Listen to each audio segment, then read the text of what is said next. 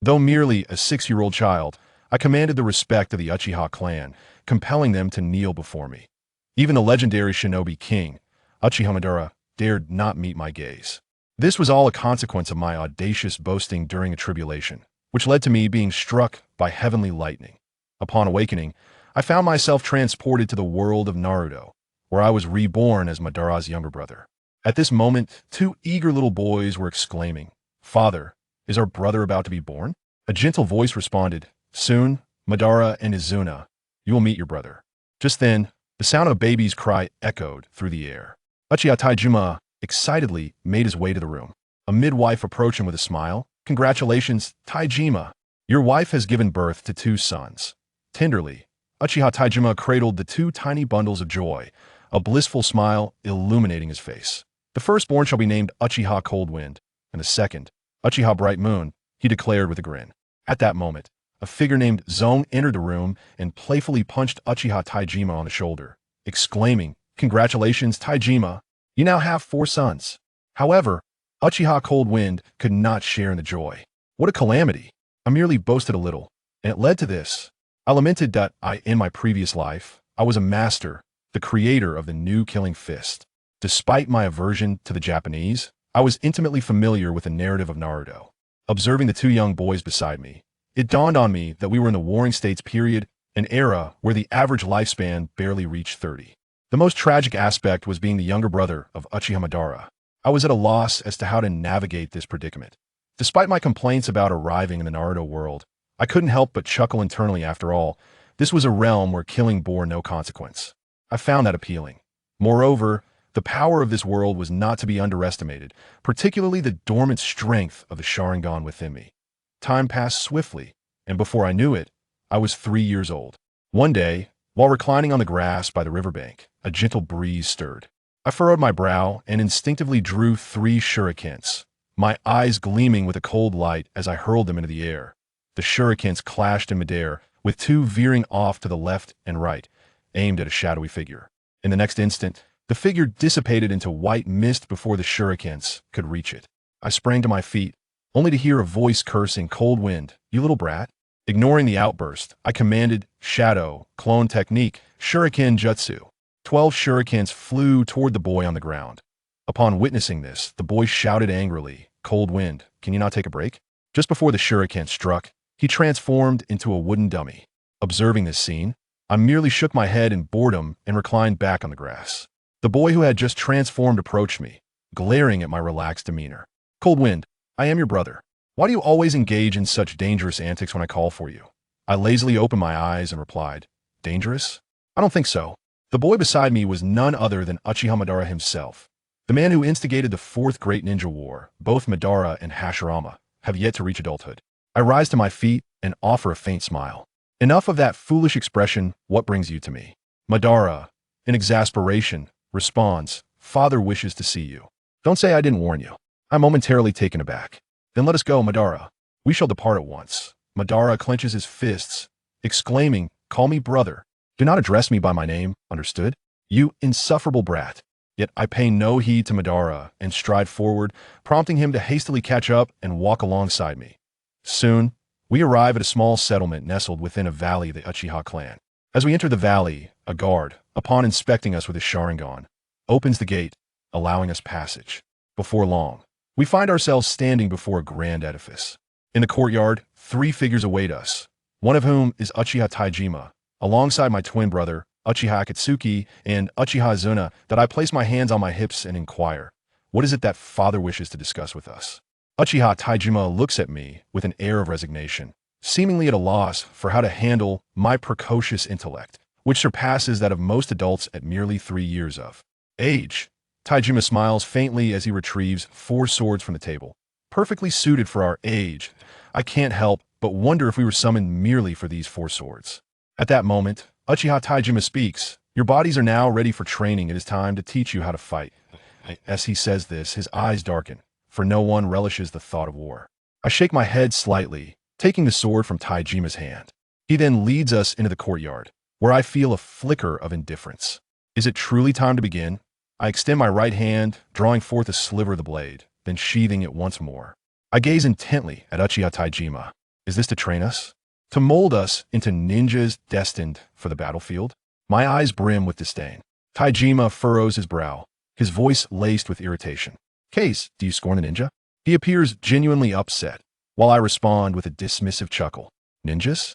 Aren't they merely those who wield chakra, possessing formidable power only to engage in futile conflicts for the sake of trivial nations?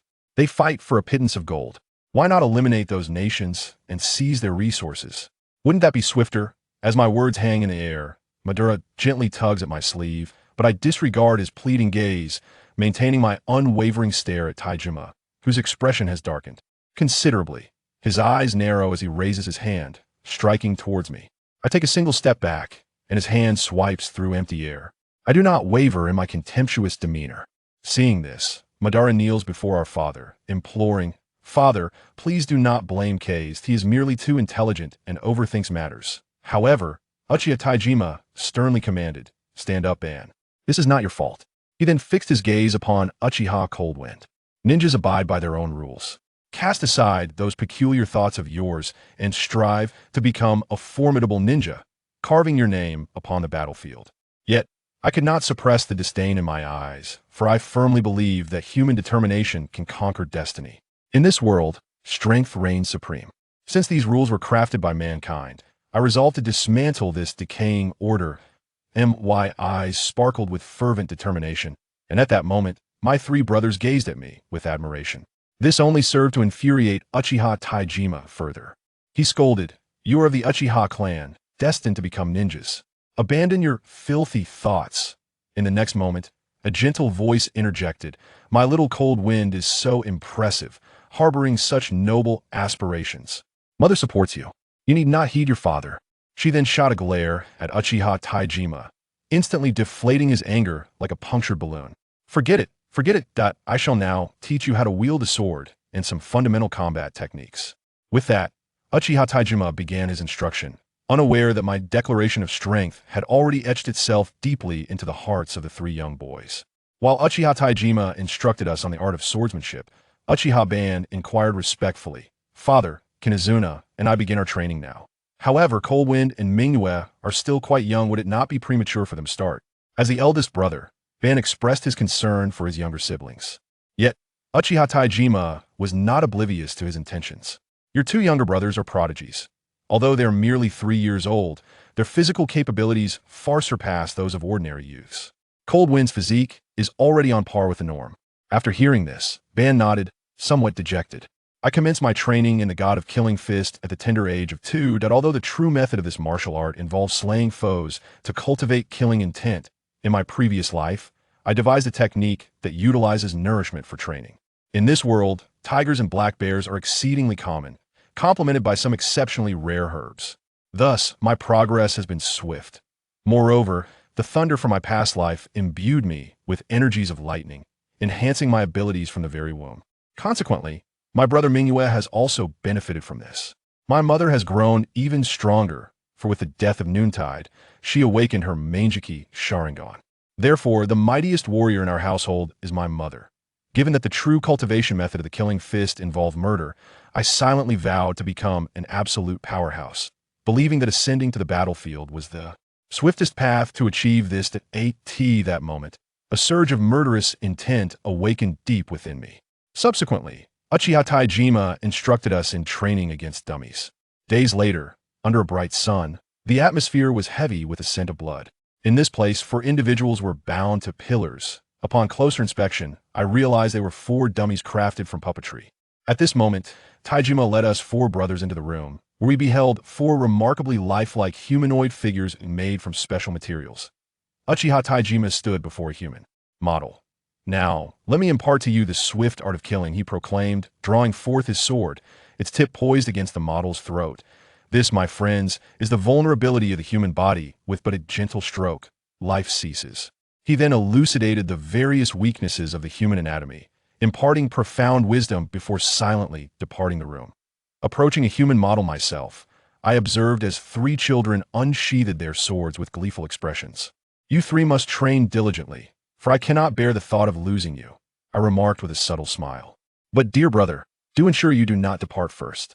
With that, I plunged my sword into the model's heart. In that instant, a surge of malevolence coursed through me. My sensitivity to such a presence was acute. Fixating my gaze upon the lifeless figure, I swung my sword, cleaving the mannequin in twain. As crimson droplets stained the blade, I struck again at the model's throat, and in a heartbeat, the head soared away, unmasked to reveal a grotesque visage. Time seemed to suspend. Ban, Chunai, and Mingyu's eyes widened in shock, followed by a piercing scream. Cold wind, brother. Mingyue grasped my left hand, while Ban and Chunai feigned composure amidst the chaos. My expression remained impassive. In the next moment, I swung my sword towards 3 human models, the blade spinning gracefully as it severed 3 heads. The warm liquid trickled down, pooling upon the ground. Gazing at the models before me, I relinquished my sword and embraced Mingyue, who trembled slightly in my grasp. I sighed inwardly, lamenting that at merely 3 years of age, she was subjected to such brutality. Were they attempting to immerse us in the sensation of slaughter by draping living beings in the guise of models? As my gaze drifted from the 3 corpses, I sensed 3 distinct auras of malevolence infiltrating my being, empowering me slightly. My icy stare fell upon a shadowy corner of the room, and I thought it appropriate for Uchiha Taijima to elucidate the situation. In the next moment, he emerged from the darkness, his eyes transformed into the three-to-most Sharingan, fixed upon me with an emotionless intensity. You possess potential, he stated coldly. Yet, you must master your bloodlust, otherwise, should you take a life, even the faintest trace of it may seal your fate. Moreover, what of your sword? Do you comprehend that on the battlefield, without your weapon, you are but a lamb awaiting slaughter? With those words, Uchiha Taijima produced a kunai, launching it directly at me. I regarded its trajectory with a chilling gaze. Cold eyes of Hanyu gazed at the trajectory of the shuriken, which was aimed directly at his cheek. It would only leave a scar on his face at most. However, at this moment, Hanyu moved. He directly took the sword from Mingyu's hand and swung it as the shuriken approached. From bottom to top, he drew a beautiful arc, and the sword directly struck the shuriken, splitting it in half with immense force. At this moment, Uchiha Tiandao was stunned, and the brothers Uchiha Ban and Uchiha Kwanai were also taken aback. Hanyu's cold eyes looked at Uchiha Tiandao, raising the sword in his hand and pointing it at him, shouting, "Why? Tell me the reason." After Hanyu's icy tone finished, Uchiha Tiandao, who had been stunned, slightly widened his eyes and looked at Hanyu. His expression was also extremely cold as he uttered chilling words. "What do you want to know?" The sword in Hanyu's hand continued to point at Uchiha Tiandao. With a voice devoid of emotion, he said, "Why do this? Ban and Kwanai have nothing to do with it, but Mingyu is only 3 years old. You let him get involved in this at 3.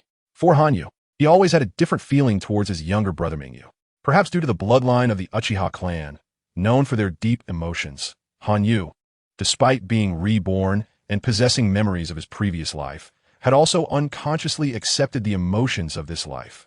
He valued brotherly love greatly, and he also valued parental love. However, for his biological brother Uchiha Mingyu, he felt an extra layer of protection. He did not want him to suffer even the slightest harm. Therefore, at the moment when Mingyu was terrified, Hanyu became furious and pointed his sword at his biological father in this life, Uchiha Tiandao. Uchiha Tiandao looked at Uchiha Mingyu, who was protected in front of Hanyu, and sighed softly, saying, "Mingyu is 3 years old, but what about you? What about Uchiha Hanyu? 3 years old. I'm also 3 years old, but I am different. I am not like Mingyu. I do not find this kind of slaughter terrifying." His words were still icy, but they contained a hint of arrogance. Chapter 10. His killings will be shouldered by me, however. Uchiha Taijima slightly shook his head, speaking in a calm tone. As if talking to a stranger, "You are very intelligent. I can say that among all the 3-year-old children of the Uchiha clan, there is no one more outstanding than you. Even your older brother Obito, who is 2 years older than you, cannot compare to you at that age. Even those children who have just entered the battlefield cannot match you. But it is precisely because you are too outstanding that I am doing this. Mingyue is your younger brother, and we Uchiha place great importance on the bond between brothers by nature. Mingyue simply cannot grow up.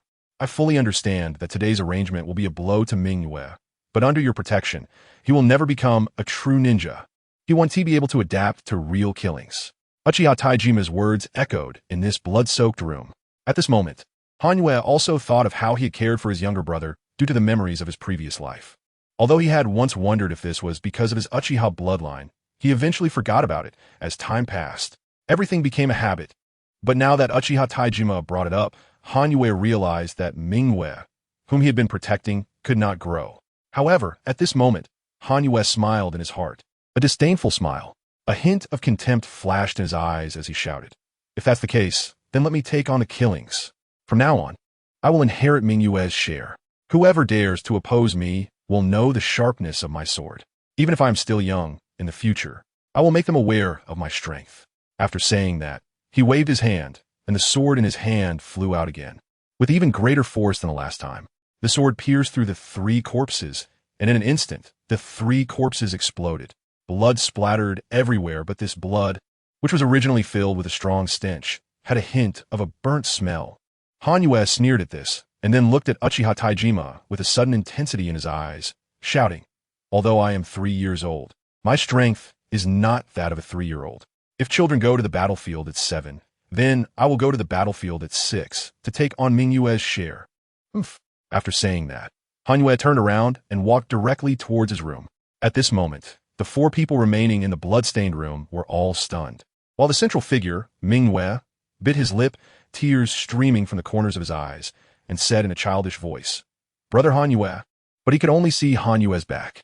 At this moment, Uchiha Bido looked at Uchiha Taijima and said, "Father, please forgive Hanyue's wild words. Please do not let Hanyue go to the battlefield. He is only 3 years old. Even when he turns 6, he is still just a child. Although he has just awakened the Sharingan." Yes, it was the Sharingan. The moment Hanyue shouted, "I will take on Mingyue's killings," Hanyue's eyes transformed into the Sharingan. Although it was only a single Tomo Sharingan, Hanyue was only 3 years old. If this news spreads, it would likely cause a sensation throughout the entire Uchiha clan. However, it would also bring endless killings. In this Warring States period, geniuses are often targeted for assassination because the slaughter brought by a grown genius is something ordinary clans cannot bear. However, at this moment, Uchiha Taijima had no smile on his face, nor was he happy about his son's talent. If it were an ordinary genius, Uchiha Taijima might still be pleased. But this genius, who was almost a monster, filled him with worry. Awakening the Sharingan at 3 years old would greatly increase Hanyue's notoriety, but it would also bring endless killings. However, thinking about Hanyue's eyes, which had just shown a hint of killing intent, Uchiha Taijima could not help but think, sigh. That child Hanyue is simply not like a child. He is smarter than ordinary adults. I hope he will be safe. Sigh. Knowing that he could not dissuade Hanyue, Uchiha Taijima could only sigh quietly. Then, looking at the 3 sons beside him, he could only say with a sad tone, "You 3 go back first. Come back here to train tomorrow." As for Hanyue awakening the Sharingan, no one is allowed to speak of it. Do you understand? Uchiha Obito nodded at this moment, his face showing a worried expression. Uchiha Izuna also looked worried. Only Mingyue, at this moment, was still shedding tears, but his little hands were clenched tightly. Please support with rewards. In a somewhat dim room, Hanyue sat on a mat. Although he was not fond of sleeping in this world, he had grown accustomed to it. At this moment, Hanyue looked at some weaponry laid out on the table. He carefully wiped them down. Shuriken, kunai, explosive tags, smoke bombs, sealing scrolls, healing ointment. Looking at these items, Hanyue's cold eyes showed no sign of emotion. He slowly took out a small bottle from a nearby box. Like a wine jar, Hanyue slowly uncovered the sealed dust and red cloth on top, releasing a spicy aroma. Hanyue's expression remained unchanged as he sensed the spicy smell. He then took out a small box and slowly poured dozens of black pills from the bottle. These were the military rations pills that Hanyue had learned to make from his previous life, combined with some dietary supplements from internal martial arts, creating a new type of pill. This pill not only replenished the vitamins needed by the human body for 3 days, but also replenished chi and blood, and had some healing effects. In this world, during the Warring States period, Hanyue was the only one who possessed such pills. After all, these military rations pills were invented by Tsunade during the era of the 5 Kage. But Hanyue had the memories of his past life. Actually, because of his previous life, Hanyue possessed the soul of an adult. After being struck by lightning, his physical body was damaged. However, the lightning did not spare Hanyue's soul either.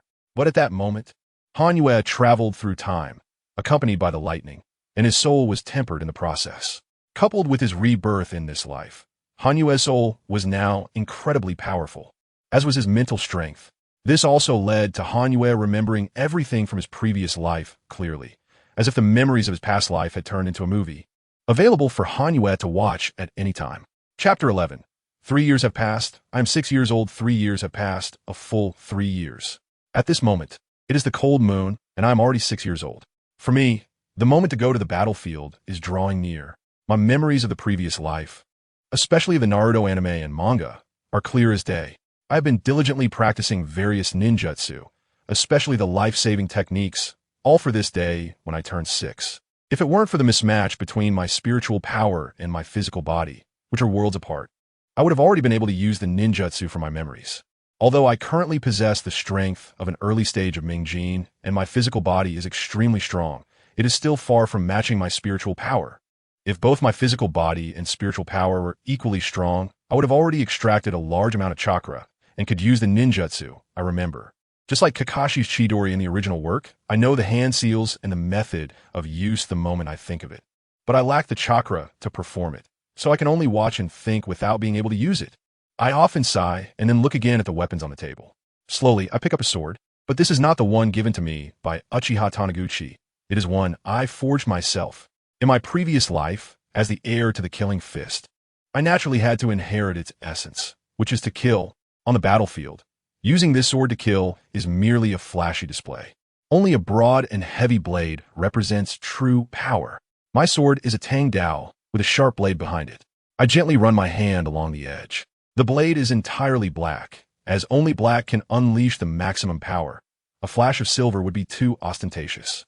As I continue to stroke the blade, I notice it is somewhat rough, and I can feel the faint traces where my fingertips touch.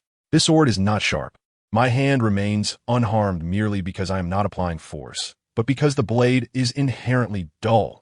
On the battlefield, a blade cannot be too sharp or too dull. If it is too sharp during combat, when weapons clash, that thin, sharp edge might get damaged or even break due to the powerful impact. Conversely, if it is too dull, it cannot kill the enemy. After all, a sword is meant to cut through foes. Without that effect, one might as well use a stick. Thus, the sword must be neither dull nor sharp, and mine is just so. Slowly, I let a bit of chakra flow into my hand as I touch the edge, and I think, it may not be sharp, but I have enough sharp wind attribute chakra. In this warring states period, the nature of chakra is something that is hardly understood, so the application of chakra is also quite shallow. I hope that in future battles, my enemies will not be surprised by my wind attribute chakra. After thinking this, I sheath the sword and place it back on the table. Then I tidy up the weapons and the soldiers' rations I just took out, arranging everything properly. Once everything is in order, I quietly lie down on the mat, close my eyes, and slightly ponder while my body begins to operate the little bit of weak chakra I possess. Given the complete mismatch between my physical strength and spiritual strength, I can only extract this tiny bit of weak chakra. If I mismanage it while extracting, my body would collapse directly. So at this moment, I can only use this tiny bit of weak chakra, but in the eyes of others, it is enormous, at least for some of my age. Knock, knock. A series of knocking sounds reached my ears. I slightly opened my eyes, my bright gaze looking at the figure imprinted on the door. I was momentarily taken aback, then said, "Mother, what brings you here?" At this moment, I sat up and assessed the figure at the door. The figure knocked again and then asked, "Hanyue, do you have time? Mom wants to talk to you." I was stunned. For this mother who dotes on me so much, I shook my head, stood up, opened the door, and looked at my mother, saying, "Mother, my mother." Ingzi reached out to touch my head as she walked in. She first noticed the weapons on the table and was momentarily taken aback. Then, her originally smiling face revealed a hint of sadness. Approaching the table, Ingzi placed the food she had been holding onto it and said, "Hanyue, come eat. Today, I made your favorite squid." Calling me over to eat, I was momentarily stunned, then walked to the table, looked at the food, and naturally picked up the chopsticks to eat. Ingzi watched me, her smile slowly turning to sadness as she looked at me eating. And she could not help but say, "Hanyue, do you really want to duel? Are you going to the battlefield now?" Although the Uchiha clan has rules that absolutely cannot stop those who wish to go to war. These rules are set for those who have lost the most important part of their hearts and seek death. But Hanyue, you are only 6 years old. Just 6 years old. What survival skills do you have? Mom knows you are a genius, but even geniuses need to grow. You have virtually no chance of survival going to the battlefield now. Mom has already lost one son. I don't want to lose another. At this moment, I paused my actions, looking at my mother Ingzi, my eyes cold yet filled with a hint of warmth and emotion. But I still shook my head. There was no way around it. I know that during this Warring States period, killing is a constant. Moreover, in the original work, when Uchiha Madara spoke with Senju Hashirama, Madara mentioned that he once had 5 brothers, but only one was left. This means that in the original work, both I and Mingwei would die. Yet now, there is this Hanyue. However, I cannot guarantee what the future holds. Therefore, I must work hard to become stronger. After all, the stronger I am, the safer I will be. Originally, I wanted to practice slowly like this, but things do not go as planned. Due to my excessively strong spiritual power, I dare not extract too much chakra. Otherwise, my body would collapse. Therefore, strengthening my body is now an urgent task. Chapter 12. The 4 clans, however. Hanyu's physical training of the killing fist is gradually developed through food supplementation. It will take at least over a decade for Hanyu to truly balance his physical condition and spirit. At this time, Uchiha Madara is 9 years old, and by the time he meets Senju Hashirama, Madara is already in his teens. After all, one of Senju Hashirama's younger brothers, named Kawarama, died at the age of 7. At that time, Senju Hashirama must have been older than 7, so calculating this means it coincides with the time of Madara's brother's death in the original work. Therefore, at this moment, Hanyu must face the unknown killing intent that is yet to arrive with the strongest power possible. Although this thought may seem a bit fantastical, since even rebirth can happen, Hanyu has no reason not to believe in the existence of fate. Thus, in response to his mother Ingzi's request, Hanyu silently shook his head. After all, the battlefield is still the best training ground for the killing fist. Hanyu directly rejected his mother Ingzi. But at this moment, Ingzi's eyes darkened as she looked at Hanyu, her heart filled with sadness that she couldn't express. In the face of that indifferent little face, tears flowed from Ingzi's eyes. However, she knew that her son had always been strong-willed since childhood, and no one could stop him from doing what he wanted to do. At this moment, Ingzi could only silently tidy up the bowl after Hanyu finished his meal and walked away with tears in her eyes. However, just as Ingzi stepped outside the door, Hanyu whispered, "Mother, I'm sorry, but I will definitely survive because I have family and you all to protect." The voice was deep, but the love contained within the Uchiha bloodline erupted with immense power at this moment. Hanyu's eyes slowly revealed 2 tomo. From 1 tomo to 2 tomo in just one day, Hanyu evolved from opening his eyes to advancing. This is simply a monstrous process. But such is the Sharingan of the Uchiha clan. It is also known as the eye of the mind's reflection. As long as one has inner awareness, the Sharingan will directly evolve. Regarding the eternal topic of love, especially within the Uchiha clan, which is known for love, both gaining and losing love is a process of gaining power. However, each person's understanding of love is different, which leads to different individuals. Hanyu's love is something he doesn't fully comprehend, but he knows that if he doesn't want to let this family down and doesn't want the scenes from the original work to play out, he can only fight against fate. Seeking flowers, seeking rewards, as the morning sun shone into Hanyu's room. The door had already been opened. Hanyu, dressed in black, had a sword at his waist, and his blade pouch was placed behind him. On his hand was a wristband inscribed with the character seal, which contained his spare blades and medicine. At only 6 years old and less than 5 meters tall, he looked like a seasoned warrior at this moment. His eyes calm and composed, with no sign of trembling from fear. Hanyu raised his head, looking at the newborn sunlight and the hint of purple on the horizon, then slowly stepped forward. However, 3 figures appeared behind him. These were Uchiha Madara, Uchiha Izuna, and Uchiha Akatsuki. The 3 of them looked to Hanyu, wanted to stop him, but they couldn't. The Uchiha clan's regulations clearly state that clan members must not be prevented from going to the battlefield. This rule was originally established for those in the Uchiha clan who had lost their most beloved ones and sought death. But now it has become a reason for a 6-year-old child to go to war. Hanyu, however, went without hesitation, exuding an air of ease, leaving behind sorrowful family members. At this moment, Uchiha Ingzi, Hanyu's mother, looked at Uchiha Taijima with a hint of killing intent in her eyes and shouted, "Uchiha Taijima, let me tell you, if anything happens to Hanyu, I will never forgive you, because all of this was caused by your damned father's pride. Your son is too smart and disobedient, yet you want him to be obedient. But now it's good. You forced Hanyu onto the battlefield. If Hanyu really dies, I will kill you. I will kill you, the irresponsible father." After saying this, Uchiha Ingzi turned and walked towards Uchiha Madara and the others. It seems that at this moment, Uchiha Ingzi is not only heartbroken, but also afraid, fearing that her other 3 sons would encounter problems. However, at this moment, Uchiha Taijima's eyes dimmed, his fists tightly clenched. Looking at Han Yu's departing figure, he silently thought, "You must survive. You must survive." Regarding what he did yesterday, Taijima mainly wanted Han Yu to learn a lesson. Otherwise, with Han Yu's arrogant personality, he would definitely suffer a great loss in the future. But he didn't expect Han Yu to directly request to go to the battlefield. Taijima deeply regretted this, so he could only silently watch Han Yu at this moment. However, Han Yu had already arrived at the assembly point of the Uchiha clan. This place was like a mission hall.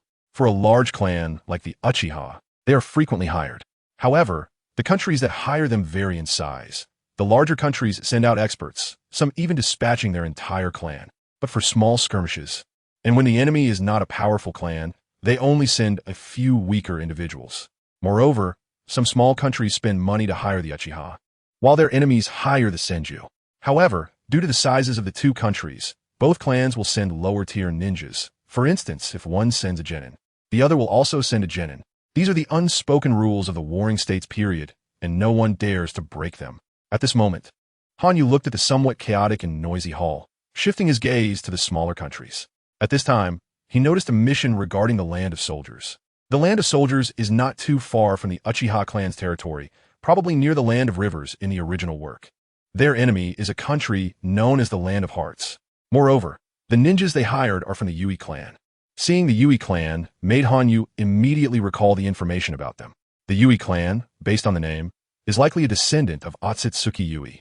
However, according to the records in the Uchiha clan's texts, the two brothers Otsutsuki Yui and Otsutsuki Yui passed down families that became the Uchiha and Senju clans, while the Yui clan passed down the Uzumaki and Hyuga clans. Chapter 13. Waiting Room. The Otsutsuki clan, consisting of Otsutsuki Kagaya and her descendants, is divided into four major families. Throughout the Warring States period, these four families were the top clans. However, each clan had different strengths. The Uchiha clan is known as the Genius Clan. The Sharingan, a powerful bloodline limit ability, can be considered a perfect embodiment. But the Uchiha's flaws are also quite evident, particularly in terms of chakra, quantity, and physique.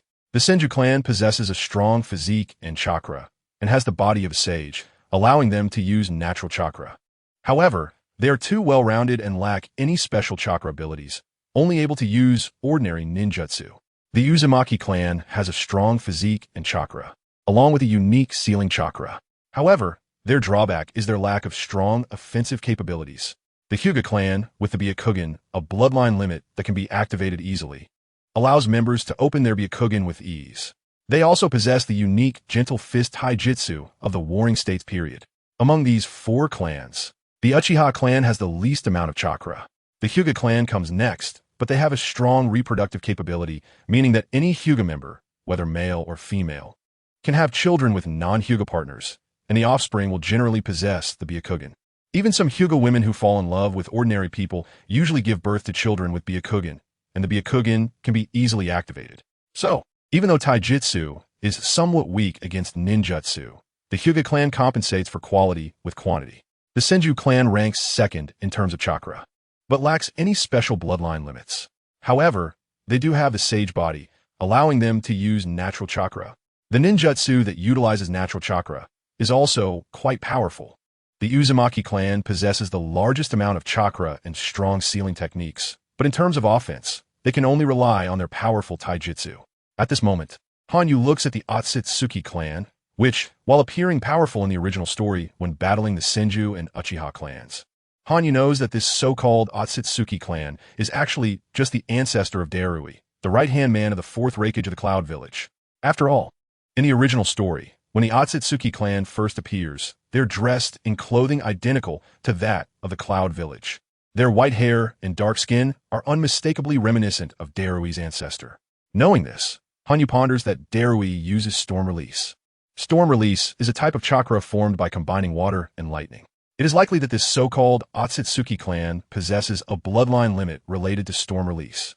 The chakra consumed by Storm Release, akin to laser ninjutsu, is not insignificant.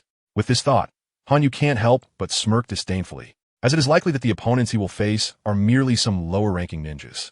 These lower-ranking ninjas would be lucky to use Storm Release even once. The rest would basically rely on taijutsu and sword techniques to resolve their conflicts. At this moment, Han Yu scoffs at taijutsu and sword techniques. This isn't arrogance. but rather confidence, as the taijutsu that stands out in the Naruto world is the Eight Gates. However, this so-called Eight Gates has yet to be revealed by Guy's father in the original story. It can be said that in terms of taijutsu, the Naruto world relies completely on speed and strength to fight, with technique being rather weak. After thinking this, Hanyu heads directly towards the waiting room before him. The people in this waiting room represent those who are about to participate in the ongoing war. Once the person responsible for task recording sees that the people inside are ready and can ensure the success of the mission, they will announce that the mission can begin, and then a leader will guide them into battle. This so-called battle lacks any real strategy. They're simply taken to a forest or a battleground-like place. And then the fighting begins between the two sides. Once one side is completely annihilated, they will achieve the so-called victory, although there can also be some support involved. In essence, this war is just a large brawl, finding a place to fight and determining absolute victory. Hanyu can only remain speechless about this. But it has been the norm for a long time.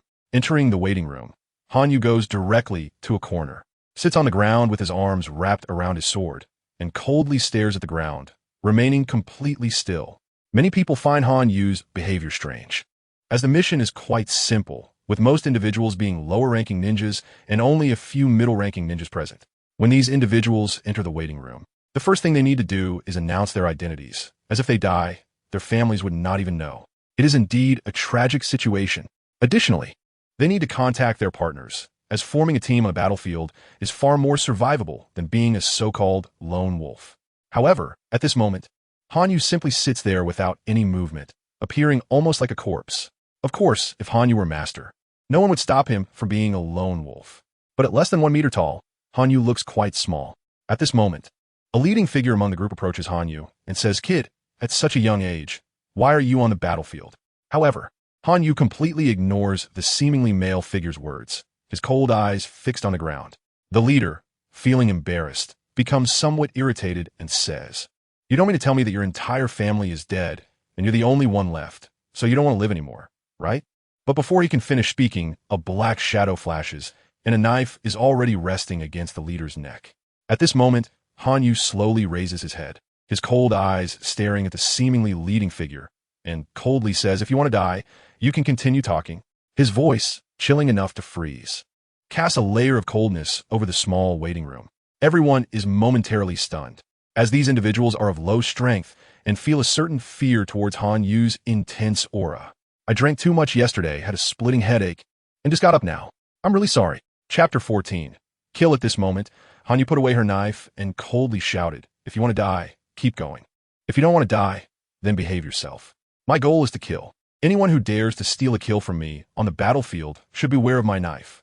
On her indifferent little face, her furrowed brows carried a hint of killing intent, causing the already cold waiting room to drop a few degrees in temperature. At this moment, Hanyu continued to look coldly at the ground. Meanwhile, the others in the waiting room looked at Hanyu with fearful expressions. Their eyes filled not only with terror, but also a trace of admiration. In this Warring States period, everyone basically idolized the strong. At this moment, Hanyu had become the object of admiration. Everyone fell silent and sat down, no longer making a sound. Not long after, a voice broke the silence. A bald man with a face full of scars said, "You can set off now. Here, that's the map. But who should I give this map to?" After speaking, he revealed a playful smile, knowing that a map would definitely be given to the strongest person, but there would always be some fighting over it. After all, they were just kids full of youthful vigor. But at this moment, everyone involuntarily looked at Hanyu. Hanyu frowned slightly, raised her head, and looked at the uncle holding the map with a playful expression. With a frown and an indifferent little face, she said displeasedly, "Leave the map, and you can get lost." After saying that, she lowered her head again. The uncle, shocked, looked at Hanyu, unable to believe that the strongest among these kids was her, and everyone recognized it. However, hearing her words to leave the map and then get lost, the uncle was filled with anger. He directly said, "You little brat, you dare to tell me to get lost?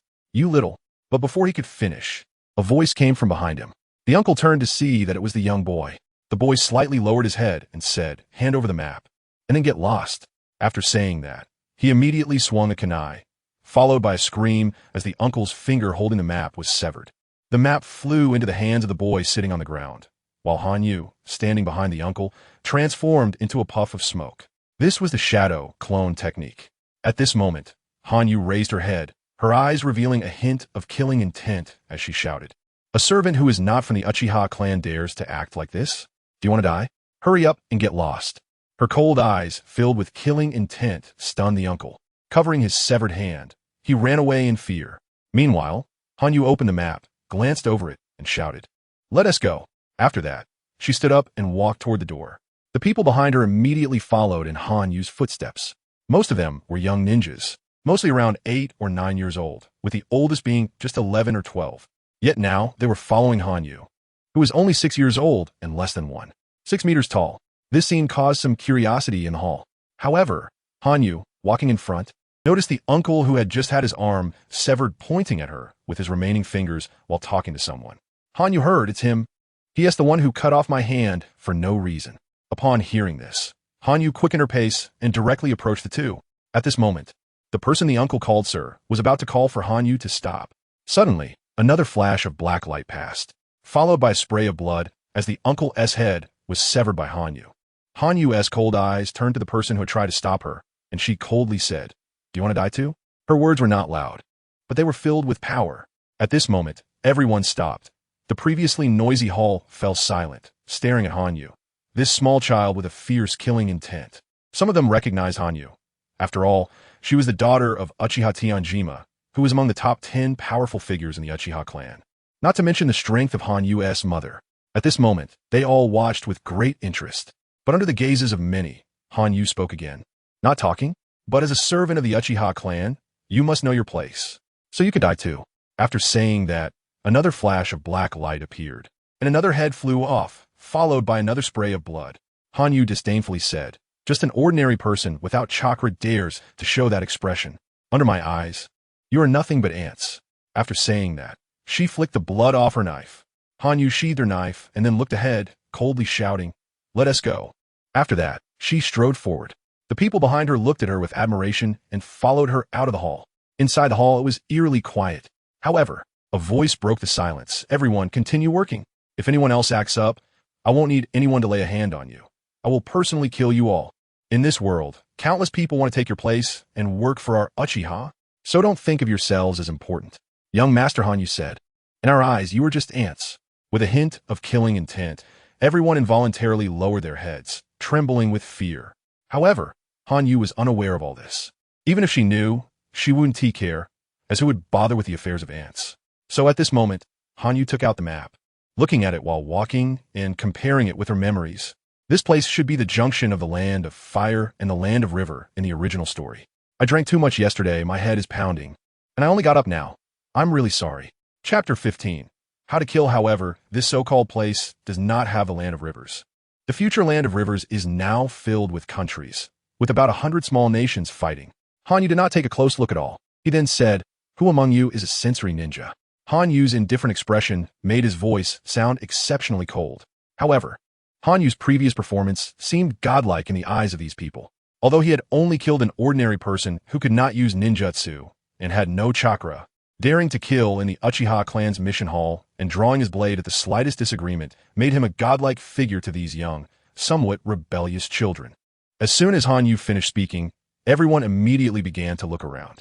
However, this action continued for a while, and when Hanyu began to feel impatient, a child who seemed to be a chunin said, "Lord Hanyu, my name is Uchiha Inoue.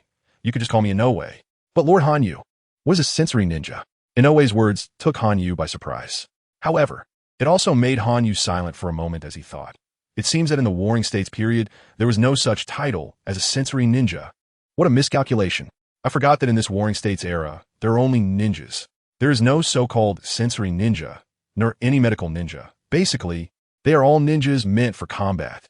Thinking of this, Hanyu couldn't help but think, training some medical ninjas would be a good idea. Tsunade pioneered the medical ninja lineage, and is known as the first medical ninja. It seems I have an opportunity to experiment. Moreover, Hanyu knows that the two main ninjutsu of medical ninjas are the chakra scalpel technique and the healing technique. With these other ninjutsu, combined with medical knowledge from internal martial arts on Earth, it would be easy to cultivate a medical ninja. After thinking this, he said to Inoue beside him, "A sensory ninja is someone who can use a unique ability within a certain range to sense enemies and then relay the enemy's information back to the caster." After speaking, Hanyu turned his gaze to the people behind him. Among these people, if it comes to ninjutsu, they could easily defeat Hanyu. But in this Warring States period, which focuses on physical techniques and swordsmanship, Hanyu could easily overpower them. Hanyu scanned the crowd and continued. Is there anyone with this ability? After he finished speaking, Inoue said, Lord Hanyu, I think I might be the sensory ninja you mentioned. When I was a child, I accidentally infused chakra into the ground, and then information about how many people were on the ground appeared in my mind. I even trained specifically for it and summarized some experiences. However, my father said that this ability has no attack power and urged me to give it up. So I rarely use this ability. After Inoue finished speaking, Hanyu coldly smiled and said, in a face-to-face battle, victory is only declared when one side is killed, but this consumes a lot of physical strength and energy. And with one misstep, one could lose their life. Rather than that, it is better to gather intelligence and then deploy tactics to easily kill the opponent. Although this method is looked down upon by the opponent, the result is the same for both methods, death. And the latter method is indeed much easier. So do not underestimate your ability. It is very useful. Now we need to reach the battlefield. Once we arrive, use your sensory ability to tell me the number of the enemy and their strength. I will let you witness a different kind of battle. This battle will be exceptionally easy, and the number of deaths and injuries will definitely be minimized. After speaking, Hanyu, with his somewhat small stature, reached out and patted Inoue on the shoulder. Then he turned and ran toward their destination. At this moment, everyone looked at Hanyu's figure, feeling how impressive he was to be able to say such reasonable words. Soon after, Hanyu had already arrived in a somewhat dense forest. Looking around at the thick forest, he said, Come here, both of you. As soon as he finished speaking, two people immediately walked over from behind Hanyu. Looking at the somewhat excited two, Hanyu asked, How is your chakra control? After Hanyu asked, the two immediately replied, Lord Hanyu, my chakra control has already been perfected through water walking. Upon hearing this, Hanyu nodded and said, Remember this hand seal. After speaking, Hanyu crossed his hands. If Naruto were here, he would definitely be shocked and say, Isn't this my shadow clone technique? Indeed, this is the shadow clone technique, a ninjutsu invented by the second Hokage, Senju Hashirama, during the 5 Kage era. In this Warring States era, there is no such ninjutsu.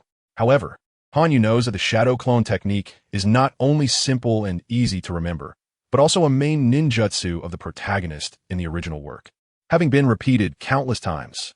At this moment, the two Uchiha looked at Hanyu's hand seal and said, Lord Hanyu, we remember it.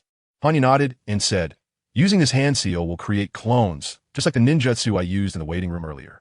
The advantage of this technique is that when a ninjutsu is released, everything the clones have learned will be transmitted back to the original body. So later, you two will use this ninjutsu to scout the nearby terrain for me, and then tell me. After speaking, Hanyu walked towards Inoue. At this moment, he heard two sounds of thump, thump from behind. Hanyu smiled slightly, but when he reached Inoue's side, he asked, How is the scouting going? Inoue, who had closed his eyes, frowned slightly, then opened his eyes and looked at Hanyu, saying, Lord Hanyu, the situation is not good. The enemy, for some reason, has mostly sent Chunin this time, and the only genin is being protected in the middle. There is also an existence that surpasses a Chunin beside this genin. It's probably an elite Chunin. From the looks of it, it seems to be an important figure from the Yuhi clan, here for training, treating us all as training targets. Chapter 16, Deployment. Upon hearing this, Hanyu couldn't help but smile disdainfully and said, Do you take us as training materials? Haven't I also treated the opponent as nourishment for my cultivation? Don't be afraid. Inoue, with your intelligence, the opponent is undoubtedly doomed. After saying this, Inoue noticed the slight smirk of arrogance on Hanyu's lips. But Hanyu considered this smile a sign of confidence. Hanyu turned around and asked, Inoue, where are the opponents now? Although Inoue still felt some fear at this moment, as the opponent's strength was far superior to theirs, he quickly replied to Hanyu's question, Lord Hanyu, they are currently in the northeast direction, about 1,000 meters away. Hanyu nodded and continued, Keep observing these people, and pay attention to their movements at all times. After saying this, he looked at the two people using shadow clones who were walking towards him. The two approached Hanyu and said, Lord Hanyu, we have already surveyed the local terrain. Also, Lord Hanyu, your shadow clone technique is amazing. Hanyu smiled and nodded. After all, this unique ninjutsu of the protagonist in the original work was indeed extraordinary. He then instructed, You two draw the nearby terrain on paper for me. After saying this, he directly threw out a piece of paper and a pen. The two who had seen and experienced it firsthand with the shadow clone immediately took the pen and began to draw on the map. Soon, a map appeared before Han Yu's eyes. Han Yu examined the map closely and then said, "You stay here, and you go teach the shadow clone technique I just taught you to the people behind. But skip the younger ones. Just teach the 10 in front." After saying this, Han Yu focused his gaze back on the map. At this moment, the person who was instructed to teach the shadow clone technique to the others said, "Boss Han Yu, are you really going to teach them? Although I don't know what other effects this technique has, it is indeed very powerful. It's almost the same as the real thing." Upon hearing this, Han Yu slightly raised his head and looked at the person, saying, "Yes, I'm quite worried. But who dares to spread this technique behind my back or show off with it? Do you think I would kill them?"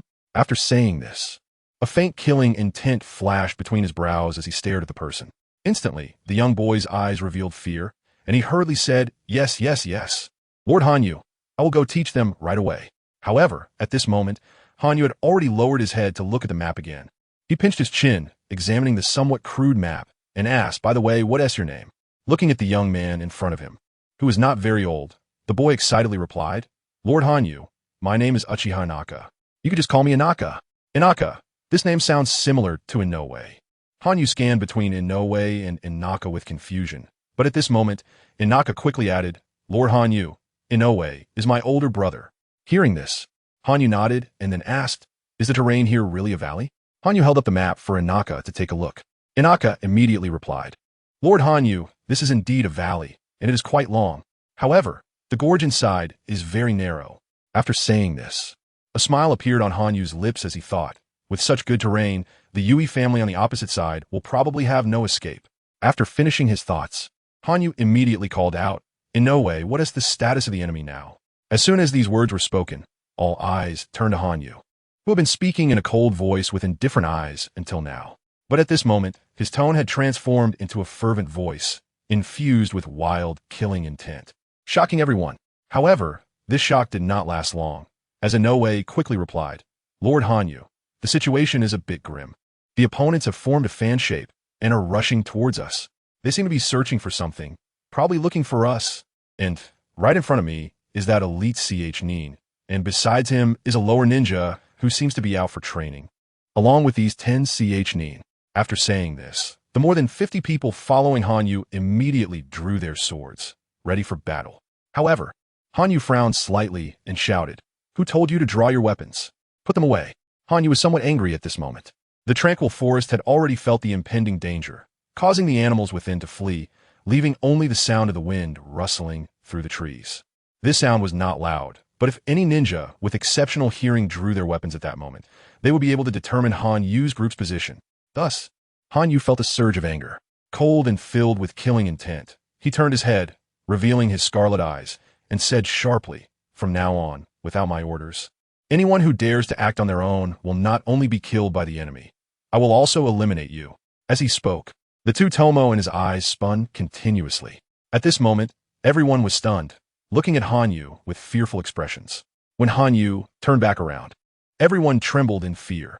They were shocked because Han Yu's eyes just now were indeed Sharingan, and not just one tomo, but two tomo. Han Yu didn't care what the others were thinking. He once again scrutinized the map and shouted, "Are those 10 people trained yet?" Instantly, one person rushed to Han Yu's side and said, "Lord Han Yu, they are ready. All 10 of them have learned it." "Good. What's your name?" Hesitating and unsure of his name, Han Yu didn't know how to assign tasks. But the person immediately replied, "Lord Han Yu, my name is Uchiha Watanabe. You can just call me Watanabe." Chapter 17. Explosive Talismans. Han Yu nodded and said, "Watanabe, you've already scouted the terrain, so you should know that you'll take those 10 people and use the shadow clone technique. Your clones will lead the 10 clones toward our front.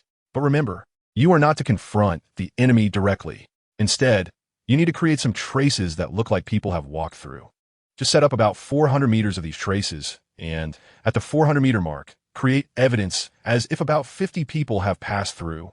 Once you've set that up, you can deactivate the shadow clones. Do you understand?" After Han Yu finished speaking, she fixed her cold gaze on Watanabe. He initially thought Han Yu wanted him to go to his death, but to his surprise, it was such an easy task, just creating traces of people having walked through. This was simple. He immediately replied, "Yes, Lord Han Yu. I guarantee I will complete the task." With that, he directly used the shadow clone technique.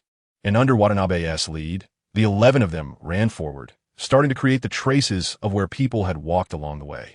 At this moment, Watanabe was indeed making the traces look convincing, occasionally leaving behind a few processed footprints, though they clearly had flaws. Feeling reassured, Hanyu said again, Watanabe, you and those 10 people should continue setting up traces from here. These traces must lead toward the valley on the map. After speaking, Hanyu leaped ahead, stating, let us go. I'm heading toward the valley. Her cold tone carried a hint of killing intent, adding a deeper atmosphere of tension to the already grim surroundings. At that moment, Hanyu smiled slightly and quickened her pace toward the valley on the map. Not long after, Hanyu had already arrived in the valley, and Watanabe and the others who had been setting up traces also caught up. Hanyu's cold eyes scanned everyone present before she said, now take out all the explosive talismans you have. Explosive talismans, which detonate using chakra, are undoubtedly very useful. However, making them can be somewhat troublesome, as they represent a type of sealing technique. But this sealing technique is in the hands of the Uzumaki clan, which brought tremendous wealth to them. And this is likely why the Uzumaki clan later established the land of whirlpools. After all, having a large amount of wealth is a stark contrast to other clans that need to become mercenaries to earn money. This also brought about the downfall of the land of whirlpools. Taking out the 10 explosive talismans in her hand and looking at the 60 talismans that the others had brought from below, Hanyu noted that explosive talismans are relatively rare. Having one is already considered good. Hanyu had so many because they were given to her by her mother the previous night for self-detonation. Hanyu infused all the explosive talismans with her chakra, as it was this chakra that allowed her to control the explosions of these talismans. After pouring chakra into all the explosive talismans, she asked, Watanabe, have your clones returned? After the question, her cold eyes turned to Watanabe, who quickly nodded and said, they have returned, and everything has been set up. After hearing Watanabe's words, Hanyu pondered for a moment, nodded, and looked at Inoue, continuing to ask, how is your scouting? Has the enemy closed in on us? At this moment, Inoue finally seemed to have an epiphany and excitedly said, they really are coming. Just as you predicted, Lord Hanyu. They have found the traces laid by Watanabe and are now speeding toward us.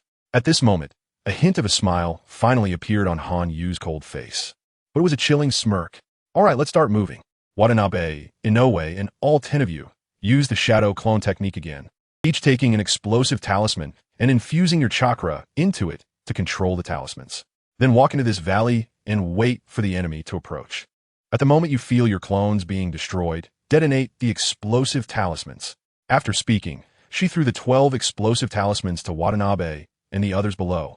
Watching as Watanabe and the 10 others used the shadow clone technique again, 12 people holding explosive talismans walked into the valley. At this time, Hanyu scanned the surroundings and said, is there anyone who can use Earth Release? After speaking, she jumped onto the wall of the valley and continued, those who can use Earth Release, make a cave for me here. After saying this, she quickly took the explosive talismans in her hand and walked inside, placing some explosive talismans along the way and sticking them to the surrounding walls as well.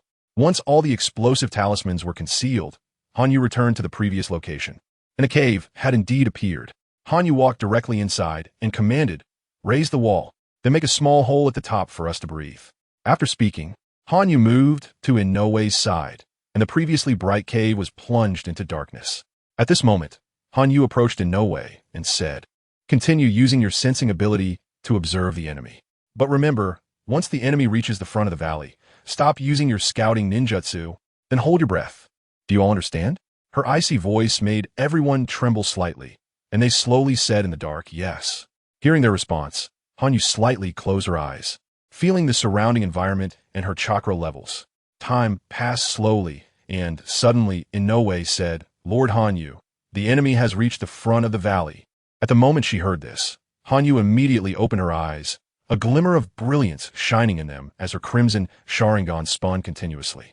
She said, everyone, hold your breath. As for you below, Watanabe, carefully sense the situation of your clones. Upon hearing Hanyu's command, everyone immediately closed their mouths and stopped breathing. For those from the Uchiha clan, holding their breath was quite easy, and they could maintain it for a long time. Time continued to pass, and at that moment, Inoue and Watanabe said, Lord Hanyu, our clones have been destroyed. In an instant, Hanyu shouted, "Detonate your explosive talismans." Chapter 18. The killing begins in an instant after he finished speaking. Hanyu shouted again, "Inoue, use your sensing ability once more to perceive the surroundings." After saying this, a series of explosions rang in Hanyue's ears. 12 explosions mixed together, creating a tremendous impact. At that moment, Inoue said, "Lord Hanyue, there are about 30 people at the explosion site, and most of them are injured. Some were even killed by the explosive tags. As for the remaining 20, they were originally outside the valley, seemingly preventing our escape, but now they are running into the valley, probably to come to the rescue." After finishing, a cold smile appeared at the corner of Hanyue's mouth as he shouted, "Based on the distance of the reinforcements, how many meters are they from entering the valley?" At that moment, Hanyue had already formed hand seals with both hands. As Inoue closed his eyes, he immediately said, "Lord Hanyue, they're already 50 meters away." At this moment, Hanyue smiled cruelly and said, "You can die now." Following this, there were dozens of massive explosions, and then a tremor was felt within the cave. But at this moment, Hanyue shouted loudly, "Charge out and kill. Leave no survivors, kill them all." After saying this, he drew out his black blade and slashed at the wall in front of him, causing a flash of light. Then Hanyue jumped down. What entered Hanyue's eyes at this moment were more than 20 half-dead people. Hanyue dashed forward, followed by over 50 people. Those were the ones Hanyue brought, mostly Genin, with only 2 Chunin among them. But at this moment, facing a group that had only 1 Genin, over 40 Chunin, and an elite Chunin, he was extremely excited, because the Chunin he faced were all covered in wounds. At this moment, Hanyue charged to the front, spotting a ninja barely able to stand. He raised his sword and delivered a horizontal slash, instantly causing a spray of blood, as the man was cut in half. The man, with a bleeding face, quietly said at this moment, "What a sharp blade." But Hanyue scoffed, saying, "Don't you know about wind attribute chakra? Idiot." After that, he raised the sword again, and its power increased dramatically at that moment. Looking at Hanyue's smile at this moment, it was evident that the essence of killing he absorbed after killing had increased his power again. The strength in Hanyue's hand slightly increased. Although it rose significantly, he still controlled this power in an instant. As his physical strength increased, the chakra within Hanyue also slightly grew, and it was seen that the originally blue light on the black blade was now seemingly surrounded by blue light.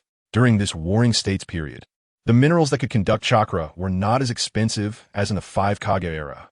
First of all, the chakra-conducting minerals lacked hardness, making the weapons produced unable to withstand direct confrontation. Moreover, the people of the Warring States period had a unique way of using chakra attributes, applying them to blades, which was exclusive to Hanyue during the entire Warring States period. Thus, Hanyue crafted this black blade entirely from chakra-conducting minerals. The blue wind attribute chakra on the blade increased by several inches again. Then, Hanyue charged out. At this moment, Hanyue resembled a killing machine. Every strike took a life. It could be said that this was no longer a battle, but a one-sided slaughter.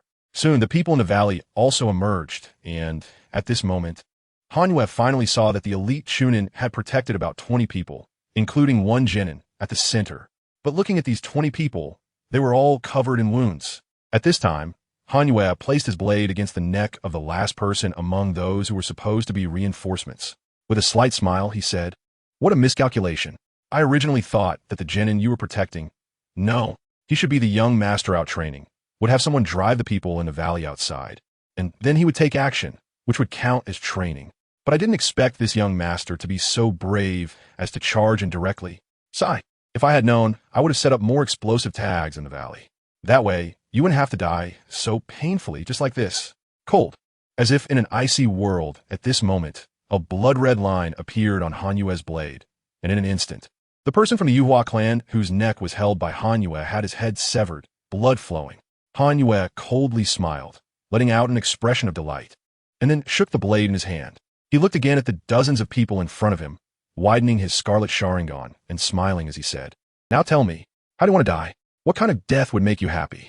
At this moment, having killed over 10 people, Hanyue absorbed the refined killing intent and released it without reservation, then shouted loudly, "Kill for me."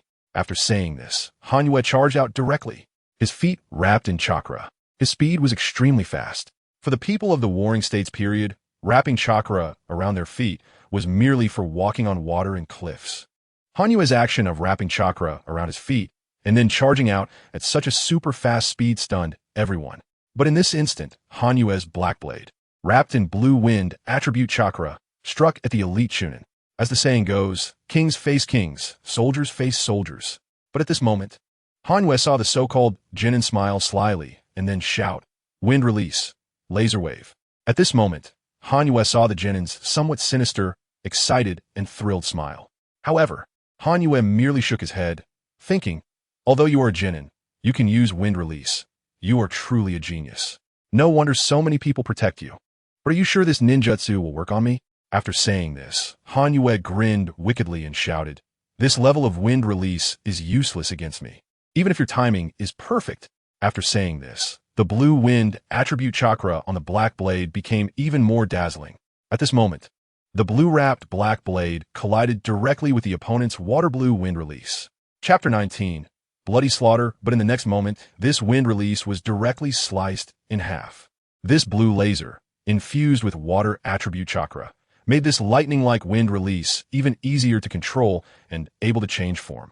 However, at this moment, it was directly cut in half by Hanyue's black blade. The boy with a sinister and scheming smile was stunned and shouted, "How is this possible? How can this be?" Indeed, in this Warring States era, such a thing was impossible, because cutting through chakra with a blade was inherently impossible, unless it was some kind of divine artifact. But the blade in Hanyue's hand was not a so-called divine artifact. In fact, weapons capable of cutting chakra are not very rare. Firstly, there's Hanyue's method, using weapons that can conduct chakra and then infusing them with their own chakra attributes, allowing them to cut through the opponent's ninjutsu. However, this so-called cutting is done by severing chakra, just like the black blade in Hanyue's hand, which used wind attribute chakra to cut through the opponent's wind release. The second method involves using chakra to cut, and this method differs from Hanyue's. Just like the future second Hokage, Senju Hashirama, with his Sword of the Thunder God, which can condense chakra into a blade to directly sever the opponent's ninjutsu. However, these two methods were only researched during the 5 Kage era, so those who knew this were surprised, but there was nothing wrong with their reaction. However, Hanyu remained expressionless, showing no reaction to the opponent's surprise.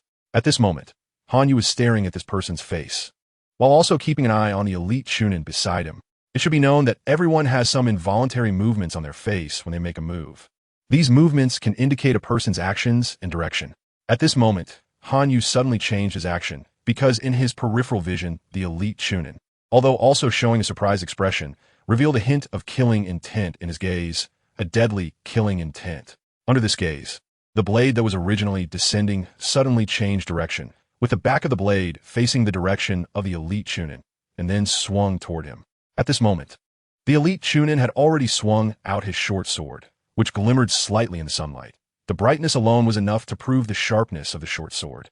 The sword came fast and fiercely. However, at this moment, Hanyu revealed a cruel smile, a smile tinged with killing intent. Bang! This was the sound of collision, the sound of steel clashing. In fact, when Hanyu forged this blade, the back of the blade was made of pure steel. This pure steel is incredibly hard, so at this moment, it directly blocked the elite Chunin's short sword. However, at this moment, Hanyu smiled a very cruel smile. In this instant, the elite Chunin shouted, "No," but it was already too late. The back of the blade blocked the sword, and Hanyu absorbed the elite Chunin's force, directly slashing toward the now sinister smiling Genin, who was forming hand seals. However, at this moment, the Genin was stunned because he discovered he could see his body but not his head. Where was his head?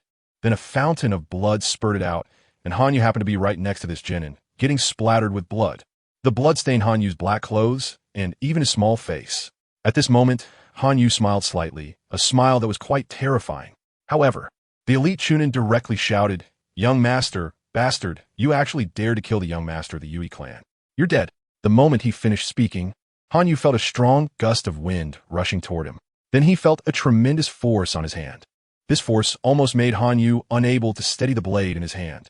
However, Hanyu looked at the elite Chunin opposing him with crimson eyes, coldly smiling and saying, "How unfortunate. But since the young master you were protecting is dead, will you be killed by your so-called Yui clan's adults when you go back?" In an instant, Hanyu felt the power on the blade increase a few more points. However, the increase in the opponent's power did not make Hanyu feel any panic. Instead, he smiled wickedly.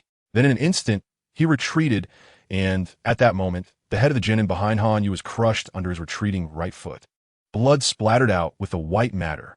At this moment, the elite Chunin saw this scene, and he was stunned, feeling the red and white liquid dripping on his face. He went mad and yelled, "I will kill you." However, at this moment, Hanyu laughed and said, "Your heart is in chaos. Your anger has broken your mind, making your calm heart no longer calm. And that moment of distraction is enough for me to kill you." After saying this, the elite Chunin looked down and found a black blade stabbed into his chest. But at this moment, this elite Chunin looked at Hanyu, his lips trembling with fear as he said, "Who are you?" "My name is Uchiha Hanyu, and I am the one who will kill you." After saying this, Hanyu withdrew the black blade. Then he turned around, and at that moment, a head flew up. Hanyu was not at ease even after piercing the enemy's heart, because ninjutsu is incredibly strange, and a person's heart could be misplaced. Only when the enemy's head fell to the ground would Hanyu feel at ease. However, the flying head slightly said, "A genius? Or a monster? So powerful. A lost without regret. But everything will eventually return to darkness." However, Hanyu returned to blood. This is a path of slaughter, a blood-red path. At this moment, the blood on Hanyu's body slowly dripped, and with each step he took, the red and white blood left a bloody footprint. At this moment, the blade in Hanyu's hand dragged on the ground, creating sparks on the surface. At this moment, everyone stopped fighting. Hanyu raised his eyes, his scarlet Sharingan glaring at everyone present, and the killing intent involuntarily leaked out, causing everyone to tremble. Chapter 20. I just came to kill. The powers surged once again, and the killing intent that had been absorbed too much underwent a qualitative change, making Hanyu's already intense killing aura even more terrifying. At this moment, Hanyu turned his head, his crimson eyes gazing at the people following him, and said, "My purpose here is to kill. Are you going to stop me from killing? Do you remember what I said last time?" After finishing his words, the already terrifying killing intent became even more ominous. The more than 40 people who were locked onto by Hanyu trembled in fear, while Inoue and Watanabe hurriedly knelt on the ground, saying, "I'm sorry, Lord Hanyu. We will never dare to question your decisions again." Questioning him. "You can question me when you have my power, but for now, you can only look up to me from behind. Soon, the entire Uchiha clan and even the entire ninja world will look up to me." After saying this, the killing intent around him grew even denser. After a long time, Hanyu coldly shouted, "Search every member of the deceased Ue clan to confirm they are all dead. Then gather their weapons and tools and burn all of them." After speaking, Hanyu, whose body was stained red with the blood of the 20 he had killed, found that his originally black windbreaker had turned blood red. Hanyu leaned against the wall and slowly closed his eyes. At this moment, Inoue approached Hanyu's side, speaking respectfully and with admiration. "Lord Hanyu, the enemy has surrendered. We have won, and none of our people died. Only a few were injured." At this moment, Hanyu looked deeply at Inoue and silently said, "Tie them all up. Bind all of them." Hanyu's icy tone immediately prompted everyone to act, and the members of the Ue clan cooperated one by one to be tied up. In the Warring States period, once the enemy's leader was killed, the enemy could surrender, but there were also some who continued to fight to the death. However, such desperate resistance was rare. Moreover, Hanyu's murderous appearance at this moment instilled immediate fear in the Ue clan. These people cooperated immensely because once captured, it meant they would not be killed. In the Warring States period, there was a rule regarding ransom. It allowed the family members to bring money to redeem captives. This was also a means for a clan to make money. So at this moment, although the members of the Ue clan were still fearful of Hanyu, they no longer worried about dying. But was it really like that? The bloodstained clothes could not be changed at this moment. Hanyu did not have a spare outfit, so he felt uncomfortable in the wet, blood-soaked fabric. However, he had to endure it and took out a military food pill from his backpack, eating one directly, which slowly restored his previously consumed stamina. At this moment, Hanyu leaned against the mountain wall, holding the black blade, closing his eyes and gradually savoring the power growing within his body. He felt that the energy accompanying his killing intent had been completely digested by his body, and his strength had increased once again. At this moment, a voice rang in Hanyu's ear. "Lord Hanyu, those people have been tied up." Upon hearing this, Hanyu slowly opened his cold eyes and slightly stood up. Then he asked, "Are they tied up?" "Yes, Lord Hanyu, they're all tied up." However, before the person finished speaking, Hanyu had already walked towards them. With each step, a sound emanated from Hanyu's body, as the increase in power made him appear slightly taller.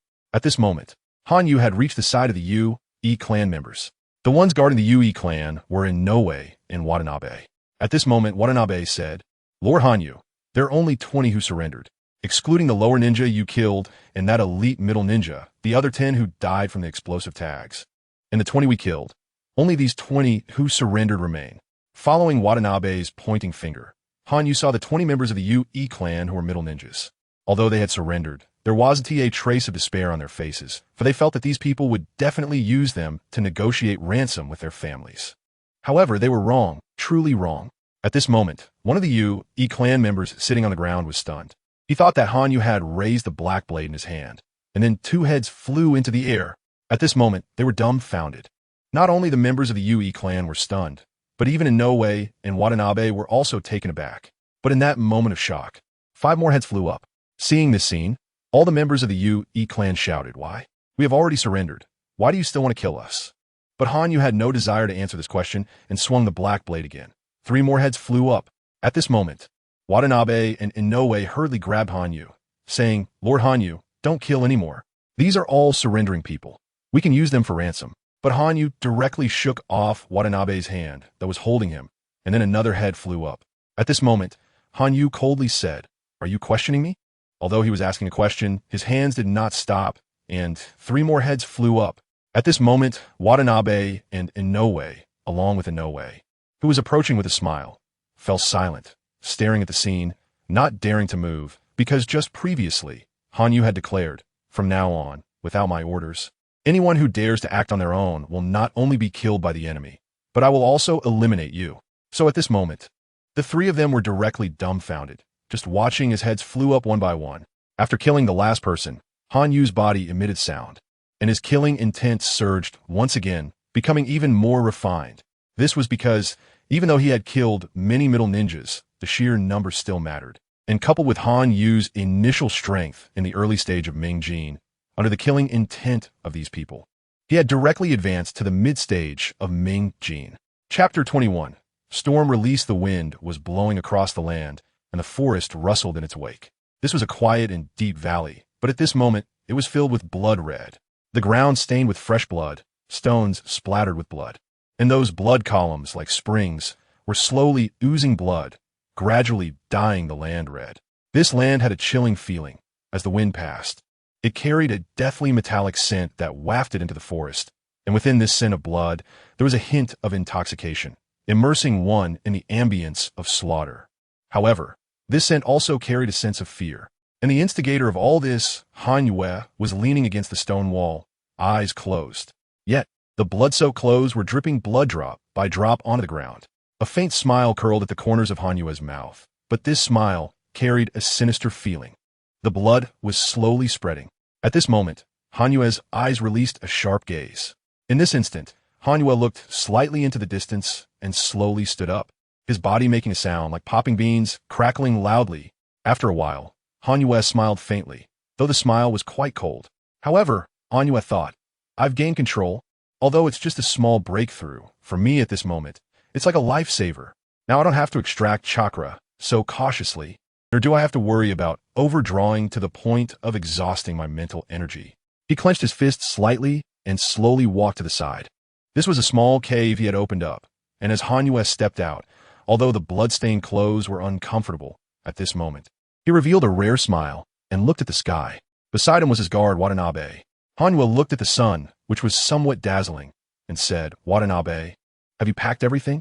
With his hands behind his back, Watanabe looked up at Hanyu and respectfully replied, "Lord Hanyu, everything has been packed, and this time the haul is quite substantial. I never expected that the people from Uchiha clan would include such precious individuals. That Nin is actually the son of the strongest member of the Uchiha clan and their most talented child. Therefore, we have obtained a large amount of spoils. Just the explosive tags alone total over 100. There are also a large number of blades and weapons. We even obtained several scrolls of storm release, ninjutsu. However, there is one particularly strange item." After speaking, Watanabe handed over a black scroll. Hanyu took the scroll and, using his Sharingan, scanned it briefly, thinking, "Is this a sealed scroll?" In this era where sealing techniques are scarce, such a scroll is practically useless, but I wonder if I'm lucky. A 5-element seal? I know about this technique. Although converting chakra into the 5 elemental attributes is somewhat difficult, it can still be attempted. Thinking this, Hanyue extended his hand, and 5 fireball-like orbs emerged, each a different color. Wind, lightning, earth, fire, and water, representing the 5-element seal and the 5-element seal release. In the original work, I have seen this seal more than once, so I naturally know the situation. Instantly, Hanyue pressed on the black scroll, and a black substance that looked like ink slowly receded. It was then that Hanyue realized that the scroll itself was actually blue. Gently opening the scroll, Hanyue's pupils widened slightly. He thought, storm release, lightning attribute chakra, and water attribute chakra. And this black mass, haha. No wonder. At this moment, Hanyue looked at the scroll, which detailed how to possess storm release chakra and some ninjutsu for its use. It repeatedly mentioned the black gem-like object that Hanyue held in his hand. Initially, Hanyue had no idea what this object was, but upon seeing it mentioned in the scroll as a crystal of En attribute chakra, he understood what it was. In this Warring States period, no one truly knew about the so-called En and Yang release techniques.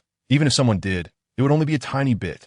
The real possessors of such powers are only 4 great clans: the Uzumaki, Hyuga, Uchiha, and Senju. However, this is only a possibility, and those who truly possess them are likely only the current reincarnations of Ashura, Senju Hashirama, and Indra, Uchiha Madara. One is Yang release, and the other is En release. There are no others. And now, the object in Hanyue's hand made him realize what it was, likely the third possessor of En and Yang release. Kagaya's son, Black Zetsu. Black Zetsu is the third son of Kagaya Otsutsuki and the one who orchestrated her resurrection after 1,000 years. Clad in black, he presumably possesses En release. And now Hanyue understood where the En attribute chakra crystal in his hand came from. While he didn't know what Black Zetsu was planning at this moment, these matters were beyond Hanyue's ability to stop, as his power was still too small, and he had to pretend to be unaware of such a figure. However, he decided to keep this scroll safe and treasure it well. As Hanyue learned about these matters, he recalled scenes from the original work. Why did Madara use storm release? It was probably because of this scroll, as later the Uchiha clan will be destroyed by the Uchiha and Senju clans. So it wouldn't be surprising that this scroll ended up with Uchiha Madara. This could also explain why the already 6 paths mode Uchiha Madara was able to be controlled directly by Black Zetsu. It was likely because of this little black chakra crystal in Hanyue's hand. Moreover, the black lightning of the 3rd Hokage and Darui's black lightning were probably due to this chakra crystal. After all, this En release chakra crystal could be inherited. Thinking this, Hanyue smiled slightly, sealing the black crystal and storm release again with a 5-element sealing technique. He then stored the scroll safely and slowly raised his head to look at the somewhat shady sunlight. Chapter 22. Return at this moment. A black figure appeared in an inconspicuous place, silently observing Hanyu. It murmured to itself, "Has this person obtained it? But I have prepared 2 copies.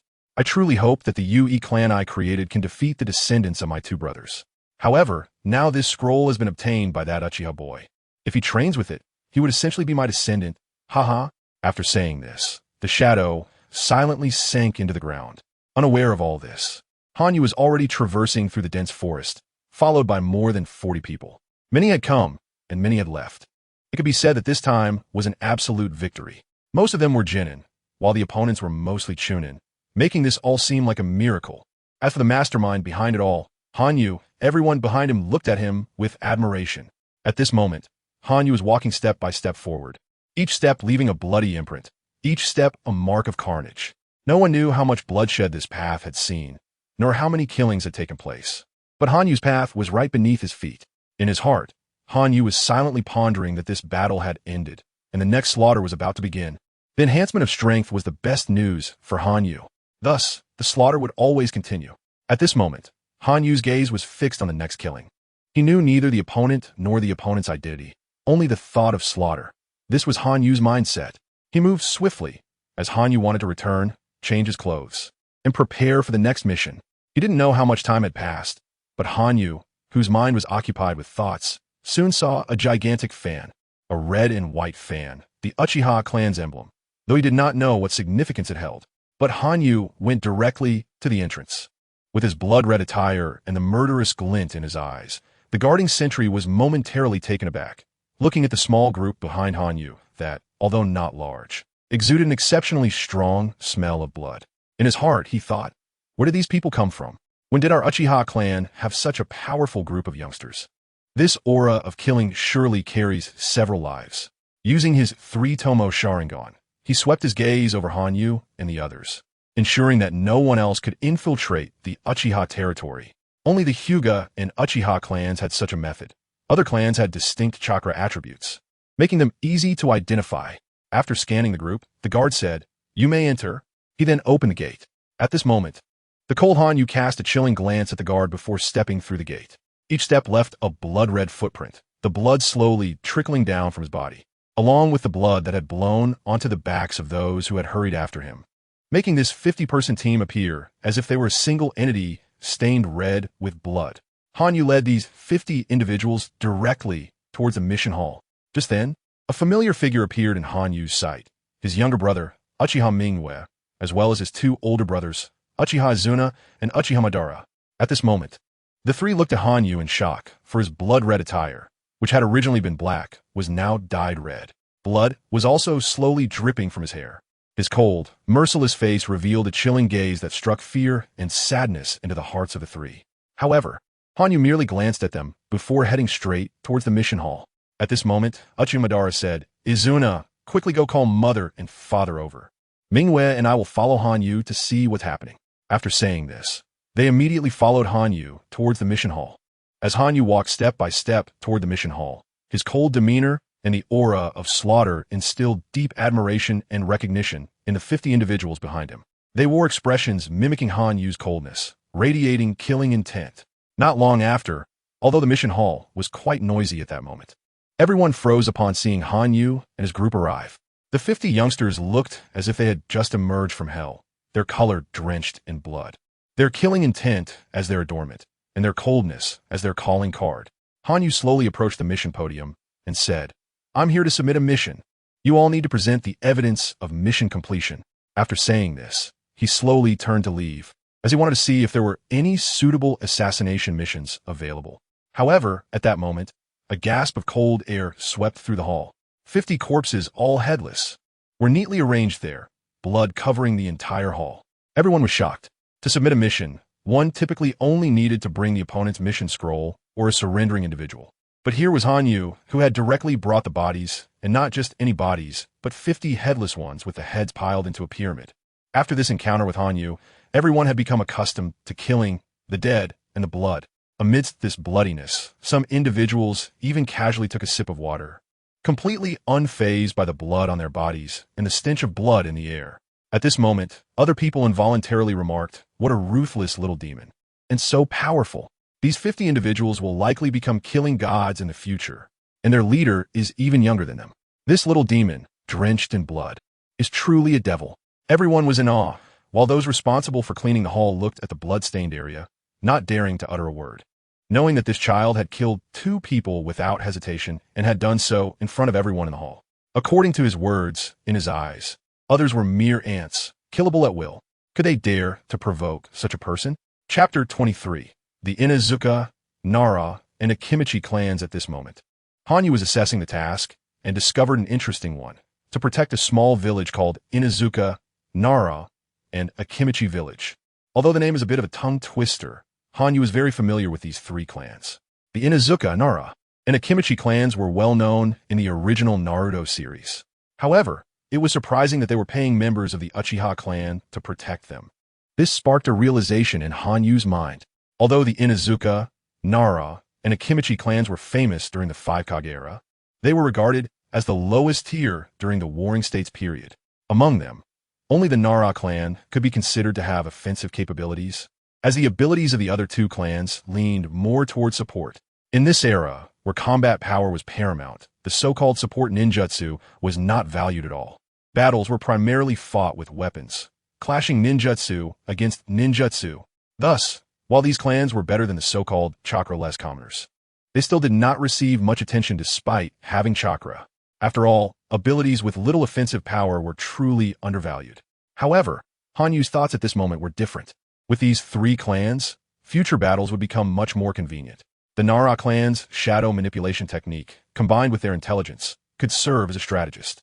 The Yamanaka clan's mind transfer technique could be considered the best liaison on the battlefield, capable of sensing other ninjas. And while the Akimichi clan's expansion technique wasn't particularly strong offensively, the larger bodies created by it would definitely be of great use, especially in assault scenarios. So when Hanyu saw this so-called task, her heart was stirred. In fact, she had long harbored such thoughts, but had never dared to act on them. During this Warring States period, where clans fought against each other, every clan viewed the others with hostility. The idea of Senju Hashirama and Uchiha Madara joining forces to create a village was truly a unique one. However, the reason why Uchiha Madara and Senju Hashirama were able to succeed was primarily that the Uchiha and Senju clans were the two most powerful clans during the Warring States period. Their alliance, along with the top-tier combat strength of Hashirama and Madara, directly led to the establishment of the 5 great shinobi villages in the era of the 5 Kage. But now it seemed that everything was still too early, and Hanyu did not want to follow the original story's slow progression. After all, Konoha's establishment occurred under the circumstances where the Uchiha clan was suppressed by the Senju clan. Hanyu absolutely would not allow that. As a member of the Uchiha clan in this life, she had unknowingly developed a sense of honor towards this family, something she lacked in her previous life. However, Hanyu now accepted this sense of honor and protectiveness. This was why Hanyu was considering the Uchiha clan's future. For the Inuzuka, Nara, and Akimichi clans, there was no need to provoke a large clan like the Uchiha. They were merely trying to protect themselves. Stronger clans treated these lower-tier clans as if they were ordinary people without chakra. However, for someone like Hanyu, who knew the original story, the significance of these 3 clans was different. Once they joined the Uchiha clan, the Uchiha strength would undoubtedly grow immensely. But Hanyu also understood that she currently did not have the authority to make such decisions, at least in this Warring States period without a clan leader. Such matters could only be decided by the strongest clan member. So in that moment, Hanyu clenched her fists and silently thought, power. What I lack the most right now is power.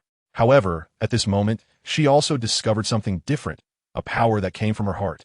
At that moment, Hanyu realized, national arts, so that's how it is. Only with a nation can there be arts.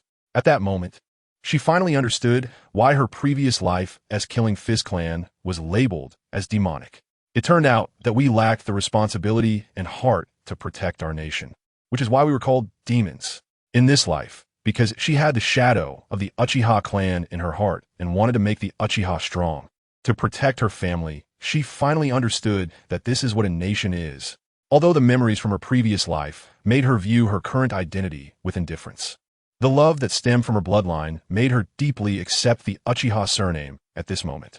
Hanyu felt a spiritual elevation at this moment, silently clenching her fists and looking at the so-called task, thinking, Inuzuka, Nara, and Akimichi, I will claim you. At that moment, the blood-red clothes that Hanyu wore, filled with killing intent, exuded a dominating aura. Her Sharingan spun even faster, causing her originally 2-tomo Sharingan to evolve into a 3-tomo. Observing the change in her eyes, Hanyu silently said, 3-tomo? What a perfect bloodline, but also brings pain. I hope I never awaken the Manjiki Sharingan. My peak only requires 3-tomo. After saying that, she turned around, her crimson eyes transforming into black pupils, gazing at the blood-soaked scene in the hall. With a cold expression, Hanyu said, in no way. Collect the payment.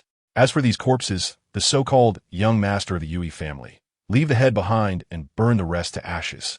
After saying that, she slowly walked out of the task hall. Just as she stepped out, Hanyu shouted, I have my eyes on that so-called Inuzuka, Nara, and Akimichi task. If anyone dares to compete with me, I will make you understand what regret is. After finishing, she retracted her slightly murderous expression and slowly walked towards her home, leaving a group of astonished people behind. Among them were powerful individuals as well as those with lesser strength. However, the strong ones merely smiled at the killing intent radiating from Hanyu, saying, what a boastful little brat, but I like it, especially that killing aura. Chapter 24. Enlightenment of the mind for the Uchiha clan. Known for the countless lives they have taken, there exists a different sentiment towards their descendants, which is the love for their clan. Those of lesser strength, who are roughly the same age as Hanyu and the others, look up to him with admiration. At least during this Warring States period, there is absolute unity within the clan. But one thing is certain. The strong have the final say. A gentle breeze brushed against Hanyu, seemingly washing away the blood and killing intent that enveloped him. However, Hanyu did not dissipate the killing aura under the breeze. Instead, he appeared even more serious. After leaving the so-called mission hall, Hanyu headed directly home. Little did he know that everything he had done was being sung about by others.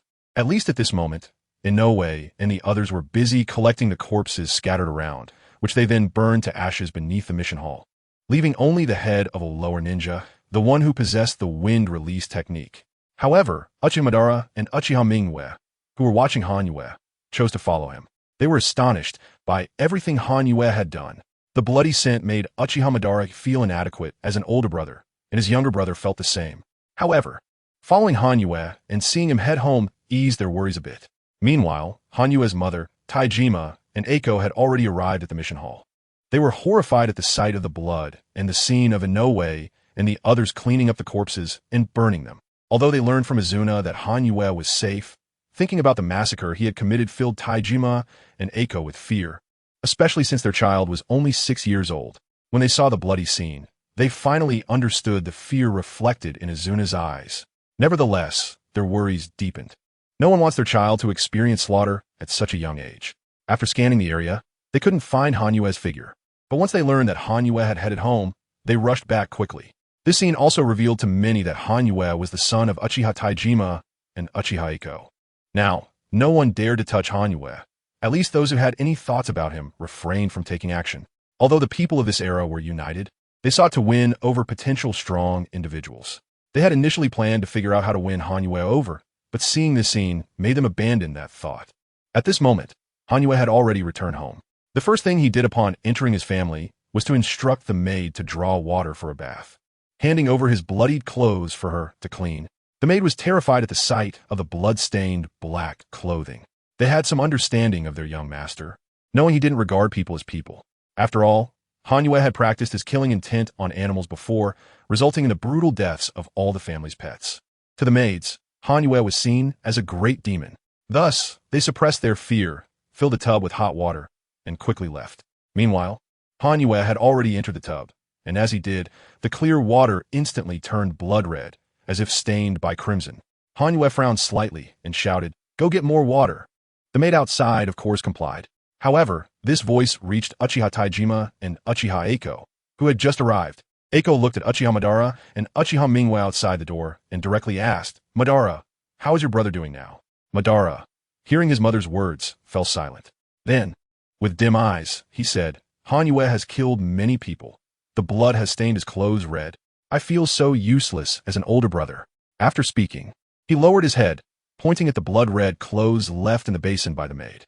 He then noticed the buckets of clean water brought by the maid and the buckets of blood being taken away. At that moment, Eiko couldn't hold back her tears, looking sorrowfully at Taijima, and shouted, "It's all your fault. You insisted on teaching Hanyu a lesson to curb his arrogance. But look at what he has become. My Hanyu has turned into a devil with blood on his hands. And this devil was created by his own father. If Hanyu grows up and becomes this way, I wouldn't say much, but he's only 6 years old, just 6. Hanyu was bathing inside, but he could hear everything happening outside clearly. A warmth filled his heart at the concern of his parents. Although part of the reason Hanyu directly entered the battlefield was due to his father, Uchiha Taijima. He believed Taijima was right. An arrogant person cannot survive long on the battlefield. However, what Taijima considered arrogance was merely confidence in Hanyu's eyes. This confidence stemmed from Hanyu's memories of his past life and his understanding of the world of Naruto. But none of this was something Hanyu could explain. So in that moment, Hanyu spoke up, "Mother, father, please do not worry about me. The path of a ninja is inherently accompanied by killing. If I don't kill now, I will have to kill later. This is the fate of a ninja, especially in this cannibalistic warring states period, where killing is incessant. A person without strong power can never protect the warmth in their heart. Please rest assured, mother and father, I will live and protect that warmth in my heart." His words reached Taijima and Eiko's ears outside. The sincerity in his voice was palpable, and Hanyu felt the truth in what he said. This moment of enlightenment allowed Hanyu to understand his inner self. In just 6 short years, he had formed such a profound bond with this world. Therefore, Hanyu accepted it calmly, for he would no longer doubt his heart, but instead embrace it.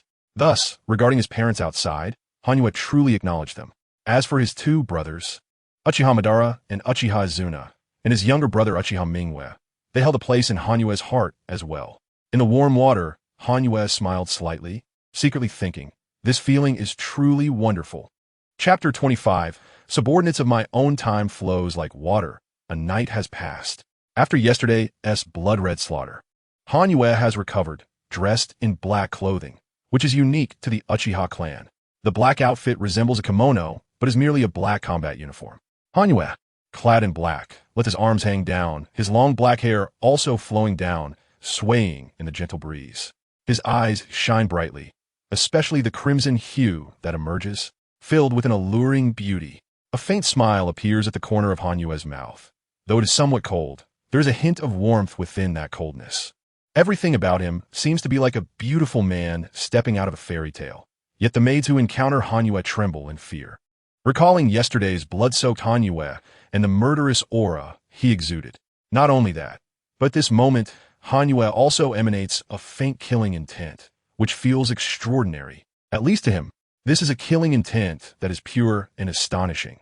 Hanwue knows it is due to the sublimation within his soul, and correspondingly, the killing intent in his heart has also sublimated. With this slight killing intent, Hanwue walks in a certain direction, where breakfast is served. Although it is nothing for the current household of Hanwue to have the maids prepare and serve the meals in his room, Hanwue's mother, Uchiha Eiko, disdains the food prepared by the maids and insists on cooking herself. This can be seen as a form of love for her child. Hanwue slowly enters a quaint little room, which is the dining area. Inside, everyone has gathered. Hanwue's father, Uchiha Taijima, mother, Uchiha Eiko, as well as Uchiha Madara, Uchiha Izuna, and his twin brother, Mingwe. Hanwue directly sits beside the table, crossing his legs. He is not accustomed to kneeling like the others, so despite Uchiha Taijima's repeated corrections, Hanwue continues to do as he pleases. Everyone has gotten used to seeing Hanwue sitting cross-legged, and his arrival brings a little comfort. Uchiha Taijima knows that his previous test might have caused a slight rift between him and Hanwue. However, at this moment, Hanwue shows no words or expressions, simply taking the bowl and chopsticks handed to him by his mother and starting to eat. The table is filled with warmth despite the silence. But Hanwue emits a chilling, killing aura that makes Uchiha Madara, Uchiha Izuna, and Uchiha Mingwe feel uncomfortable. Seeing this scene, Hanwue slightly shakes his head and says, I still can't control this aura on me, but you will have to get used to it in the future. It's fine to adapt early. After finishing his meal, he puts down his bowl and chopsticks and leaves, as he has other matters to attend to. At this moment, however, his mother Eiko lets out a soft sigh and says, You three can't learn from Hanwue, especially you, as the eldest brother, Madara. You've already been surpassed by your younger brother. Hanwue is younger than you and has already been to battle, accomplishing feats that are hard to believe.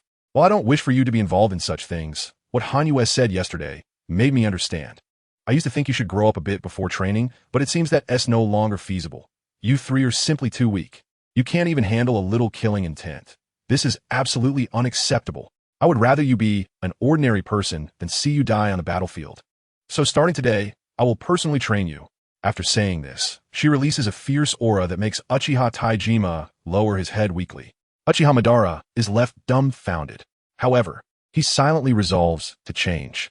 Seeking flowers on the other side, Hanwue has arrived in a small forest. In an open area, the 50 people who accompanied Hanwue to complete a mission are all present. Upon seeing Hanwue arrive, they immediately shout, Boss Hanwue. Hanwue nods slightly, his cold eyes scanning the crowd. Instantly, everyone stands up, looking at Hanwue, and says, Boss Hanwue.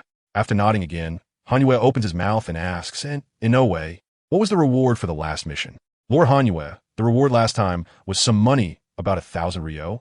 But we sold all the shurikens and kunai we found, as well as the supplies we prepared for the clan, and now we have about 3,000 ryo. Hearing Inoue words, Hanwue nods and silently calculates in his heart, then says, 3,000 ryo, huh? Although I don't know how useful this money will be. It's enough. Feeling playful, Hanwue says, then use this money to buy military rations like red carrots, buckwheat flour, wheat flour, yam, licorice koiks, glutinous rice flour, deer antler, ginseng, these Chinese medicinal materials. Also, go buy a few minerals that can conduct chakra. After speaking, Hanyu scans everyone again, thinking to himself, I wonder if anyone can learn medical ninjutsu. After all, a medical ninja's role on the battlefield is absolutely powerful, just as Hanyu was contemplating. Inoue asks, Lord Hanyu, what is the use of buying these things? Although I don't know what the first type of things is useful for. The second type is considered trash by us. While it can conduct chakra, its hardness is far too low. It breaks easily with a single strike from the enemy. However, after asking, Inoue immediately regrets it, knowing that Hanyu cannot tolerate anyone questioning him. At this moment, Hanyu gazes at Inoue with a cold expression and says, Are you questioning me? The deep voice makes Inoue weakly reply, No, I'm sorry, Lord Hanyu. Seeing Inoue like this, Hanyu slightly shakes his head and says, Two things. The first thing you're still allowed to know, as for that chakra-conducting mineral, just look at this knife. Chapter 26. Orders to subordinates after finishing his words. He directly threw the black knife sealed on his wrist to Inoue. Inoue naturally recognized this knife. It was the one that had killed dozens of people on the battlefield. The black knife emitted a faint chill, and the blood-red color on the blade made Inoue's heart sink. He examined the black knife closely and then froze. His mouth agape as he exclaimed, This is made from chakra-conducting mineral. How is that possible? The hardness of chakra mineral can't possibly withstand a clash with the enemy's weapons. Unable to contain himself, he pulled out the sword at his waist and aimed to strike the black knife. Seeing Inoue's actions, Hanyue's eyes widened coldly. But just as the sword made contact with the black knife, a chakra line appeared in Hanyue's hand, wrapping around the black knife, which was then pulled directly into Hanyue's grasp. For Hanyu, Inoue's actions could indeed have broken the black knife. Holding the black knife, Hanyu infused chakra into it, causing a protective layer of chakra to envelop the knife, and the blade glimmered with a chainsaw-like sharpness. Hanyu raised the black knife and swung it at Inoue's sword, which was horizontally positioned in front of him. At that moment, Inoue's eyes widened in shock. Inoue felt a chill rising from his heart, sensing the most terrifying aspect within him, and then he heard a loud sound. He saw that the sword he held had been severed into two pieces by the black light. Inoue stared wide-eyed at the scene, fixated on the black knife in Hanyue's hand, noticing the layer of green chakra enveloping it, and he exclaimed, Lord Hanyu, this knife is so sharp. Could it be because you infused chakra into it? But I had a chakra-conducting weapon before, and it didn't have this effect. It was likely that not only Inoue had questions about what he saw, dozens of others were also puzzled, as it was simply too bizarre. However, when Hanyu gently swung the sword in his hand and placed the black knife in front of him, a leaf suddenly appeared in his hand. Hanyu gently dropped the leaf onto the black knife, and instantly, the leaf was cut into two segments. At this moment, Hanyu sheathed the black knife and rummaged through his robe, taking out a scroll and directly tossing it to the astonished Inoue, saying, This is a method to allow you to create weapons using chakra minerals, and it will make you even stronger. From today onward, you 50 will be my subordinates, part of my personal guard. I will teach you some things, but remember, do not pass what I give you to others. If I find out, I will hunt you down. Now, I will place a seal on you to prevent you from treating my orders lightly. After saying this, Hanyu bit his finger, then performed hand signs, shouting, For symbol's seal. Due to not knowing the sealing technique that Danzo uses to control root, this had to serve as a substitute. I hope you won't mind.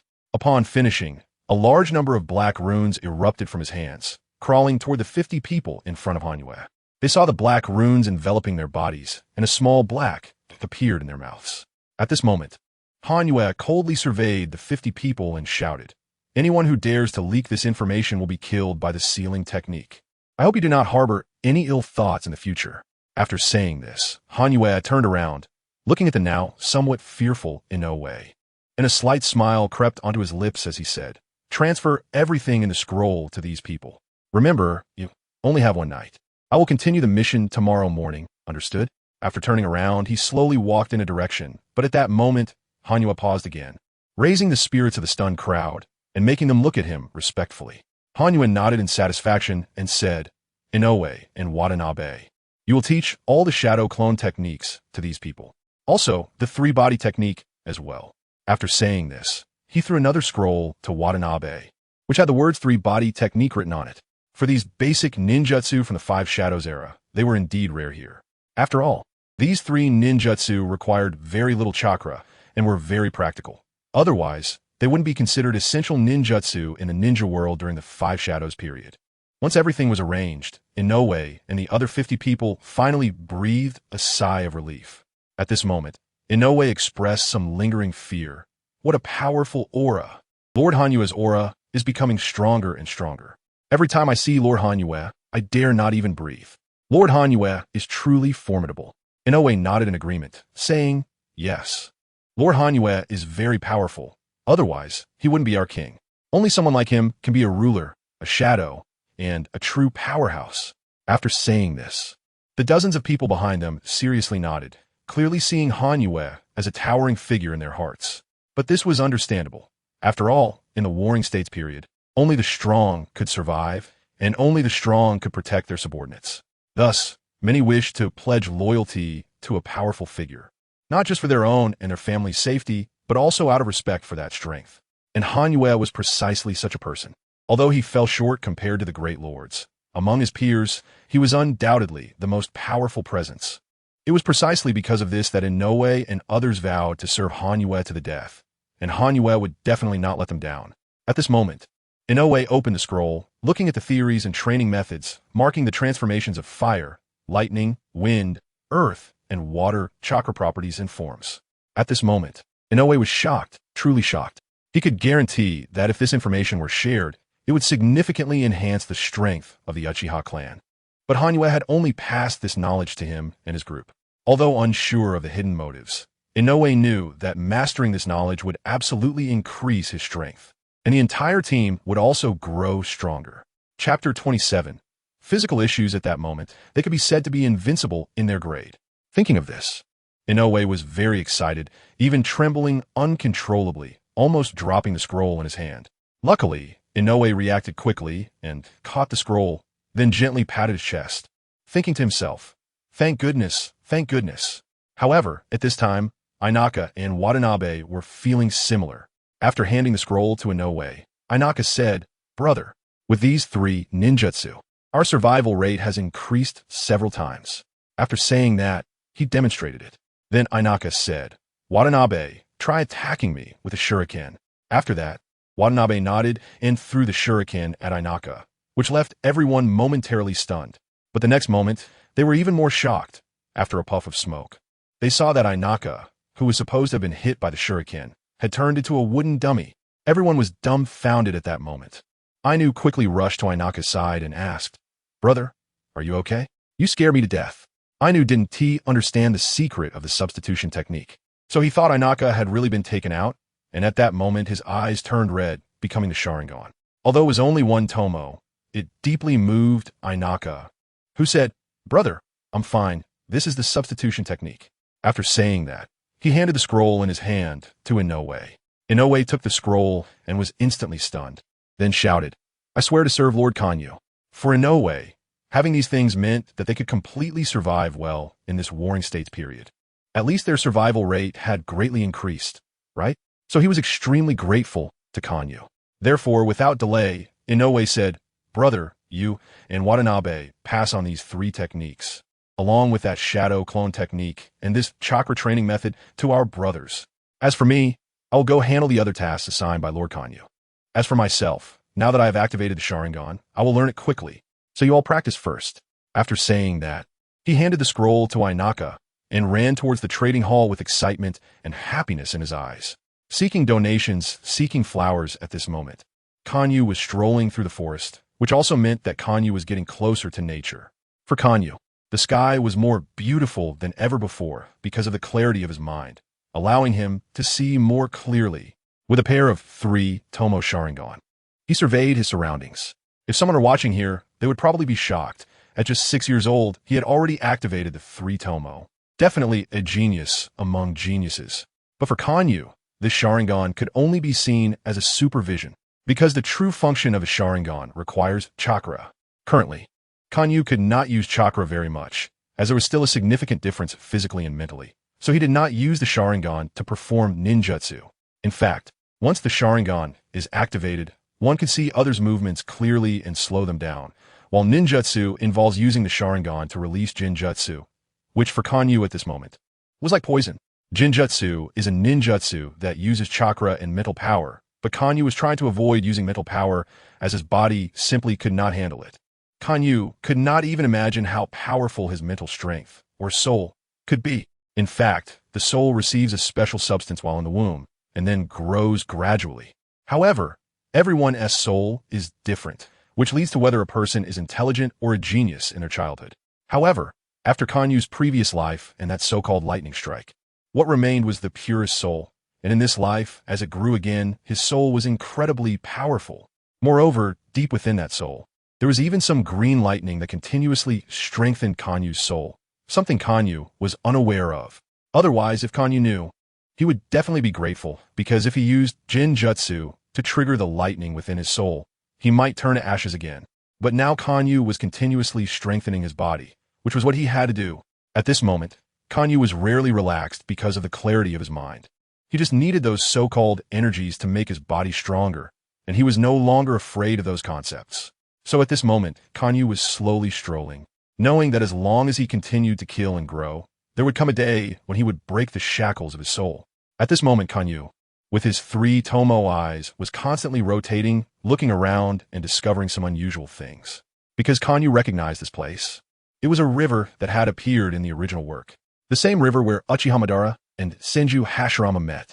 It was strange that around this river were 3 great clans: the Uchiha clan, the Senju clan, and the Uchiha clan. These 3 clans were mutually hostile, but shared the water of the same river. It was somewhat amusing. If Kanyu were to poison this river, the other 2 clans would probably be finished. However, this Warring States period seemed to ignore such things, emphasizing open and fair battles to kill the enemy. Concealment and schemes were not absent, but they were really few. It felt like everyone here was thinking in the same way. Just like in the original work, when Uchiha Taijima and Senju Butsuma planned to kill each other, they even targeted each other's sons. It was simply ridiculous. Couldn't they just call someone over? After all, if the Uchiha clan knew about Senju Butsuma, a large number of people would definitely stand up. Yet Uchiha Taijima smiled and said, "It seems that Butsuma and our plan are the same." To such words, Kanyu could only feel nauseated. He truly couldn't imagine how their brains were wired. Chapter 28. Setting off again, the wind was as piercing as the cold wind of winter, and the light was as dim as the moonlight at the end of the month. The sky was covered with dark clouds, and the ground was buried under slaughter. The wind raged here, and the killings surged. This world was filled with the stench of blood, and countless cries of pain echoed here. But this group of indifferent eyes, tinged with a bit of blood, were as cold and piercing as the ice of winter. In the eyes of these people, there was indifference, and there was the shadow of slaughter. However, when they looked at the leader, their expressions changed. In their eyes shone admiration and fervent light, mixed with threads of gratitude. The hair of this person floated in the wind, casually draped behind, yet it could not conceal their delicate face. This person's eyes were like moonlight in the dark, so beautiful and bright, yet chillingly cold, as if one glare could freeze a person to death. The person's face was pale with a hint of redness, but this redness was glaring, making one feel as if they were looking at a demon that crawled out of hell. The corners of this person's mouth were slightly raised, as if smiling, but not really, filled with a sense of tragic compassion, yet also an aloofness that transcended the world, as if everything in this world vanished in that smile. This person was indeed Hanyu. In Hanyu's eyes, a hint of chakra was brewing, and in an instant, Hanyu moved swiftly, reappearing 50 meters away. The people behind also followed closely in an instant, right behind Hanyu. These were Hanyu's subordinates. 2 people who were always on guard, one in a defensive stance and the other in an attacking posture, with Hanyu protected in the middle. These 2 were Hanyu's subordinates, Jingxia and Watanabe.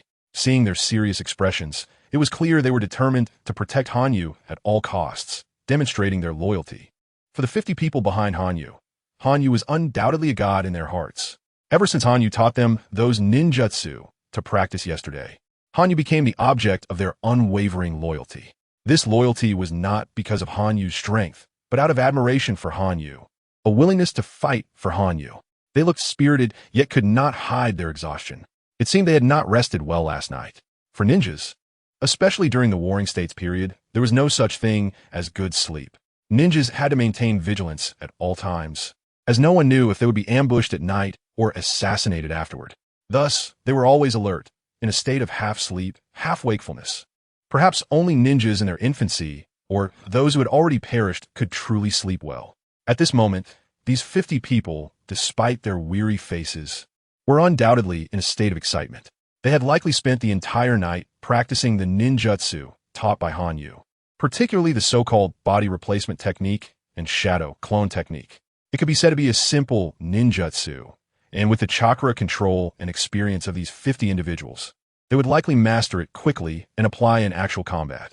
However, the main issue was the training of the 5 types of chakra nature transformations, which was a bit troublesome. There was no chakra testing paper here. They could only rely on their own experience to explore. Fortunately, Hanyu had recorded a relatively time-consuming testing method in the scroll, which involved using leaves, inputting chakra into them, and observing the leaves' reactions to determine the chakra nature. But seeing the 50 people, although tired, they appeared joyful, indicating they had likely succeeded. Moreover, each person held a chakra weapon, although chakra weapons were not hard, due to the lack of iron. As seen in the original story where the Senju clan defeated the Uchiha clan and collected kunai and other weapons from their surrender. All were damaged, indicating that weapons were still scarce during this period. Therefore, these chakra or crafted weapons, while not suitable for the battlefield, were excellent for children to practice with, and they were inexpensive. Thus, Hanyu's 50 subordinates were now equipped with chakra weapons. This posture suggested that their chakra nature training had likely been successful. After all, although these individuals were young, they were not comparable to those who had experienced the battlefield during the 5 Kage era.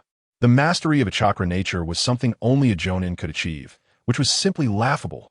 No wonder the 5 Kage of the 5 Kage era seemed like children in the hands of Uchiha Madara.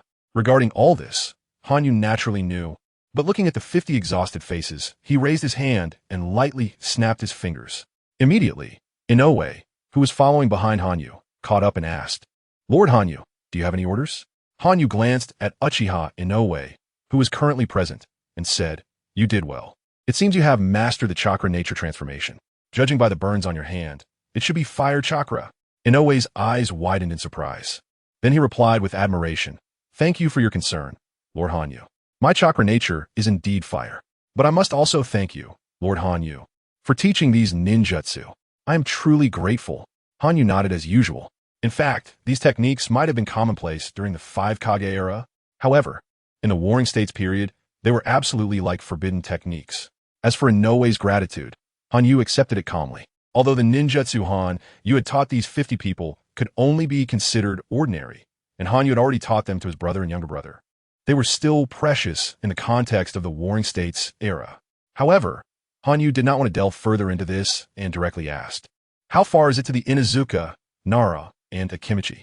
After speaking, he took a big step forward, and Inoue followed closely behind, saying, "Lord Hanyu, we're just a few kilometers away. At the current speed, we should arrive in about 10 minutes. But this name, Inuzuka, Nara, Akimichi, really is a tongue twister." This remark made Hanyu feel slightly excited in his heart. After all, while the Inuzuka clan might not be powerful, they were no less than a top-tier clan. The wisdom of the Nara clan, the support from the Yamanaka clan, and the medicinal expertise of the Akimichi clan were all top-notch. So at this moment, Hanyu shouted, "Everyone, stop moving forward." Chapter 29, Military Rations. The voice echoed around, and at this moment, Hanyu had come to a halt, standing on the ground. Turning around, he saw the 50 people still quietly standing there, watching him. However, Inoue and Watanabe remained by Hanyu's side, one on the left and one on the right, protecting him. Hanyu's eyes scanned the surroundings, then looked at everyone present with a somewhat serious expression, uttering cold words. "You all look exhausted. Didn't you get enough rest last night?" With a slight glare, the 50 people felt a wave of pressure. However, Inoue quickly said, "Lord Hanyu, we were so excited to learn those ninjutsu last night that we practiced all night and couldn't sleep. Moreover, as ninjas, we usually sleep in a half-awake state. So a little fatigue wouldn't be a problem." Hanyu understood Inoue's explanation. After all, this was the Warring States period. Yet, he still realized that the notion of no problem implied a significant issue. Looking at the 50 people, Hanyu's eyes sparkled with brilliance as he shouted, "Inoue, with the funds from this mission, buy some land in the Uchiha clan's territory, and your families can contribute as well. If that's still not enough, sell the shadow clone and transformation techniques from the 3-body technique to the Uchiha clan.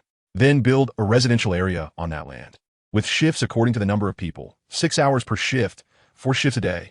10 people per shift, and keep patrolling continuously. This way, everyone can rest well. Although everyone had become accustomed to this state of fatigue, being in optimal condition would allow them to unleash their strongest power during battles. So, go back and execute this plan immediately. If the number of people is large, then add more personnel. A few people resting is better than exhausting everyone. After finishing, Hanyu reached into his ninja tool pouch, and at that moment, everyone looked at him with gratitude because Hanyu was considering their well-being. Even though they had become accustomed to this sleep deprivation, who wouldn't want a good night's rest? After all, being in a constant state of vigilance for an extended period can drive anyone mad. Thus, Hanyu's arrangement was simply perfect, and how could they not be grateful? In fact, if they thought about it carefully, they could come up with this solution themselves. However, most people were focused on war and survival. Who would think of such things? But it was precisely these considerations that instilled an unwavering will in Hanyu's ninjas, allowing them to unleash power beyond their capabilities on the battlefield. Of course, that was a matter for another time. At this moment, Hanyu opened a package in his hand and took out a small box, saying, "Inoue, take this and distribute it. 2 pills for each person. Take one now. The other, after you feel the effects of the pill, think about when to take it. But I tell you, from now on, everyone will have access to this. So don't save it." After saying this, Hanyu took one himself. This was the military ration pill. This military ration pill was invented by Tsunade during the era of the 5 Kage, specifically during the Third Great Ninja War. Having read the original work, Hanyu naturally knew the materials and methods for creating this item. Moreover, what was even more wonderful was that Hanyu incorporated medical knowledge from Earth. It is known that in traditional Chinese martial arts and medicine are intertwined. A master of martial arts is often also a skilled doctor, because medicine and martial arts are inseparable. When Hanyu first created this military ration pill in this world, he felt that it was akin to a stimulant, putting the mind in an excited state. In this state, one could say that mental power increases significantly, and with increased mental power, chakra would naturally increase as well. However, there were rules against taking too many military ration pills. Hanyu added the gentle properties of traditional Chinese medicine, allowing this instant-release military ration pill to transform into a gentle, slow-release version, which not only increased mental strength, but also physical strength. After all, traditional Chinese medicine understands qi and blood the best. The addition of ginseng was to enhance qi and blood. Thus, the military ration pill Hanyu created not only had fewer side effects on the body, but also lasted longer. Although it did not have the instant explosive effect described in the original work, it minimized harm to the body. After Inoue distributed all the pills, he immediately took one himself. The pill melted in his mouth, and he felt a cool sensation touch his brain. The fatigue that had once clouded his mind instantly vanished, and a warm current began to flow through his body, making him feel his chakra gradually recovering and even increasing. At that moment, his somewhat fatigued body was filled with strength. Seeing this scene, Inoue immediately looked at Hanyu. Not just Inoue, but Watanabe and the others also looked at Hanyu. Hanyu smiled slightly and said, "Don't be surprised. You will be even more astonished in the future. But to see all this, you must first ensure your survival." After saying this, Hanyu leaped again, and the others followed him toward the small village of Inazuka, Shika, and Nara. On the way, Inoue came to Hanyu's side and asked, "Lord Hanyu, were the medicinal materials and items you asked me to purchase the materials for creating these small pills?" Hanyu stared coldly ahead, his lips pressed together, glanced back at Inoue, who nodded and said, "Yes, those materials are indeed for making the military ration pills." Upon hearing this, Inoue's face lit up with excitement, looking at Hanyu with admiration, saying, "Lord Hanyu, with these military ration pills, our survival rate on the battlefield will increase, and we might even win against stronger opponents." Understanding Inoue's excitement, Hanyu knew that in the Warring States period, no one wanted to die, so the possibility of survival would naturally bring joy. However, Hanyu scoffed and said, "Survival? I don't need to think about that. You should be focusing on how we can quickly kill the enemy, not on how to survive." Chapter 30. Arriving at the boar, deer, butterfly. After speaking, Hanyu quickened his pace slightly, but at that moment, Inoue was stunned, looking at Hanyu in shock, and then also increased his speed, asking Hanyu, "Lord Hanyu, isn't this a bit unrealistic? After all, our strength isn't that high right now. Can high strength solve everything?" This method of fighting has already become a thing of the past for us, after I used my strategy to annihilate those from the Yui clan. At least for us, it's a thing of the past. Think about it. What was the strength of our team last time? Among the Chunin, there were only you and Watanabe. Even my strength at that time was merely a temporary burst. That's how I reached Chunin level. After all, my chakra was still insufficient, and I was able to kill that elite Chunin only through strategy. Our opponents are an elite Chunin, nearly 50 Chunin, and the only genin who can use wind release. How can we kill these people if not through those strategies?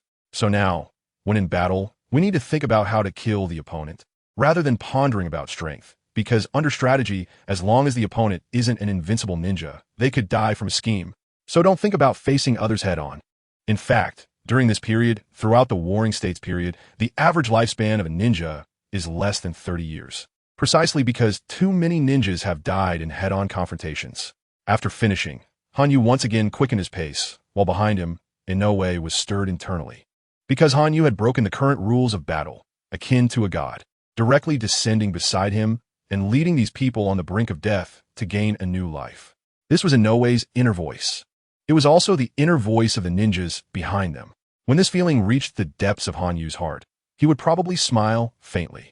Time flowed quickly, and at this moment, Hanyu had vaguely spotted a village. Saying it was a village would be better described as a small town. Hanyu and his group quickly arrived at the entrance of this small town. Hanyu had already activated his Sharingan, his eyes fixed on the small town, and he couldn't help but be surprised, thinking, barrier technique. It seems that the boar, deer, butterfly knows about this, or rather, that this small town is home to the Onmyoji clan. The Onmyoji clan, such a family, is not powerful and is generally overlooked, at least during this Warring States period. But for Hanyu, having an Onmyoji clan is equivalent to possessing a perfect territory. After all, there is nothing safer for a territory than to build a barrier within it. Thinking this, Hanyu resolved again in his heart that he would bring these 3 clans back to his Uchiha clan, as there was plenty of open land behind the Uchiha territory. Although there was no spare money to develop this land, it was now a bargain for Hanyu. After this thought, Hanyu directly strode toward the entrance of the small town. He stopped just a short distance from the barrier. Hanyu stopped, while Inoue continued walking forward, perhaps to inform Hanyu. However, Hanyu directly shouted, "Inoue, stop. Don't go in, just stand here." After speaking, Hanyu took out a shuriken from his weapons pouch and threw it toward the barrier before him. The shuriken spun in the air, but stopped mid-flight. At that moment, Hanyu shouted, "It can appear now, right?" After speaking, his crimson 3-tomo Sharingan gazed coldly at the city gate. At this time, Inoue, feeling somewhat puzzled, said, "Lord Hanyu, what is this? Next time, remember to observe more and act less. This is a barrier technique. Although I don't know if this barrier has any offensive capability, the effects of barriers can be strange. Who knows what this barrier's effect is? So, be careful next time." After finishing, Hanyu's eyes had already seen the figures of a group of people. At this moment, Inoue also opened one of his Tomo Sharingan, seemingly surprised by the barrier, but Hanyu still saw a person dressed in a black and white kimono, hands forming seals, shouting, "Release." In an instant, the barrier appeared with a huge crack, slowly expanding until it became a portal. At this moment, Hanyu directly walked in, looking at the leader, who had a pineapple hairstyle and a small mustache, clearly dressed in the Nara clan's attire. Behind this person was the Onmyoji clan member who had just undone the barrier technique, and the other 2 were one very fat person with a huge food character on his belly, likely representing the Akimichi clan of Butterfly, and the last one was from the Yamashiro clan, with light yellow hair and a serious expression reminiscent of Ino's father in the original work. A smile appeared at the corner of Hanyu's mouth, creating a contradiction on his cold face, but this contradiction made him exude a seductive aura. The crimson 3-tomo Sharingan looked at the leader with the pineapple hairstyle, and before this Nara clan member could speak, Hanyu addressed them. Nara clan, Akimichi clan, Yamashiro clan, and the Onmyoji clan. It seems this small town is the residence of your 4 clans. Although your combat capabilities are not strong with the brains of your Nara clan, the intelligence of the Yamashiro clan, the strength of the Akimichi clan, and the seals of the Onmyoji clan. I really can't imagine what kind of enemy would cause you difficulties, prompting you to hire my Uchiha clan. After finishing with a mysterious smile, he slightly scanned the group of people taller than himself. However, Hanyu's direct words had left everyone from the Nara clan stunned. But the Nara clan was the Nara clan. Their eyes blinked slightly before quickly reacting and saying, "This esteemed guest from the Uchiha clan seems to know a lot about our 4 clans in this small town. I am Nara Akari, serving the other three clans and becoming the mayor of this small town, responsible for the safety and affairs of this town. However, this time we have encountered a huge problem, which is why we had to invite the esteemed members of the Uchiha clan. For this, I am truly grateful. After speaking, Nara Akari deeply bowed to Hanyu. Because there are 2 books to update, this book can only be like this.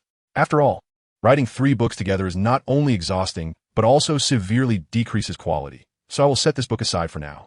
However, I will update it from time to time. If possible, I will try to post a chapter a day. Chapter 31. A glimpse into the future, however. Hanyu calmly accepted the bow this time and said, I naturally accept your bow this time. Consider it your apology to me. From now on, everything that happened before is in the past. I will not pursue anything further, but you must be a little mindful. Also, my name is Uchiha Hanyu. Remember this name, and remember it well. The cold smile at the corner of Hanyu's mouth and his indifferent words made Nara Ikki feel deeply that this seemingly small child before him was incredibly terrifying. However, in response to Hanyu's words, he quickly said, Lord Hanyu, I will remember. Absolutely remember. After saying this, he slightly stepped back and made a gesture of invitation, his eyes showing an unusual respect for Hanyu at this moment. In all of this, Inoue and the others were unaware and did not understand what it meant. However, the other party might not be clear either. At least the Akimichi clan was quite confused, but in Nara Ikki's heart, there was an unusual tension, and the beads of sweat on his forehead indicated that he was not calm at this moment. It should be noted that although there were only a few exchanges between Hanyu and Nara Ikki, the implications contained in this dialogue were varied. It can be said that talking to a clever person is easy, but when 2 clever people converse, it is extremely exhausting. Hanyu had already shared all the information about the 4 clans in this small town, demonstrating not only to Nara Ikki that he was well aware of this town and the people in it, but also of their clans. Do not underestimate him. Even though Hanyu was only 6 years old and not very tall, this was merely a surface meaning. A deeper implication was that the wisdom of your Nara clan, combined with the capabilities of the other 3 clans, meant that ordinary enemies were not a match for you. Even formidable opponents would fail under the wisdom of your Nara Ikki and his clan. However, they now had to seek help from the Uchiha clan, which not only indicated the strength of the enemy, but also suggested that the safety of the 4 clans was not guaranteed. It further conveyed to the 4 clans that their safety was in his hands. In fact, regarding what Hanyu said, Nara Ikki, with his wisdom, could understand it. This was indeed Hanyu's intention. When Hanyu saw this barrier, he was thinking of more than just the ordinary. It should be noted that during the Warring States period, the barrier techniques of Onmyoji were not valued, but Hanyu did. However, Hanyu did not believe that when he arrived in this small town, the Yamashiro clan had not discovered his whereabouts. It was likely that Nara Ikki thought that sending a team of little ghosts from the Uchiha clan might not be effective, so he wanted to test it out. However, when Hanyu activated his 3-tomo Sharingan, combined with his age, it could only indicate one thing: a genius among geniuses. As for this Uchiha genius, not to mention strength, just the title of Uchiha genius could not be offended, especially now that they were seeking assistance from the Uchiha clan, so he directly came out to welcome them. But Nara Ikki did not expect Hanyu to be so clever, directly expressing his displeasure with just a few words. Understanding Hanyu's meaning, Nara Ikki naturally bowed to apologize. Moreover, he explicitly stated that he was the leader of the 4 clans, secretly telling Hanyu that all of this was his decision and had nothing to do with others. He then mentioned that he was in big trouble, indicating that he was tense due to enemies, and finally apologized, sincerely asking Hanyu for help. Nara Ikki's words were naturally understood by Hanyu. Furthermore, Hanyu's goal was to reclaim all 4 clans, so he would not blame them. In fact, he later said that they should remember his name deeply, indicating his interest in the 4 clans. It can be said that this short dialogue was laden with hidden meanings. If an ordinary person had come, not only would they not understand it, but even if they did, it would be no less than a full-blown battle. Seeking flowers under Nara Ikki's guidance, Hanyu directly entered this small town. This town was constructed perfectly with the Onmyoji clan present, so establishing some barriers in the town was naturally not an issue. Therefore, at this moment, Hanyu was very interested in observing the surroundings, looking at the shops and the playing children. It was hard to imagine that in this so-called Warring States period, there was such a paradise. It was simply a miracle. Seeing all of this, Hanyu let out a long breath and then said to Nara Ikki beside him, such tranquility. In this Warring States period, to have such a paradise is truly a miracle. However, although this life and environment were happy, you lacked the power to protect this happiness. Yet, the clans that had the power to protect this happiness had no intention or mind to do so. They only knew how to fight and kill.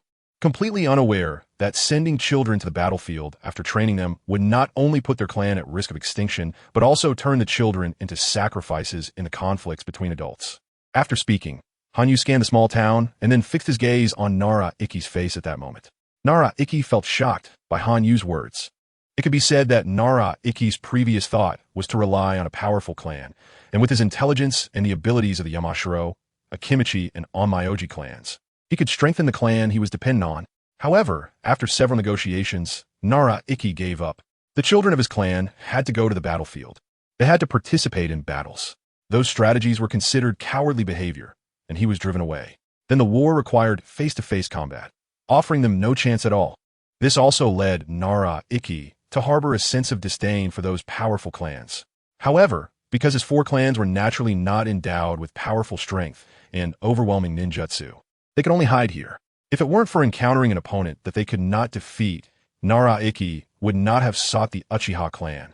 But at this moment, upon hearing Hanyu's words, Nara Ikki instantly felt a sense of understanding. Although he led the four clans to build this small town and live a peaceful life, he felt a sense of dissatisfaction due to those who did not understand him, especially those powerful clans who were unaware of his thoughts. Naturally, he longed to meet someone who understood him. Chapter 32. Enemy Intelligence. However, at this moment, Hanyu spoke these words, and his insights were even more profound than Nara Isen's own understanding, which was quite exciting.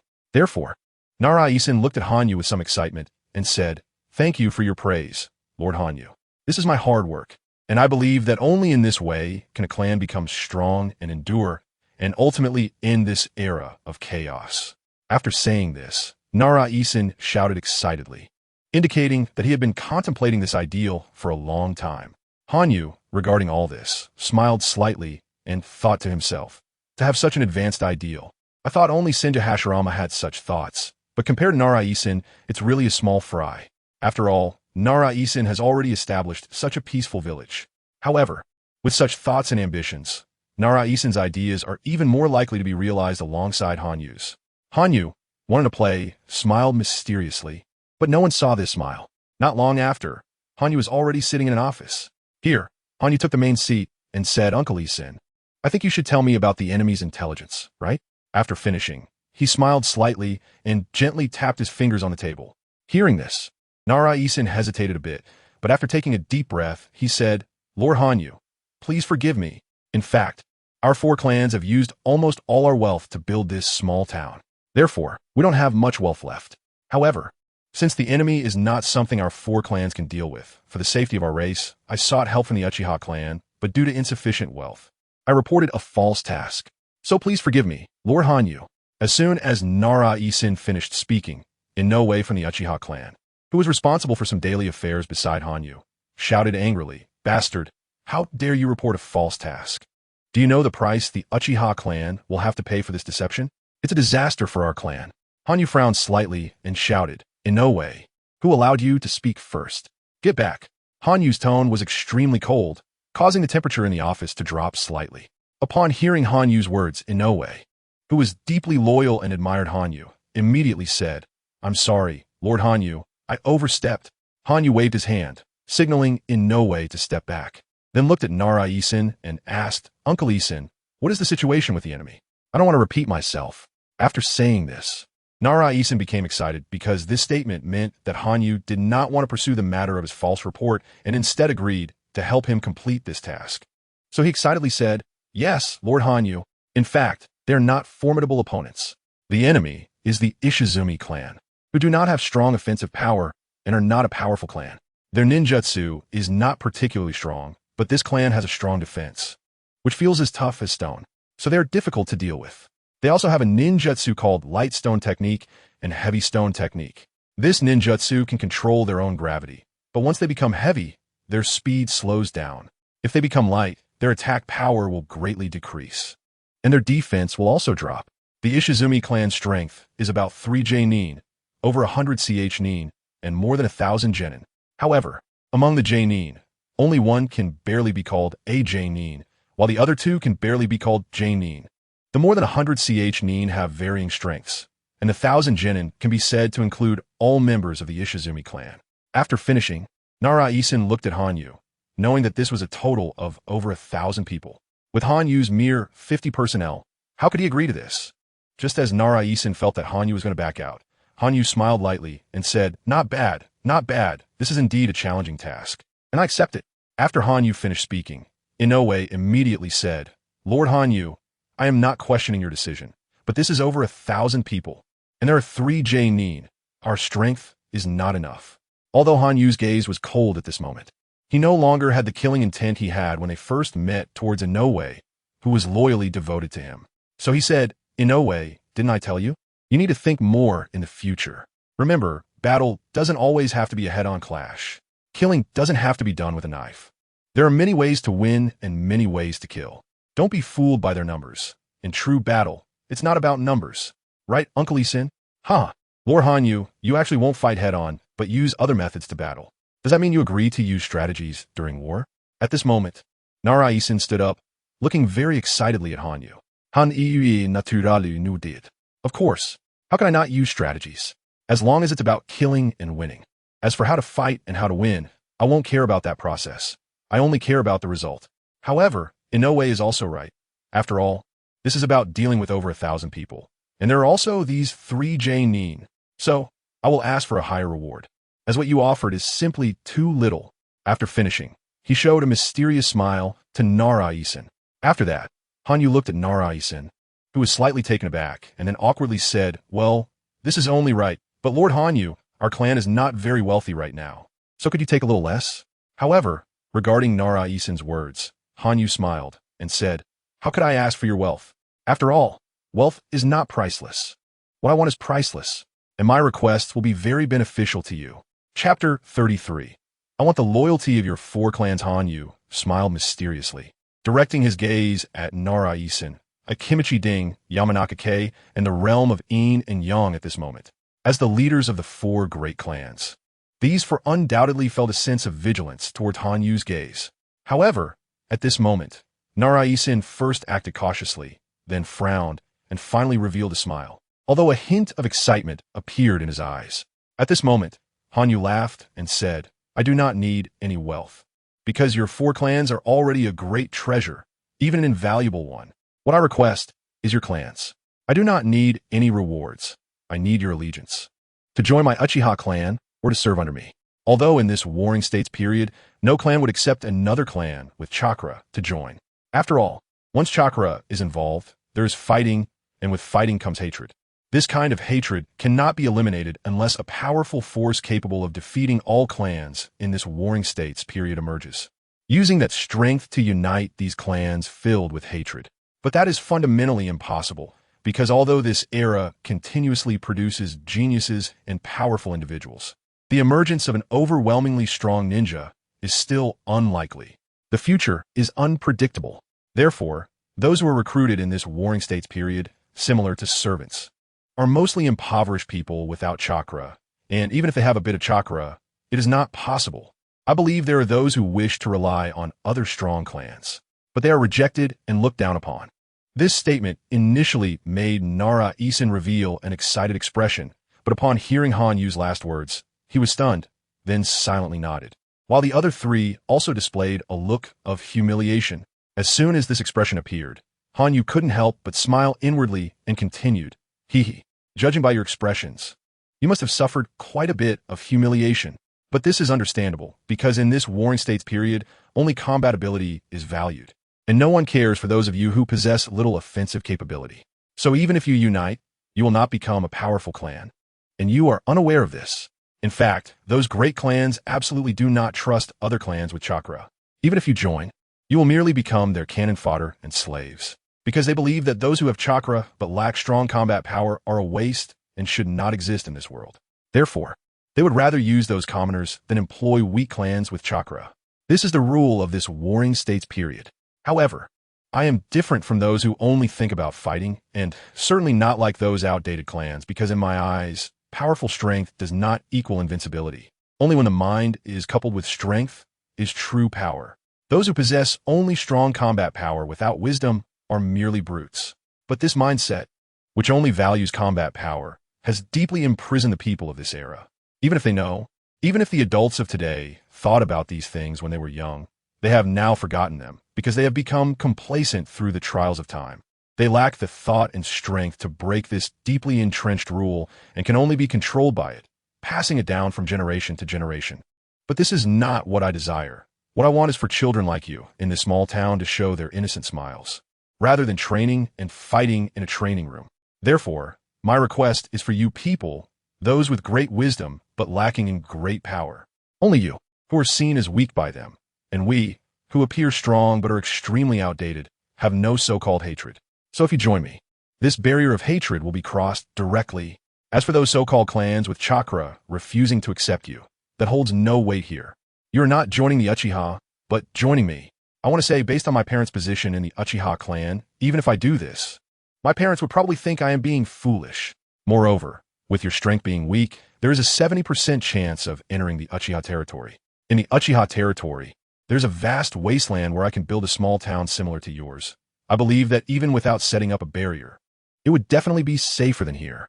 At that time, as long as you behave and do not take actions that others would view negatively, your 4 clans can live there peacefully, waiting for me to become strong. I am 6 years old this year. Although I am only 6, I may not know my current strength, but I will definitely become a real powerhouse in the future. Of course, even if I die, I still have my brothers to protect you. This will never change with my death, so you can rest assured to join my side. And what I just said is my guarantee to you. At this moment, Hanyu stood up, although he had a somewhat small stature. Within that tiny body contained boundless power. Originally kneeling on the ground, Hanyu merely stood up, but the aura about to burst forth from him was faint yet apparent, similar to the might of a king. At that moment, it was very quiet. Everyone in the room was stunned, because this statement was like a bolt from the blue to them, firmly bound by the decayed thoughts of this warring states era. However, compared to the large clans, Nara, Akimichi, Yamanaka, and Yin-Yang were different. They already had the budding of such thoughts. So while they felt amazed by Han Yu's words, it did not come as too much of a surprise. If such words were spoken in the Uchiha clan, they would undoubtedly be considered an anomaly. Just like in the original story, Senju Hashirama was slapped for saying a few words to his father, Senju Tobarama, and was even threatened that if he spoke such words again, he might be killed. Thus, this kind of situation felt utterly incomprehensible. But for Hanyu, all of this was quite ordinary. After all, Hanyu's thoughts are not comparable to this warring states period. Chapter 34. The loyalty of the 4 clans. It should be known that Uchiha Madara and Senju Hashirama shared this mindset. But it was not until they became the strongest figures of the warring states period that it was realized. At this moment, Hanyu proposed it much earlier than that time. Therefore, although this room was warm due to spring, it was filled with a sense of silence, as if it were very cold. However, Nara Ishin, whose thoughts were already approaching the era of the 5 Kages, smiled at this moment, smiling very happily, even a bit excited. Then, his body, which was originally kneeling, slowly stood up and then directly knelt on one knee, saying, Lord Hanyu, I will follow your arrangements and swear eternal loyalty to you. Lord Hanyu is the wise one of the entire warring states period. You seem to see the future. This era has already caused countless deaths due to its decayed rules, not only among adults but also among children. These children died unjustly, but in this age, the chances of sacrifice for children are high, so countless children have perished. However, now Lord Hanyu actually agrees with my thoughts, and even more comprehensively than I expected. Naturally, I must pledge my loyalty to you. In this perilous warring states period, our 4 clans, although possessing chakra and our own ninjutsu, have to say that aside from the Akimichi clan whose chakra is somewhat stronger, the chakra of the other 3 clans is pitifully weak. Even my chakra can only be used for one ninjutsu, and due to my weak physique, after using ninjutsu, I am no better than an ordinary civilian. Therefore, when we encounter danger, we are basically slaughtered. So for this opportunity from Lord Hanyu, I am immensely grateful. Please forgive our 4 clans for our low strength, as we cannot take the battlefield during combat. After this speech, the 3 who had originally stood up immediately knelt on one knee, saying, Akimichi Ding, Yamanaka Kei, and Inoshika Cho, swear eternal loyalty to Lord Hanyu. At this moment, Hanyu smiled slightly, revealing a happy expression at the corners of his mouth, and his eyes showed excitement. Although Hanyu knew that it would be easy to recruit these three clans, as they were like commoners during the Warring States period, lacking powerful strength or skills. Or rather, their skills had not been discovered. Of course, even if their abilities were known, no one would care about them. Because these three clans were not suitable for hard combat in the current Warring States period, Hanyu naturally knew it would be easy to recruit them. However, after successfully recruiting them, Hanyu still couldn't help but feel excited. In this Warring States period, this vow of loyalty is not just a simple phrase. It is true loyalty, a commitment to follow through life and death. As for the abilities of the so-called Inoshikecho clans, Hanyu was aware that they were ineffective for others because others wouldn't use them. But for Hanyu, they were a tremendous support. At this moment, Hanyu had a cold expression but a slight smile at the corners of his mouth, saying, "You may rise. I am naturally well aware of your strengths. Is there loss for not knowing your power? From today, I will let you resonate throughout the entire Warring States period with me." After saying this, Hanyu directly took out a scroll from his bosom and said with a smile, "Okay, bring me the medicinal materials and supplies you collected." After that, he looked at a Kimichi Ding and continued, "I understand you're a Kimichi clan. Aside from the expansion jutsu, your specialty is medicine production. In this Warring States period, everyone takes pride in their scars, but being able to heal these injuries could save countless lives in this world. Yet, despite so many deaths, people remain unaware of the power of medicine. Being severely injured and thought to be dead for 100 years is truly tragic. Therefore, I value your ability to produce medicine highly. These are some formulas and emergency methods I have researched myself, which I now give to your Akimichi clan. I hope you can manufacture these medicines and learn these medical methods." After finishing, he directly took the scroll handed over by Kei and gave it to Akimichi Ding, continuing, "These are the materials for one of the medicines on the scroll, called military food pill. I hope you can learn to make it quickly, as we will need it to deal with the Ishikawa clan." After that, he took out another scroll and said, "The Yamanaka clan is not only skilled in mental control, but also in chakra control. This is medical ninjutsu, different from the medicine produced by the Akimichi clan, as it uses ninjutsu directly for healing. However, I have only researched 3 types of this medical ninjutsu. The first is healing jutsu, which concentrates chakra in the palm and targets the healing object to achieve a healing effect, remarkably effective for healing wounds. The second is an advanced healing jutsu of the palm sage art, which activates all the cells in the wound and can heal it in just 5 minutes. The third is the hemostasis jutsu, used for post-operative healing and battlefield emergencies, requiring a shorter time, serving only as emergency treatment. These 3 ninjutsu can be learned by anyone, but they require strong control over chakra, so now your Yamanaka clan should practice these first, and then pass them on to the Akimichi clan for practice. The primary focus of your Yamanaka clan is your unique ninjutsu, the mind-body switch technique, which can connect with others and gather intelligence. This ninjutsu is very useful on the battlefield. Therefore, you must strengthen your practice." After finishing, he directly threw the scroll in his hand to Yamanaka Kei. Watching the excited Kei, as for them, obtaining a ninjutsu is incredibly exhilarating. At least in the Warring States period, such a thing can be considered very precious. However, at this moment, Hanyu's gaze turned to Nara Ishin, saying, "Your Nara clan is simply the existence of military strategists. What you need to do now is to help us defeat our opponents. I only care about the results. As for the process, I can skip it. So any schemes or tricks are irrelevant to me. If you can kill the opponent, then this is entrusted to your Nara clan."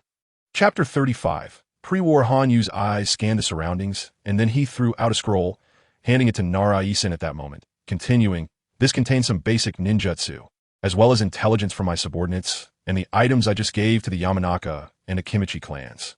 Study it carefully, and I hope you can devise a good plan so that we can directly annihilate the entire Shikazu clan." After saying this, a gleam of brilliance appeared in Hanyu's eyes, shining brightly. At this moment, Nara Isin trembled, looking at the somewhat weak figure before him, which was Hanyu. Nara Isin was extremely excited at this moment. Having someone who recognizes you is a stroke of luck, but having a loyal subordinate who meets a wise leader who acknowledges you is an even greater happiness. At this moment, Hanyu was the person who recognized Nara Isin. The excitement in Nara Isin's eyes overwhelmed him, leaving him feeling somewhat at a loss.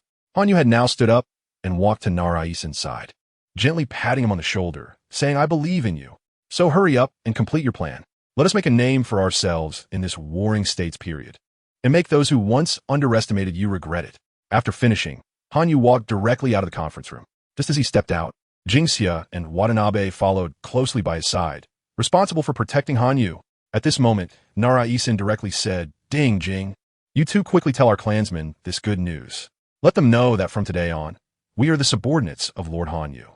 And Jia, please ensure Lord Hanyu's safety at all times. After all, he is the leader of our 4 clans, so his safety comes first. I will discuss matters with Lord Inoue and formulate a plan to deal with the Shikazu clan tomorrow. At this moment, I must annihilate the entire Shikazu clan." After saying this, he revealed a confident smile.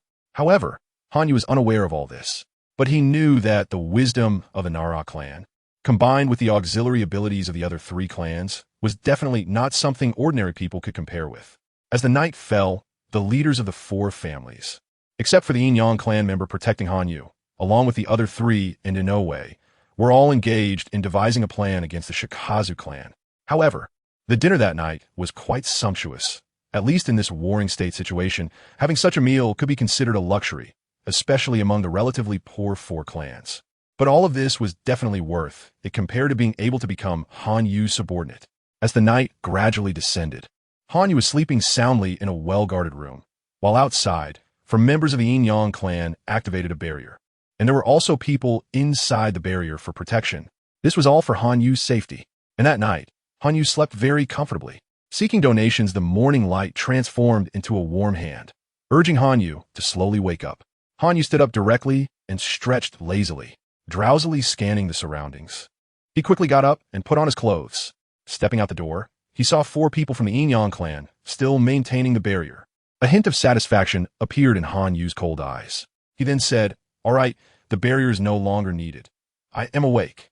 After saying this, the ones protecting Hanyu, Jingxia and Watanabe, along with the Nara clansmen, including the 4 Yin-Yang clan members, all came before Hanyu, looking at him, and directly knelt on one knee, saying, "Lord Hanyu." On the cold little face, a hint of a smile appeared. Hanyu nodded, throwing out a scroll, saying, "This is the 4 purple flame formation, which is considered a relatively advanced barrier technique. Inside it, there's an even more advanced 4 scarlet sun formation.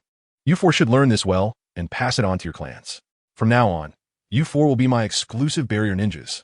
After finishing, Hanyu took a step forward, and Jingxia and Watanabe followed closely behind.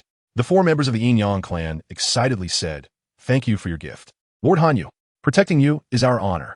Yin-Yang heaven, Yin-Yang earth, Yin-Yang mysterious, Yin-Yang yellow. We vow to protect Lord Hanyu with our lives." This declaration made the Nara clan members nearby nod in agreement. Hanyu's cold expression rarely showed a smile. He smiled and nodded. Then, under the protection of everyone, he headed towards the conference room. Not long after, Hanyu arrived at the conference room from yesterday. As soon as he entered, he saw that the room was gathered with 4 people, all sporting dark circles under their eyes, clearly having not slept all night. Upon seeing Hanyu enter, the 4 hurriedly said, "Lord Hanyu." With cold eyes, Hanyu looked at the 4 and nodded, then directly threw out 4 soldier food pills, saying, "Today we begin the battle, but your current mental state is not good. In this condition, heading straight to the battlefield could be deadly." After saying this, the 4 soldier food pills were consumed under Hanyu's watchful gaze. Instantly, the 4 tired individuals regained their spirits, their faces showing shock at the effect of the medicine. Inoue, having consumed soldier food pills before, naturally knew their effects, but the ones Hanyu gave him this time were far more potent than what he had previously experienced. After all, these were carefully crafted by Hanyu. The 3 of Isin were utterly astonished, and Akimichi Ding, familiar with pharmacology, exclaimed in shock, "Lord Hanyu, this is the soldier food pill. Its effect is simply a second life for ninjas. With this, I believe our combat power on the battlefield will be far beyond that of ordinary people." Chapter 36. The Noonday Murder. After Akudo Ding finished speaking, he was once again shocked as he said, "Lord Hanyu, my subordinates have already had the clan members start making the military food pills yesterday. They should be completed by now. We can use them in the upcoming battles. This will make our next fights much easier." Upon hearing this, Ichin nodded in agreement and excitedly said, "With such a powerful weapon, I believe the upcoming battles won't be so difficult." After saying this, he placed his hand on the plan and began to revise it again. At this moment, Kanyu looked at Akudo Ding and said, "You have experienced the effects of the military food pills, but the ones I provided are several times more effective than ordinary ones. This is based on their age. So at the right time, we should also stockpile some high-quality military food pills for future large-scale battles. After this, Akudo Ding felt a bit ashamed and lowered his head, quickly saying, "Yes, Lord Kanyu, I was reckless. I received the prescription you provided, but did not study it carefully. This was my mistake. I will arrange it right away." After saying this, he left the conference room with Kanyu's nod of approval. At this moment, Kanyu turned his attention to Yamaguchi, saying, "How has your clan's study of medical ninjutsu been going? With your control over chakra, you should find it easy to learn."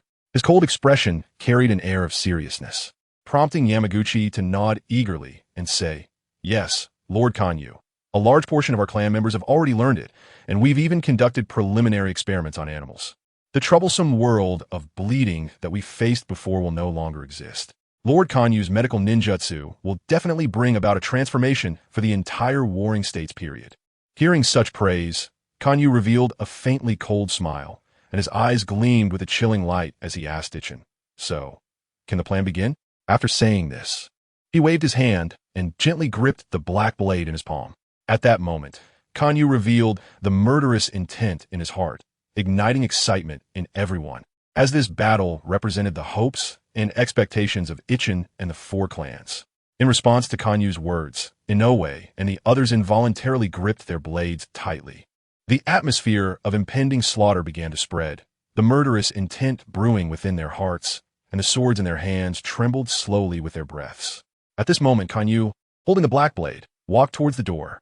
Ichin, who had already planned everything, followed closely behind. Kanyu's 50 clan members also trailed behind.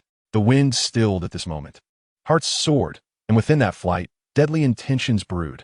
Please bookmark the scene was as quiet as the night. Yet there was a tranquility akin to that of countryside neighbors. It was midday in the morning, and at this moment, smoke was rising from every household as they prepared lunch. Although those who were talking carried a hint of blood and murderous intent, it did not change the smiles on their faces. However, outside this seemingly peaceful small basin, there was a completely different scene. Clad in black robes, the person appeared to be completely shrouded in darkness. The ground was made up of unique black rocks, and together, they made the person in black seem as if they had vanished. Yet amidst the darkness, there was a flash of crimson. Upon closer inspection, it was startling, for this crimson was swirling with black tomo. This person was Kanyu, who had activated his Sharingan, carefully probing his surroundings while concealed by the black rocks. His gaze was fixed on the seemingly peaceful, small basin below. Inside this small basin lived the Shikozu clan, but today they were devoid of their usual calm, as they were faced with a group of people who did not follow the rules. During the Warring States period, battles required prior notification to the other party. For instance, according to the rules, someone must deliver the tactics to the Shikozu clan before the actual battle begins. However, Kanyu was disregarding these rules by directly attacking, which could be seen as breaking the established norms of the Warring States period. Yet the effectiveness of this approach was beyond ordinary tactics. Kanyu's intention was to annihilate the entire Shikozu clan, as his objective was not only to reclaim the Inuzuka and other clans, but also to kill. Only through killing could Kanyu become stronger over the years. Only by killing could he fulfill his desires, and only through killing could he survive in this Warring States period. At this moment, Kanyu gripped the black blade tightly in his hand, his eyes filled with murderous intent, and turned to Inoue beside him, saying, "So, how was the plan progressing?" "Lord Kanyu, the plan is going very well. My subordinates have infiltrated the Shikozu clan and placed a large number of explosive tags. We have also set up numerous explosive tags on the paths that the 3 jonin of the Shikozu clan must take, according to Ichin's plan. As soon as the other explosive tags go off, the 3 jonin will appear, and those explosive tags will detonate directly. I wonder how many of those 3 jonin will survive." After saying this, a smile appeared on his face, but under Kanyu's icy gaze, that smile vanished without a trace. Kanyu's eyes were filled with murderous intent as he gazed at the basin, clearly seeing the positions of all the explosive tags, and thought to himself, "It's time. It's summer now, and after midday is when people start to feel drowsy, which is also when their vigilance relaxes." After thinking this, Kanyu quietly instructed Yamaguchi, "Notify everyone to take a military food pill first to prevent the post-noon drowsiness from affecting them. After taking it, upon hearing 2 explosions, immediately use Shuriken and the Shuriken Shadow clone technique, aiming at the basin below. Remember, the density of the shuriken thrown must be high. Chapter 37. The beginning of the slaughter. Although the weather was somewhat sunny, there was a faint air of coldness and killing intent. The ground was covered with a vast expanse of black soil, a location in the original work within the Fire Nation and not far from Konoha, probably just a valley's distance away. At this moment, Hanyu was hidden in black clothing among the black soil. At this moment, Hanyu grasped the black earth in his hands, and a slight smile appeared on his lips without him realizing it. Beside him, Yamashitake looked at Hanyu and said, "Lord Hanyu, while your method can kill more enemies, throwing so many shurikens and kunai is really a waste. After all, once thrown, they can't be retrieved without some damage, and then these kunai and shurikens won't be usable anymore." After finishing, he revealed a difficult expression, as he knew that the four clans currently lacked financial resources. If they used them all this time, it would be hard to guarantee the living conditions of their clansmen in the future. At this moment, Hanyu coldly smiled, his red eyes looking at the Ishikawa clan in the basin. Then he shouted, "Kei, your thinking is too shallow. Compared to Ichin, you are lacking by quite a bit. First of all, I am the leader. You all just need to obey my orders. Questions can be raised, but do not doubt my decisions." After finishing, he turned around and coldly glanced at Yamashitake, who instantly felt as if he had fallen into an abyss, shivering with fear. At this moment, Hanyu turned his head again to look at the basin and said, "Don't think too much. As your leader, my first consideration is your survival. Wealth is an external thing. It can be earned again if lost, but if we lose our lives, no amount of wealth is of any use. Therefore, rather than wasting some kunai and shurikens on those behind us, it's better to preserve our lives. Because as long as there are people alive, there is every possibility. You must remember this. Do not give up any opportunity to survive, but if anyone surrenders directly on the battlefield because the enemy is too strong, that person I will kill."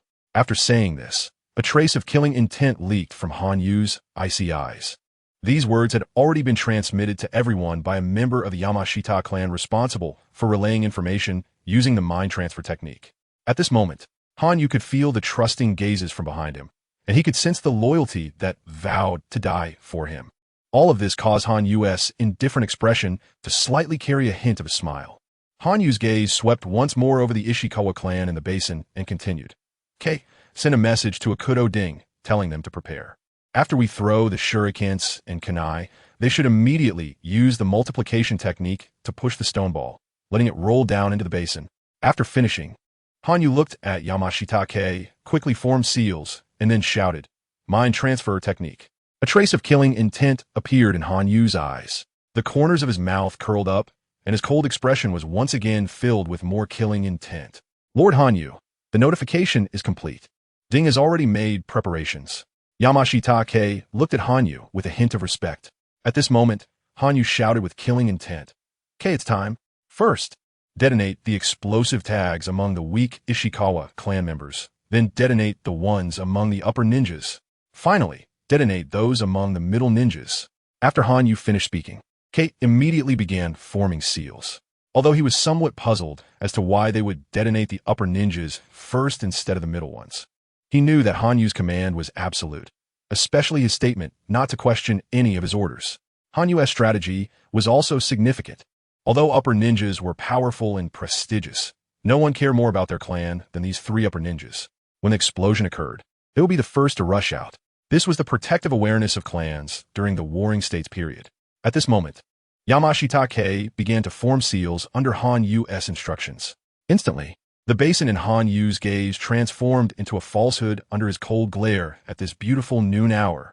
A great firelight rose in Hanyu's eyes. Was this the power of the explosive tags?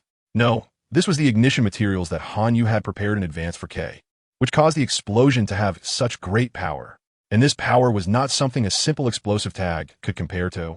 Dozens of fireballs erupted. At this moment, Hanyu slightly smiled and shouted, "All right, Kei, detonate the explosive tags among the upper ninjas." After finishing, Kei shouted, "Explosion." Instantly, a massive fireball erupted into the sky. This was the effect produced by dozens of explosive tags accumulating together. It could be said that under this kind of power, any ordinary upper ninja would undoubtedly die.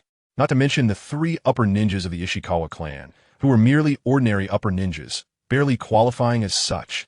At this moment, Han Yu's gaze once again caught sight of several fireballs. These were the explosive tags set for the middle ninjas. At this moment, Han Yu stood up and coldly shouted, "Use the shurikens and kunai." After saying this, he threw several shurikens from his hand. Then he formed seals with both hands and shouted, "Multiple shadow clone technique, shuriken technique." Instantly, the shurikens Han Yu threw transformed into hundreds of shurikens in the air. Following that, Han Yu's subordinates directly threw the shurikens and kunai from their palms. The sky filled with shurikens, and kunai rushed towards the basin of the Ishikawa clan like a rain of shurikens. Chapter 38. The Shirtsan clan in despair. Black rain fell from the sky, composed of shurikens and kunai. At this moment, Han Yu watched this scene with a hint of a cold smile at the corner of his mouth. His red eyes, with the 3-tomo Sharingan, scanned the shurikens and kunai raining down from the sky into the basin below, before turning to look at the person behind him who was continuously throwing the shurikens. He thought to himself, if it weren't for the fact that among the 4 clans, apart from the Akidu clan, there were enough chakra users. The jutsu created by the 3rd Hokage in the original story, the shuriken shadow clone technique, wouldn't be possible for the other 3 clans. Otherwise, if this technique were handed over to them, this shuriken rain wouldn't be so simple. After thinking this, he felt pleased again about the original story that played back in his mind like a movie, as it represented Han Yu's endless ninjutsu.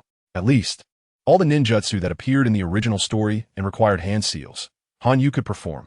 At this moment, Han Yu revealed a hint of a contemptuous smile. Listening to the continuous screams, Han Yu's eyes were fixated on the huge black stones rushing towards the basin. Regardless of their size, the stones could kill. And now, with the multiplication technique used by the Akidu clan, the large stones were being thrown at the Shirtsan clan.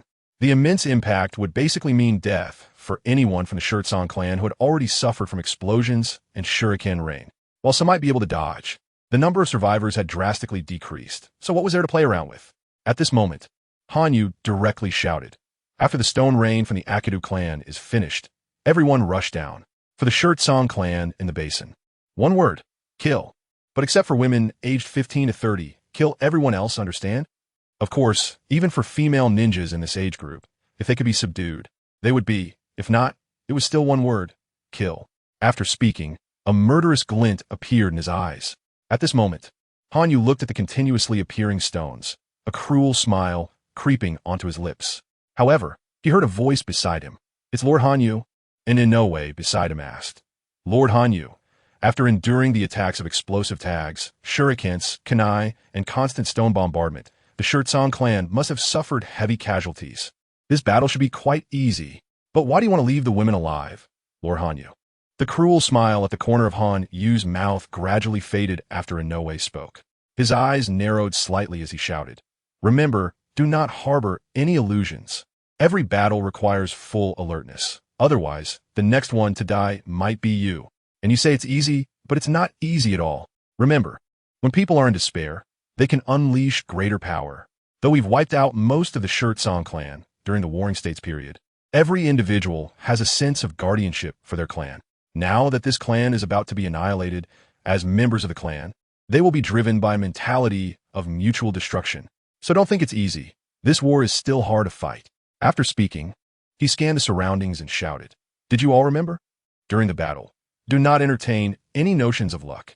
Through Inoue's heart-turning technique, everyone present could hear Han Yu's words.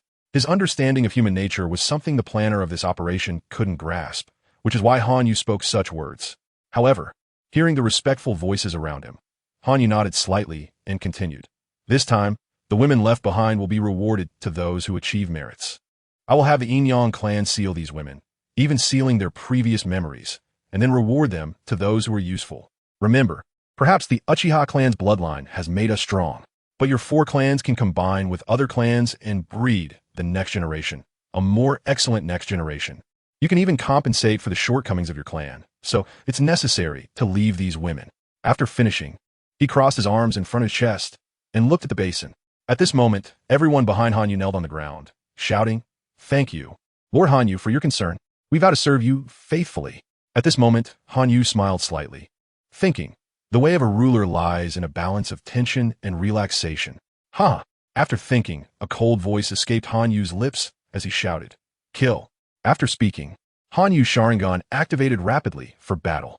He then commanded, Inoue, take me to the place of that Jounin from the Shirtsong clan. I want to see the strength of this Jounin. This made Inoue hurriedly interject, Lord Hanyu, although I've set up over 100 explosive tags for that Jounin. If this Jounin is hit directly by them, he will surely die. But if by chance this Jounin avoids the explosion, then a complete Jounin could pose a danger to you, Lord Hanyu. After speaking, he tried to stop Hanyu, but Hanyu shouted, Get out of the way. I know you are worried about my safety, but I will not retreat under my eyes. After speaking, Hanyu directly passed Inoue and moved toward the Jounin's location, while Inoue could only say, Inoue, Watanabe, you two take 10 people and come protect Lord Hanyu with me. And you 4 from the Inyan clan, come along too. After saying that, he ran in front of Hanyu and began to lead the way. Inoue couldn't disobey Hanyu's orders, but he brought a large group of people for Hanyu's safety. However, Hanyu shook his head at all this, as it was completely unnecessary. The strange smile at the corner of Hanyu's mouth revealed a hint of disdain, because Hanyu could run directly toward the basin because he had already used the shadow clone technique to infiltrate this basin. He had already seen the Jounin of the Shirtsong clan, and at this moment, Hanyu had a clear understanding of the information regarding that Jounin. Chapter 39. Hanyu vs. Shirzong Turtle Field under the bright sunshine. Hanyu quickly rushed towards the Shirzong clan, which had already become a ruin. Behind him, however, were Inoue and a dozen others, who were there to protect Hanyu's safety. Hanyu wanted to see how capable these loyal people were and how to cultivate them in the future. It is known that Hanyu holds many ninjutsu and combat methods from the Five Shadows era, and at this moment, many of the ninjutsu in Hanyu's mind. He knows how to use, but cannot execute them. After all, each ninjutsu has its characteristics and special requirements. Hanyu does not have that much energy, and ninjutsu is about precision rather than quantity. Therefore, Hanyu naturally wants to pass on the ninjutsu in his mind. At this moment, Hanyu is selecting these people, because the battle below was against a severely injured relic. It could be said that the strength of the upper ninja was not even half utilized. Those who could persist in such a high-level battle had already proven their inner strength. After thinking this through, Hanyu directly activated his Crimson Sharingan and slowly gathered chakra in his legs to increase his speed. In an instant, Hanyu charged into the ruins, drew a shuriken, and with a swift motion of his right hand, the shuriken flew out at high speed. However, this was not the main focus. At this moment, Hanyu shouted, Shuriken Shadow Clone Technique.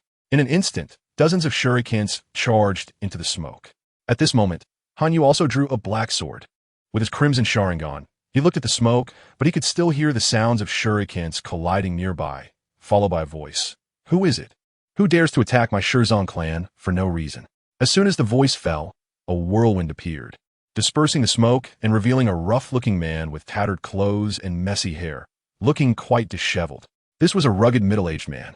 Hanyu kept rotating his Crimson Sharingan. Observing this man, with a disdainful smile, his cold eyes scanned the strongest of the Shirzong clan, and he shouted, I'm really sorry, uncle. Your Shirzong clan is now doomed by me. Do you know what order I just issued? That is to kill, eliminate all women aged 15 to 30, and kill everyone else. Whether it's a newborn baby or an elderly person over 50, it's one word, kill. As soon as the words fell, with the shout of kill, a chilling wind suddenly appeared, causing a hint of coldness in the man. But after the chill, there was an angry roar. Beast, I will definitely kill you, for the revenge of my Shirzong clan. After saying that, the strongest of the Shirzong clan pulled out a heavy sword with his right hand.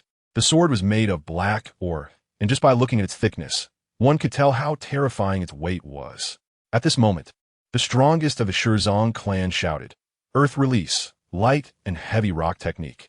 In an instant, Hanyu saw the black sword in the man's right arm tremble slightly, and then the strongest of the Shirzong clan easily swung the heavy sword in his hand. At this moment, Hanyu coldly smiled, thinking, is this the unique Earth release of the Rock Ninja Village from the Five Shadows era? However, I don't think it will exist anymore. After thinking this, chakra appeared in Hanyu's hands. Hanyu had 3 types of chakra, wind, lightning, and fire. At this moment, seeing the blue light on the sword, Hanyu knew he was using wind attribute transformation. At this moment, the strongest of the Shirzong clan roared at Hanyu, Die, Uchiha brat. Go back to hell and repent for my Shirzong clan. But Hanyu coldly smiled, a hint of indifference and killing intent appearing in his eyes, and coldly shouted, I just crawled out of hell, and it was quite unpleasant. After saying that, his killing intent erupted. Then, the chakra in Han Yu's legs exploded like a bomb, charging towards the uncle of the Shirzong clan, while in his hand he swung the black sword, the blue blade cutting through the air towards the uncle's neck. The uncle held the heavy sword with both hands and directly slashed down at Han Yu. The massive black sword, due to the use of earth release, became surprisingly light, allowing the uncle to swing it with great speed. At this moment, Han Yu felt a thrill of excitement in his eyes and shouted, "Hell, that place, I've had enough of it, so you can go there instead." After shouting, the words fell, and as sound ceased, his hands trembled, and his heart raced. A splash of blood appeared, and a slight wound appeared on Han Yu's palm. Meanwhile, the uncle of the Shirzong clan was bleeding from his mouth. The black sword in the uncle's hand was still sliced in half by Han Yu's black knife. The wind attribute chakra transform blade was not just any sharpness. Even though the black sword was incredibly massive and heavy, it was still cut in half under the sharp blade. However, Han Yu was also affected by the massive impact, causing slight wounds on his palm. Holding the sword hilt with his right hand, Han Yu raised his left hand to lick the blood from his palm, and the crimson in his Sharingan deepened, revealing even stronger killing intent. At this moment, Han Yu smirked and said, "Uncle, the explosive tag I just put on you, the taste must not be pleasant, right? Now you, with your upper ninja strength, can only exert the power of an elite middle ninja, and still, as an injured elite middle ninja, even if I die, even if my current strength is only elite middle ninja, but it's enough to kill you. Godi." After saying that, the uncle directly threw the black sword in his hand at Han Yu, and then charged at Han Yu with his fists. At this moment, Han Yu's crimson Sharingan observed the direction of the black sword. With a cold smile, he quickly retracted the black knife in his hand, and, looking at the black sword thrown by the uncle, quickly formed hand signs. With a bang, Han Yu appeared beside him, while the so-called black sword directly struck a wooden object. The body replacement technique was a very practical ninjutsu, and in the era before this ninjutsu appeared, it could be considered a divine technique. Chapter 40. Spiraling sphere. The cold moon appeared beside him, directly swinging the black blade in hand, the azure blade slicing towards the uncle at that moment. The uncle, with shock in his eyes, was filled with extreme anger as he shouted, "Die for me! Earth release! Super heavy stone technique!" At that moment, the cold moon felt the pressure coming from that fist, capable of directly breaking the air, as the fist collided with the black sword in his hand. Under that immense force, the cold moon was directly sent flying, crashing into the rocks behind him. At this moment, the uncle laughed heartily, Dead, killing my Shirzong clan. Even if you are from the Uchiha clan, I will still kill you." Meanwhile, the group of Inoue and others who had followed closely behind shouted in horror, "Lord Hanmoon." However, the cold moon at this moment merely smiled coldly. "Do you think it's just like this? Indeed, do you think it's just like this?" After saying that, a black figure raised the black blade, and the azure blade appeared directly behind the strongest member of the Shirzong clan, then swung down. A flash of blood appeared, followed by a scream, and with a bang, the cold moon that had been knocked away transformed into a puff of white smoke. Another cold moon then said, "Shadow, clone technique."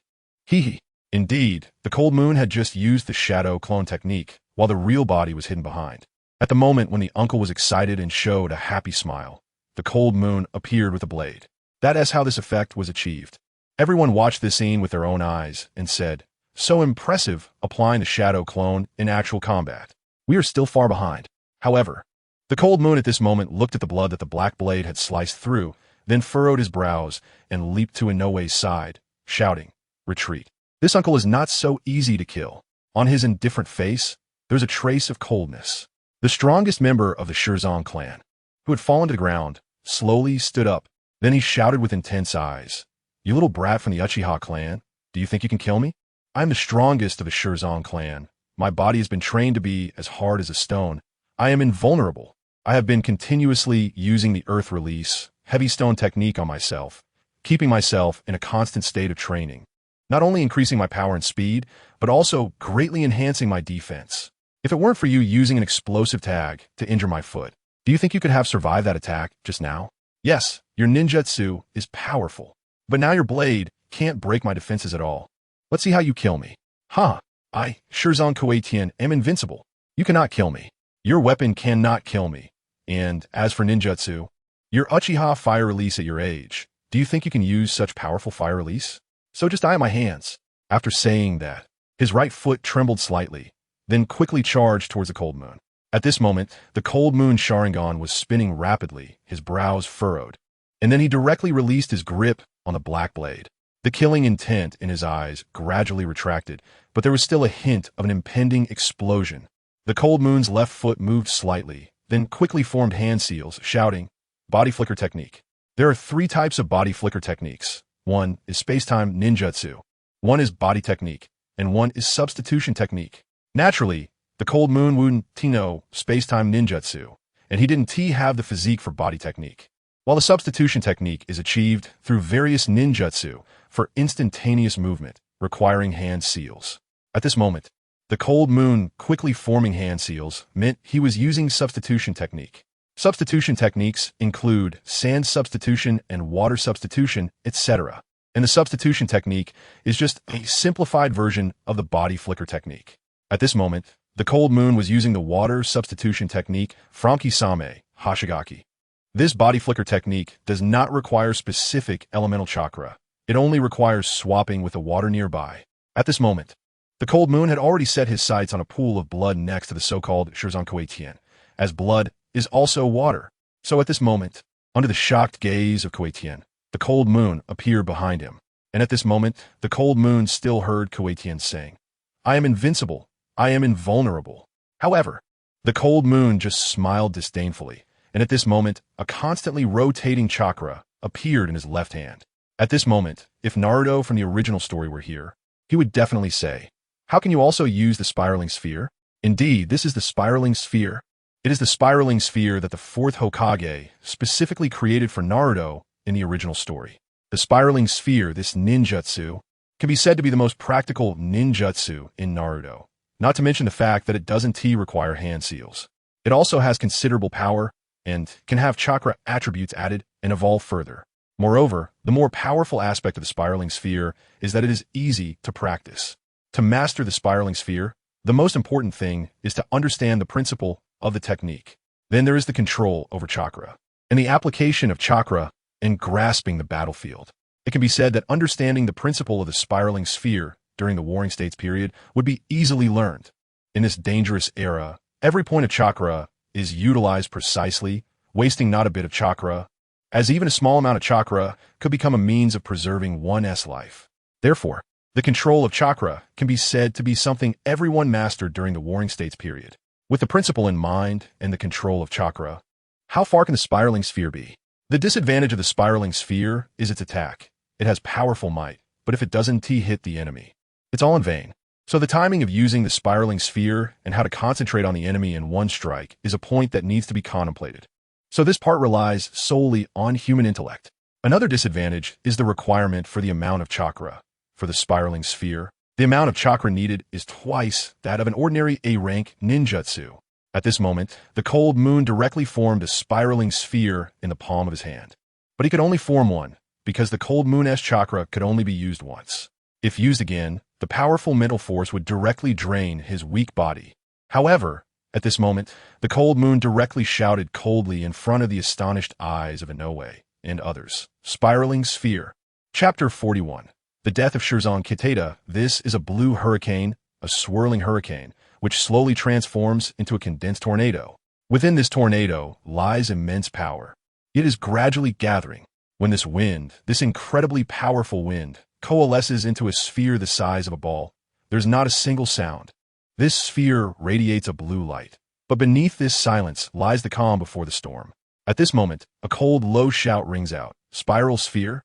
The person is Hanyu, Uchiha Hanyu. At this moment, Uchiha Hanyu suddenly appears behind Shirzan Kitata, then leaps up, and a blue sphere of light appears in his right hand. In this instant, everyone is stunned. Shirzan Kitata's eyes widen, unable to believe how Hanyu has gotten behind him. Meanwhile, Inoue and the others are shocked by the chakra displayed in Hanyu's hand. Chakra visible to the naked eye. What a powerful ninjutsu this is. In this era of the Warring States, where ninjutsu is scarce, there is no ninjutsu like Hanyu's that comes from forming seals and then spitting it out. However, at this moment, Hanyu frowns slightly and shouts again, Spiral sphere. The The spiral sphere in Hanyu's hand directly strikes the back of Shirzong Kitada's heart. At this moment, Hanyu hears the voice of Shirzong Kitada in his ear. I am invulnerable. I am. The rest of the words fade away as Hanyu hears Shirzong Kitada scream. Hanyu, at this moment, coldly scoffs. Even if you're a piece of iron, you will be shattered under the spiral sphere. At this moment, Shirzong Kitada is pressed to the ground by Hanyu. And then the spiraling force directly penetrates through Shirzong Kitada's chest and strikes the ground. Instantly, a cloud of smoke rises. Hanyu feels a huge pit has formed. Then, Hanyu coldly smiles as he pulls his hand out from Shirzong Kitada's chest. He then coldly shouts, Inoue, come and collect Shirzong Kitada's corpse. His brain should contain all the information about my Shirzong clan. After saying this, Hanyu leaps out of the smoke and appears in front of Inoue and the others. There is not a single injury on him, only a bit of blood on his right hand, which is mostly Shirzong Kitada's. However, that is all. The Yamashiro clan members who followed quickly arrive at Hanyu's side and say, Lord Hanyu, please bring your right hand over. I will treat you. Hanyu silently nods and extends his right hand. Then he glances at Inoue and says, Aren't you going yet? Lord Hanyu, I understand. I will go now. After saying this, he hurriedly walks towards the pit. And as he leaves, he says, Inoue, Watanabe, protect Lord Hanyu well. After that, he jumps into the pit.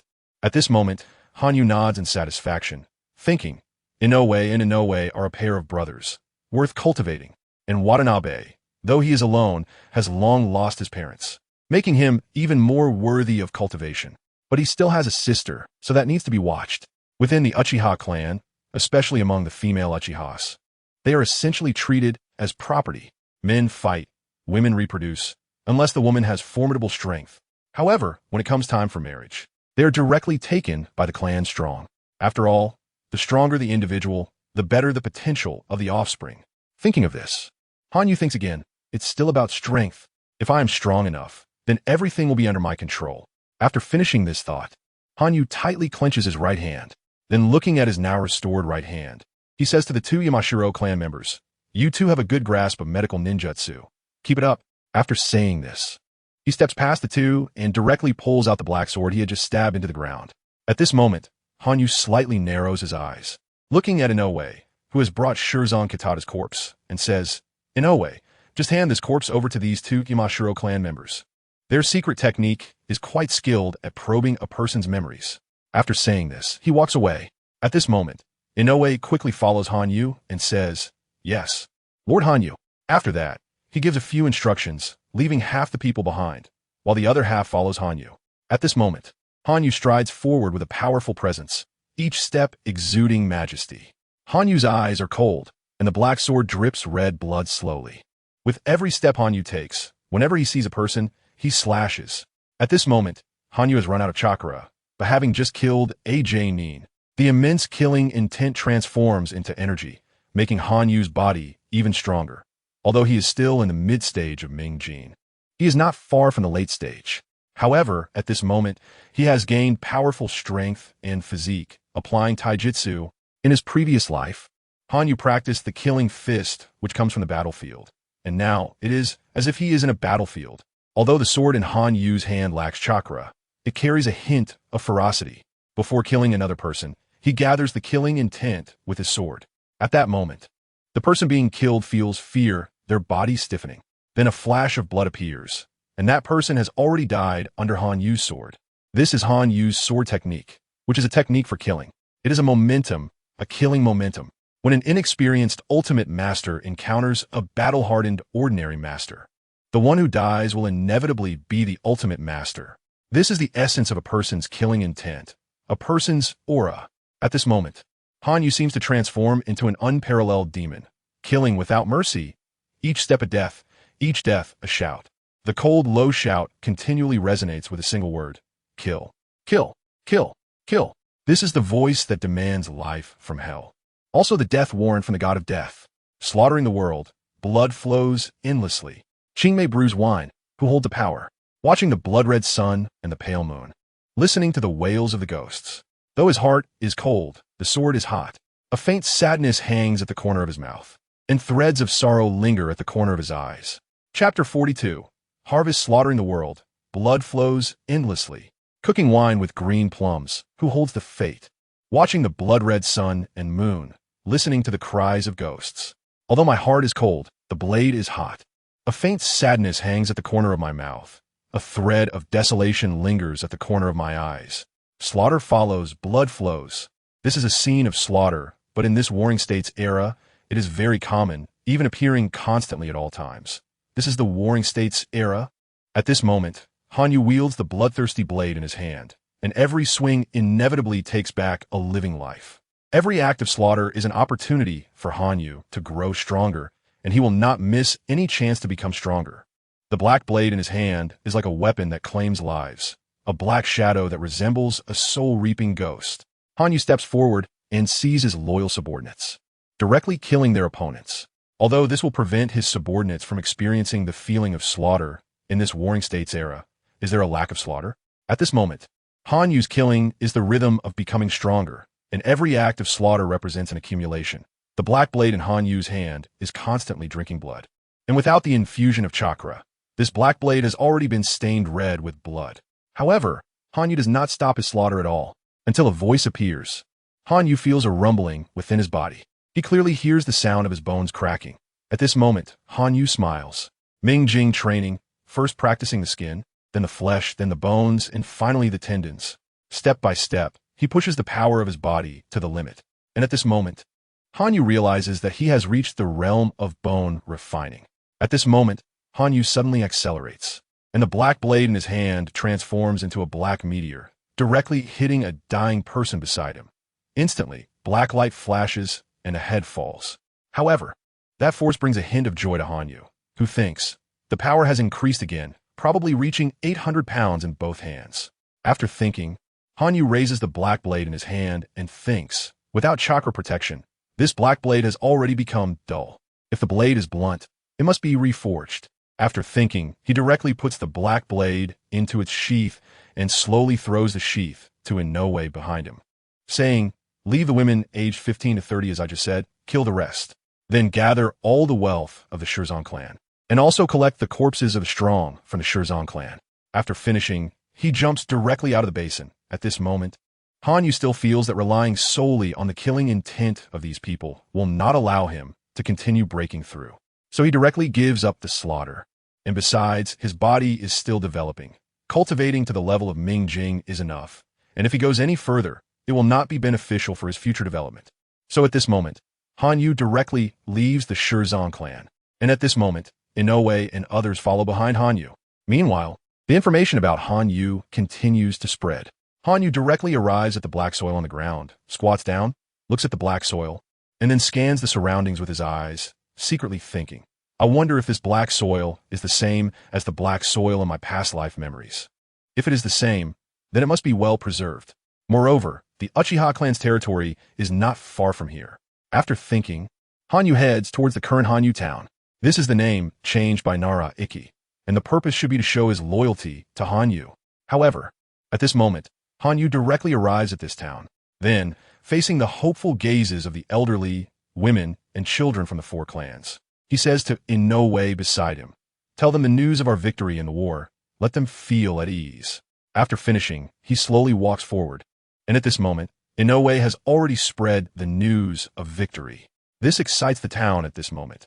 After all, the weak four clans have defeated the powerful Shirzan, which makes them thrilled, and even more excited is that they will be safe from now on. However, seeing these smiles, Hanyu shakes his head in his heart, secretly thinking, peace and safety. Where is it in this Warring States era? But I think it won't be long. After thinking, the cold corner of his mouth shows a slight smile. Please collect fingers continuously tap on the table. The sound of tapping is quite noticeable in the quiet conference room. At this moment, Hanyu looks at the excited crowd and nods, his cold gaze asking, Ikki, how is the harvest this time? As soon as these words come out, the excited Nara Ikki beams with a smile and says, Lord Hanyu, in this battle, we only had a few injuries on our side, and one was severely injured due to a sneak attack. Not a single person died. This is simply a miracle. After finishing, his smile deepens a few more degrees. He continues, Lord Hanyu, this time the harvest, aside from the women you designated to be kept, there are about 300 women, and besides these women, the remaining harvest includes 30,000 taels of silver and a large amount of food, enough for all of us to eat for a year. Moreover, there are also a large number of strategic resources. For instance, there are 1,000 explosive tags and tens of thousands of shurikens and kunai, plus iron ore and more, filling the entire warehouse. It can be said that these things are absolutely comparable to some medium-sized families. After finishing, Hanyu slightly squints his eyes, secretly thinking, medium-sized families? In the Warring States period, there are numerous families categorized by strength, excluding Uchiha, Senju, Uzumaki, Hyuga, and other superfamilies. The rest are classified into upper, middle, and lower families, and the Nara and the other 4 clans cannot even rank as lower families, as a clan's combat ability must be strong enough to gain recognition from others. The combat ability of the Nara and the other 4 clans is really too weak, which is why they have not been classified. However, this is also the reason why Hanyu can easily reclaim these 4 clans. After all, it is too simple for a genius from a super family to gain the loyalty of 4 insignificant families. Chapter 43. Return at this moment. Hanyu looked at the excited EXIN and nodded. For a family that was not well known, obtaining resources from a moderately ranked family was indeed a reason for great joy. However, Hanyu's gaze swept over EXIN's list, and then he spoke with a hint of a smile. All right, since the Shirzan clan has been dealt with, it's time to move your 4 clans to the Uchiha clan. Fortunately, the Uchiha clan's territory is not too far from here, so although we are abandoning this small town, it will definitely bring us sufficient benefits. At that time, in no way, you will talk to the elders of our Uchiha clan. I believe our elders will see the value in this small town, which is not far from the Uchiha, especially considering its unique geographical environment. This town can completely serve as a resistance point against the attacks from the Western family on the Uchiha clan. After all, drawing the battlefield outside the Uchiha territory is something they desire. Moreover, this place can also serve as a stopover for the Uchiha clan when they undertake missions to the west. A small town with such value. I believe our elders will not give up on it. After saying this, Hanyu directly threw a map he was holding to Inoue and continued. You will handle this matter. Inoue looked at the clear map, which had a mark indicating the central location of the Uchiha clan's territory. While this small town was marked on the west side, with the east, north, and south also marked. These 4 points completely surrounded the Uchiha clan's territory. This was undoubtedly a good plan to protect the Uchiha clan's territory. Inoue carefully put away the map and looked at Hanyu, saying, Lord Hanyu, I will complete the task. After hearing this, Hanyu nodded and continued. XIN, you will be responsible for the relocation of your 4 clans. The time should be set for 3 days later. 3 days is enough for me to resolve the matters within the Uchiha clan. You should also prepare for the relocation within these 3 days. Furthermore, regarding this time's harvest, the total of more than 300 women.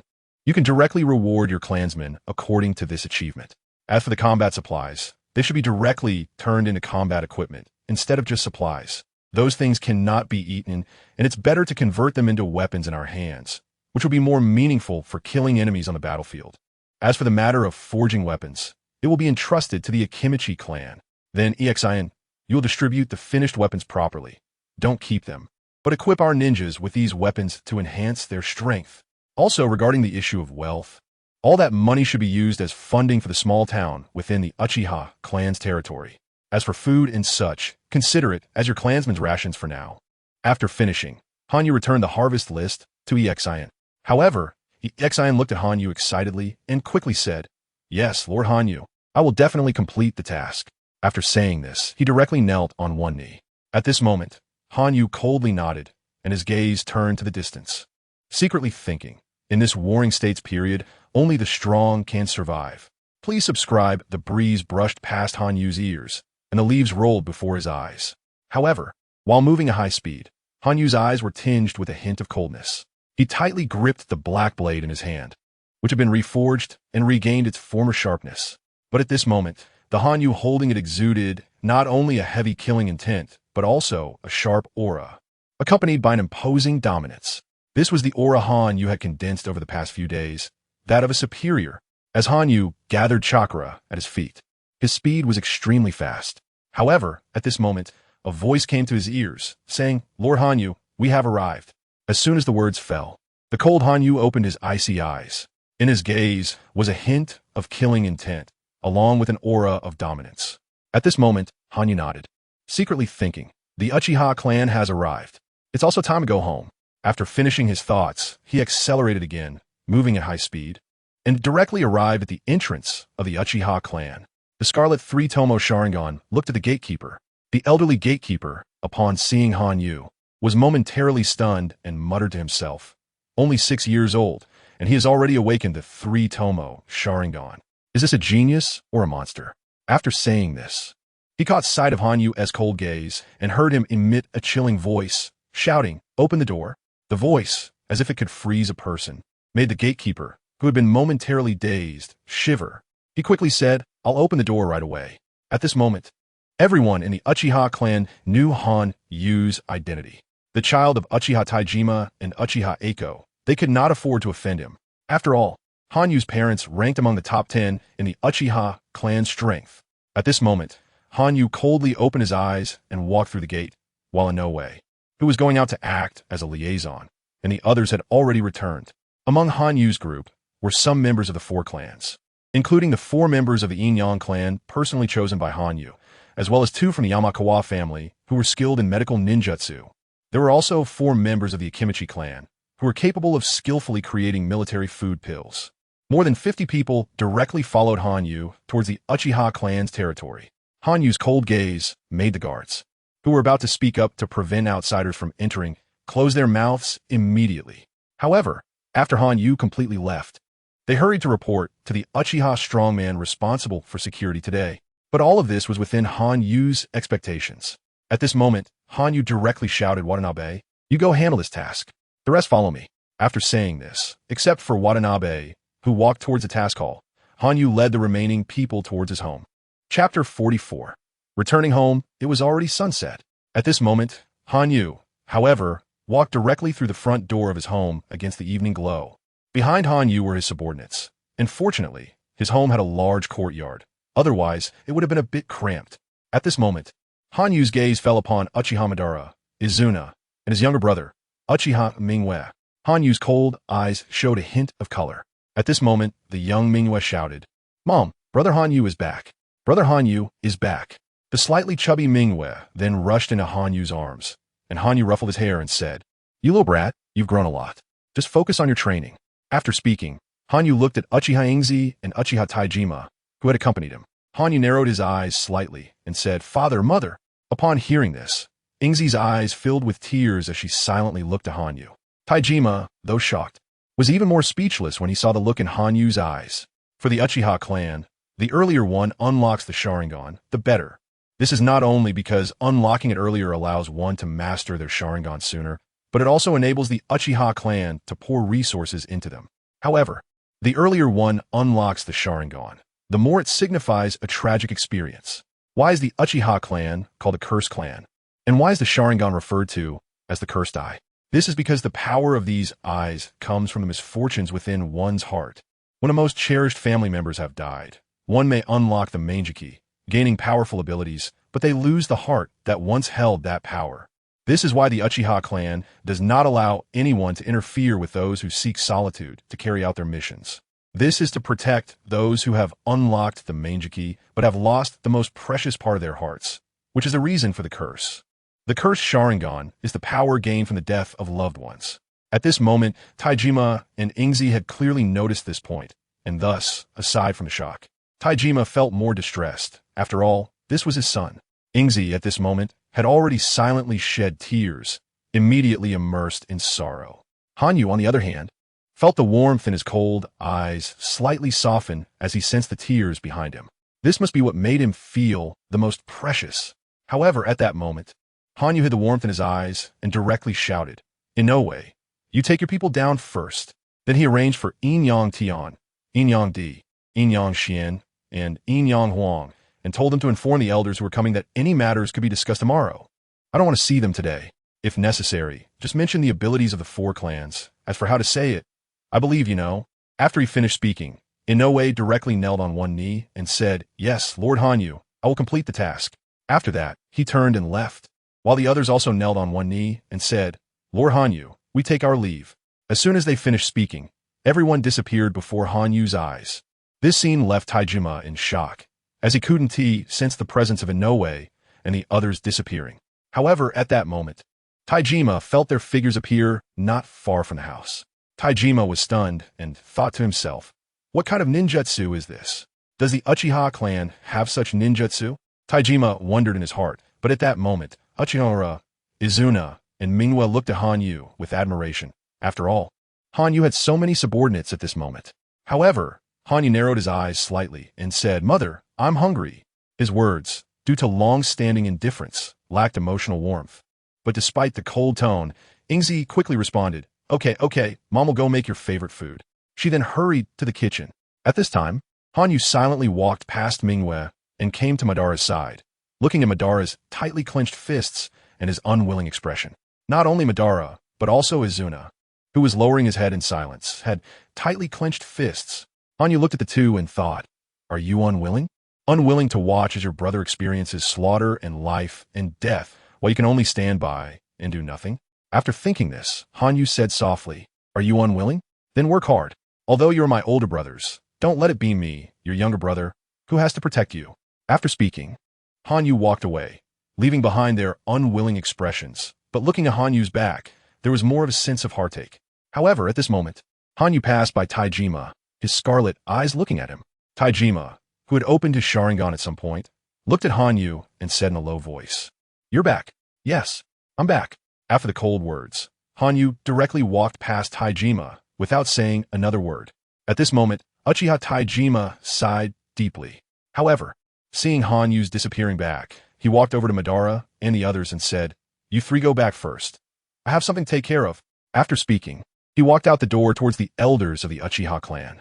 Chapter 45. The warmth of home night had fallen, and in the pitch-black room, a cold expression flickered in Hanyu's crimson Sharingan. The room was dark, without a trace of light, but at that moment, Hanyu was feeling around for a scroll in his hands. This was a scroll where Hanyu recorded his ninja techniques. Since Hanyu had decided to train his subordinates, he naturally needed to show some real skills. Techniques like the body flicker technique, although quite rare in the Warring States period, were commonplace in the era of the 5 Kage. Moreover, there were countless more ninjutsu, especially auxiliary techniques.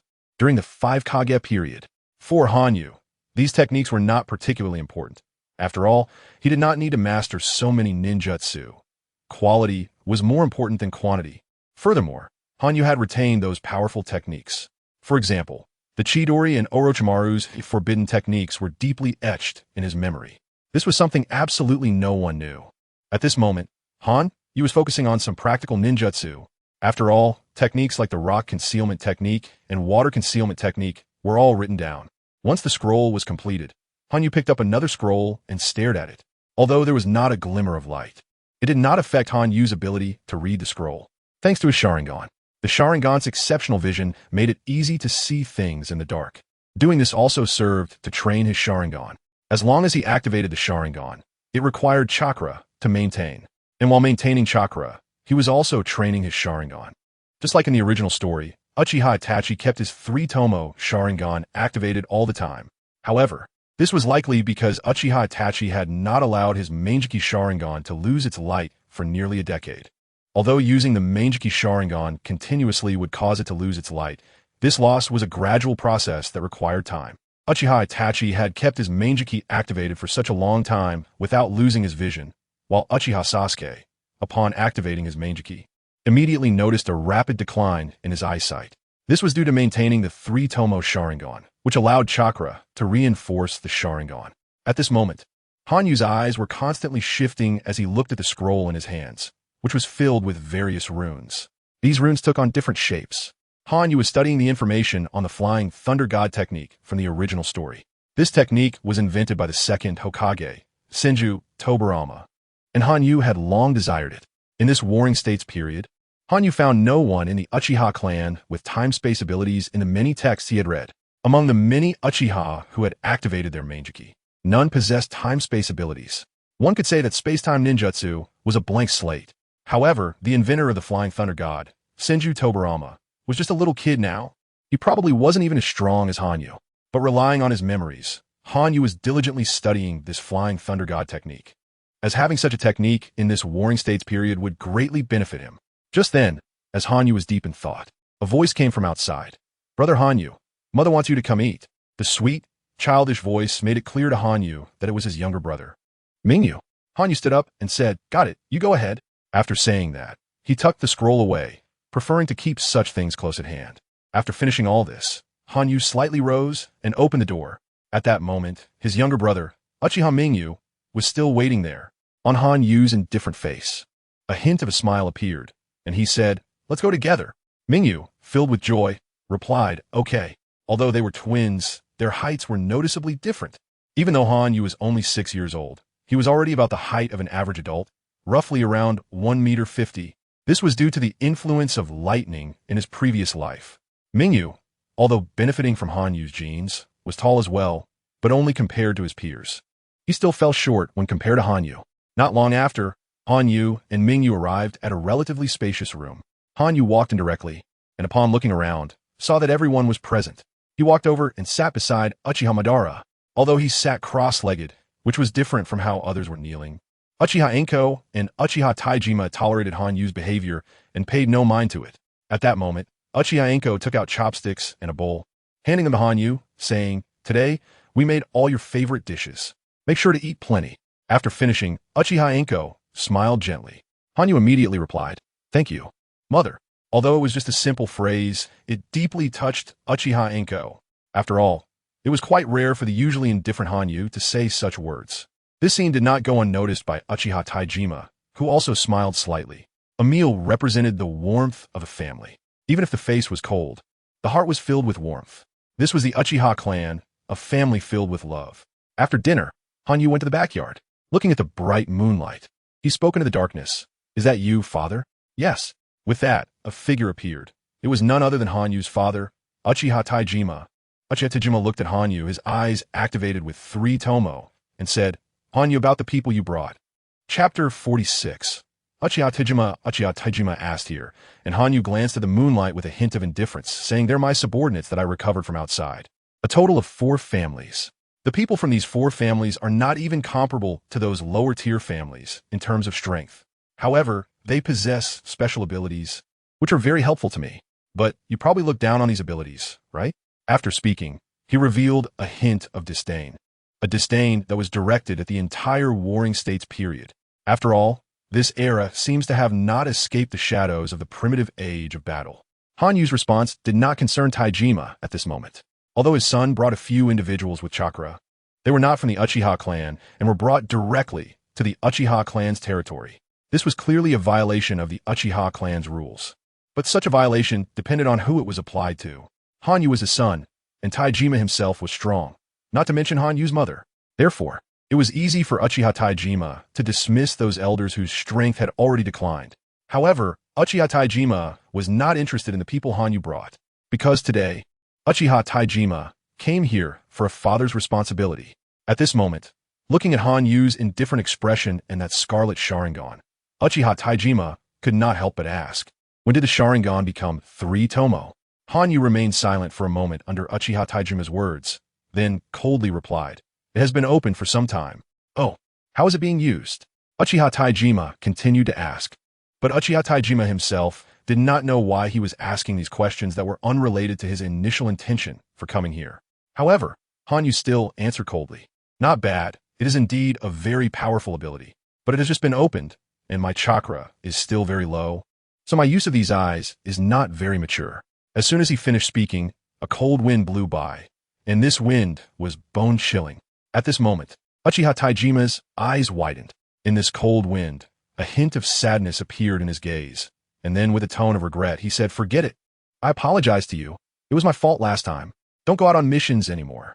Just like your mother said, killing is still too early for you. You are just a 6-year-old child."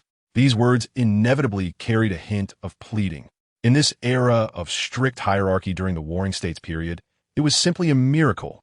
Especially in the Uchiha clan, where the hierarchy was even more rigid, it was hard to believe. But at this moment, Uchiha Taijima said these words without any hesitation, his tone filled with deep pleading. This was not because Uchiha Taijima felt he was wrong, but because of the love Uchiha Taijima had for his child. The love of the Uchiha clan is far heavier and deeper than that of the Senju clan. Driven by this love, Uchiha Taijima's deep paternal love for his child overshadowed his adherence to the strict hierarchy of this era. He even gave up his own dignity as a father just to prevent Hanyu from going out to kill, because if he could come back once, twice. What about the third time? Uchiha Taijima had already lost one child and did not want to lose another, even though Uchiha Taijima knew that killing would eventually come, and death would arrive unexpectedly.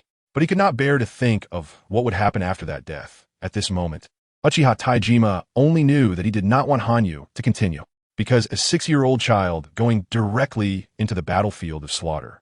Who knows if they would survive next time? It was simply too dangerous. Thus, this shocking scene occurred. At this moment, Hanyu's scarlet Sharingan revealed a shocking expression, because no one understood the impact of Uchiha Taijima's actions more than Hanyu. In this strictly hierarchical Uchiha clan, which completely inherited the ancient rules from the previous era, to be able to do such things and say such words was truly a rare occurrence in 100 years. However, at this moment, Hanyu's shocked eyes revealed a hint of emotion, and warmth appeared in his heart.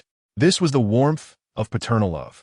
But after this warmth, Hanyu's determination to protect everything became even more resolute.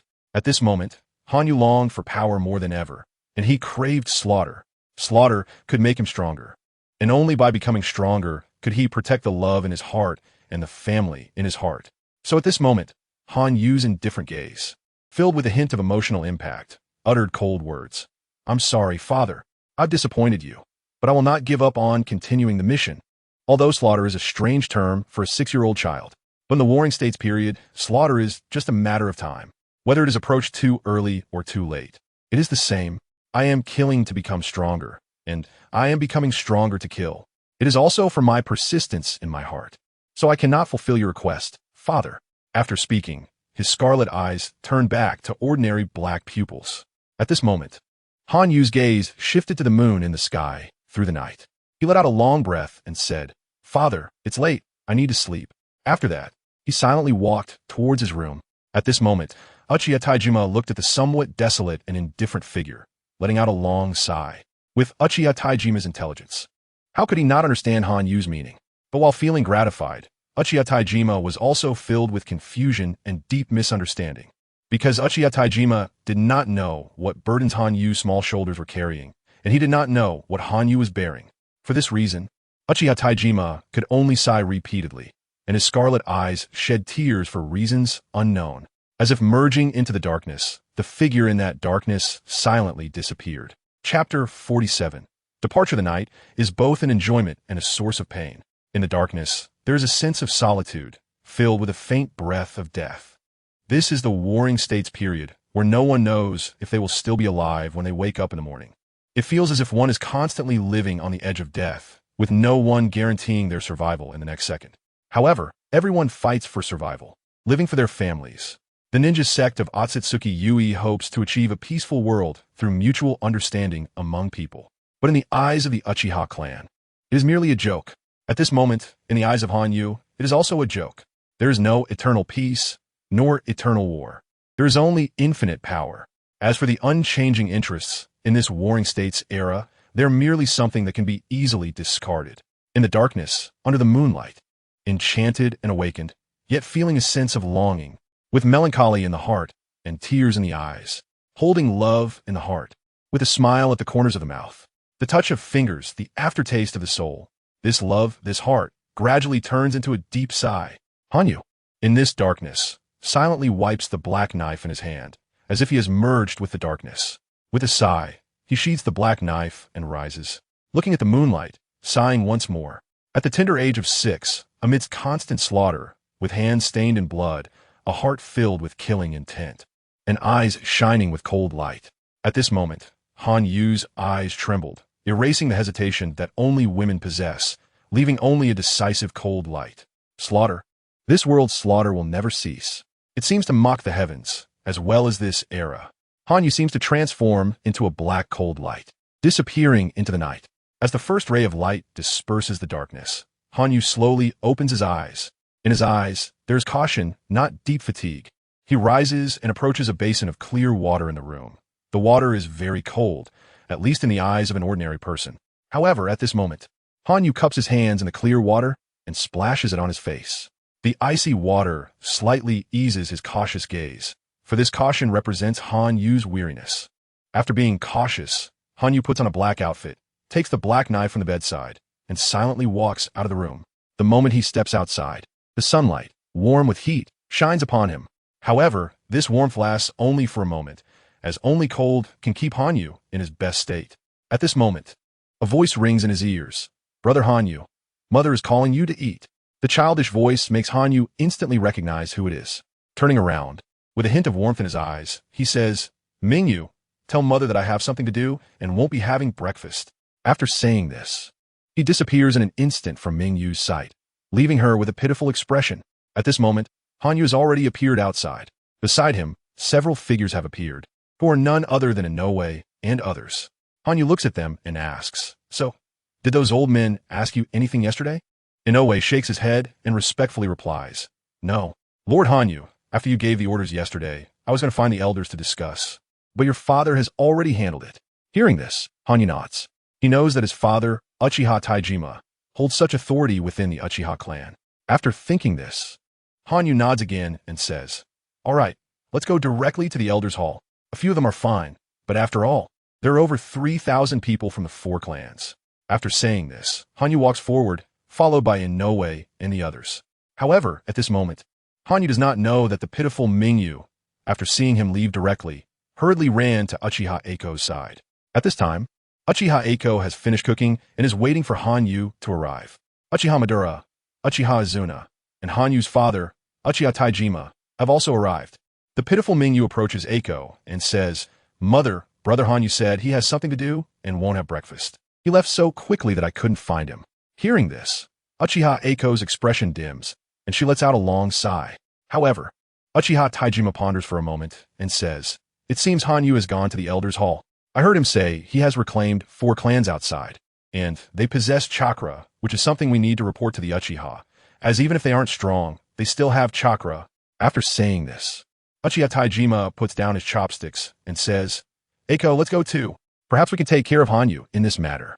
After saying this, he slowly stands up.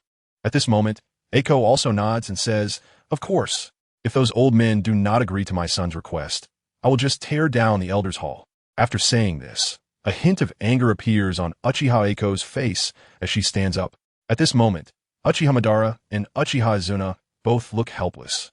But thinking of their younger brother Hanyu, the image of him standing in a pool of blood appears in their minds.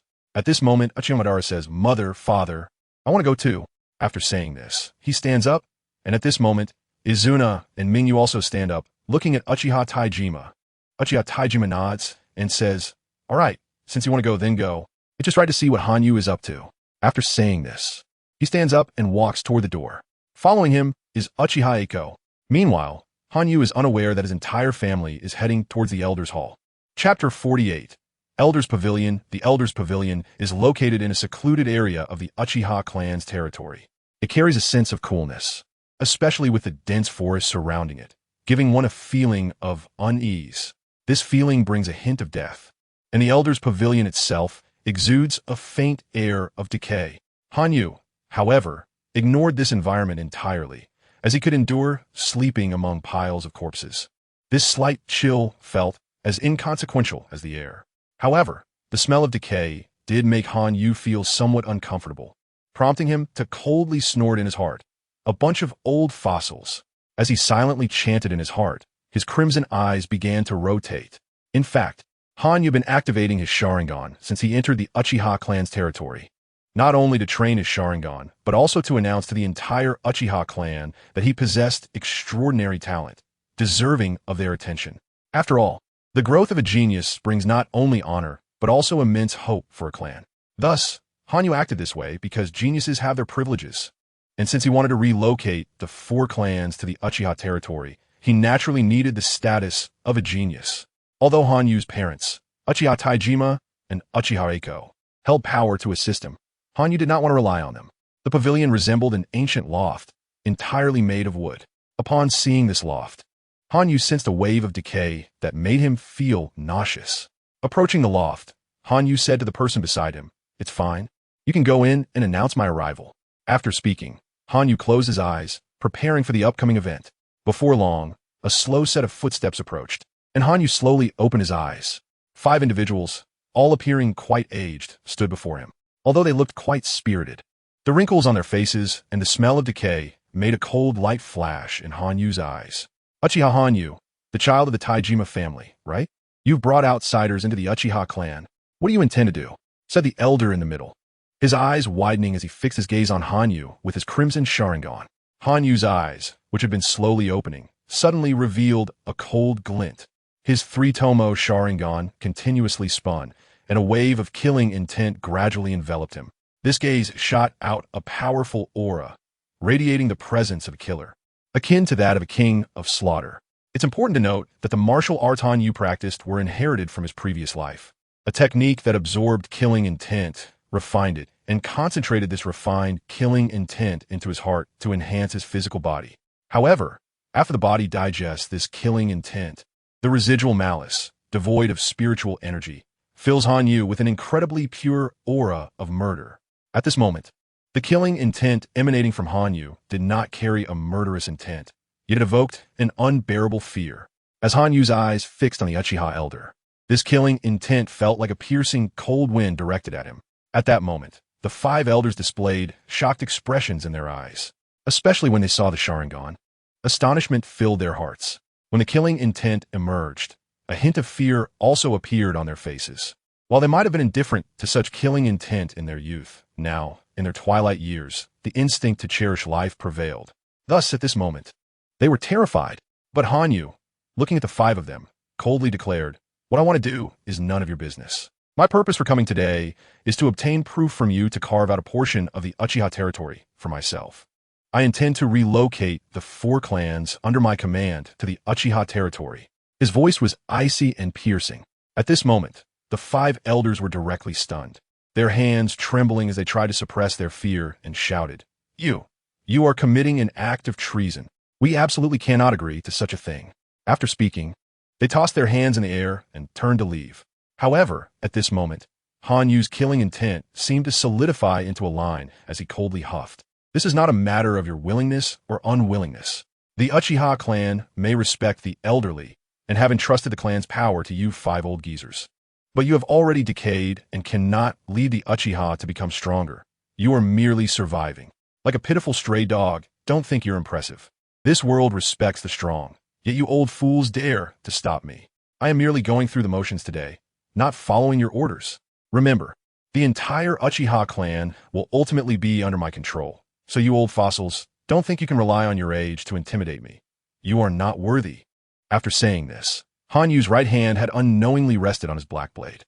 At this moment, the 5 elders were furious, and the elder in the middle charged at Hanyu, shouting, "Ignorant brat, you deserve punishment. I will teach you a lesson on behalf of your parents."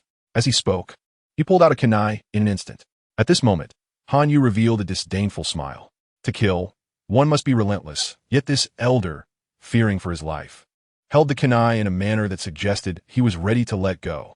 After all, to grip a kunai tightly, one must hold it firmly against the blade. But this elder was holding the kunai with his hand positioned below the grip, clearly indicating his intention to resist, but ultimately let go. At this moment, Hanyu drew his black blade. His eyes widened, and he charged at the elder, his black blade transforming into a shooting star. However, Hanyu had more than just that. He had already thrown a kunai with his left hand. At this moment, the elder looked at the kunai, which he could have easily deflected with the kunai in his hand. However, fearing for his life, the elder dodged.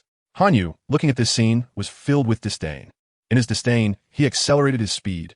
The black blade turned into a streak of light, and at this moment, Hanyu was determined to kill, also prepared to perish alongside his opponent. Chapter 49. The elder is also slain. It was this determination that transformed the black knife in his hand into a deadly weapon. Yet the decayed old man across from him still appeared timid at this moment. The fear of death deep within him exposed his weakness. This was not a weakness of strength, but a weakness of the heart. When the black knife of Hanyue met the kunai, a sneer appeared at the corner of Hanyue's mouth, his cold gaze seeming to look at a dead man, as the black knife slashed towards the elder's throat. Meanwhile, the kunai was also thrusting towards Hanyue's throat. At this moment, Hanyue smiled, a chilling smile that carried disdain and deep coldness. However, what Hanyue did not know was that nearby, on a tree, Uchiha Taijima, Uchiha Eiko, Uchiha Madara, Uchiha Zuna, and Uchiha Mingwe were all watching. At this moment, Witnessing this scene, Uchiha Eiko's eyes had turned into kaleidoscopes, and she shouted, "Do these old fools want to die? They dare to touch my son." Uchiha Eiko was radiating killing intent, and her hand had already grasped a kunai. However, at this moment, Uchiha Taijima stopped Uchiha Eiko, saying, "Aren't you worried about your son? Just watch. That old man is no match for Hanwei." At this point, Uchiha Madara and the others were already stunned. Mingwei directly exclaimed, "Brother Hanwei is so amazing." As for Uchiha Madara and Uchiha Izuna, they showed a hint of reluctance, but more so, they were happy for their brother. At this moment, the black knife in Hanwei's hand was nearing the elder's throat, while the elder's kunai was also approaching Hanwei's throat. However, at that moment, just as Hanwei's knife pierced the elder's flesh, the elder, in his cowardice and fear of death, jumped back. At this moment, Hanwei coldly smiled. He had already anticipated this scene from the elder. The blade was there, but the man was cowardly. However, after Hanwei's disdain, a hint of killing intent emerged. Bang! Behind the retreating elder, a plume of white smoke appeared, and a figure emerged behind him. This was Hanwei, using the shadow clone technique to create a clone. At this moment, Hanwei's clone raised the black knife in hand, pointing it at the elder's heart. Hanwei looked at the elder and coldly said, "Do you want to die?" The chilling killing intent and cold tone made the elder, filled with fear, exclaim, "No, I don't want to die." But the moment the words left his mouth, a flash of blood appeared. The elder's arm was instantly severed by Hanwei, blood splattering around, slowly falling in the sunlight, creating a beautiful sight. At this moment, Hanwei listened to the elder's screams and continued to ask, "Do you want to die?" Everyone was stunned. The remaining 4 elders had shocked expressions on their faces. They were filled with deep fear.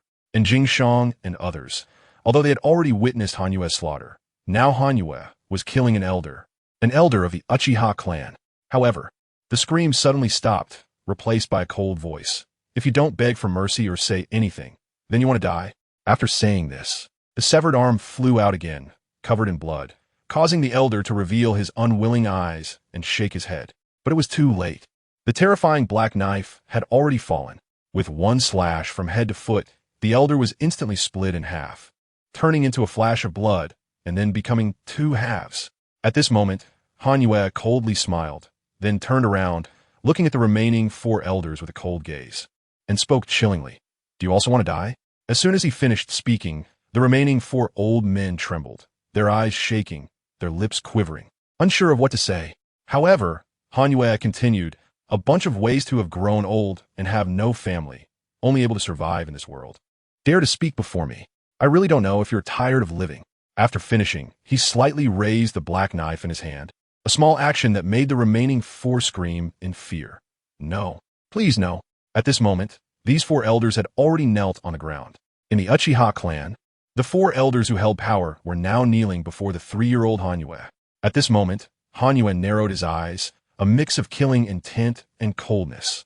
He sheathed the black knife at his waist, then turned to look at the dead elder and said, "Jing Shang, collect this 1 Sharingan. The Sharingan is a good thing and shouldn't go to waste. As for the corpse, burn it." Upon hearing Hanwei's words, Jing Shang instinctively replied, "Yes, Lord Hanwei." After saying that, he began to act, while Hanwei's gaze shifted to the 4 elders kneeling on the ground, coldly saying, "How did this person die?" After speaking, Jing Shang behind him was slightly surprised, but with Hanwei's increasingly powerful killing intent, the 4 elders immediately replied, "He was killed by the enemy. He sought death himself.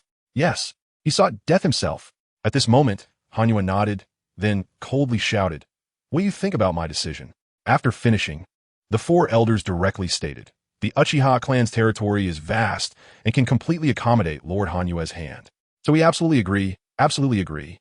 At this point, a meaty aroma wafted from behind Hanwei, although it had a slightly burnt smell. Hanwei frowned slightly and said, "Why does this smell so bad? Truly the old meat stinks." After saying that, he turned around and stepped over the burning corpse. As for the guard team that was about to arrive to protect the safety of the Uchiha clan, they were completely ignored, because Hanwei's task was already complete.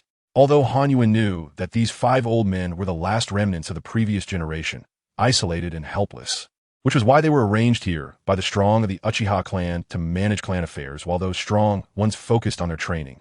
Hanwei never expected these 5 old men to be so easy to deal with.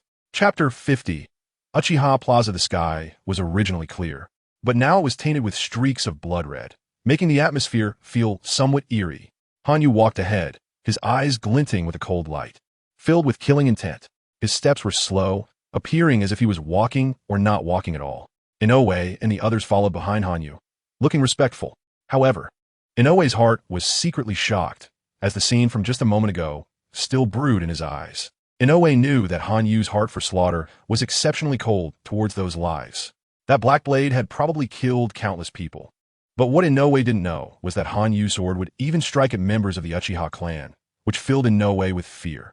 At this moment, Hanyu's icy eyes stared ahead, and he said to Inoue beside him, "Do you know? How many people from our Uchiha clan have died because of these 5 old men? How is that possible?" This was the first thought in Inoue's mind. And not just him, the others felt the same. At this moment, Uchiha Taijima and his group, who were observing Hanyu from a tree, were also shocked, as those words carried weight. However, Hanyu continued to speak, because in this Warring States period, strength is the most important. So all the strong members of the Uchiha clan are diligently cultivating. Some matters in the clan are entrusted to others to manage. And these 5 old guys are the highest authorities. This group has no idea how many have been harmed and how many private interests they have. Those ordinary people without chakra, why were they so arrogant before I killed them? I think if it weren't for the fact that I, Hanyu, am Uchiha Taijima's son, those ordinary people would definitely have sought trouble with me. And don't you feel that in recent years, there have been endless tasks? This way, not only those adults, but also those children have become part of the battlefield. But all we get is wealth, while we lose many partners and clan members. Even that wealth will likely end up in the hands of those 5 old guys. But they don't know that once this is discovered by the strong members of the Uchiha clan, those 5 old guys will definitely be killed. But I don't know how long this discovery will last. What do you think? My father is also one of the strong members of the Uchiha.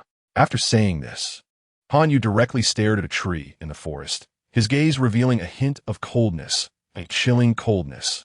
So at this moment, Hanyu directly said, "So many dead, all because of your indulgence." As soon as he finished speaking, a wave of killing intent filled the air. Then, 5 figures appeared in Hanyu's eyes. Uchiha Taijima, Uchiha Eiko, Uchiha Madara, Uchiha Zuna, and Uchiha Kira. Seeing these 5, Hanyu's icy eyes warmed slightly, but it was still very cold. At this moment, Uchiha Taijima had his hands crossed over his chest, his eyes calm and cold, shouting, "Rest assured, I will investigate this truthfully. If those people really are as you say, I will ensure they have no place to be buried. As for those ordinary people, our Uchiha clan does not lack servants." After speaking, Uchiha Taijima looked at the arriving guard team and shouted, "Stop right there." His voice contained anger and killing intent, causing the guard team heading towards the Elders' Hall to freeze in place. At that moment, the leading person knelt on one knee and said, "I pay my respects to Lord Uchiha Taijima, Lady Uchiha Eiko, and the 4 young masters. May I ask, Lord Uchiha Taijima, what is the matter?" At this time, Uchiha Taijima frowned and shouted, "Go inform everyone in the Uchiha clan to gather at the Uchiha clan plaza. Also, capture all the servants of the Uchiha clan and bring them to the plaza.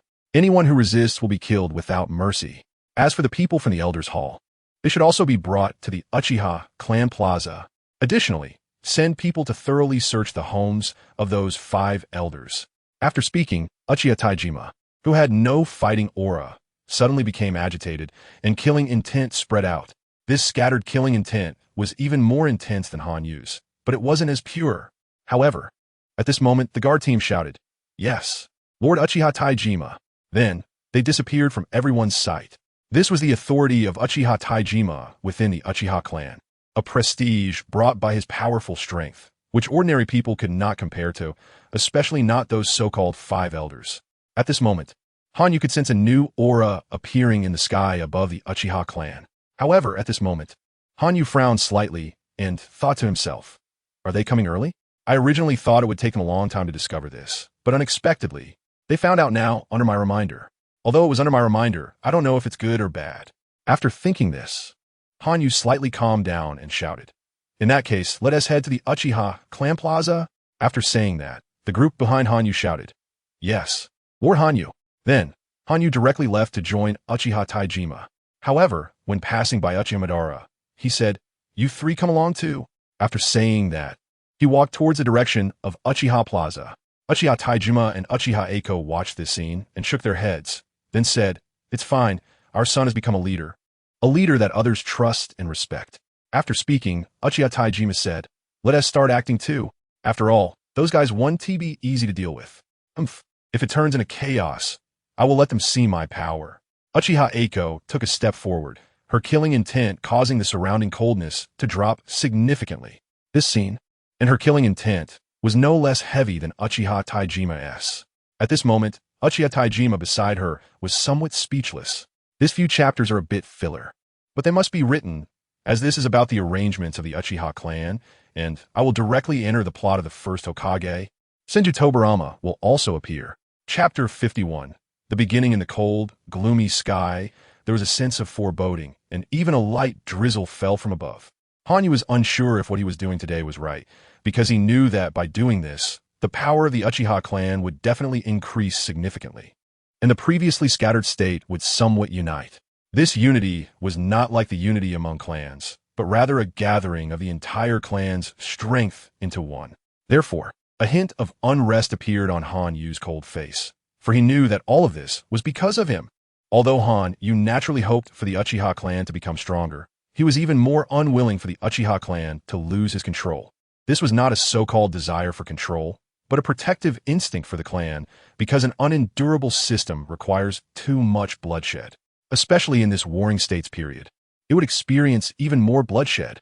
However, at this moment, Hanyu was contemplating whether he should directly step forward. After all, with his own thoughts and system, the entire Uchiha clan would definitely become even stronger. But Hanyu did not know how to express this, because his ideas were practically taboo in this warring states era. So at this moment, Hanyu was thinking and considering the future. Not long after, Hanyu saw the figures of Uchiha Taijima and Uchiha Eiko. At this moment, Uchiha Eiko stood at the forefront, followed by a large group of people. Even Uchiha Taijima was the same. This scene felt a bit off, but Hanyu knew that his mother could be said to be the strongest existence within the Uchiha clan. Of course, this was after Hanyu was born, although Hanyu did not know why. Having such a strong mother made him happy. Not long after, Hanyu saw a group of people arriving at the Uchiha Square. The Uchiha Square was divided into 3 parts. The first part was Hanyu's, especially the group of people behind Hanyu, all of whom stood on his side. These people not only included Hanyu's subordinates, but also their family and relatives. Among these people, it could be said that they had already learned about the plan regarding the Nara clan. Although they knew this was somewhat wrong, they still deeply supported Hanyu, because in the Uchiha clan, nothing was more important than the safety of their children and families. So at this moment, the number of people standing behind Hanyu was quite large. The second part consisted of ordinary people, those without chakra, who were also the servants of the Uchiha clan. Uchiha Taijima had brought all the ordinary people in the Uchiha clan here after hearing Hanyu's words. And now, there were also the Uchiha clan's guards overseeing this group of people. The last part consisted of other members of the Uchiha clan, who were called here. But there were no so-called factions. Hanyu was the one who initiated this faction, but his subordinates were basically centered around him. Basically, all the members of the Uchiha clan had gathered, and with the arrival of Hanyu's mother and her group, the number of people in the square increased again. This group consisted of strong members of the Uchiha clan, but they also brought their children along.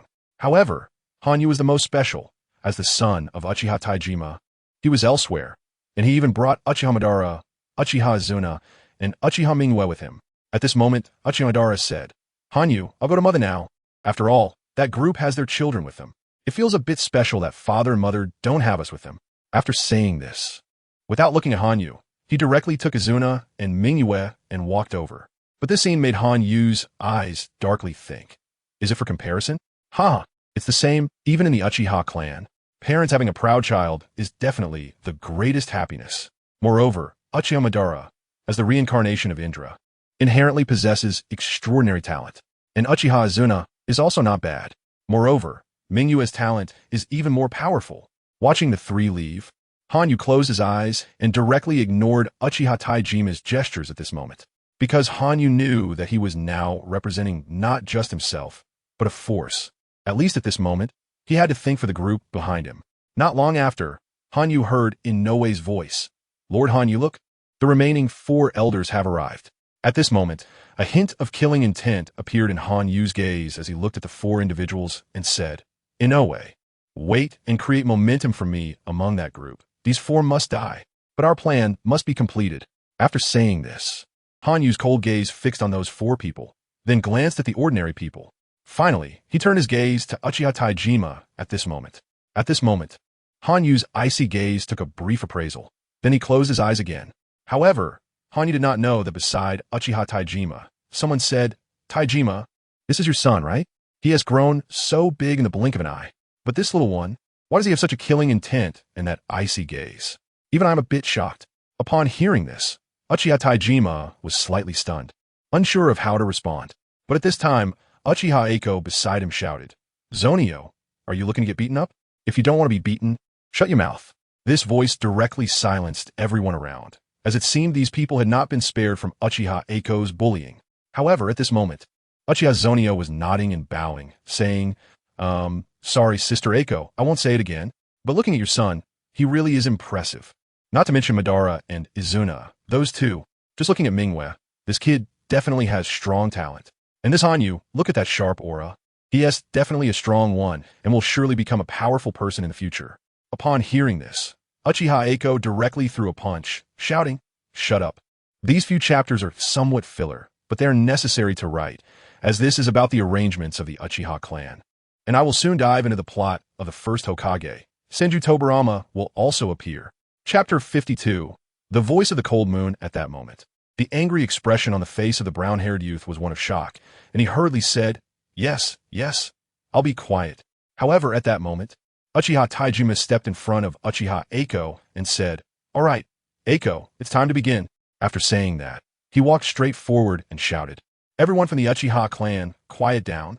After that, his crimson Sharingan transformed into a kaleidoscope Sharingan. At that moment, Hanyu also activated his Sharingan, and not only him, but everyone present also opened their Rinnegan, as it is the tradition of the Uchiha clan. Among the Uchiha clan, those who are referred to as Uchiha are those who have awakened their Sharingan. However, those Uchiha who have not awakened their eyes are also members of the clan, but are referred to as children who have not grown up. Therefore, at this moment, everyone in the Uchiha clan who could activate their Sharingan did so. Hanyu activated his 3-tomo Sharingan, scanning the surroundings with a cold gaze that left those who met his eyes stunned, for that gaze was incredibly cold and profound. However, at this moment, Uchiha Taijima glanced at Hanyu and then turned his head, shouting, "Clan members, today I have heard news that makes me want to kill. Do you all know what it is?" As soon as he finished speaking, a commotion erupted among the Uchiha clan. At this moment, Hanyu's cold gaze slowly closed off, his eyes slightly shut, and then he raised his right hand, coldly shouting, "Be quiet."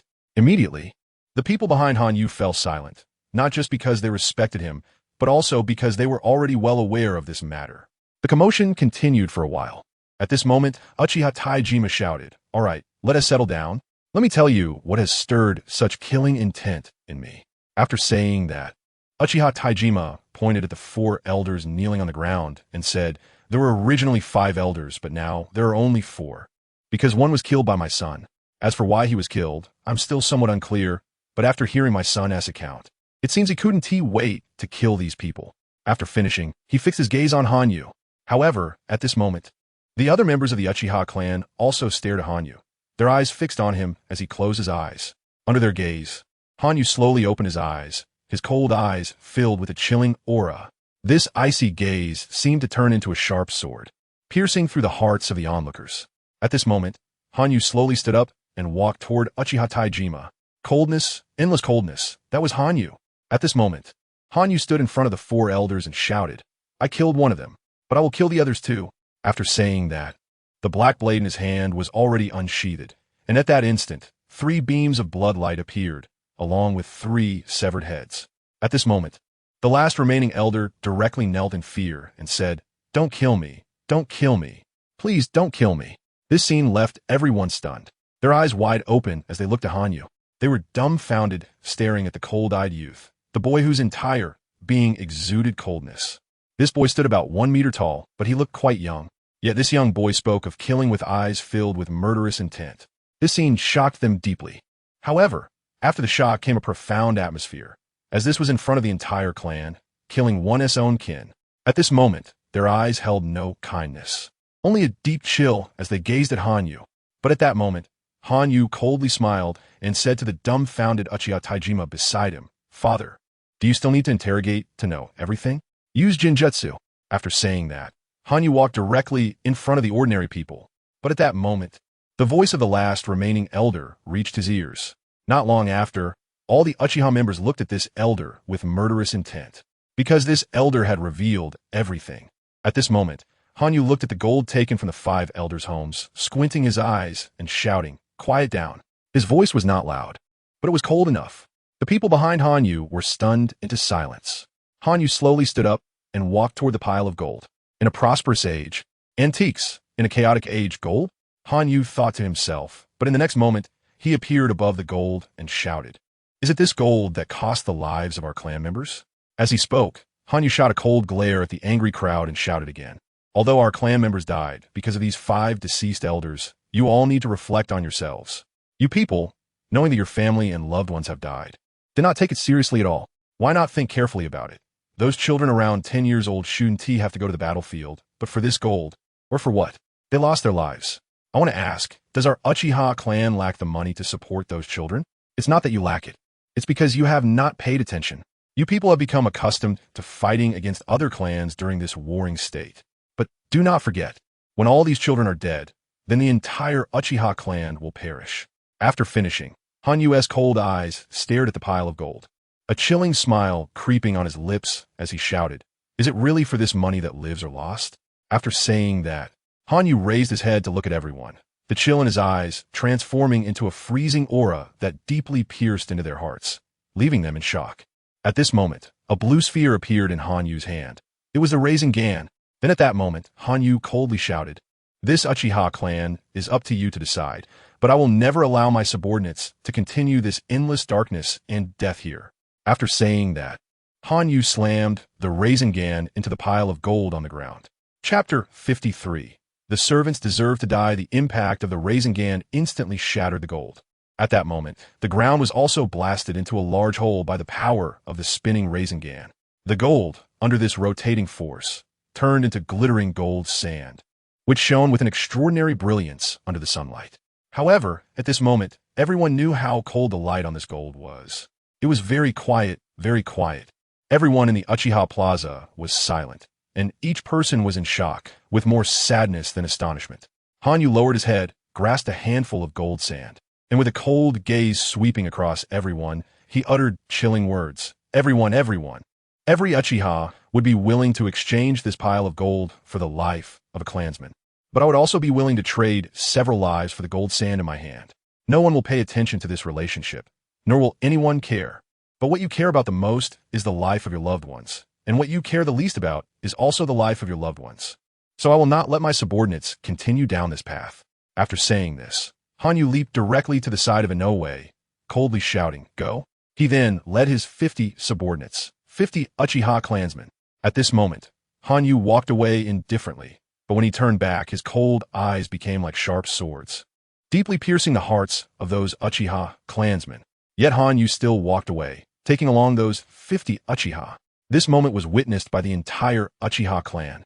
Because 50 households were not a small number, the entire Uchiha clan only had about 600 households, with a population of only around 10,000. Therefore, 50 households were definitely not a small number, as more than 200 of Hanyu's people were already included in this count. The remaining Uchiha clan members were shocked by Hanyu's influence. Meanwhile, the high-ranking members of the Uchiha were astonished by Hanyu's ninjutsu, the non-hand seals ninjutsu, which was incredibly powerful. As for the children, they looked at Hanyu with faces full of admiration. Among these people, Hanyu's family felt deeply proud. As for Uchiha Madara, he felt a deep unwillingness, but not a trace of jealousy, as he knew he was far inferior to Hanyu. At this moment, Hanyu, while walking, spoke to Inoue beside him. "Not bad. Inoue, you did well this time, and thank you for the support of these 200 people." Hanyu's voice was not loud, but Inoue smiled slightly and replied, "Lord Hanyu, these people are all family members of our brothers. From now on, we will discuss the living environment of the 4 clans and your plans. Lord Hanyu, these people voluntarily follow your side, as we all hope for the safety of our family members. Now that Lord Hanyu is working for our safety and has such a good plan, we naturally want to support it." After saying this, Hanyu turned his head and saw the trusting gazes from those 200 people. Hanyu nodded in his heart, thinking, these people are my clansmen and my subordinates. I must protect them well. After thinking this, Hanyu slowed down his pace and said to Inoue beside him, Inoue, I forgot one thing. What is it, Lord Hanyu? Inoue hurriedly asked. Hanyu paused slightly at the corner of his mouth and said to Watanabe beside him, Watanabe, take 10 people over. After returning to the Uchiha Plaza, kill all those commoners. A group of useless people dares to have such audacity, actually riding on a master's head. It seems they are tired of living. If I don't kill them, I will. After saying this, a cold glint appeared in Hanyu's eyes, his gaze extremely frigid. At this moment, Watanabe's indifferent eyes turned cold, and a killing intent surged as he shouted, Yes, Lord Hanyu. He then directly took 10 people and headed back to the Uchiha Plaza. At this moment, Hanyu said to Inoue, Inoue, send someone to your brother Inoue below. Tell him and Hashin to move quickly. I have already chosen the location, right at the Elder's Hall. After hearing this, Inoue was slightly taken aback, secretly thinking, at the Elder's Hall, Lord Hanyu wants to lead the entire Uchiha clan. The Uchiha Plaza was divided into upper, lower, left, and right sections. The Elder's Hall was located above, close to the mountain wall, making it very safe. The lower section was the mission hall and the main entrance. The left side was the residence of the Uchiha clan Strong, while the right side was the residence of the ordinary Uchiha clan. Now that Hanyu directly occupied the upper section, this point had been crossed. However, Hanyu noticed Inoue's concern and directly shouted, Don't worry. I don't take those people seriously, especially those experts. I believe my mother is enough to handle them. Oomph. Hanyu knew that the strongest member of the entire Uchiha clan was Uchiha Ingzi, his mother. Thinking of this, Hanyu gestured to Inoue, and for a moment Inoue said, Yes, Lord Hanyu, I will send someone right away. Hanyu nodded and continued, I estimate that it will take a few days for Hashin and the 4 clans to successfully relocate, so you all prepare as well. We will move in together when the time comes. After saying this, Hanyu looked at Inoue and nodded, then walked forward again. But Hanyu did not know that at this moment, the Uchiha Plaza was experiencing a different scene. Watanabe, leading 10 people, who were also Hanyu's exclusive subordinates, directly arrived at the Uchiha Plaza. Under everyone's watchful eyes, they walked over to those servants without a word, raised their black blades, and shouted, Kill! In an instant, slaughter erupted. The servant group of over 1,000 people was drenched in blood. At this moment, everyone was stunned, but Watanabe and his 10 companions continued their killing spree. Blood sprayed everywhere, as Watanabe and his team, with their indifferent eyes, opened their cold gazes, relishing the moment of death and the splatter of blood. At this moment, everyone was frozen, watching this scene. Chapter 54. Shocked Uchiha blood splattered everywhere as Watanabe and his group, with cold eyes, opened their icy stares, reveling in the moment of death and bloodshed. At this moment, everyone was stunned, watching the scene unfold. But when everyone snapped back to reality, they shouted, Stop, stop. However, at this moment, Watanabe had already sent the last severed head into the air, his crimson eyes wide open, with a spinning tomo. The 10 men stood behind Watanabe, their own Sharingan also crimson, spinning the tomo as they looked at the shouting person. Watanabe shouted, In the name of Lord Kanue, kill all these servants. There are 3 reasons. First, they do not know their place, daring to stand above their master. Second, they embezzled funds. Third, they provoked the mission team, causing casualties in the past. These 3 crimes are enough for them to die 1,000 times. After saying this, Watanabe flicked the blood off the black blade in his hand, sheathed it, and shouted, Let's go. We return to report to Lord Kanue. With that, he left directly. The 10 men followed suit, walking away, bloodied, towards the direction of Kanue amidst the carnage of thousands. At this moment, everyone was once again stunned. In shock, they witnessed that under Lord Kanue's command, 11 were all children around 8 or 9 years old. Yet they all activated their Sharingan. Although it was only a single tomo, it was sufficient to be proud of. What was even more shocking was the murderous gaze, the cold, indifferent eyes that showed no hesitation in killing, as if it was easier than eating or drinking. The sword in their hands was sharp, but their hearts were even sharper. In such a bloodbath, there was not a trace of reaction. They were simply killing gods. And these people only obeyed Kanue. Just how formidable was Kanue? At this moment, everyone was in awe of Kanue's strength. However, the admiration from the children was overshadowed by fear. After all, This was the place of death for thousands. Meanwhile, Uchiha Nijima and Uchiha Eiko looked on with sorrow. These were Kanyue's subordinates, and just with these subordinates, such slaughter occurred. What about Kanwe? The two were deeply saddened.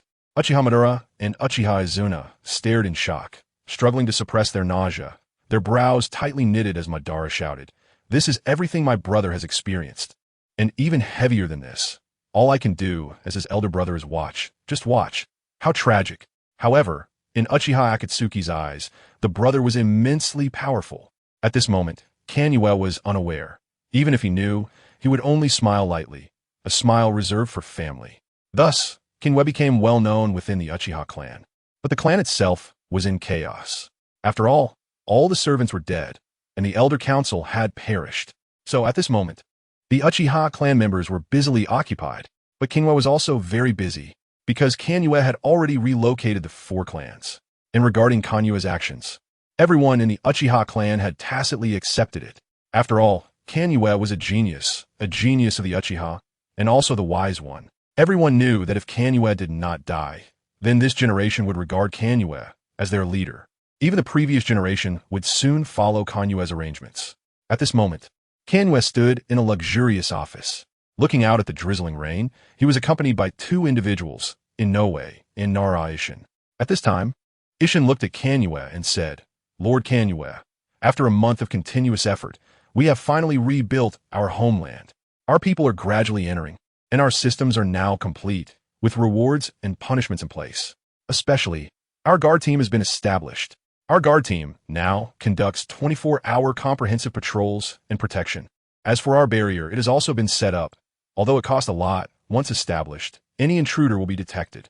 Additionally, the Akimichi clan's blacksmith shop and pharmacy have started operating in an orderly manner. The information organization and medical ninjas of the Yamashiro clan have also been cultivated systematically. As for the ninja school mentioned by Lord Kanyue, it has been established. Moreover, the clansmen of Lord Kanyue and some clansmen from our four clans have entered the Ninja Academy to begin their studies. Furthermore, I have established a consulting society. Everything is proceeding in an orderly manner according to Lord Kanyue's plan, and this is just the initial results, already receiving much praise. At least now, Lord Kanyue, your father, Uchiha Nijima, is also very appreciative." After speaking, Kanyue nodded, looking at the children playing joyfully in the rain and the people with happy and innocent smiles. Kanyue nodded. Then Kanyue looked back at Inoue at this moment. Inoue looked at Kanyue and quickly replied, "Lord Kanyue, the Umbu has been established. And from our original 50 Uchiha clan members, we have added 4 from the Onmyoji clan, namely Onmuten, Onmyochi, Onmyoshien, and Onmyohuang, as well as the military strategist accompanying the Nara clan, Nara Taichi. Additionally, there are 3 intelligence personnel and 3 reconnaissance personnel from the Yamashiro clan, and 3 medical ninjas, plus 6 from the Akimichi clan. The rest are direct subordinates of Lord Kanyue. A large part of them are from the 4 clans. And our Uchiha clan members have followed your order that only 1 person per household is required, so there are only 100 people. However, these 100 are all carefully selected." After finishing, Kanyue nodded, then looked at the rain that had stopped, and said, "It is also time. I believe I no longer have any worries. And all that remains is for me to keep getting stronger." At this point, Kanyue's gaze turned to Ishin, who nodded in understanding. Ishin naturally understood the meaning of Kanyue's gaze. It was time to choose opponents. Indeed, it was time to select opponents. The strongest opponents Kanyue had faced in the past, aside from ordinary people without chakra, were the elite of the Ishizumi clan. Chapter 55. The task of becoming stronger, however. This Jonin was still severely weakened by the explosive tags, and had likely lost most of his combat power, estimating that he could barely match an elite Chunin. And he was injured too. He was ultimately killed by Han Yu's unexpected ninjutsu. After all, Han Yu's ninjutsu had not appeared in this Warring States period, which naturally surprised others. That's why such results were achieved. As for why the elite Chunin from the Yui family was killed by Han Yu, it was because they were first injured by the explosive tags and then ambushed by Han Yu and others, which left them stunned. Later, Han Yu killed the young master he was protecting, and finally, Han Yu's words disturbed his mind, leading to his death by a single strike. It can be said that among those Han Yu killed, apart from ordinary people, most of those ninjas were basically killed while they were in a relaxed state.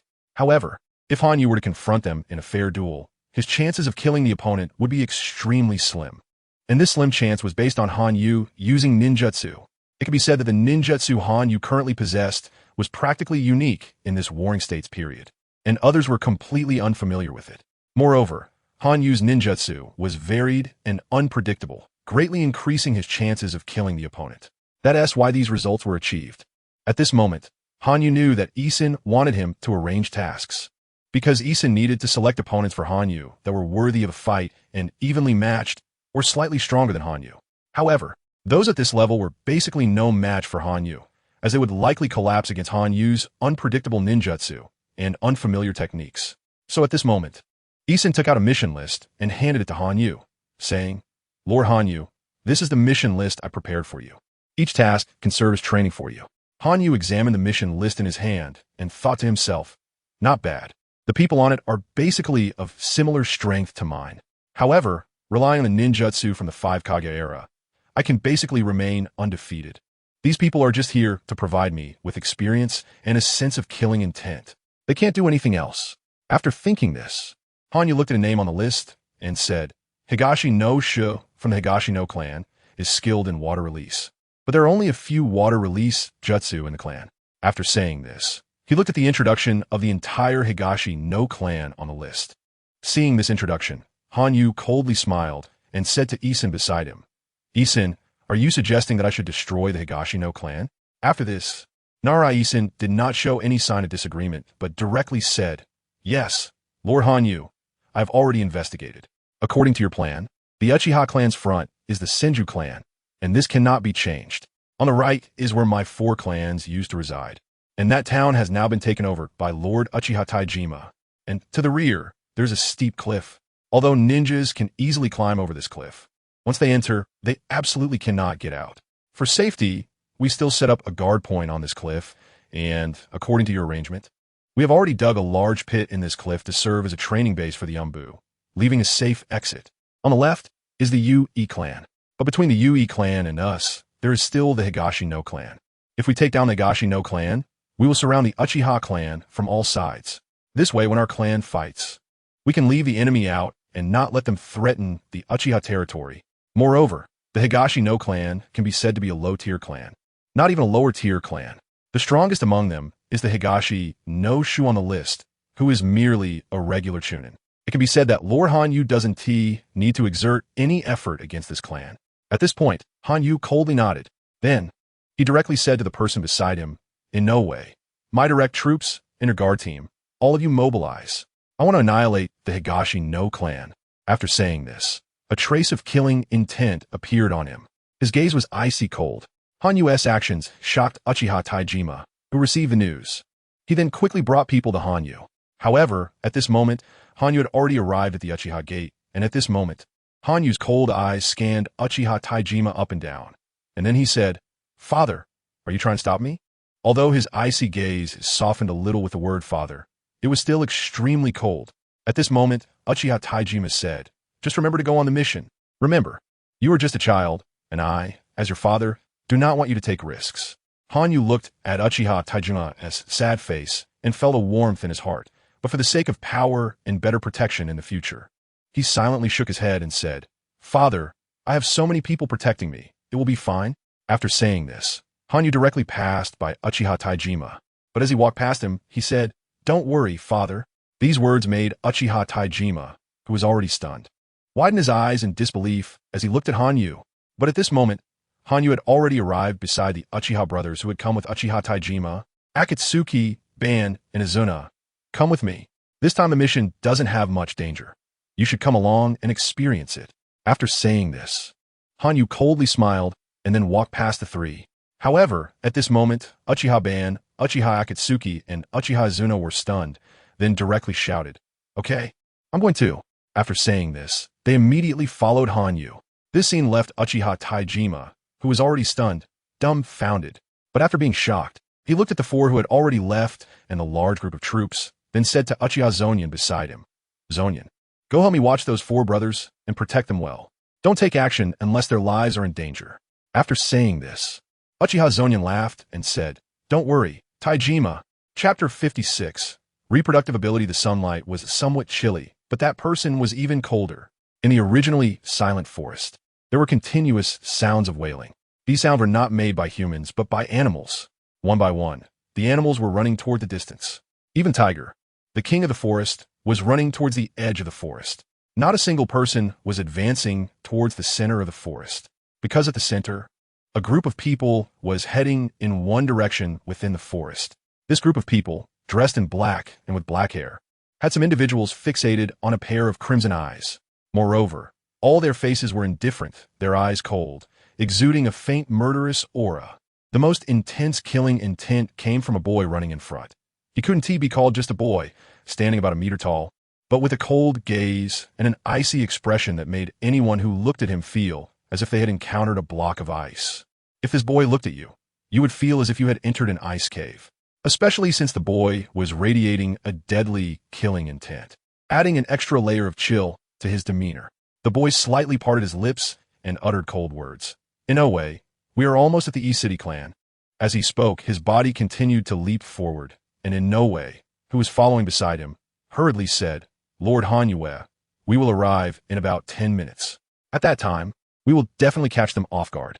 At this point, Hanue paused slightly, looking at Inoue and shouted, "Where are the hiding and ambush points?"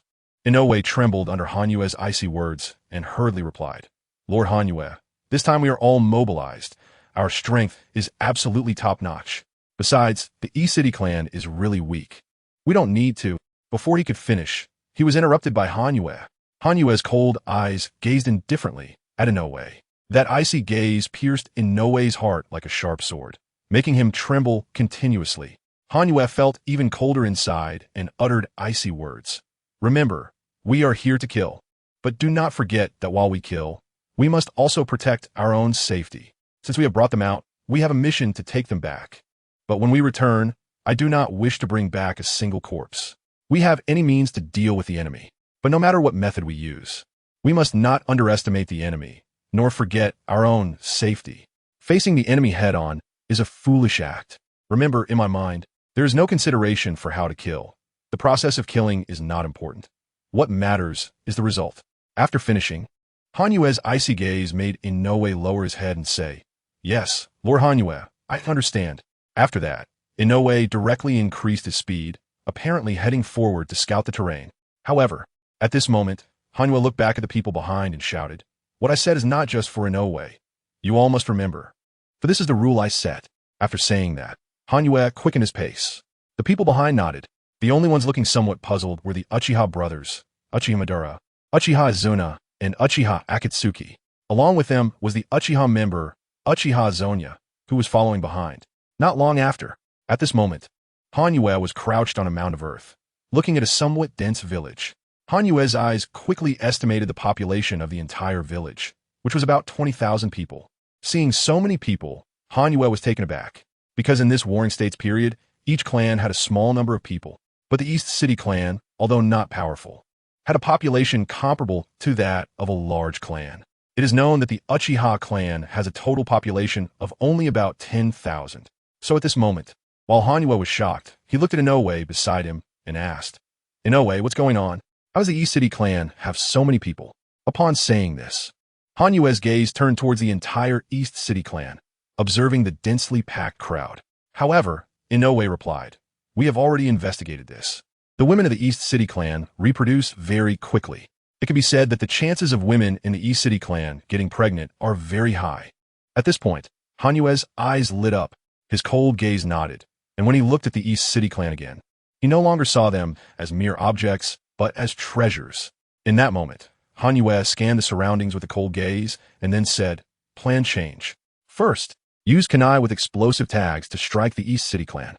Then use kunai. However, reduce this density by half. Do you understand?" Upon hearing this, Inoue replied, "Lord Hanue, isn't this too wasteful? After all, using kunai first would prevent the enemy from hiding in those solid places. At this time, using the explosive tags would have a greater effect, and then using kunai would be even more lethal." But as soon as Inoue finished speaking, Hanue's icy gaze was already fixed on him. A hint of murderous intent appeared in his cold eyes. At that moment, Hanue coldly shouted again, "Remember, do not contradict my words, nor question my words. My words are commands." This voice was like a death knell from hell, causing everyone to be momentarily stunned.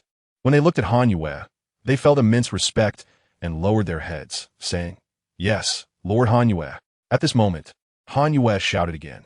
The women of the East City clan have such strong reproductive abilities, and this reproductive ability is what every clan dreams of. Although I do not understand why those idiots in the clan worship the so-called lineage. In pursuit of this so-called lineage, the Uchiha's ninjutsu has become fewer and fewer. What is there to support? Since the women of the East City clan possess strong reproductive capabilities, we will capture all of them and bring them to the Uchiha clan. Even if the children left in the future have poor qualifications, there will be plenty of them. Furthermore, our Uchiha clan is originally a clan of geniuses. And with our strong bloodline abilities, how bad can the children be? Therefore, the most precious assets of the East City clan are those women, whose reproductive abilities rival that of the Hyuga clan. Chapter 57.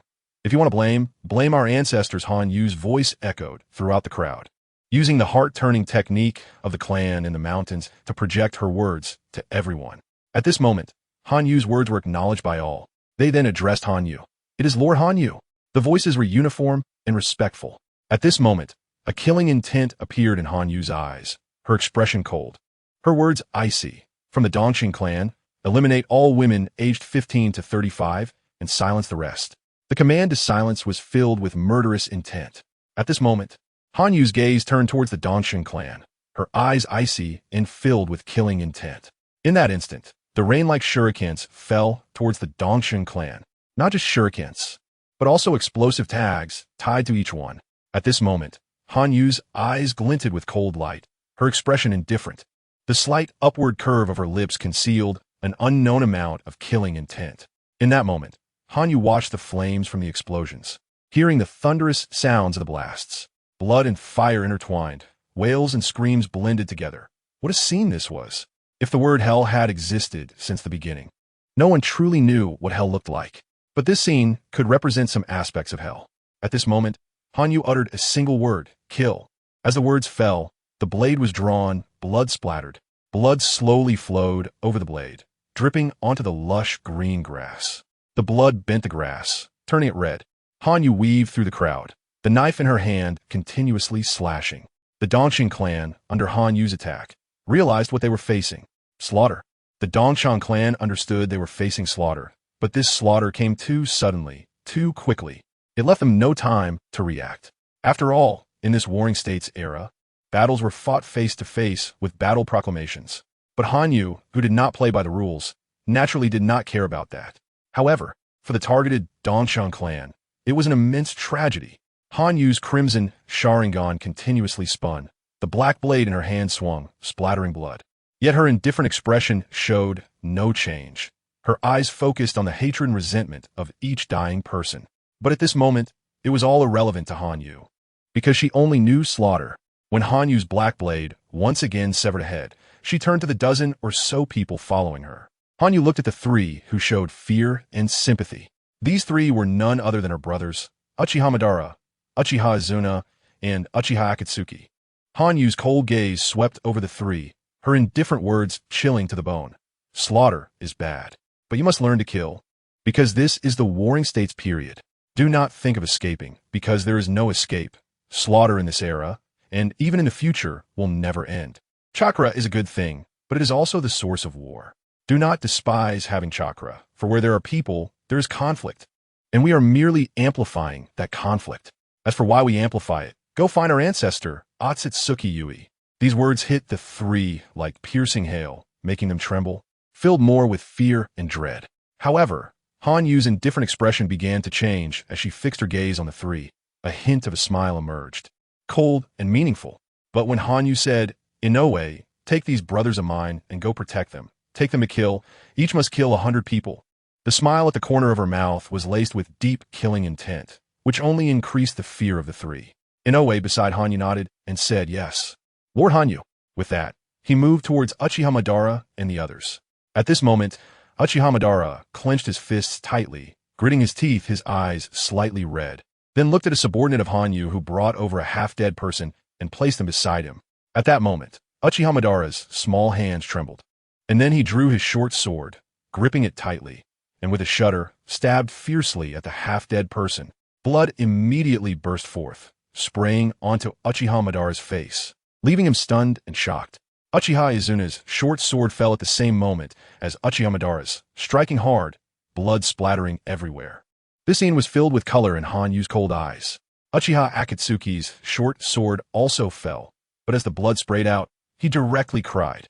Hanyu did not understand, nor did she know why Akatsuki was crying, but she shouted kill. Inoue, let them kill until they reach 100.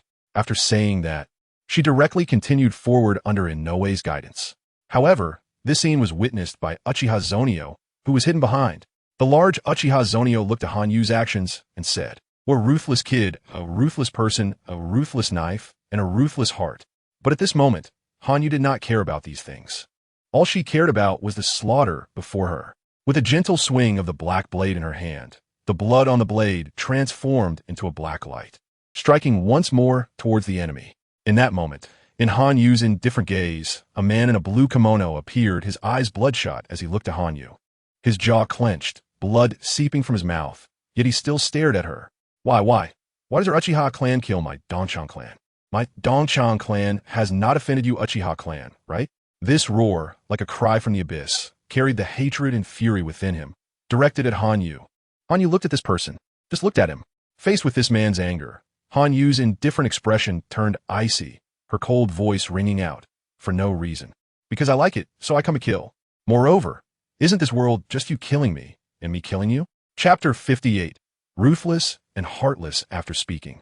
The black knife was lightly flicked, and the blood on the blade dripped to the ground. At this moment, Hanyu slowly walked towards the man in the blue kimono, moving slowly but lightly. However, with each step, the aura of slaughter rising from him made the blue kimono man's eyes turn crimson, and he tightly gripped the short sword in his hand, glaring at Hanyu and letting out a roar filled with hatred. I will kill you, kill you, kill you to avenge my fallen kin. Hanyu, stepping forward, shook his head and coldly said, I won't kill all of you from the Donchan clan. At least I won't kill everyone, because I will spare the women of your Donchan clan, as they possess powerful reproductive abilities, which is something my Uchiha clan needs. As soon as the cold voice fell, the man in the blue kimono became even angrier. His hatred for Hanyu was as vast as the ocean. At this moment, the blue kimono man shouted at Hanyu, I will kill you, kill you. The short sword stabbed towards Hanyu. At this moment, Hanyu remained unfazed, his face still cold, and the black knife in his hand faced the strongest of the Donchan clan, Donqing Xiu. Donqing Xiu charged at Hanyu, and the short sword thrust directly at him.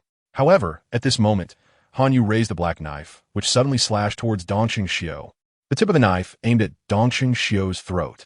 However, at that moment, Donqing Xiu was enveloped in electric light that appeared around the short sword, and the electric light surged through his entire body, then stabbed towards Hanyu. At this moment, Donqing Xiu's speed suddenly accelerated, becoming astonishingly fast, leaving everyone dumbfounded. In the well, he rushed towards Hanyu, but the speed of the electric light pierced directly into Hanyu's heart. At this moment, everyone was stunned, while Donqing Xiu laughed madly, tears streaming down his face as he shouted, I killed you, killed you. I avenged you, I avenged you. Avenge my Donchan clan. But Hanyu's cold expression showed no change. His icy gaze pierced Donqing Xiu's heart, causing the man to suddenly stop laughing. For at this moment, Hanyu had plunged the black knife into Donqing Xiu's abdomen. However, the Hanyu that was stabbed transformed into white smoke. Behind Donqing Xiu stood the real Hanyu. The black knife pierced through Donqing Xiu's abdomen, and at this moment, Hanyu coldly shouted, Do you really enjoy playing with lightning? As the words fell, the electric light in his hand appeared and transferred to the black knife, surrounding Donqing Xiu. However, Hanyu withdrew the black knife, now shimmering with electric light. Even if you hid your ability to use lightning, you were still far from mastering it. After the cold words, the black knife swung out, and a blackened head flew off. At this moment, Hanyu walked towards the opposite side, and the corpse lying on the ground turned into blood and mud beneath his feet. Looking at the crowd, he shouted again, Kill. As soon as the words fell, the shocked crowd shouted, It's Lord Hanyu. Seeking donations, the black knife was stabbed into the rock, and the blood on the knife slowly dripped onto the rock. Staining it red, Hanyu sat beside the rock, watching the blood beneath his feet while eating military rations. At this moment, the Donqing clan had become a hell. A true hell. As hell, it was not the so-called black, but red blood red.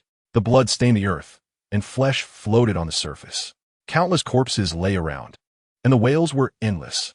Hanyu's cold, frosty eyes swept across, then looked at the 3 Uchiha members who were vomiting nearby. He coldly shouted, "Remember, this will be your life from now on." After speaking, Hanyu turned his gaze to the well. In the well, a man held a piece of paper and respectfully said to Hanyu, "Lord Hanyu, according to your instructions, we spared the women and captured over 6,000 of them. All of them are women between the ages of 15 and 35. As you said, their reproductive capabilities are incredibly strong. If sent to the Uchiha, they will have a tremendous impact." The words of the man in the well made Hanyu nod. Then he shouted to everyone, "Return to the clan." After speaking, Hanyu stood up and walked towards the Uchiha clan's territory. However, at this moment, Uchiha Zonya, hidden behind, stepped forward and looked at the blood-soaked hell that was once the Dongsheng clan. He could not help but say, "What kind of person is this? Is he really only 6 years old? So cold, so ruthless, with such methods and slaughter. Could this really be Hanyu's doing? If I hadn't seen it with my own eyes, I wouldn't have believed that such young individuals could commit such atrocities.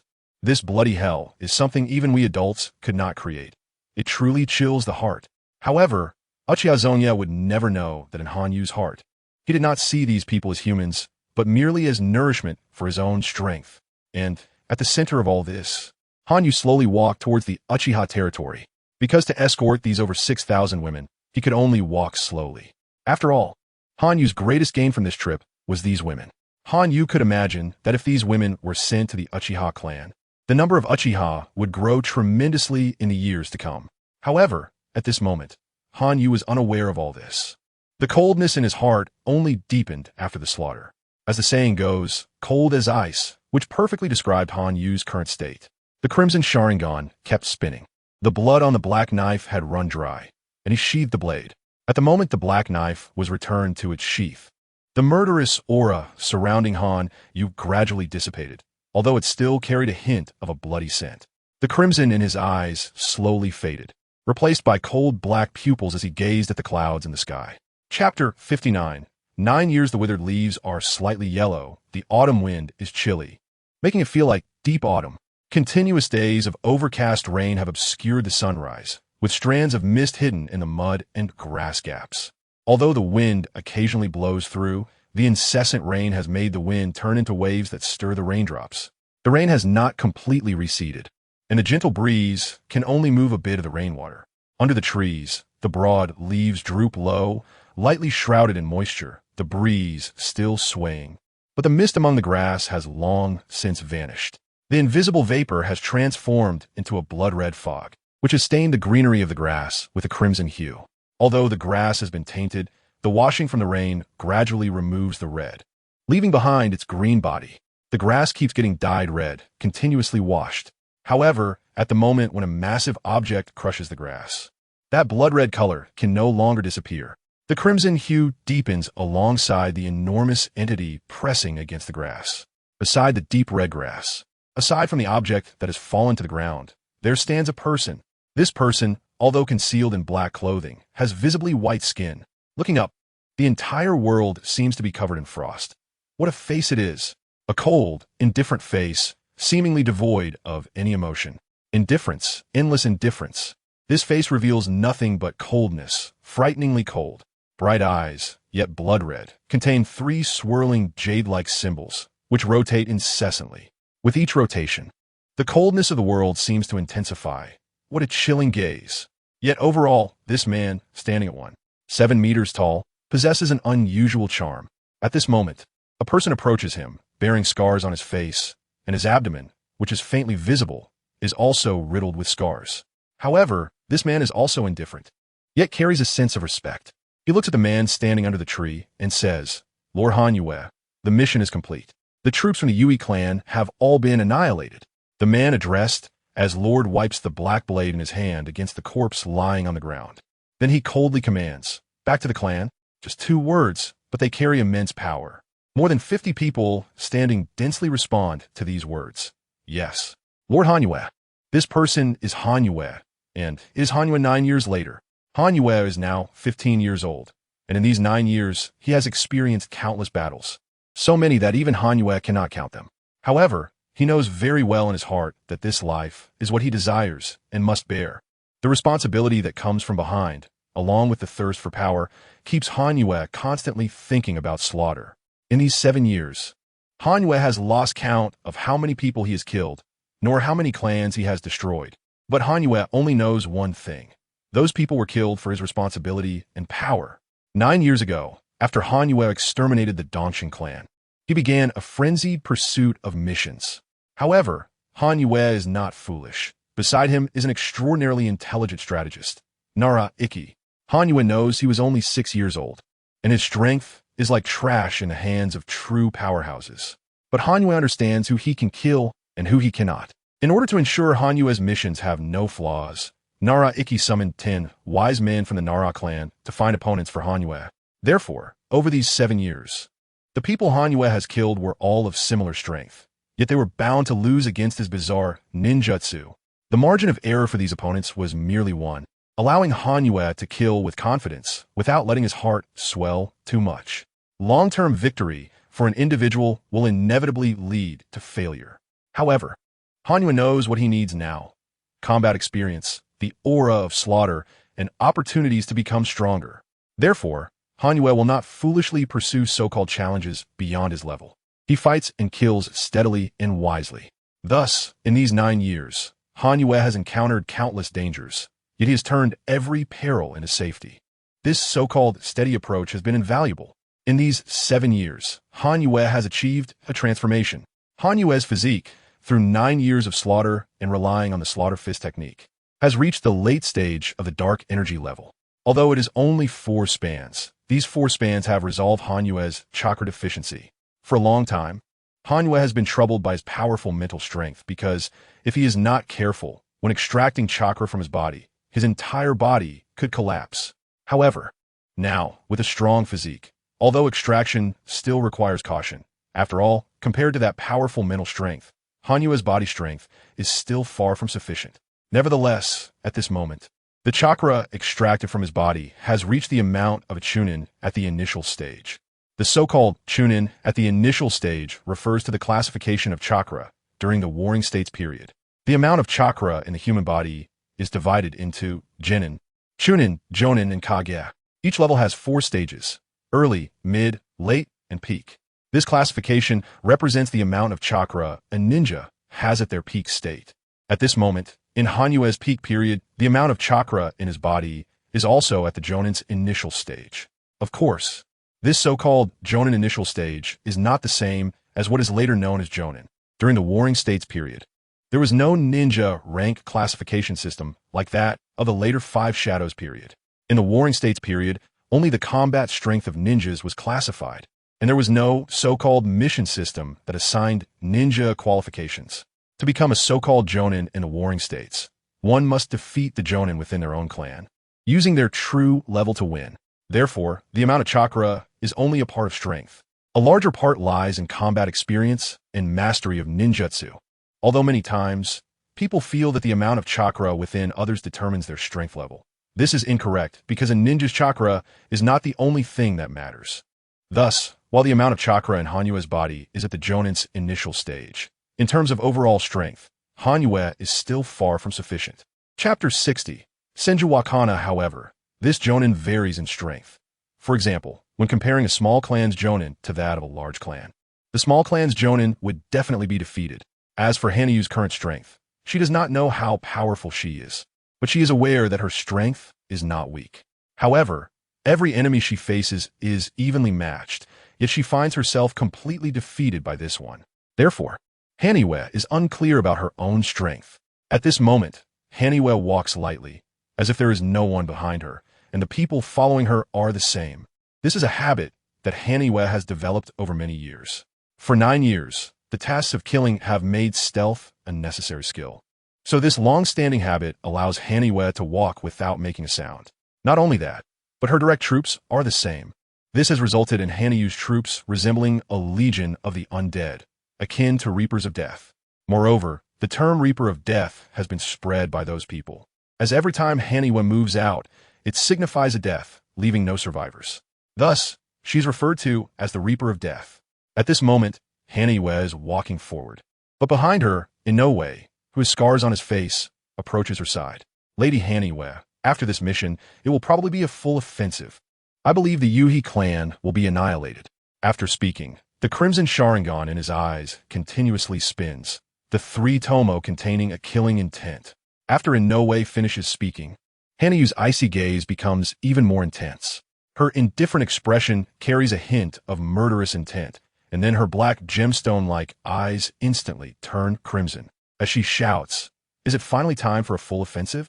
It's also time for revenge." Her voice is cold and piercing, filled with killing intent. And as she finishes speaking, an unfathomable, murderous aura emanates from her. This killing intent fills the forest with the sounds of wailing. At this moment, all the animals in the forest flee in all directions, all due to Hanayu's killing intent. However, the abyss-like killing intent makes anyone who comes into contact with it feel as if they are falling into a chasm. Yet at this moment, Inoue and the others beside Hanayue remain calm in the face of such killing intent, though somewhat unnaturally, and say, "It's time for revenge. Over the years, 3 of our 50 brothers have been killed by the Uchiha clan. We must avenge those 3. We must let those 3 brothers witness the destruction of the Uchiha clan." After speaking, their killing intent erupts. With Inoue's words, the entire forest seems to be shrouded in killing intent. However, at this moment, Hanayue, looking around, coldly shouts, "Rein in your momentum. We are returning first." After saying this, she turns and walks ahead. The 60 people behind her follow Hanayue, moving forward. As they disappear into the misty rain, dressed in black with a bloody red hue, the faint drizzle cannot hide the deep scent of blood. Please collect, gripping her black blade tightly. The crimson in her eyes continuously flashes with red light. Then, looking at the situation before her, at the 2 people ahead, "What are you doing?" Her voice is cold, and the killing intent emanating from her after just killing someone makes the 2 standing before Hanayue tremble. At this moment, Hanayue fixes her gaze on a child who is about the same age as her, and this child, filled with fear, looks at Hanayue and trembles as he says, "Hanayue, you are Uchiha Hanayue, the genius of the Uchiha clan, and also the demon of the Uchiha clan, endless slaughter." But before he can finish, Hanayue swiftly strikes him across the face and then continues to look at the 2 engaged in battle nearby, shouting, "Tell me." At this moment, the killing intent emanating from Hanayue erupts. The 2 people being stared at by Hanayue immediately lower their heads and say, "Lady Hanayue, we." But before they can finish, Hanayue interrupts them, coldly shouting, "What did I say at the last clan meeting?" At this moment, the killing intent surrounding Hanayue becomes even heavier. The 2 immediately kneel on the ground. However, Hanayu's gaze shifts to the boy, saying, "Senju Wakana." Indeed, this person is Senju Wakana. And the 2 people standing beside Hanayue are from the Uchiha clan. This scene mirrors the moment in the original story when Senju Tobarama's brother, Senju Wakana, is killed by the Uchiha clan. However, at this moment, Hanayue recalls the scene in the original story when Uchiha Madara and Senju Tobarama meet. Seeing the scene, Hanayue also realizes that prior to this moment, Uchiha Madara had already met Senju Tobarama. At this moment, Hanayue feels an inexplicable sensation in her heart and silently thinks, "It's also time to see that Senju Tobarama." After thinking this, the killing intent in Hanayu's eyes becomes even sharper. She then turns her gaze to Senju Wakana, coldly shouting, "You can leave. Although our Uchiha clan and your Senju clan are mortal enemies, it is a matter of either you die or I perish. However, right now we have a common enemy, the Uchiha clan, so let us put our feud aside for now. When the time comes to annihilate the Uchiha clan, we will discuss it again." After speaking, Hanayue directly leaves Senju Wakana.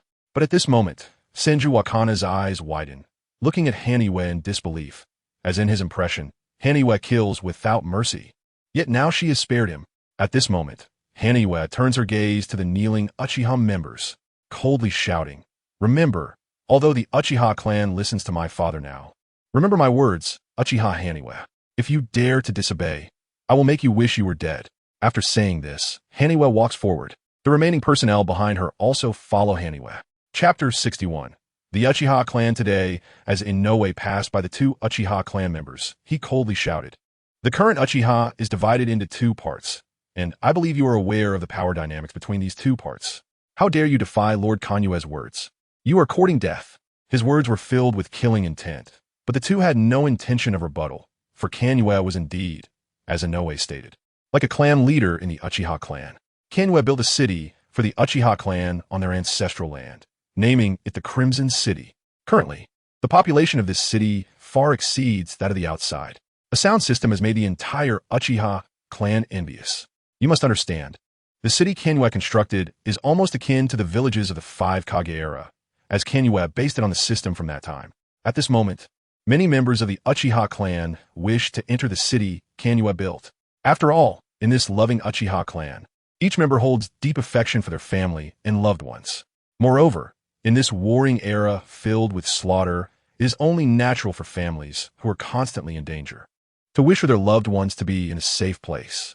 Thus, the city Kanyue built has drawn many Uchiha clan members to want to enter. At present, in the town Kanyue built, apart from Inoue and the others' families, there are also the 4 clans of Nara Yishin and those women captured by Kanyue after their clans were exterminated. There is nothing else. However, throughout this year, many Uchiha clan members have gradually entered the city Kanyue constructed. These Uchiha clan members entering Kanyue City are primarily his subordinates and loyal to Kanyue. Therefore, Kanyue's influence in the Uchiha clan now surpasses that of his father. However, Kanyue knows that the Crimson Town can be considered a clan within the Uchiha clan. Yet, the current controller of the Uchiha, Uchiha Taijima, does not blame Kanyue, as Kanyue is his son. Thus, Kanyue's position in the Uchiha clan is tacitly accepted. However, throughout the warring period, news about the Uchiha clan did not spread, as all the messengers were killed by Kanyue. The messengers were ordinary people. So now the so-called servants of the Uchiha clan have no outsiders. They are all their own clansmen. It can be said that Kanyue's decision to eliminate those ordinary people was the right thing to do. At this moment, other clans have not built their existence according to the Uchiha clan's model, which has made the Uchiha clan even stronger. Especially after Kanyue brought women from the Eastern City clan to the Uchiha clan, it greatly increased the Uchiha strength. Originally, the Uchiha clan had a small population. Although there were over 20,000 people, the number of Uchiha women was very few. It can be said that in Kanyue's generation, there are far more males than females. Furthermore, maintaining pure bloodlines has caused the Uchiha clan's population to decline again. 9 years ago, the population of 20,000 was the peak limit for the Uchiha clan, and thereafter it began to decline. However, with Kanyue's presence, this decline does not exist, as Kanyue forcibly awarded women from the Eastern City clan to those living in Crimson City at that time, whether they were from the 4 clans or the Uchiha clan. The result was a significant increase in the population of Crimson City and the Uchiha clan, although the qualifications detected were not very good. This not very good only referred to the Uchiha clan. Among other clans, they were incredibly strong. This phenomenon moved the Uchiha members outside of Crimson City, who were initially unwilling to do so, leading to the current scene in the Uchiha clan. The strong fertility of the Eastern City clan essentially results in a birth every year and a half. As a result, the population of the Uchiha clan has already grown to 60,000. After all, the Uchiha clan's members were predominantly male at that time, with many lacking wives, which led to this explosive growth. However, at this moment, although the Uchiha clan has many members, a significant portion are children. Among the 60,000 people, those loyal to Kanyue number around 40,000, all concentrated in Crimson City. This is why Kanyue's words hold such power in the Uchiha clan. At this moment, Kanyue sheathed his black blade, directly passing by the 2 kneeling Uchiha clan members, and walked forward. Inoue and the others followed. Kanyue passed the 2 individuals. However, when the last person passed by them, he coldly shouted, "Get up! Come with us! Are you waiting for the Senju clan to arrive here?" Upon hearing this, Kanyue stopped and fixed his blood-red eyes on a point, a black dot, and stood still. At that moment, Inoue shouted, "Prepare for battle!" Instantly, dozens of people appeared around Kanyue, while the others concealed themselves, directing their attention toward the approaching individuals. Kanyue's Sharingan, filled with killing intent, had his right hand gripping the hilt of his black blade, but a hint of curiosity appeared at the corner of his mouth. The approaching figure was thin. At least in Kanyue's eyes, this person was neither strong nor plump, but Kanyue's gaze revealed a cautious look. This person was Senju Hashirama, the future first Hokage, and the reincarnation of Ashura.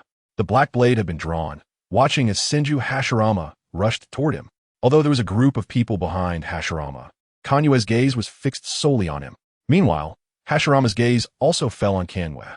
What had originally been a worried look transformed into hatred and intent to kill. As Kanyue and his group were known as the Reapers of the Warring Era, in Hashirama's heart, his younger brother Senju Tobarama had already fallen to Kanyue's hands. After all, Kanyue's subordinates were responsible for endless slaughter. Chapter 62. Senju Hashirama as the Reaper of Souls known during the Warring States period, Hanyu and others. In the heart of Senju Hashirama, his brother Senju Tobarama has already died at the hands of Hanyu. After all, Hanyu's subordinates are endless in their slaughter. Therefore, at this moment, Senju Hashirama's hatred for Hanyu is simply bone deep. Then, at this moment, Senju Hashirama raised his fist and swung it toward Hanyu, shouting, "I will kill you to avenge my brother Tobarama." However, all he received in return was a cold smile from Hanyu. This fist was not very fast, but it had considerable power. At least in the eyes of the onlookers, the force was impressive. However, at this moment, Hanyu swiftly turned to the left, his body angling to dodge Senju Hashirama's punch. He then raised his right foot and instantly kicked Senju Hashirama in the abdomen, the tremendous force, akin to the speed of a meteor along with explosive power. In an instant, Senju Hashirama bent over, drool escaping from the corner of his mouth. He then saw Senju Hashirama quickly retreating backward, the powerful force causing him to crash into a nearby tree, breaking it. This powerful attack would likely incapacitate an ordinary person. After all, Hanyu had used all his strength. As a late-stage dark strength expert, Hanyu's power, combined with explosive force, was immense. However, at this moment, Hanyu's eyes revealed a hint of shock, because at this moment, Hanyu saw that Senju Hashirama, after being attacked in the abdomen, was rapidly recovering. This powerful recovery ability shocked Hanyu, who thought, could it be that the Azura chakra within Senju Hashirama has awakened? Hanyu, shocked, looked at Senju Hashirama. At this moment, Senju Hashirama quickly threw out 3 shurikens, which shot toward Hanyu in a triangular formation. Watching the force behind the shurikens, the air carried the sound of slicing through. At this moment, Hanyu quickly drew his black blade, slashing it 3 times through the air, the speed akin to flowing water, transforming into a streak of black light. As a result, the shurikens thrown by Senju Hashirama were directly cut in half under this meteor-like black blade. Hanyu's eyes turned crimson, the 3 tomo spinning continuously, looking at the figure standing ahead, with blood-red veins covering his eyes. The gaze filled with hatred towards Hanyu made Hanyu contemplate, should I kill Senju Hashirama right now? In fact, Hanyu held great caution towards Senju Hashirama, especially upon seeing him now, as the immense chakra emanating from Senju Hashirama left Hanyu in shock. At this moment, although Hanyu could not see the flowing chakra within Senju Hashirama, he had learned the method of using spiritual energy from the Yamashiro clan. He realized that Senju Hashirama's chakra had already reached the pinnacle of a J-nin. It must be known that this is the pinnacle of J-nin. Moreover, in the original work, when Senju Hashirama saw Naruto Uzumaki using the Nine-Tails mode and distributing the Nine-Tails chakra to every ninja, he remarked, "This powerful chakra is almost on par with mine." Such words indicate how immense Senju Hashirama's chakra truly is. Although Senju Hashirama's chakra is currently only at the pinnacle of J-nin, his future is indeed at the level of a human-tailed beast, even larger than that of a tailed beast. After all, the Nine-Tails is a 1 against 5 existence. At this moment, Hanyu's eyes, with the spinning tomo, unleashed the killing intent within his heart. At this moment, with the killing intent surging in Hanyu's heart, his subordinates, including Inoue, all revealed their eyes filled with killing intent. However, Hanyu, sensing the spinning tomo and a faint sense of crisis, shouted, "Rein in your killing intent." After saying that, Hanyu first gradually suppressed the killing intent within his heart. Then he looked at Senju Hashirama. He shouted towards the approaching members of the Senju clan, "We must go." After saying that, he walked forward, and, as he passed by Senju Hashirama, he coldly whispered, "Remember to keep your eyes wide open." After finishing, Hanyu directly bypassed Senju Hashirama. The people behind Hanyu, including Inoue, also directly passed by Senju Hashirama's body. However, at this moment, Hanyu looked at the incoming individuals and said, "Is that Senju F-kin and Senju Tobarama?" After saying that, he leaped into the air and coldly shouted to Inoue and the others behind him, "Quickly retreat." After saying that, he quickened his pace and continued forward. Hanyu could not be certain of what Senju F-kin might do. After all, The Uchiha clan and the Senju clan are sworn enemies. And with Senju Fkin's strength, he could easily wipe out Hanyu and his group. Therefore, at this moment, Hanyu quickly retreated. Even though the Senju clan and the Uchiha clan currently have a common enemy, the Ue clan. Speaking of the Ue clan, one cannot help but mention Kurizetsu. Over the past 7 years, Hanyu has been in constant conflict with the Ue clan, thus having a deep understanding of them. Hanyu knows that the Ue clan possesses the wind release, which is a combination of water release chakra and lightning release chakra. However, Hanyu knows that this so-called combination of water and lightning cannot form wind release, because Hanyu understands that there must be one essential element, which is in release chakra. As the third son of Kagaya Otsutsuki, it is chakra that was separated from Kagaya Otsutsuki's body.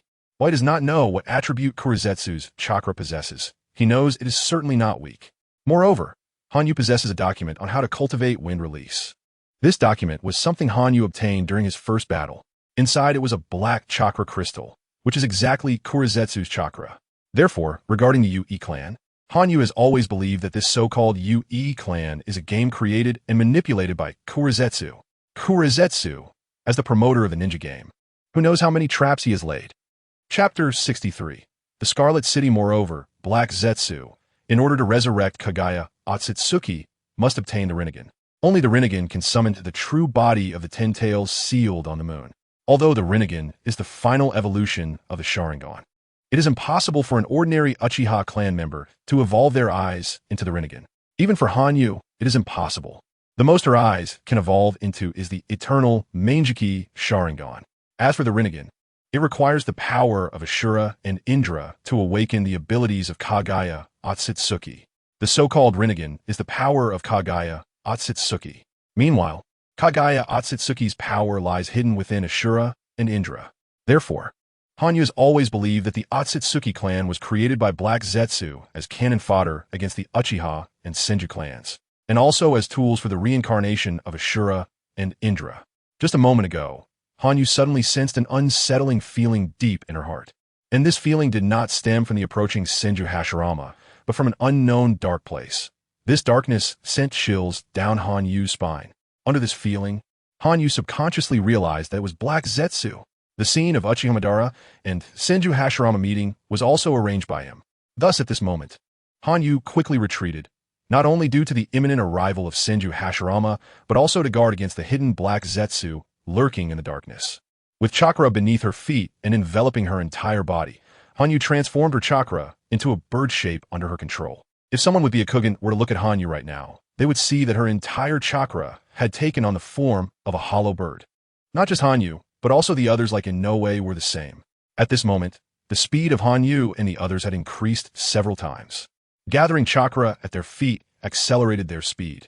However, at this moment, Hanyu enveloped her entire body in chakra, transforming into a bird shape, and since it was hollow, there was essentially no friction with the space, and the air acted as a propellant.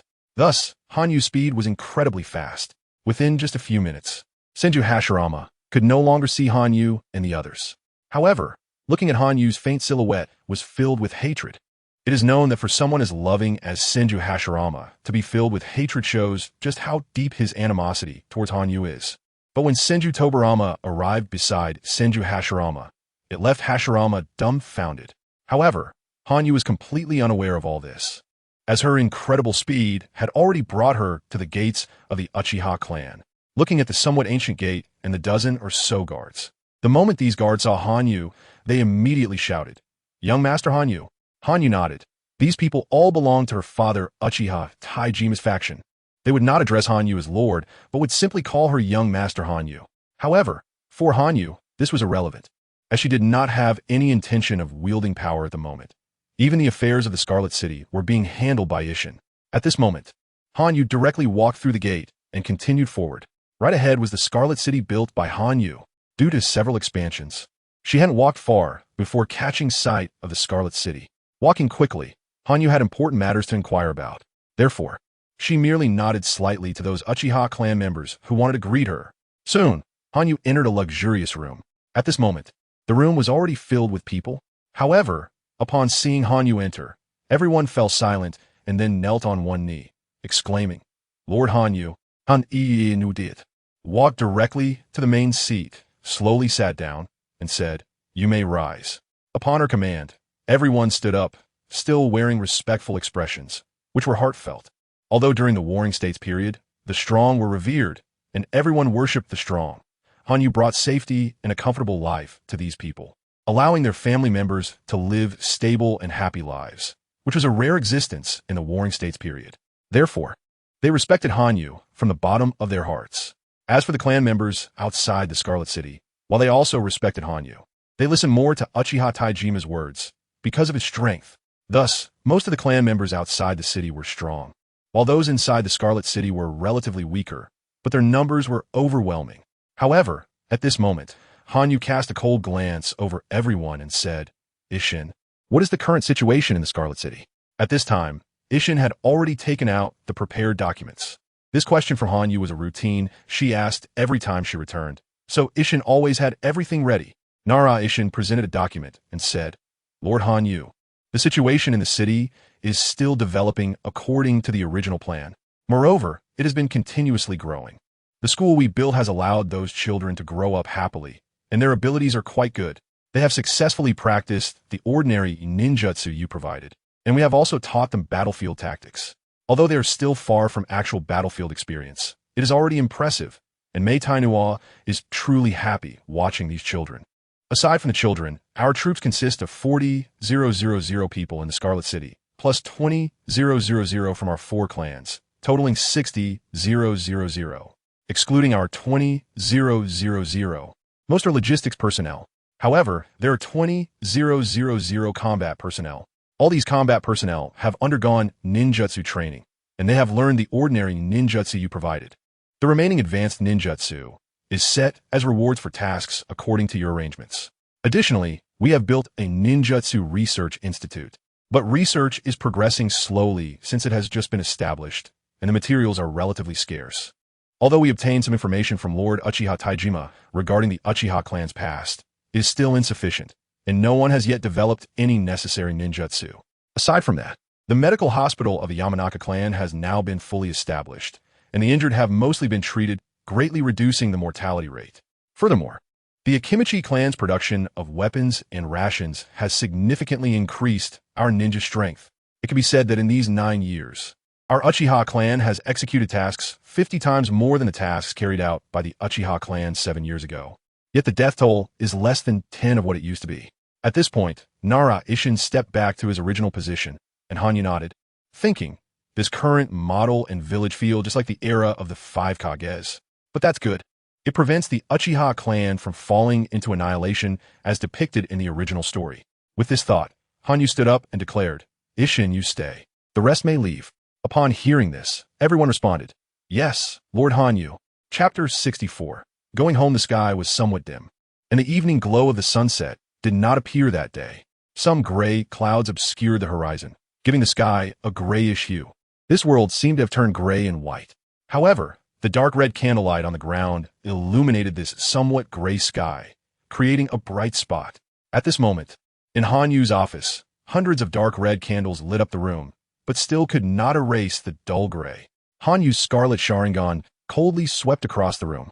His indifferent expression and icy gaze made the room seem like it had descended into an endless hell. The frosty demeanor revealed a chilling gaze as he looked at a person in front of him. This person was Nara Isin. Nara Isin was already accustomed to Hanyu's appearance. Although he still felt a chill from the depths of his heart, he remained standing. At this moment, Hanyu's fingers tapped slowly on the table, producing a sound reminiscent of a heartbeat, and then that icy expression showed a hint of a cold smile. However, this smile could not truly be called a smile. The corners of his mouth slightly curled up, hiding an unknown amount of murderous intent. But then it slowly opened, revealing icy words. "What is my brother? Uchiha Madara." Up to now, though the words were cold, Hanyu's heart was filled with a trace of excitement. Yet this excitement was born out of anger. Although Hanyu had somewhat confirmed that Uchiha Madara had met Senju Hashirama, he still could not help but confirm it once more. Hanyu had been eagerly anticipating the meeting between Uchiha Madara and Senju Hashirama, because the moment Senju Hashirama and Uchiha Madara met, it signified the beginning of their battle.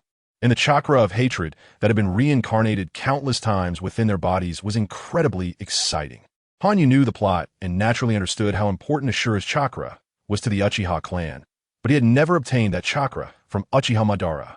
Aside from the fact that Uchiha Madara was his brother, more importantly, Uchiha Madara had not awakened Ashura's chakra. It had always been hidden within his body. However, since seeing Senju Hashirama, Hanyu knew that the opportunity had come. After their meeting, the chakra of hatred within Uchiha Madara and Senju Hashirama had already emerged. Thinking of this, Hanyu's cold gaze gained a few more points of chill. Moreover, he was unknowingly surrounded by a sense of murderous intent. At this moment, Nara-Isin finally realized the seriousness of the situation and thought, I never expected Lord Hanyu to care so much about his brother. So at this moment, Nara-Isin immediately said, Lord Hanyu, as per your instructions, we not only sent people to protect your brother, Uchiha Mingwei, we also sent people to protect Uchiha Madara and Uchiha Izuna. According to reports over the past few days, young Master Uchiha Madara has had contact with a child, and this child already knows his identity. That person is Senju Hashirama, the genius of the Senju clan. However, according to Lord Hanyu's instructions, we cannot interfere with young Master Uchiha Madara's matters, so we allowed the two of them to play together as long as young Master Uchiha Madara was not in danger. After Nara-Isin finished speaking, he lowered his head. The sound of Hanyu tapping on the table stopped, and his ice-cold eyes turned into sharp swords as he looked out at the bright moon outside, then turned to Nara-Isin and asked, How are Madara and Senju Hashirama's strengths? Lord Hanyu, their strengths are not too strong, but among their peers aside from you, they could be considered geniuses. Especially after they met, their strengths have rapidly improved. Sometimes I feel it is strange, because their rate of improvement is simply too fast. Nara-Isin said with a tone of confusion. But at this moment, Hanyu, looking at the moonlight that had just appeared in the sky, revealed a cold gaze. His frosty face showed a hint of cold amusement. At this moment, Hanyu's murderous aura erupted, and he secretly thought, Have they awakened? Ashura and Indra. Muttering the names Ashura and Indra, Nara-Isin looked at the releasing murderous Hanyu, somewhat confused. But at this moment, Hanyu waved his hand back, coldly saying, You may leave now.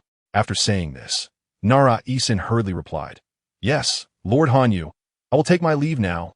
After saying that, he slowly left the office. However, at this moment, as Nara-Isin left, Hanyu's murderous aura erupted again. The scarlet Sharingan continued to spin. As Hanyu stood by the window, looking at the moonlight that had risen, he appeared even colder, and his eyes, filled with the rising chill, brimmed with killing intent. At this moment, Hanyu uttered cold words. Watanabe, let's go home. After saying this, Hanyu directly walked out the door. As Hanyu stepped out, Watanabe, dressed in black, followed behind him with a few people, accompanied by the moonlight. Hanyu appeared even more indifferent. But at this moment, Hanyu had already walked out of the city gate, heading to the right side of the Uchiha Square. That was where Hanyu's home was, the place where he used to live. In fact, when the Scarlet City was built, Hanyu had already moved out of his home and resided in the Scarlet City. However, at this moment, Hanyu was walking towards his home. It was still the somewhat magnificent mansion, and Hanyu felt no strangeness as he directly pushed open the door and walked in. At this time, it was dinner time, and the servants were somewhat surprised by Hanyu's arrival. But after their surprise, there was deep fear, because these maidservants would always remember Hanyu, drenched in blood and exuding murderous intent. However, Hanyu's arrival naturally disturbed Uchiha Taijima and others who were dining. Soon, Uchiha Taijima, Uchiha Eiko, and Uchiha Madara approached Hanyu's side. At this moment, Uchiha Eiko directly pounced into Hanyu's arms and said, You heartless child, why haven't you come to see your mother? Chapter 65. The warmth of home, the slightly teary voice made Hanyu, this block of ice, melt a little. In response, Hanyu smiled, and this smile was rarely devoid of coldness, instead carrying a faint warmth. Hanyu allowed Uchiha Eiko to hold him, while he savored this rare warmth in his heart. Within this warmth, there were also 4 warm gazes directed at Hanyu. Hanyu knew that these were the gazes of Uchiha Taijima, Uchiha Madara, Uchiha Meiyu, and Uchiha Izuna. Not long after, Hanyu's gaze shifted to the table full of dishes. This meal was one that Hanyu loved, but it also carried profound maternal love. As Hanyu tasted the food, he glanced at Uchiha Madara for a moment and thought, It seems just as I imagined. Indra's chakra has awakened at this moment, and during this time, Uchiha Madara's strength has greatly increased. Correspondingly, Senju Hashirama has also improved. However, at this moment, Hanyu thought of Senju Hashirama again and shook his head. If it were in the past, Indra and Ashura's reincarnations, namely Uchiha Madara and Senju Hashirama, would be able to match each other evenly. But in this life, Ashura's reincarnation, Senju Hashirama, has fused his water and earth attribute chakra with the powerful life force of Ashura's chakra, creating a wood release that is close to the essence of the Ten Tails. A wood release that can absorb chakra is not something this life's Indra can deal with. However, Hanyu recalled that Uchiha Madara possessed water, lightning, and fire, 3 chakra attributes. If these 3 chakra types were fused along with Indra's chakra, then this life's Ashura, namely Senju Hashirama, would definitely not be a match for Uchiha Madara. But to discuss all this now is still too early. After finishing his thoughts, Hanyu set down his bowl and chopsticks, having already finished eating, and said to Uchiha Eiko, "Thank you, mother." This voice brought a sweet smile to Uchiha Eiko's face. Since dinner was over, Hanyu had no intention of leaving and then asked, "Mother, is my room still there?" At this point, Uchiha Eiko, who was about to wash the dishes, paused slightly and then revealed a happy smile, hurriedly saying, "Yes, of course it is." After that, Hanyu said, "Then I will go back to my room first." After speaking, he directly walked out of the room under Eiko's gaze. As for Uchiha Taijima and Uchiha Madara, they did not pay attention to this scene. After stepping outside, Hanyu spoke to the shadows. "I will rest here today. Send some people over." After that, he walked towards his room. The room remained the same, but it was dark, filled with a faint fragrance, which made Hanyu feel a sense of enjoyment at this moment. Alone, standing under the moonlight, with a cold expression, it was as indifferent and icy as the moon that had just risen. However, at this moment, Hanyu looked at a document in his hand and said to the shadows, "You've come, Madara." This voice caused Uchiha Madara in the darkness to step out and come to Hanyu's side. Hanyu's crimson Sharingan glanced up and down at Uchiha Madara for a moment and said, "What brings you here?" Although they were brothers at this moment, Hanyu asked with a cold tone. However, Uchiha Madara did not feel any discomfort, as Hanyu always had this expression, and it had lasted for so many years, naturally causing no discomfort. But at this time, Uchiha Madara said, "What made you think of coming here?" After speaking, he glanced around, then drew a short sword from his waist and slashed 3 times in the air, instantly severing a figure in the darkness into 3 pieces. Looking at this somewhat gloomy and lifeless room, Hanyu said, "It's nostalgia, because the first time I killed someone in this world was experienced here, very nostalgic." After speaking, he also drew out a black blade from his waist, and as the black light flashed under the moonlight, the figure puppet in front of him was sliced in half. However, at this moment, Hanyu looked at the severed puppet and coldly said, "Without blood, there is no atmosphere at all." This voice, however, made Uchiha Madara tremble slightly. Then he roared to Hanyu, "Killing, from childhood to adulthood. I really don't understand why you kill. Although I am your brother, in front of you, I feel like a child who hasn't grown up." After speaking, his voice carried a deep sense of unwillingness. But this unwillingness made Hanyu turn his head, his crimson Sharingan containing a hint of killing intent. Looking at Uchiha Madara, he coldly shouted, "Unwilling? Then chase after me yourself. You are far too weak now." After speaking, the killing intent within Hanyu's Sharingan suddenly surged, instantly causing beads of cold sweat to form on Uchiha Madara's forehead. At this moment, Hanyu drew a scroll from his ninja tool pouch and said, "The things I taught in Crimson City about chakra nature changes, I believe you have learned. So this is for you, but it's just a little of my ideas. Whether you practice it or not depends on you." After speaking, he tossed a blue scroll to Uchiha Madara. Uchiha Madara caught the scroll and looked at it, thinking, water release, lightning release, fire release, 3 chakra types fused together. How is this possible? Uchiha showed a shocked expression, but Hanyu, looking at the moonlight with a cold face and crimson Sharingan, shook his head and coldly said, "There's nothing impossible, and you should have noticed, right? There's a powerful chakra within your body, a chakra that belongs to you. It does not belong to you, but make good use of this chakra." After speaking, Hanyu turned his head, already coldly gazing at the moonlight, then walked towards his room, secretly thinking, "I hope Madara can learn the ninjutsu in this document, because only then can Madara defeat Senju Hashirama and overcome this life's Ashura." In the darkness of night, Hanyu slowly disappeared into the shadows, leaving behind a silently pondering Uchiha Madara. As Hanyu was about to enter his room, he coldly faced the shadows and said, "I already know your intentions. Uchiha Madara is my brother, and I will naturally go tomorrow. After speaking, he stepped into the dark room. In the distant darkness, crimson eyes appeared, constantly rotating, gazing at the cold back, letting out a long sigh. But this person still retracted the foot he had stepped out and walked back disappointedly. This person was Uchiha Taijima. Chapter 66. Today, I want to kill the moonlight is enchanting, but it doesn't last long.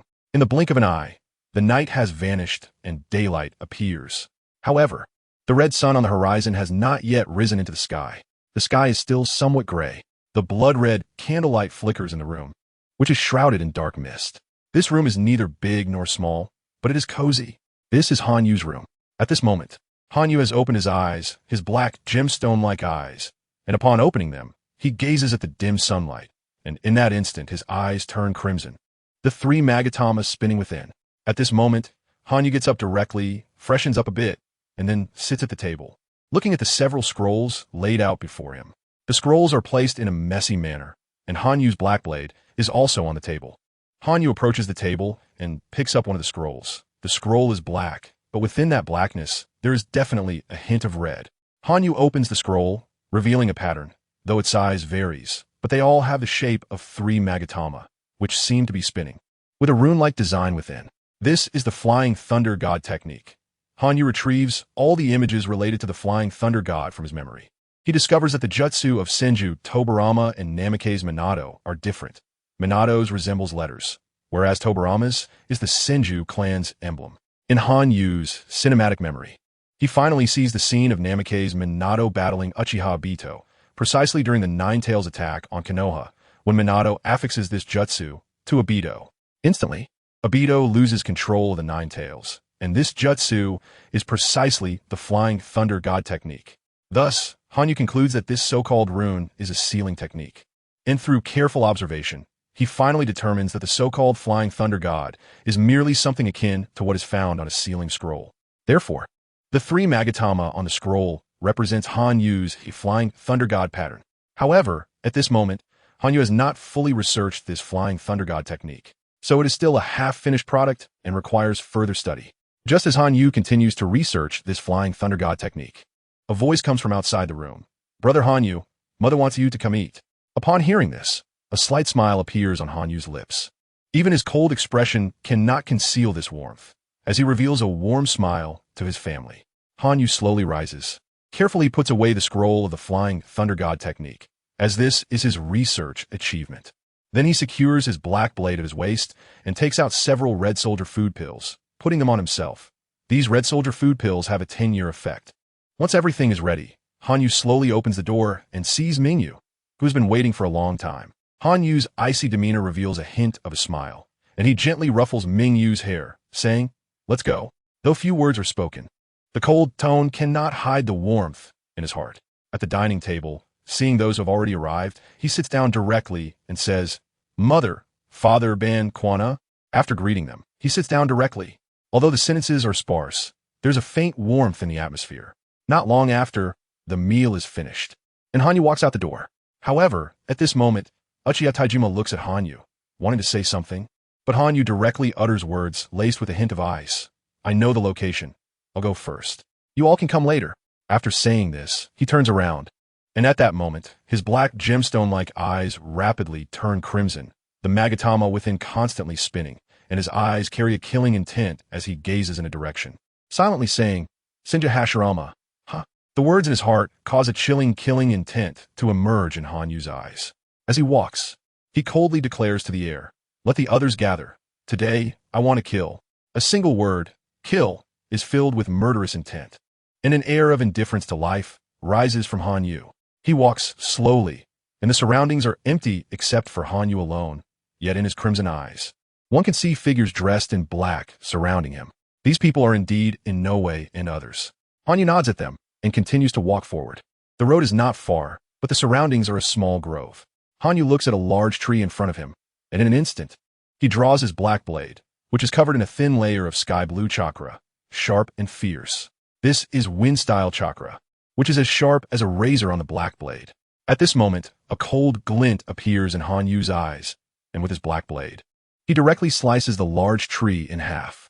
When cut at the root, it is as if cutting through tofu. watching the enormous tree topple down. An Akimichi clan member appears beside him, using the multi-size technique to enlarge his hands, lifting the large tree and gently placing it down. At this moment, Hanyu is already seated at the flat root of the tree. Sitting there, he looks toward the Uchiha clan's direction, and the voice of the Akimichi clan member comes from behind. Lord Hanyu.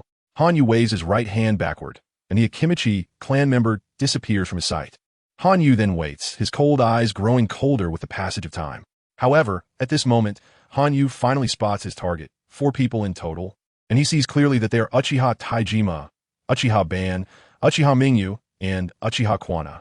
At this moment, Hanyu slightly rises and looks at Uchiha Taijima with a cold expression, saying in a cold voice, "It's time."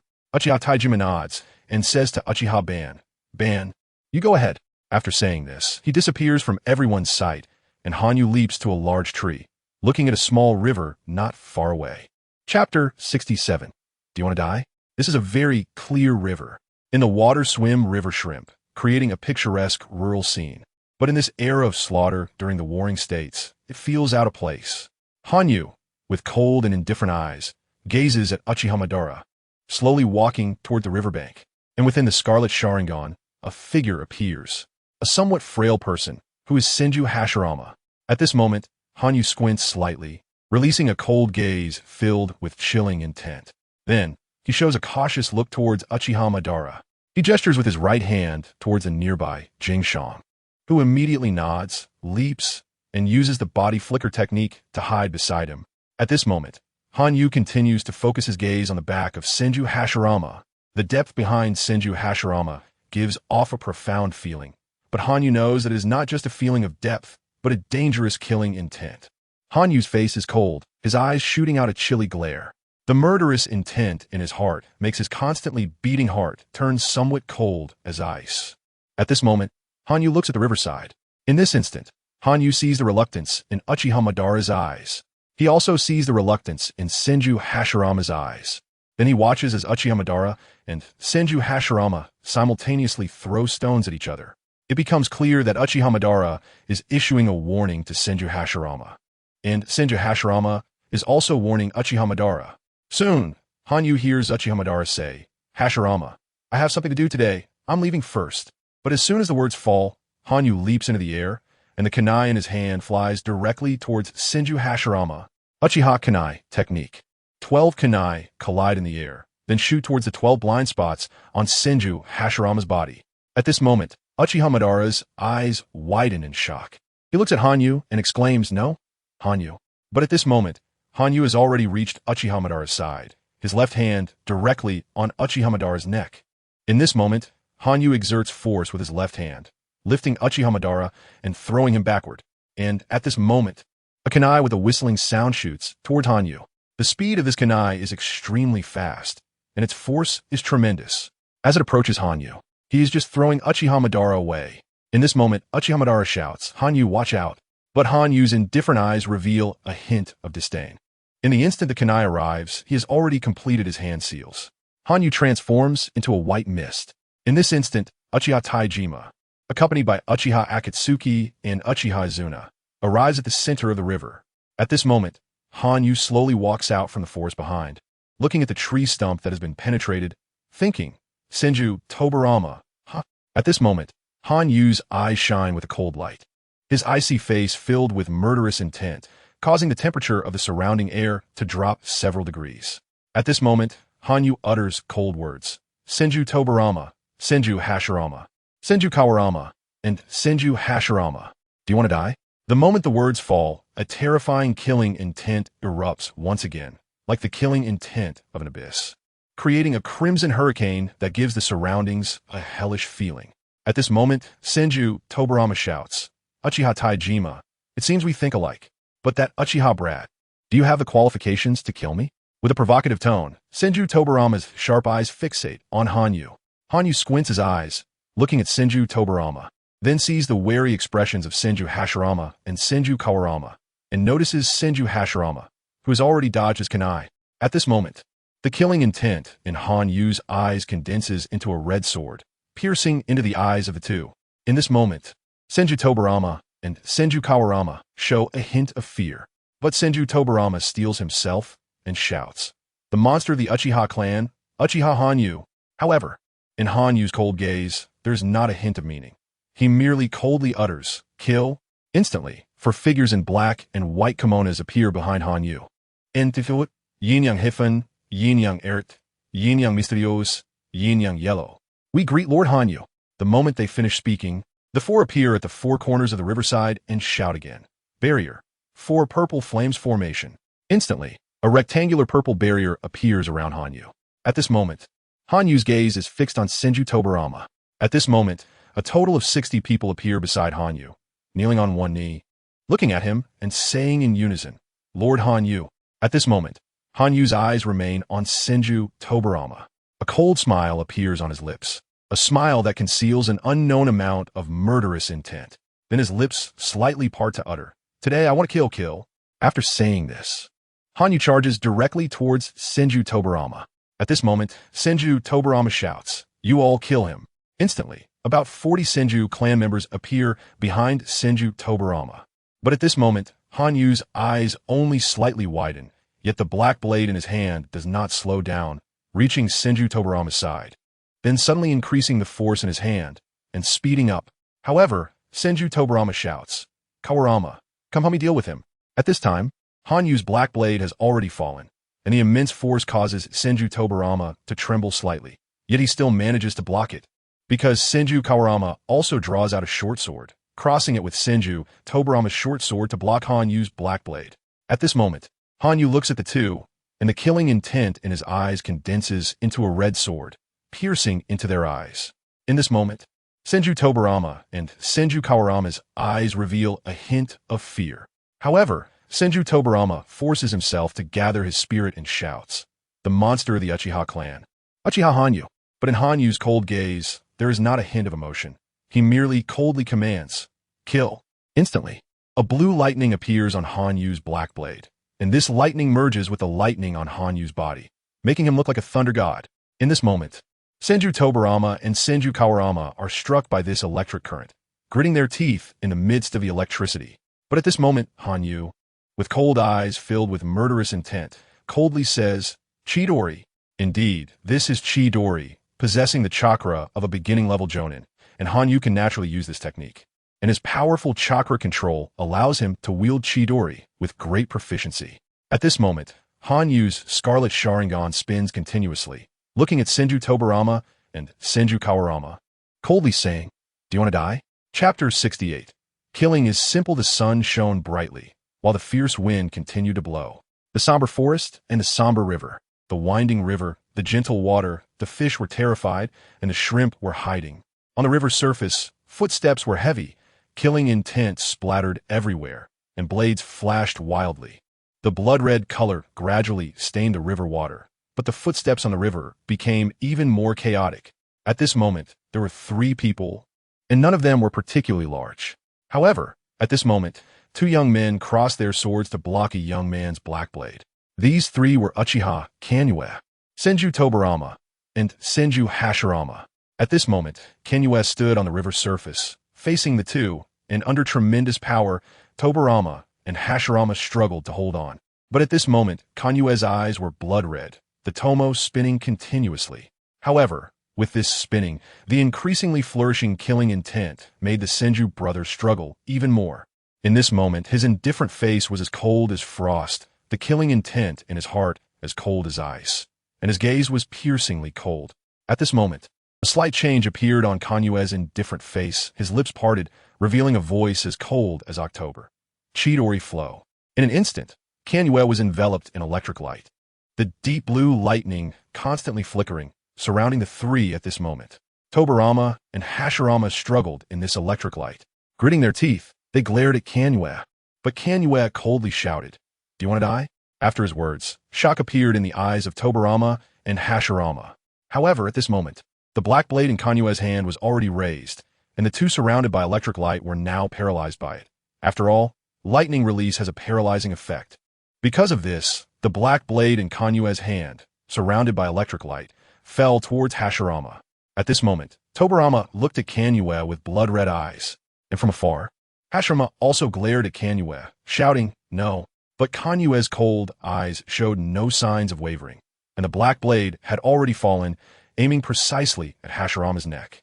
At this moment, Hashirama shot out a kunai, and the target of this kunai was Kanyue's black blade.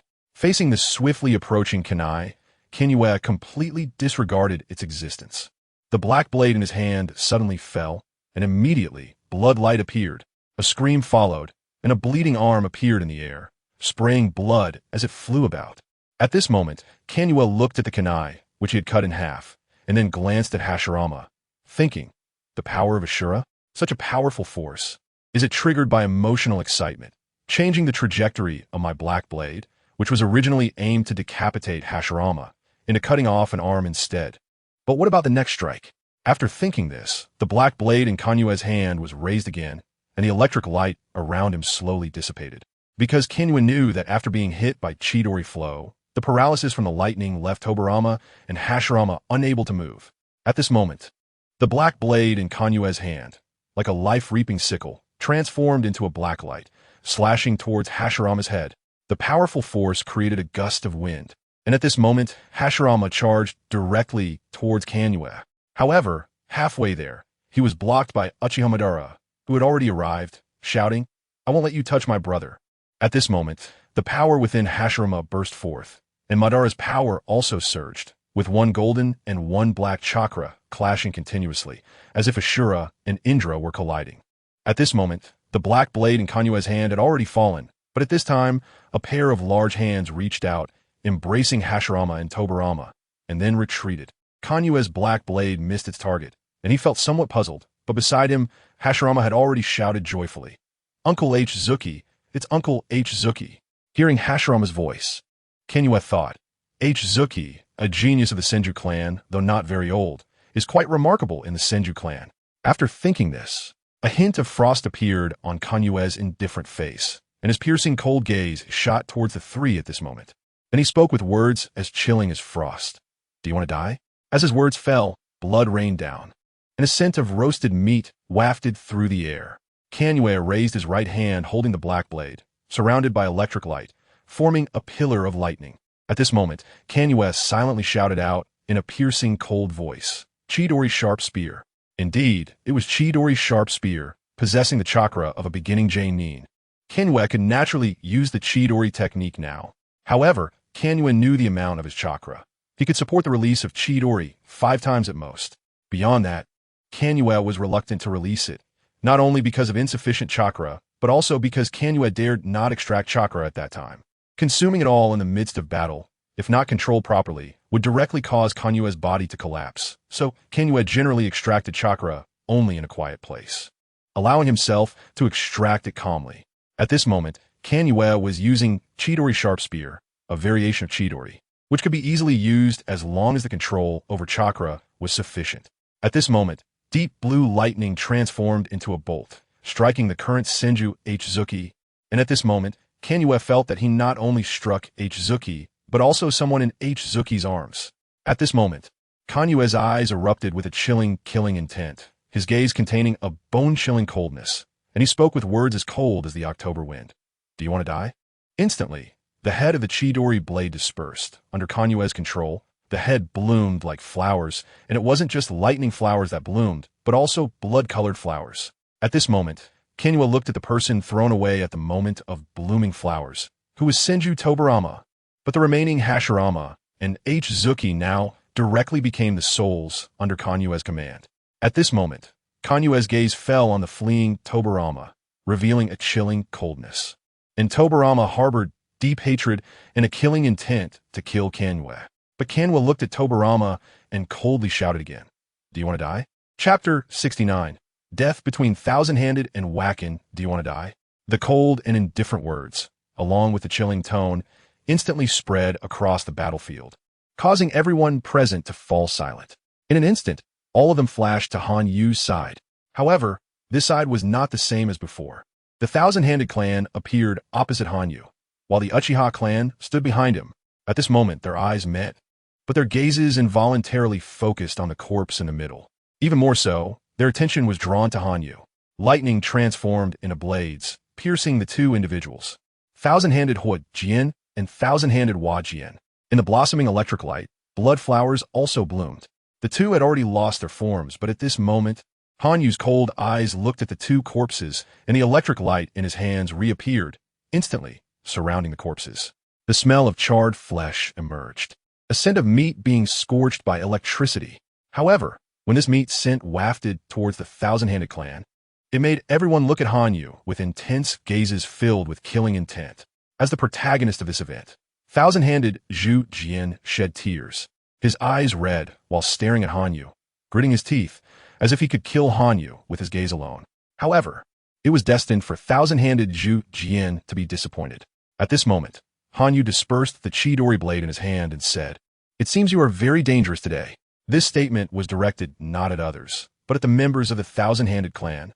About 50 members of the thousand-handed clan were now surrounded by the four purple flames formation created by the four brothers of Tian Di Xianhuang.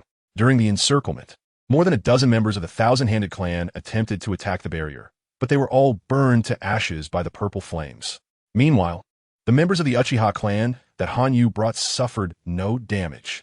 This is why Hanyu could confidently say that they were in danger today. As the leader of this group, thousand-handed Fo Jian looked at Hanyu and couldn't help but exude killing intent, shouting, "You are indeed a genius of the Uchiha clan, capable of killing my son and my nephew, but I hope you can continue to be honest in the future, or I will kill you."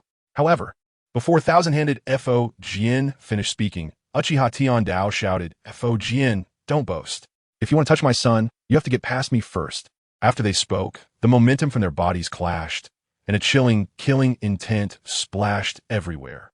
At this moment, Hanyu looked at the killing intent-filled thousand-handed Fo Jian, then scanned the members of the thousand-handed clan once more and uttered words as cold as the October wind. "Do you want to die? Right now, you are under my control. Do you think you have the ability to leave this barrier? You are nothing but the fat meat in my mouth. I can eat you or kill you at will." After finishing his words, Hanyu unleashed a chilling, killing intent, intensifying the anger of thousand-handed Fo Jian. However, thousand-handed Fo Jian realized he was wrong, terribly wrong. Initially, he intended to kill Uchiha Tian Dao's son here and even lure some members of the Uchiha clan to kill them. But unexpectedly, it was himself who was killed, losing his son and nephew in such a cruel manner, and losing more than a dozen members of the thousand-handed clan because of this unknown barrier. It could be said that this battle was a heavy loss. Moreover, thousand-handed Fo Jian knew that Hanyu was right. The opposite side could keep all of them here if they wanted. So at this moment, thousand-handed Fo Jian planned to make a desperate move. However, Hanyu looked at thousand-handed Fo Jian and sheathed the black blade in his hand, then turned around. At that moment, the people behind Hanyu parted to give him a path, and he walked along it. As Hanyu walked, he arrived beside the four purple flames formation, looking at the four Tian Di Xianhuang, and coldly said, "Remove the barrier." At this moment, Uchiha Tian Dao did not understand. After all, if he made a firm decision now, the members of the thousand-handed clan would definitely die, and they would die cleanly, which would greatly weaken the thousand-handed clan. So Uchiha Tian Dao looked at Hanyu with confusion. However, Hanyu seemed to understand Uchiha Tian Dao's confusion and once again spoke words as cold as the October wind. It said that to kill 1,000 enemies, one must self-harm 800. This time, we have already gained a considerable advantage, and the people I brought are not very strong. Although the opponent's strength isn't too high, they are still above my subordinates. The reason we could hold on for so long is that the thousand-handed clan lost a dozen people to the four purple flames formation at the start. Our people were 2-1, and with the burst of chakra, we were able to match them evenly and even kill a few enemies. But now we are facing a group of desperate individuals who disregard life and death. When the slaughter begins, we will definitely suffer heavy losses. So this is not feasible. After all, killing a few more people cannot compare to saving my subordinates' lives. I will definitely choose my subordinates over continuing the slaughter. After speaking, Hanyu turned around again, looking at thousand-handed Fo Jian. At this moment, thousand-handed Fo Jian looked at Hanyu in shock, but aside from the killing intent in his eyes, there was also deep vigilance. The people beside him showed deep respect and loyalty towards Hanyu. As for Uchiha Dora, Uchiha Zuna, and Uchiha Mingwei, they were filled with admiration. Uchiha Tian Dao felt somewhat emotional. However, Hanyu was fully aware of these gazes, but at this moment, he looked at thousand-handed Fo Jian and coldly shouted, "This time, I will let you go as a way to protect my subordinates. But it also counts as sparing your life." According to the rules of the warring states, you are already my captives, but this time I will let you go, and you owe me a favor. Your entire thousand-handed clan owes me a favor. After finishing, Hanyu directly turned around and walked towards the direction of the Uchiha clan. Hanyu's subordinates, including Inoue and others, closely followed him, observing their surroundings and ensuring Hanyu's safety. Meanwhile, the thousand-handed clan, filled with deep hatred and killing intent, slowly walked back to their clan, but thinking of that somewhat weak young man, they felt deep unwillingness and hatred. Chapter 70. Leave no survivors in the cold, eerie air. A smell of blood permeates. The cold wind howls, stirring the leaves and adding an extra layer of eeriness to the already silent forest. The withered yellow leaves have accumulated high, and each step on them produces a cracking sound. The forest animals, under this noise, have long since fled, for the sound, filled with bloodlust and killing intent, seems to transform into a death knell. This death knell makes it seem as if the animals around have gone extinct. However, unlike others, Hanyu's every step is silent. Even the dry yellow leaves make no sound.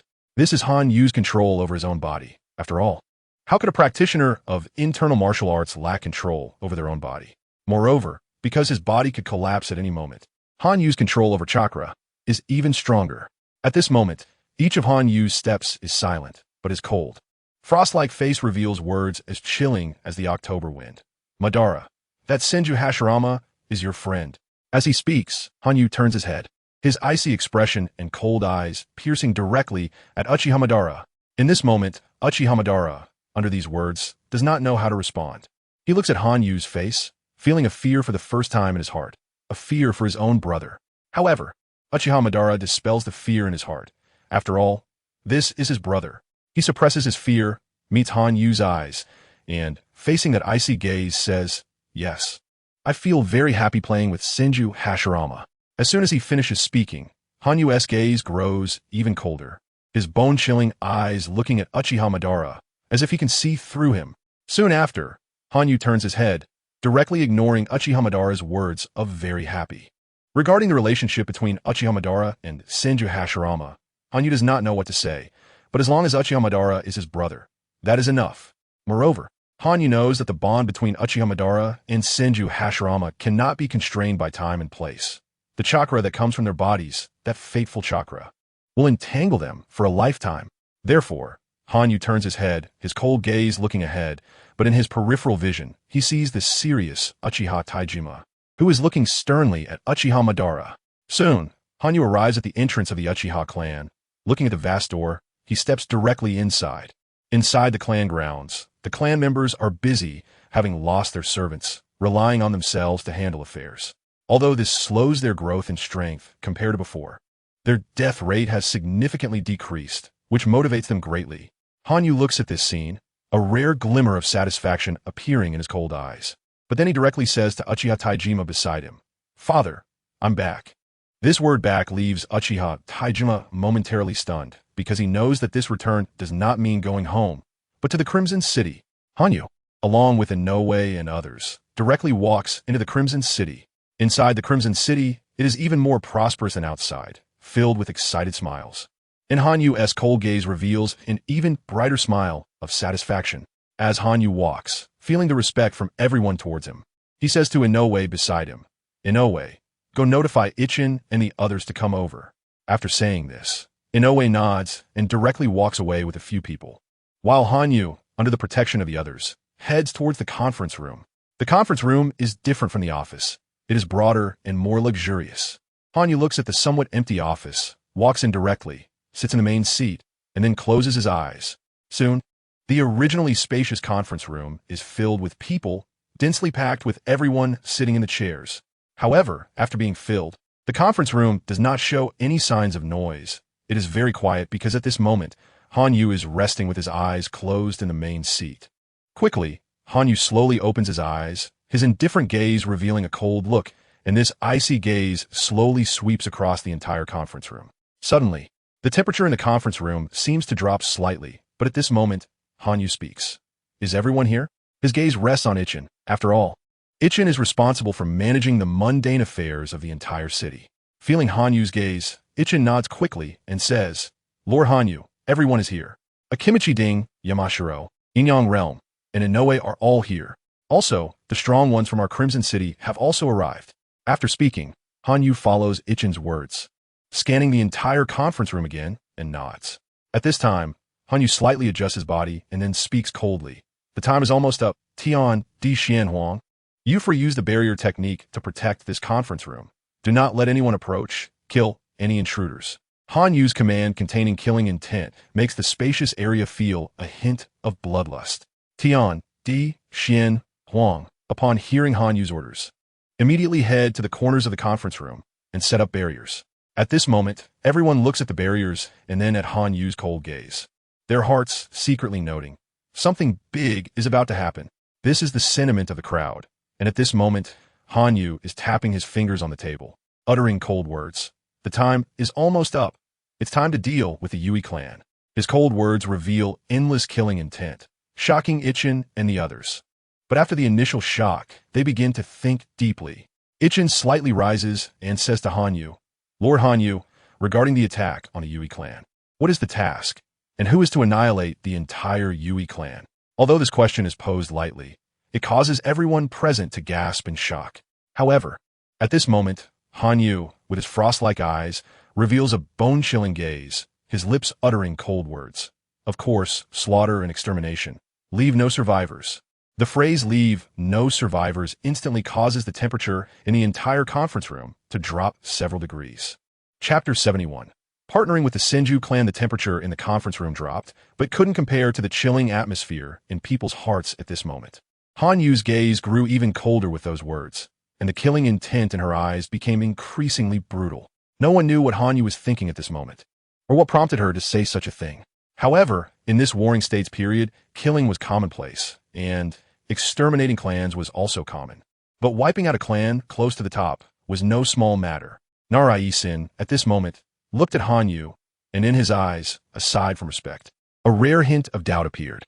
Driven by this doubt, Nara-Isin said, Lord Hanyu, when you speak of extermination, do you mean completely annihilating the Yui clan? But is this action initiated by our Crimson City alone, or is it a joint operation with Lord Uchiha Taijima? Isin's voice echoed throughout the conference room, leaving everyone present with questions. Hanyu gave Isin a deep look, and within her icy gaze, a hint of appreciation leaked through as she said, Naturally, we are in alliance with my father. Hanyu's words eased the worries in Nara-Isin's heart, and he then said, That's good. Given the current strength of our Crimson City, facing the Yui clan would definitely result in a disastrous defeat. After all, in terms of strength, our Crimson City is still far behind. Most of the residents of our Crimson City come from the clans on the left side of Uchiha Square. The clans here generally have low strength, and although joining our Crimson clan has slowly increased their power, it is still not enough. However, our Crimson City has immense potential, as our population, especially the Uchiha clan members, currently stands at 40,000, among which about 20,000 are children. Once these children grow up, their strength will undoubtedly allow our Crimson City to become one of the top clans in the Warring States period. As for now, our strength is still far behind the clans under the control of Lord Uchiha Taijima. After all, Lord Uchiha Taijima controls the clans on the right side of Uchiha Square, where the clans are generally strong members of the Uchiha clan. However, since Lord Uchiha Taijima is your father, with your increasing strength, this power will eventually belong to you. Lord Hanyu, this time, I believe that with the combined strength of our entire Uchiha clan, we can easily deal with the Yui clan. However, Lord Hanyu, if we harm the enemy by 1,000, we will damage ourselves by 800. If it's just our Uchiha clan against the Yui clan, the losses will definitely be significant, so we need to share the risks.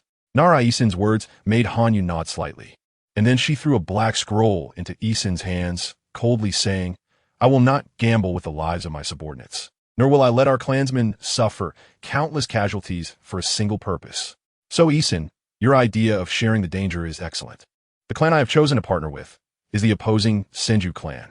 Although the Senju clan is our sworn enemy, they are a top clan in this Warring States period and are strong. Moreover, we have enough incentives to motivate them to take action. And there is also a deep-seated hatred between the Senju clan and the Yui clan.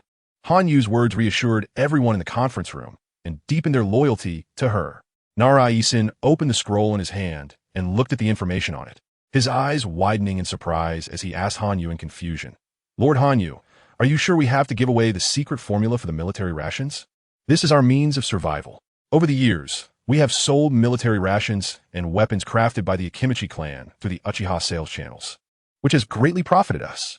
It can be said that military rations are the lifeblood of our Crimson City. Once we hand it over, we will no longer control the market for military rations. As Isin spoke, a wave of murmurs arose in the conference room. Hanyu's cold gaze swept across the room, as if a cold wind had swept through in October. At this moment, Hanyu coldly declared, military rations, this kind of medicinal material, will eventually be cracked as we sell it, and there will inevitably be someone researching it. Just like we have already developed the explosive tags, military rations will eventually be researched out as well. Moreover, the formula for military rations I will provide to the Senju clan is not the real one. It's a diluted version. The military rations produced from it will only be half as effective as ours, so there is no need to worry. Hanyu's cold words felt like a chilling wind in June, allowing everyone at that moment to relax. At this time, Nara-Isin nodded and said, Lord Hanyu, if that's the case, I will send someone to the Senju clan to negotiate with them. However, we still need to formulate a complete attack plan. After all, because our Uchiha clan has occupied the surrounding directions of the Uchiha clan and built bases, other clans have followed suit and built their own defensive bases, making it difficult for others to approach their territory. Therefore, our attack on the Yui clan must aim to destroy their 4 bases. Having said this, Nara-Isin paused, as this was not a war room but a conference room, so he planned to gather personnel later to study the battle plan. Hanyu nodded, then looked at Isin, and a hint of hesitation appeared in her cold gaze. After pondering for a moment, Hanyu spoke. Isin, please contact my father and inform him of these matters. Then invite my father and others to my home in Crimson City. After saying that, Hanyu stood up slightly, straightened her body under Nara-Isin's words, and continued. All right, that's all. But once we leave, do not leak a word of today's discussion. Anyone who does so will be executed without mercy. The phrase executed without mercy made everyone present shiver, and under Hanyu's icy, murderous gaze, they all vowed earnestly, shouting, Yes, Lord Hanyu. At this moment, Hanyu nodded. Chapter 72. The plan of black, absolute, magnificent, and poetic. It also has an ancient charm. This is a courtyard, a villa, old-fashioned and elegant. With the convenience of ninjutsu, Hanyu relied on the memories in his mind to transform the entire courtyard into a garden-like appearance. At this moment, Hanyu is sitting in a lotus pond, where there is an antique pavilion. Hanyu sits in the pavilion, holding a small cup, looking at the light yet fragrant tea inside. The fragrance of the tea blends with the scent of the lotus, making Hanyu take a light sip. The taste on his tongue is bitter, but at the root of his tongue, there is a hint of sweetness. At this moment, Hanyu turns the cup and lifts the sandpot in his hand, slowly pouring tea into the cup until it is filled with clear tea. Hanyu sets down the sandpot and gestures with his right hand, Father, Mother, please sit. Hanyu's gaze lingers on the 2 approaching figures, who are Uchiha Nijima and Uchiha Eiko. As Hanyu's father and mother, Uchiha Nijima and Uchiha Eiko quietly take their seats at Hanyu's invitation. Mother Uchiha Eiko sits beside Hanyu, smiling gently, then lightly strokes Hanyu's head, saying with a smile, You truly are my son, managing to create such a foundation. This is much better than your father. This remark makes Uchiha Nijima beside her feel a bit embarrassed, so he can only slowly sip from the cup on the table. At this moment, Hanyu's cold expression reveals a hint of a smile, but he looks at Uchiha Nijima and asks, Father, where are Madara and the others?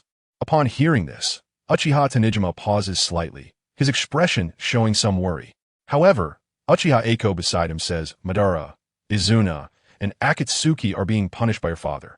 They are probably still at home completing their punishment. After all, this time Madara went a bit too far by befriending the Senju clan. The Senju clan and our Uchiha clan are sworn enemies. The blood flowing in our veins compels us to fight. But that child Madara has made friends with the Senju clan, so he naturally needs to be punished. Upon hearing this, Hanyu nods, expressing his agreement with his father's decision. The next few minutes consist of idle chatter. However, it isn't long before Hanyu feels the gentle breeze blowing from the pond's edge, and with a cold expression, he looks at the lotus flowers and says, I want to attack the Uchiha clan. This declaration causes Uchiha Nijima, who is currently tasting the tea, to become serious. As he puts down his cup and looks at Hanyu, Uchiha Eiko beside him looks at Hanyu with a hint of concern in her eyes. Although she would definitely support what Hanyu wants to do as his mother, she really doesn't want Hanyu to continue this path of killing. Because if this goes on, Uchiha Eiko has no idea if her child will still retain any humanity, as Hanyu seems like a block of ice right now. However, Hanyu coldly states, "I want to exterminate the Uchiha clan." This statement comes out again, even stronger and more shocking than before. At this moment, Uchiha Tanijima says, "Uchiha, Senju, Uchiha, these are the three major clans. Although we have our mutual enmity, we must maintain some boundaries. Moreover, all three of our clans are top clans from the Warring States period. Although the Uchiha clan is somewhat weaker compared to our Uchiha clan, and even more so when compared to the Senju clan, the Uchiha clan is still a top clan and not so easy to extinguish." After Uchiha Tanijima's words, Hanyu slightly nods, but still says, "Indeed, they're not so easy to extinguish, but our Uchiha clan has already formed an unbreakable hatred with the Uchiha clan. One side must choose death, and this choice will grow stronger with the passage of time. So now I choose for the other side to die, and the Uchiha clan is no longer as unbreakable as it once was." After saying this, Uchiha Tanijima looks puzzled, but seeing Hanyu's cold little face, he suppresses his doubts. Meanwhile, Hanyu knows that Black Absolute is the guarantee of the Uchiha clan and the reason for its strength. But now Black Absolute has achieved his goal, which is to find the reincarnation of Indra, Uchiha Madara, and the reincarnation of Ashura, Senju Hashirama, as a tool being used. The Uchiha clan has now been discarded by Black Absolute, turning them into stepping stones and weapons for the growth of Senju Hashirama and Uchiha Madara. After all, only when Uchiha Madara becomes powerful will there be a chance to obtain the Rinnegan. Although this opportunity is slim, as long as there's a possibility, Black Absolute will definitely act on it. This is Black Absolute's purpose. Therefore, at this moment, Hanyu knows that now is the perfect time to attack the Uchiha clan. A great opportunity to train his own strength, and a great chance for Uchiha Madara to grow. Moreover, in the original story, the Uchiha clan was destroyed around this time. Although it is unknown who initiated it, Hanyu can see Black Absolute's shadow within it. So rather than letting Black Absolute instigate a war, it would be better for him to take the initiative. Furthermore, Hanyu speculates that Black Absolute's so-called provocation is to have the Uchiha clan members kill important figures from the Senju and Uchiha clans, especially the children like Hanyu. After all, in the original story, Senju Hashirama died at the hands of the Uchiha clan. After all, Black Absolute needs to incite Hashirama's hatred towards the Uchiha clan to help him grow faster. As for the Uchiha clan, especially Uchiha Madara's brothers, although they do not appear in the original story, considering what Uchiha Madara said about losing 5 brothers, it means that at this time, besides the brother left to help Madara change his eyes, all others were killed, and they were all plotted against by Black Absolute. Knowing all this, Hanyu also guesses Black Absolute's purpose, so he must take the initiative to strike, as Hanyu does not want to end up holding the corpses of his brothers filled with murderous intent. Meanwhile, Hanyu is unaware that at this moment, in a dark cave, a black puddle of mud reveals a person. This person looks at a nearby stone statue and says with a pitiful tone, "Mother, I have found my bastard brother's son again. This time, I will definitely let the Rinnegan manifest in the world, and then rescue you, mother." Chapter 73. The meeting of the whole clan this time, whether for himself, for his brothers, or even for the entire Uchiha clan. Hanyu must take the initiative to spark this battle, rather than being passive and filled with hatred while igniting the battlefield. He drank this slightly cool tea in his cup in one gulp, his expression cold and indifferent. A hint of killing intent in his eyes as he looked at Uchiha Taijima, who was deep in thought at that moment. Uchiha Taijima, seeing the killing intent in Hanyue's eyes, understood that Hanyue would definitely take action, and even if he disagreed, Hanyue would still act to provoke the war. Uchiha Taijima fell silent, contemplating Hanyue's cold face, and sighed slightly in his heart before speaking. "All right, I agree. You can use the upper echelon's combat power of the Uchiha clan, but I hope you won't let them all lose their lives. And also, take care of your own life." At this moment, a hint of joy appeared in Hanyue's indifferent gaze because Uchiha Taijima had spoken, meaning he could use the Uchiha clan's upper echelon combat power. With that, he had an 80% chance of success in this war. An 80% chance in a battle signifies a certain victory, but the key is how to win and win beautifully. At this moment, Hanyue refilled his cup with tea, and the taste this time was even sweeter than before. Time passed quietly as Hanyue sat in the darkness, flipping through the scroll in his hand, looking at the 3 tomo within it. The blood-red Tomo and the black Tomo in Hanyue's eyes echoed each other. But within this scarlet Tomo was an endless thirst for slaughter. That night, many people couldn't sleep well, not because they were on guard against imminent danger, but because they were contemplating the upcoming war. Hanyue was also deep in thought, sitting in the darkness, surrounded by shadows, watching the candlelight around him, his cold expression revealing a hint of killing intent at some unknown time. Hanyue clenched his fists tightly, but his heart yearned for power even more. The scroll in his hand was crumpled from his grip, yet his eyes, filled with longing, continued to dart around. Hanyue knew that this battle was a good opportunity for growth, but the real battle still relied on his father and mother because his current power was still too weak. He had rich combat experience and the chakra of a low-level Jonin, but his strength was merely that of an elite Chunin. The strength of an elite Chunin was considered above average among the geniuses of the Uchiha clan, but compared to Uchiha Madara at this moment, it was far from enough. Although Uchiha Madara couldn't defeat Hanyue due to Hanyue's rich combat experience and strong physique, it was expected that in the coming days, Uchiha Madara would grow rapidly, while Hanyue remained restricted by his immense mental power, causing his strength to grow only slowly. Moreover, due to the inability to excessively extract chakra, even during battles, he couldn't extract it to recover, making Hanyue's thirst for power even stronger. The nights soon passed. Hanyue opened his scarlet eyes, looking at the scroll, constantly exploring. His strong mental power also contributed to his super-intelligent brain, allowing him to research the so-called most mysterious flying thunder god technique to a large extent with just a few clues. However, Hanyue knew that the flying thunder god technique in his hands was still incomplete and needed further study. Now it was time to get up. After thinking this, Hanyue put away the scroll in his hand and took a special soldier food pill to relieve the fatigue from the sleepless night.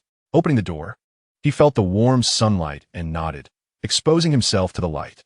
Although his cold expression did not soften with the warmth, a hint of sharpness appeared in his icy gaze alongside the warm sunlight. Hanyue walked along the road of Scarlet City, surrounded by protectors. His destination at this moment was the meeting room in Scarlet City, which was much larger than the meeting room from yesterday. Today, more people attended, as all the strong members of the Uchiha clan would gather for this meeting. However, Hanyue knew that this time, they would discuss how to attack the Yuhi clan. But Hanyue also understood that inside, these people were likely just sleeping and ignoring everything, as they only knew how to fight and had no interest in the so-called action plans. According to their understanding, all they needed to do was to obey and fight when the time came. Over the years, Hanyue had allowed the Nara clan to assist some strong members of the Uchiha clan in carrying out missions, often leading to easy resolutions, making them aware of the power of strategy. Therefore, these strong members of the Uchiha clan highly recognized Hanyue's words. However, this had also sparked a wave of strategic thinking during the Warring States period, as battles were no longer just about brute strength. Encountering the intelligent Nara clan during the Five Kage period would surely lead to failure. Hanyue slowly walked through the main door, observing the fully occupied meeting room before directly entering and sitting at the main seat, as Scarlet City was Hanyue's territory. Although Hanyue's strength was not high, he had established a sanctuary where their families could live safely, earning him their utmost respect, so no one found it strange that Hanyue took his seat. Sitting in the main seat, Hanyue looked at the confident smile on Nara Ishin's face, nodded, and said, "Ishin, you can start." At this point, Hanyue noticed several people beginning to lean over and sleep, especially Uchiha Zonyan, whom Hanyue knew, who had already begun to snore. However, this scene caused Hanyue's mother, Uchiha Eiko, to explode in anger. A punch sent Uchiha Zonyan crying out in pain. After the commotion, Nara Ishin finally began to speak. "Lord Hanyue, we have already contacted the Senju clan. Although the Senju clan has a great deal of wariness towards our Uchiha clan, they hold deep hatred towards the entire Yuhi clan. So they have agreed to temporarily ally with us to eliminate the Yuhi clan first." Chapter 74. Alliance with the Senju clan at this moment. The conference room erupted with shock as everyone looked at Nara Aikishin, who had managed to invite the Senju clan to form an alliance. This was a significant event. However, Aikishin continued. The reason the Senju clan agreed to ally with our Uchiha clan, aside from their long-standing enmity with the Yuhi clan, is that Lord Hanyue sent out a reduced version of the food pills. With the formula for the reduced food pills, the Senju clan readily agreed to ally with us. And they even agreed that when we obtain the relics of the Yuhi clan, our Uchiha clan will take 70. As soon as Nara Aikishin finished speaking, the entire conference room was filled with astonished expressions and looks of confusion. After all, everyone knew what food pills were and their purpose. Hanwha had not concealed the existence of food pills after the Akimichi clan produced them. They were widely distributed among the Uchiha clan. Essentially, every member of the Uchiha clan had some food pills in hand, and these pills were even sold within the clan. Moreover, each Uchiha clan member received a monthly share of food pills. The widespread availability of food pills significantly increased the survival rate of the Uchiha clan and earned Hanwha deep respect from many members of the clan. After all, this small pill had saved countless lives. In the Warring States period, especially within one's own clan, the gratitude for saving a life was immense, and everyone possessed the quality of repaying a drop of kindness with a fountain of gratitude. This is also why, despite Hanwha's young age and limited strength, he held such a powerful position within the Uchiha clan, and why so many followed him, because he had helped them to varying degrees and even saved their lives. Of course, apart from food pills, medical ninjutsu was also widespread within the Uchiha clan.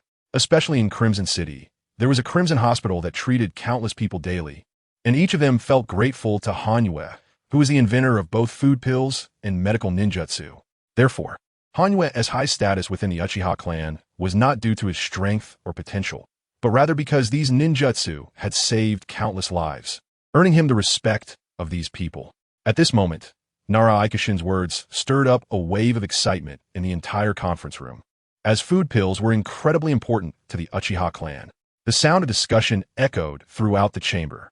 In this somewhat noisy environment, Hanwha's cold expression became even colder, and a glint of cold light appeared in his eyes as he scanned the room, coldly commanding, "Quiet down, everyone."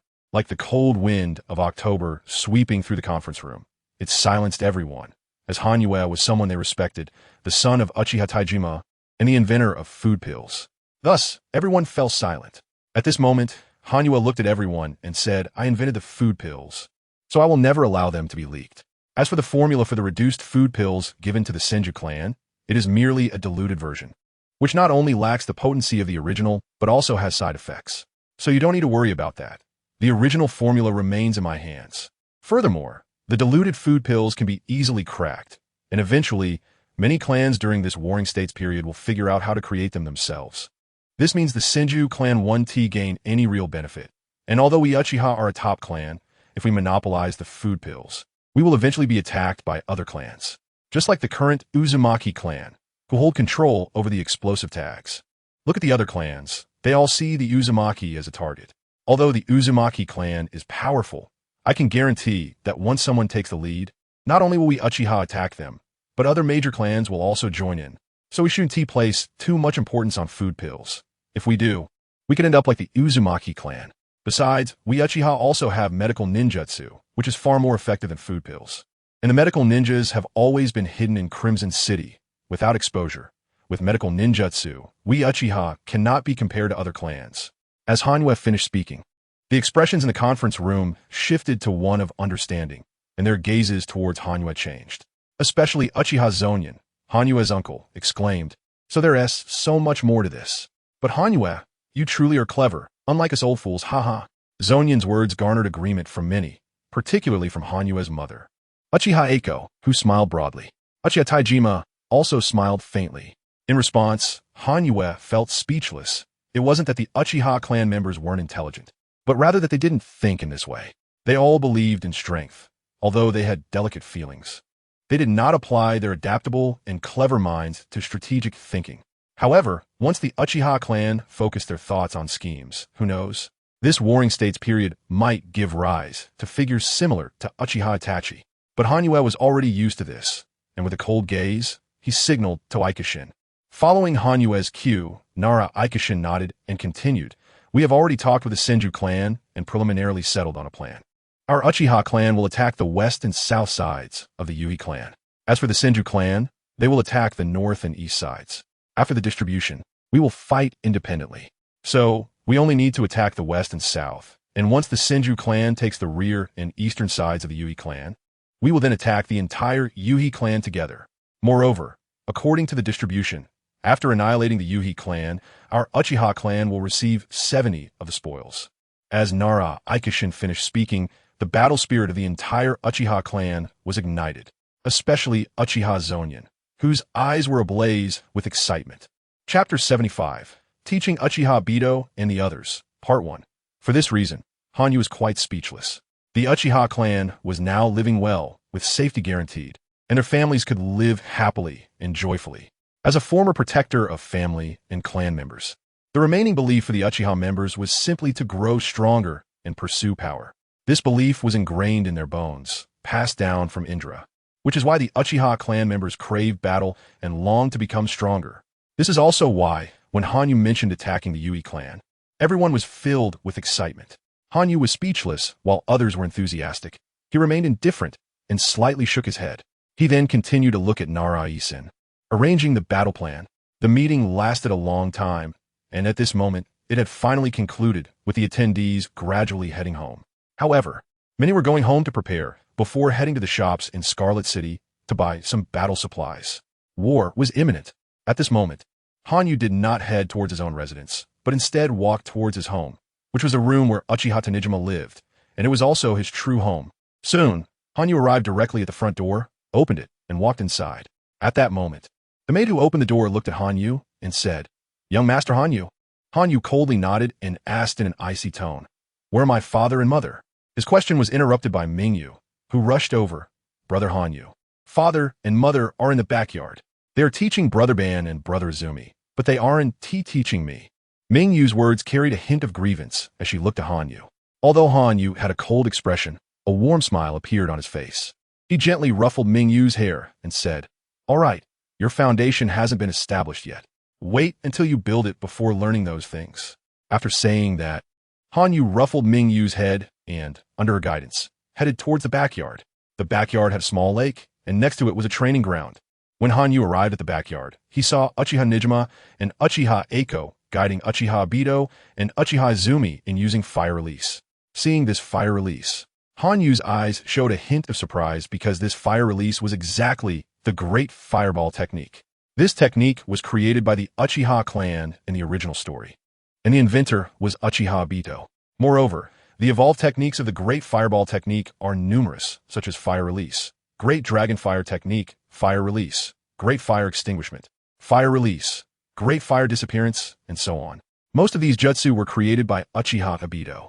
At this moment, Hanyu naturally recorded the fire release techniques that appeared multiple times in the original work and stored them in the Ninja Technique Pavilion in Scarlet City. Furthermore, since most of the Uchiha clan members possessed fire attribute chakra, a greater number chose to learn fire release techniques, which also led to the widespread use of fire release techniques among the Uchiha clan. At this moment, Uchiha Bito and Uchiha Izumi were practicing the Great Fireball technique, which was quite common and even considered a must-have technique for ninjas.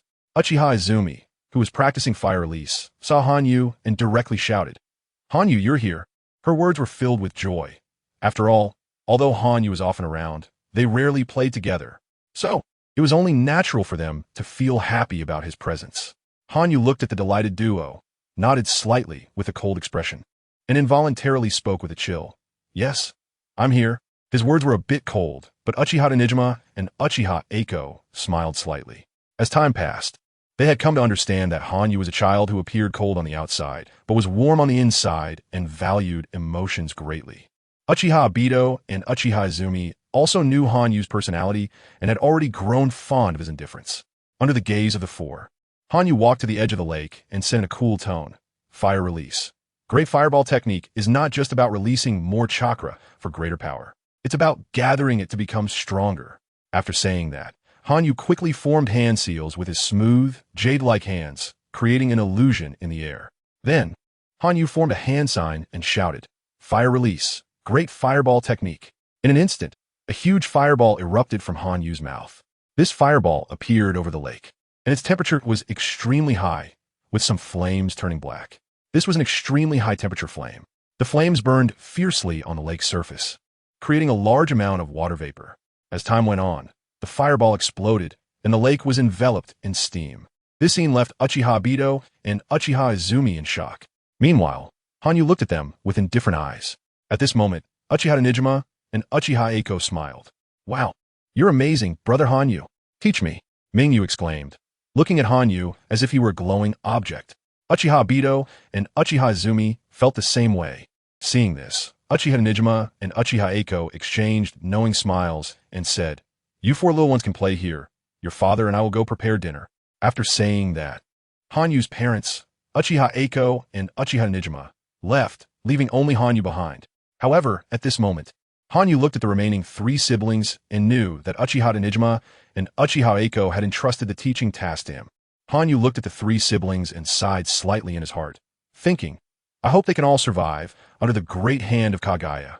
After finishing his thoughts, Hanyu looked at the three and said, "Obito, Izumi, Mingyu, you three already know the hand seals for Great Fireball. Next, you just need to control your chakra at the moment of completing the hand seals.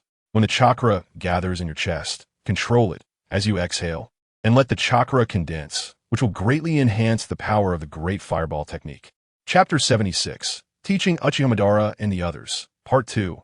After Hanyu finished speaking, Uchiha Madara pinched his chin and asked, "Hanyu, chakra compression makes the fire technique more powerful. So what about the fire attribute chakra you mentioned? If I use fire attribute chakra for this fire style, wouldn't its power increase significantly?" At this moment, Hanyu looked deeply at Madara and thought to himself, as expected of Uchiha Madara, his talent is indeed formidable. Hanyu nodded and replied, "Of course. Fire attribute chakra can greatly enhance the power of fire techniques.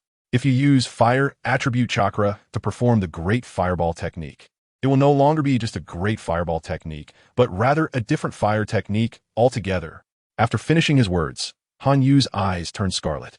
The appearance of a Sharingan not only allowed Hanyu to see further, but also had some special effects, one of which was to enhance chakra control. In that moment, Hanyu quickly formed hand seals again and shouted, "Fire style, Great Fire Destruction." Instantly, a large fire erupted, filling the entire lake with flames, and a large amount of water vapor appeared on the water surface. However, this water vapor burned quickly, as it was infused with fire attribute chakra. This scene left Uchiha Madara, Izuna, and Mingwe wide-eyed in shock. Hanyu retracted his hand, took a slight breath, and then said, "This is an A-rank ninjutsu. Fire style, Great Fire Destruction. This fire technique is released using fire attribute chakra, but it consumes much more chakra than an ordinary A-rank ninjutsu. With my current chakra level, I can use it at most twice. However, this ninjutsu can cover a larger area and is very effective in battles with many opponents. But remember, if you don't have enough chakra, do not use this ninjutsu on the battlefield, because losing chakra in battle is a very dangerous thing." As he spoke, Uchiha Madara, Izuna, and Mingwe nodded. At this point, Hanyu looked at the three of them, his eyes fully in Sharingan, and said, "Now that you have activated the Sharingan, although it is just a single tomo, it consumes less chakra. So I suggest that when you have nothing to do not close the Sharingan. Keep it activated. This will continuously train your Sharingan, which will benefit you when you unlock your full eyes later. However, I truly do not wish to unlock those eyes." As he said this, the lively atmosphere dimmed slightly. Being children of the Uchiha clan during the Warring States period, they were naturally familiar with the Mangekyou Sharingan. They knew that the way to unlock it was by losing someone most precious to them, which was also known as the Cursed Eyes. Although it could awaken great power, no one in the Uchiha clan wanted to unlock these eyes. Even the power-hungry Uchiha clan did not wish to unlock them, as doing so meant that someone precious to them would die. At this moment, Hanyu looked at the three of them, and a rare change appeared on his cold face as he said, "I sincerely hope we do not unlock those eyes." Upon hearing this, Uchiha Madara, Uchiha Mingwe, and Uchiha Izuna solemnly nodded and said, "I also do not wish to unlock those eyes." After speaking, their lips curled into a slight smile, but it was a forced smile. No one could be certain they would survive this Warring States period safely, even though the living conditions of the Uchiha clan were good at this moment. Time passed slowly during this teaching session. In fact, this was not the first time Hanyu had taught his brothers. When he was younger, he had already taught Uchiha Madara and the other simple body techniques, as well as shuriken techniques and some basic ninjutsu. Now, Hanyu was teaching them fire-style ninjutsu, as Uchiha Madara, Uchiha Izuna, and Uchiha Mingwe all possessed fire attribute chakra. However, among the three, aside from Uchiha Madara, who had powerful chakra, Mingwe and Izuna did not have enough chakra to use advanced ninjutsu. Hanyu had previously given Uchiha Madara a scroll containing advanced ninjutsu, particularly regarding the possibility of combining lightning and water chakra with fire attribute chakra. However, whether Uchiha Madara could succeed was something Hanyu truly did not know. As for Uchiha Izuna, who possessed lightning and fire attributes, Hanyu had prepared a ninjutsu for him, which was the flame release. It was a technique that combined lightning and fire chakra, producing black flames. In the original work, when Uchiha Sasuke used flame release, Senju Hashirama had mentioned that he had seen this ninjutsu before, likely from Uchiha Izuna. Uchiha Mingwe was born alongside Hanyu. It was uncertain whether it was because of the lightning power emanating from Hanyu's body that caused Uchiha Mingwe's chakra to mutate. In addition to the unique fire attribute chakra inherited from the Uchiha clan, he also possessed powerful wind and earth attribute chakra. Faced with Mingwe's 3 types of chakra, Hanyu was surprised and thought, these 3 types of chakra are precisely the attributes of dust release. Thus, Hanyu is currently teaching Uchiha Madara and the others fire style, but the 3 were destined to take different paths. Uchiha Madara's body, combined with Indra's chakra, resulted in 4 types of chakra. If fused together, who knew what would emerge? Uchiha Izuna would utilize flame release, creating black flames, and was destined to play with fire. Uchiha Mingwe, although uncertain if he could succeed, had a high chance of success with the information Hanyu remembered. However, it was unclear what Mingwe's future life would be like. Hanyu looked at the 3 of them continuously practicing the fire style, great fireball technique. Feeling a sense of seeing the future, yet being unable to see it clearly, there was a sense of confusion in his heart, but also a glimmer of hope. A cool breeze blew by, lifting Hanyu's bangs and his long hair behind him. This wind revealed Hanyu's expression, with his cold demeanor and icy features. His handsome face looking quite stern. His icy eyes seemed to hold frost, and his gaze made those who looked into it feel as though they had entered the cold of a freezing October. This was Uchiha Hanyu.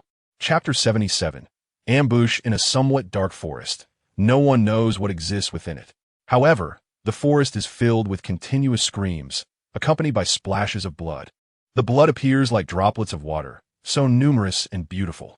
Yet this cold and beautiful blood carries a chilling aura. This eerie forest seems even more sinister. But in the moment the black blade flashes, it remains so beautiful. Hanyu continuously swings the black blade in his hand, staining the ground with blood. The blood has turned the ground red, and the grass has also been dyed crimson, transforming into tiny blades of blood-colored grass. Hanyu slowly sheathes the now red black blade and casually finds a tree root to sit on. Then, looking at the bloodied corpses on the ground, a trace of emotion appears on his indifferent face, and he turns to Inoue beside him and asks, Inoue, how many waves have we had? His cold words still carry a hint of killing intent, a residue from just having killed. Just as he finishes speaking, Inoue hurriedly disregards the blood on his body and replies, Lord Hanyu, this is already the 4th wave. We've killed 4 waves of people in total. At this, this is actually Nara Isen's plan, allowing the Uchiha clan to use genjutsu to control some ordinary people, and then use these ordinary people to assign numerous tasks to the Uchiha clan, prompting them to send out a large number of personnel, while the Uchiha and Senju clans are responsible for ambushing those Uchiha clan members who come out. Moreover, due to the varying levels of tasks, Hanyu's ambush task is considered a lower level one, and the corpses lying on the ground are all young, about the same age as Hanyu. This is already the 4th wave of people Hanyu has killed, while sending out personnel like this costs the Uchiha clan a lot of money. Once they conquer the Uchiha clan, that wealth will still belong to the Uchiha clan. The thick smell of blood makes Hanyu feel somewhat uncomfortable, and he stands up, saying, let's head to the next task. After speaking, he draws the black blade in his hand again and walks in a certain direction. Not long after, Hanyu appears in a small grove where the fallen leaves are yellow and filled with a sense of decay. However, Hanyu knows that this place will soon become a bloody battlefield, a place of slaughter. At this moment, Hanyu stands on a tree, hidden in the darkness, watching the movements around him, preparing for the next moment of killing. Time passes slowly, and a series of sounds come from not far away. As the sounds approach, Hanyu's crimson eyes focus on the source of the noise. At that moment, Inoue rushes to Hanyu's side and anxiously says, Lord Hanyu, it's bad. Just now, a sensor ninja from the Mountain Clan detected that among this group of people, there is a high-ranking jonin from the Uchiha clan. Upon hearing this, a glint of sharpness appears in Hanyu's eyes as he shouts, retreat. Quickly retreat. A jonin is not something we can handle right now. With that, Hanyu leaps backward. However, at this moment, a sense of alertness rises within Hanyu. This alertness prompts him to draw the black blade at his waist and slash at the side. This strike is executed with all his strength. The sense of alertness does not lead Hanyu to make a mistake. A blue ray shoots toward him. At this moment, the black blade in Hanyu's hand crackles with electricity as it collides with the blue light. However, the powerful impact still sends Hanyu crashing backward into a large tree. Hanyu feels a pain in his back, but it's nothing serious. At this moment, Inoue and the others appear around Hanyu, surrounding him and keeping a vigilant watch. Hanyu stands up, stretches his body, and fixes his gaze on every direction, then places his right hand on the head of a member from the mountain clan, quickly saying, "Use the heart turn technique." After speaking, the cold light in his eyes catches sight of dozens of figures appearing. Hanyu looks at these figures, and in his heart, he conveys a message to those around him. We cannot take on this group. Wait for an opportunity to retreat. After that, Hanyu's gaze falls on the figures that have now appeared, and he coldly says, "The Ya clan, huh?" As he finishes speaking, the dozens of figures appear before Hanyu, laughing heartily. "Didn't he expect it? Because of the numerous tasks, I had to carry out a small mission.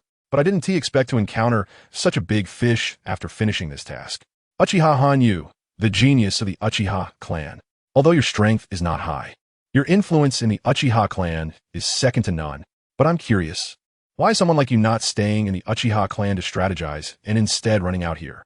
After this Uchiha clan member finishes speaking, Hanyu's cold gaze grows even icier as he looks at this member of the Uchiha clan.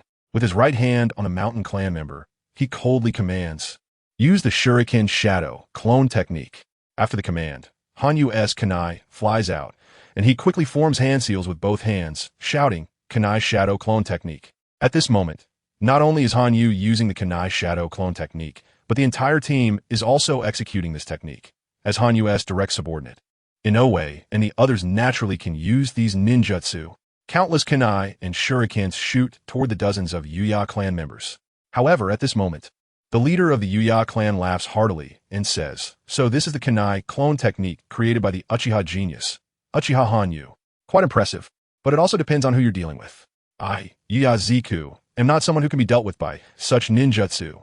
After speaking, Uchiha Ziku quickly forms hand seals with both hands and shouts, "Wind release, laser scatter." At this moment, blue light appears on Uchiha Ziku's hands, transforming into beams of blue lasers that quickly shoot up into the sky. Chapter 78, Feathered Clothes and Light. At this moment, looking at the shurikens in the air colliding with the blue lasers, a series of small explosions erupted. Hanyu watched this scene with a cold expression and coldly shouted, "Is it a wind escape? Do you still have the strength of AJ Nin?" As soon as he finished speaking, Yu Ize Guang laughed heartily and looked at Hanyu and the others who were trying to retreat, disdainfully saying, "Although I, Yu Ize Guang, admire you, Uchiha Hanyu, quite a bit. However, what I admire is your intellect. Just with a few systems, you have greatly enhanced the power of the Uchiha clan, making it one of the top clans. But your strength in front of me is just trash. However, the strongest among us, the Ue clan, has issued an order. I believe the clans that want information about you will issue the same command. Anyone who encounters Uchiha Hanyu has two options. First, capture Uchiha Hanyu alive and bring him to their clan, finding a way to make him surrender. Second, kill him. If the first condition cannot be met, Uchiha Hanyu must be killed." As soon as Yu Ize Guang finished speaking, Hanyu's indifferent gaze grew colder, and he said to Yu Ize Guang, "The system, I didn't expect it to have already been leaked. It seems the news wasn't kept secret enough." Hanyu's words made Yu Ize Guang smile slightly and say, "It's not about confidentiality, it's about people. In the Warring States period, what kind of people are the most numerous? The strongest. But the strong only know how to fight, while the wise can lead a clan's development and usher in an era. And you, Uchiha Hanyu, are one of them. The information about you is collected by our Ue clan through your Uchiha clan members during battles." Saying this, Yu Ize Guang looked at Hanyu again and shouted, "You have two choices. Surrender or die. If you surrender, your status in the Ue clan might be higher than mine, possibly even above thousands. But if you choose death, I will kill you here. Your head is not just a pair of Sharingan. It also comes with a huge reward from the clan." As soon as Yu Ize Guang's words fell, Hanyu shot back coldly retreat. In an instant, Hanyu was surrounded by chakra and fled backward. Yu Ize Guang saw this scene and shouted, "Chase. Let's see how you escape."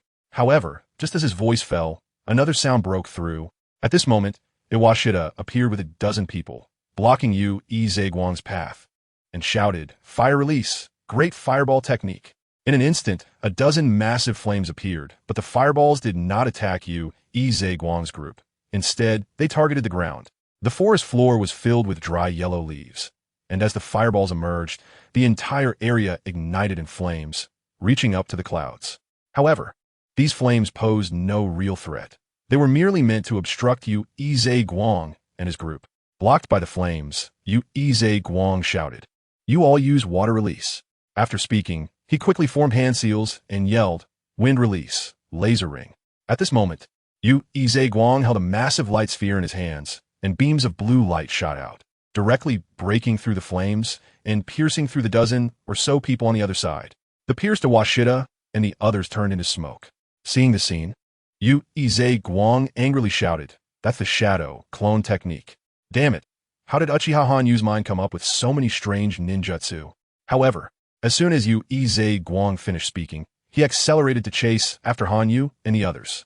But at this moment, Hanyu and his group were running in one direction. Iwashita looked at Hanyu and hurriedly said, "Lord Hanyu, these people are simply too strong. We are no match for them. Moreover, our group's target is too large. If we keep going like this, we will definitely be caught. How about this, Lord Hanyu? We split into two teams and use transformation technique to become you, attracting Yu Guang's attention, while you quickly leave here. Anyone can be in trouble, but you, Lord Hanyu, must not be caught." Iwashita's words made the others, including Iwashita, nod in agreement. However, Hanyu coldly shouted at this moment, "Shut up and speed up. These people are still far from being able to kill me." After speaking, Hanyu looked back at the pursuing Yu Guang and his group. At this moment, Yu Guang shouted to Hanyu, "You guys are merely Nin level, and you think you can escape? You think too highly of yourselves. You all go die." After speaking, Yu Guang shouted again, "Wind release, laser ring." At this moment, a huge light ring appeared in Yu Guang's hand, then shot toward Hanyu and the others. The blue laser moved at incredible speed, reaching Hanyu and the others in the blink of an eye. Hanyu turned around and saw the laser approaching from behind, shouting, "Use the substitution technique." After speaking, Hanyu quickly formed hand seals and coldly shouted, "Chidori flow." Chidori flow is a variation of the Chidori technique, where the sharp spear of Chidori is dispersed and transformed into rapid currents of electricity, rushing toward the enemy. At this moment, the scattered electric lights countered the incoming blue laser. However, as a combination of water and lightning release. Wind release is not something that Hanyu's ordinary lightning release can withstand, so at the moment of collision, it quickly dissipated. But it provided an opportunity for the others to use the substitution technique. At this moment, only Hanyu remained to face Yu Guang and his group. But seeing Iwashita and the others running toward him, Hanyu shouted, "You all hurry and leave." After speaking, he dissipated the electric light in his hands. His crimson Sharingan glaring at Yu Guang, coldly shouting, "Chidori flow."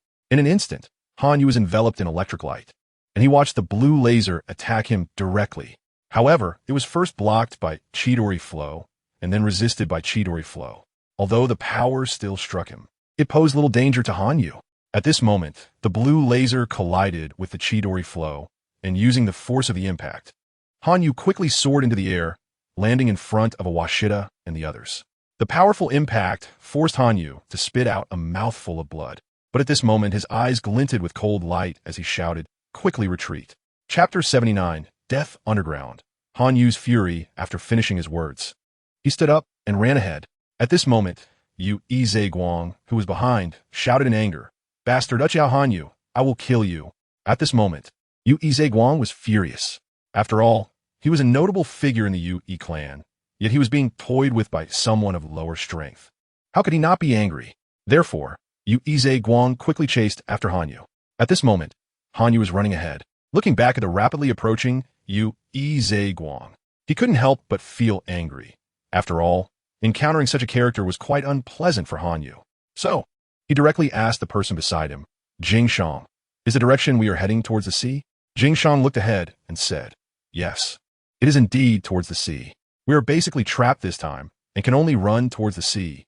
Having said that, Hanyu nodded. He still had no knowledge of the sea, as during the Warring States period, families were mainly concentrated on the mainland.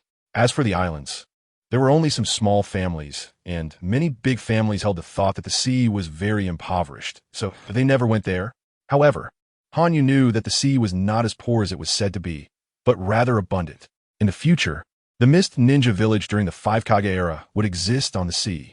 But thinking of the sea, a fierce look appeared in Hanyu's eyes.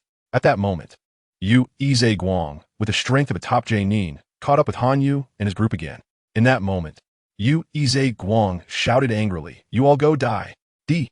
Wind release, laser circle. After finishing, a blue beam appeared in his hand. This was still wind release, laser circle, but instead of scattering, the beam was now fused together and charged towards Hanyu. Hanyu looked at the beam with a cold gaze, his killing intent revealed. At this moment, seeing the incoming beam, the four members of the Yin-Yang clan, Tian, Di, Xian, and Huang, shouted in unison, "Barrier! 4 purple flames formation." Instantly, the 4 purple flames formation surrounded Hanyu and the others, but that powerful beam struck directly at the burning purple flame barrier. At this moment, Hanyu had a bad premonition in his heart as he heard the sound of cracking. He saw that the powerful beam directly shattered the burning barrier, and the coldness in Hanyu's eyes grew even colder. However, Hanyu remained calm. Even if that beam was about to hit him, it was the same. At that moment, Hanyu felt someone appear beside him, and it was Jing Xia. He saw Jing Xia shout, "Lord Hanyu, run." As soon as he finished speaking, the powerful beam surrounded Jing Xia. At this moment, shock appeared on his indifferent face, and he couldn't help but shout, "Jing Xia." At this moment, hatred and killing intent appeared in Hanyu's Sharingan. Meanwhile, beside Hanyu, Jing Shang shouted with immense killing intent, "Brother." Looking at Jing Xia, who was surrounded by the beam, he smiled faintly at Hanyu, his pale face saying intermittently, "Han, you, Lord, run." At this moment, Hanyu was furious, roaring to the sky. After all, this was his subordinate, who had followed him since he was 3 years old. At this moment, Hanyu hated Yu Ize Guang to the bone. Tears streamed down his face as he looked at the laughing Yu Ize Guang. At this moment, Hanyu saw the beam dissipate, and Jing Xia had already fallen. A large hole pierced through his chest. Hanyu clenched his fists tightly, quickly formed hand signs, and shouted, "Fire release, great fire destruction." Instantly, a torrent of fire erupted from his mouth, covering the entire forest. The moment Hanyu lowered his hands, he could already feel his body weakening, his face turning pale, and he couldn't help but spit out blood. At this moment, Hanyu said to Jing Shang beside him, "Quickly take Jing Xia's body away. We need to retreat quickly." Having said this, Hanyu clenched his eyes, looking at the Yu Guang behind the flames, the killing intent releasing from his eyes. However, Hanyu knew that he was not yet Yu Guang's opponent, and this great fire destruction could only hold him off for a moment. But Hanyu had no confidence that it would cause any harm to Yu Guang. After all, this ninjutsu was only effective against those of lower strength, but it was far from enough against someone of higher strength. So at this moment, Hanyu knew that this fire was just to hold Yu Guang off for a while. At this moment, with the support of 2 people from the mountain tribes, Hanyu quickly retreated towards the sea. However, not long after, when Hanyu reached the surface of the sea, he heard Yu Guang's laughter behind him again. At this moment, Yu Guang had a fierce and sinister look, although his face was somewhat burned. Yu Guang looked at Hanyu and shouted angrily, "Uchiha Hanyu, let's see where you can run this time. I will definitely kill you." Ha! But at this moment, the coldness in Hanyu's eyes was continuously gathering as he looked at Yu Guang and coldly said, "To kill me. You are still too early. This time, I will definitely kill you to avenge Jing Xia." "Ha! You still want to kill me? Are you out of your mind? My strength is above yours." Yu Guang's words did not stop Hanyu from speaking at that moment. At this moment, Hanyu took out a bottle from his pocket behind him and pulled out all the pills inside. At this moment, Hanyu directly swallowed all the pills in his hand. At this moment, a cold smile appeared at the corner of Hanyu's mouth as he said with killing intent, "If you want to kill me, Uchiha Hanyu, you are dreaming. Today, I will ensure you have no place to bury your body." This was like a thunderclap on a clear day, instantly shocking everyone. However, at this moment, Yu Guang looked at Hanyu with disdain. Meanwhile, Watanabe beside him said, "Lord Hanyu, you have eaten all the military rations, and although it will bring you great power, you will lose your life." But Hanyu just smiled coldly at this moment, his whole body slowly turning red, a sign of blood rapidly flowing. However, the surging chakra shocked Yu Guang at this moment. Chapter 80. The cold moon of 8 gates, Yuhui Guang watched as chakra continuously surged from Han Yu's body, transforming into a tangible form. A sense of unease suddenly rose in his heart. However, Han Yu was also in discomfort. The sudden influx of powerful energy within him made his body feel like it was about to collapse. The modified military grain pill not only added a function to enhance vitality, but also significantly increased the amount of chakra, resulting in a substantial growth.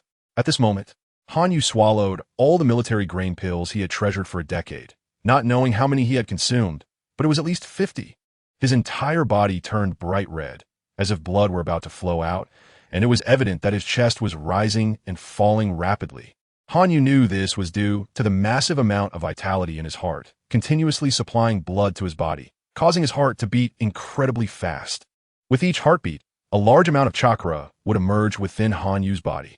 This time, Han Yu did not cautiously refine his chakra. Instead, he used his powerful mental strength to continuously extract chakra from his body. Without the enhancement of the military grain pills, his body would have definitely exploded. The powerful chakra condensed in Han Yu's meridians, and his originally crimson Sharingan turned blood red due to extreme congestion, almost obscuring the black tomo. Han Yu also felt the chakra within him expanding uncontrollably, becoming harder to manage, even threatening to burst his body. He felt as if the meridians carrying his chakra were like a balloon being inflated. At this moment, if any external force were to appear, he would explode directly. However, in this moment, a hint of determination appeared on Han Yu's cold face. Looking at Yuhui Guang, he spoke icy words. No matter who you are, no matter how powerful you are, today, I will definitely kill you to avenge my past grievances. At this point, Han Yu felt he could no longer contain the chakra and shouted loudly, "Open the first gate, open the second gate, open the third gate." In that instant, having opened 3 gates, Han Yu felt his senses sharpened immensely, and he discovered he could control his body with perfect precision, allowing him to move at high speed, even beyond his usual range. His nervous system could still control his body to perform such movements. In essence, the 8 gates technique opens up a person's nervous system, allowing for an extreme level of control over one's body. When the brain controls the body, the nerves with super fast reaction speeds enable movements that surpass normal limits. Thus, the 8 gates technique is fundamentally a ninjutsu that allows reflexes to surpass physical reflexes. A technique that develops the brain's domain and pushes the body's control to its limits. At this moment, unable to contain the massive chakra, Han Yu broke through the first, second, and third gates. The powerful impact of the chakra caused some damage to his meridians, but Han Yu still coldly roared, "Open the 4th gate, open the 5th gate." In that instant, Han Yu appeared as if he were drenched in blood, and standing on the ocean, the water surged into towering waves due to the chakra he unleashed, causing the surrounding seas to churn. At this moment, Han Yu's blood-red eyes fixed on Yuhui Guang, and he coldly smirked, shouting, "I will kill you." Yuhui Guang felt fear, sensing Han Yu's immense power. This level of strength and aura he had only seen among the strongest of his clan. Yet now, it appeared in a 10-year-old child. Yuhui Guang also realized that Han Yu had used some forbidden technique to elevate his strength to this level, but the extent of this enhancement was terrifying. At that moment, a phrase echoed in Yuhui Guang's mind, "Never offend a genius." A talent like Han Yu, if pushed to desperation, would unleash a devastating move, leading to one's own downfall. At this moment, Han Yu was indeed in the state of unleashing a powerful move. Although the 8 gates technique is a supreme physical technique, it enables one to surpass even shadows in an instant, showcasing its formidable strength. Moreover, recalling the original work when Guy opened the 8 gates in that state, he nearly defeated the 6 paths of mode Obito, even shattering the Rinnegan capable of creating a new world, demonstrating the might of the 8 gates technique. Currently, Han Yu had opened 5 gates, and with the massive chakra amplified by the military grain pills, combined with his already powerful mental strength, his control over his body after using the 8 gates technique was even more formidable, allowing him to firmly control the chakra. At that moment, Han Yu's body was completely red, but his face remained cold, a slight smirk forming as he raised his fist and charged towards Yuhui Guang. He suddenly stomped his left foot on the ocean surface, creating a massive water hole and sending huge waves crashing. But Han Yu was no longer there. In the blink of an eye, he appeared beside Yuhui Guang, whose face was filled with shock and regret. However, Yu Guang looked at Han Yu's cold, blood-red visage and responded with a chilling smile. Then, Han Yu's right fist struck out violently, creating a shockwave that exploded the air, producing a sound that echoed across the entire sea. As his fist slammed into Yu Guang's abdomen, Yu Guang shot out like a cannonball, splashing water as he flew backward. He continued to rush back until he collided with a reef, finally coming to a stop. However, the immense force caused Yu Guang to spit blood, and his back was severely injured against the reef, exposing his bones. Yet at this moment, Yu Guang did not see Han Yu's figure, but instead, he heard a voice like the chill of an October wind from behind. "Are you looking for me?" Chapter 81. Rapidly increasing strength at this moment, Uchiha Hikaru trembled, looking back at the person behind him, and he couldn't help but swallow hard in fear. But in the next instant, Han Yu raised his right foot high and suddenly brought it down with a powerful kick, a Chielin kick. Instantly, it struck Uchiha Hikaru from above, and in that moment, Uchiha Hikaru crossed his arms to block the kick aimed at his head. However, with a crack, his arms broke, revealing white bones. In the next moment, Uchiha Hikaru was directly thrust into the seabed by this immense force, creating a massive splash where Han Yu stood. Han Yu, who had intended to continue the pursuit, was instantly enraged upon seeing the Uchiha clan members engaging with his subordinates. He exerted force through his legs, causing the rocks on the ground to shatter. In that moment, Han Yu appeared beside a Uchiha clan member who was fighting his subordinate, coldly shouting, "You dare to make a move in front of me."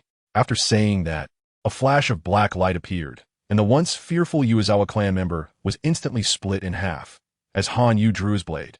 With the tremendous speed granted by the 8 gates, combined with the strength cultivated through internal martial arts, Han Yu slashed through the air.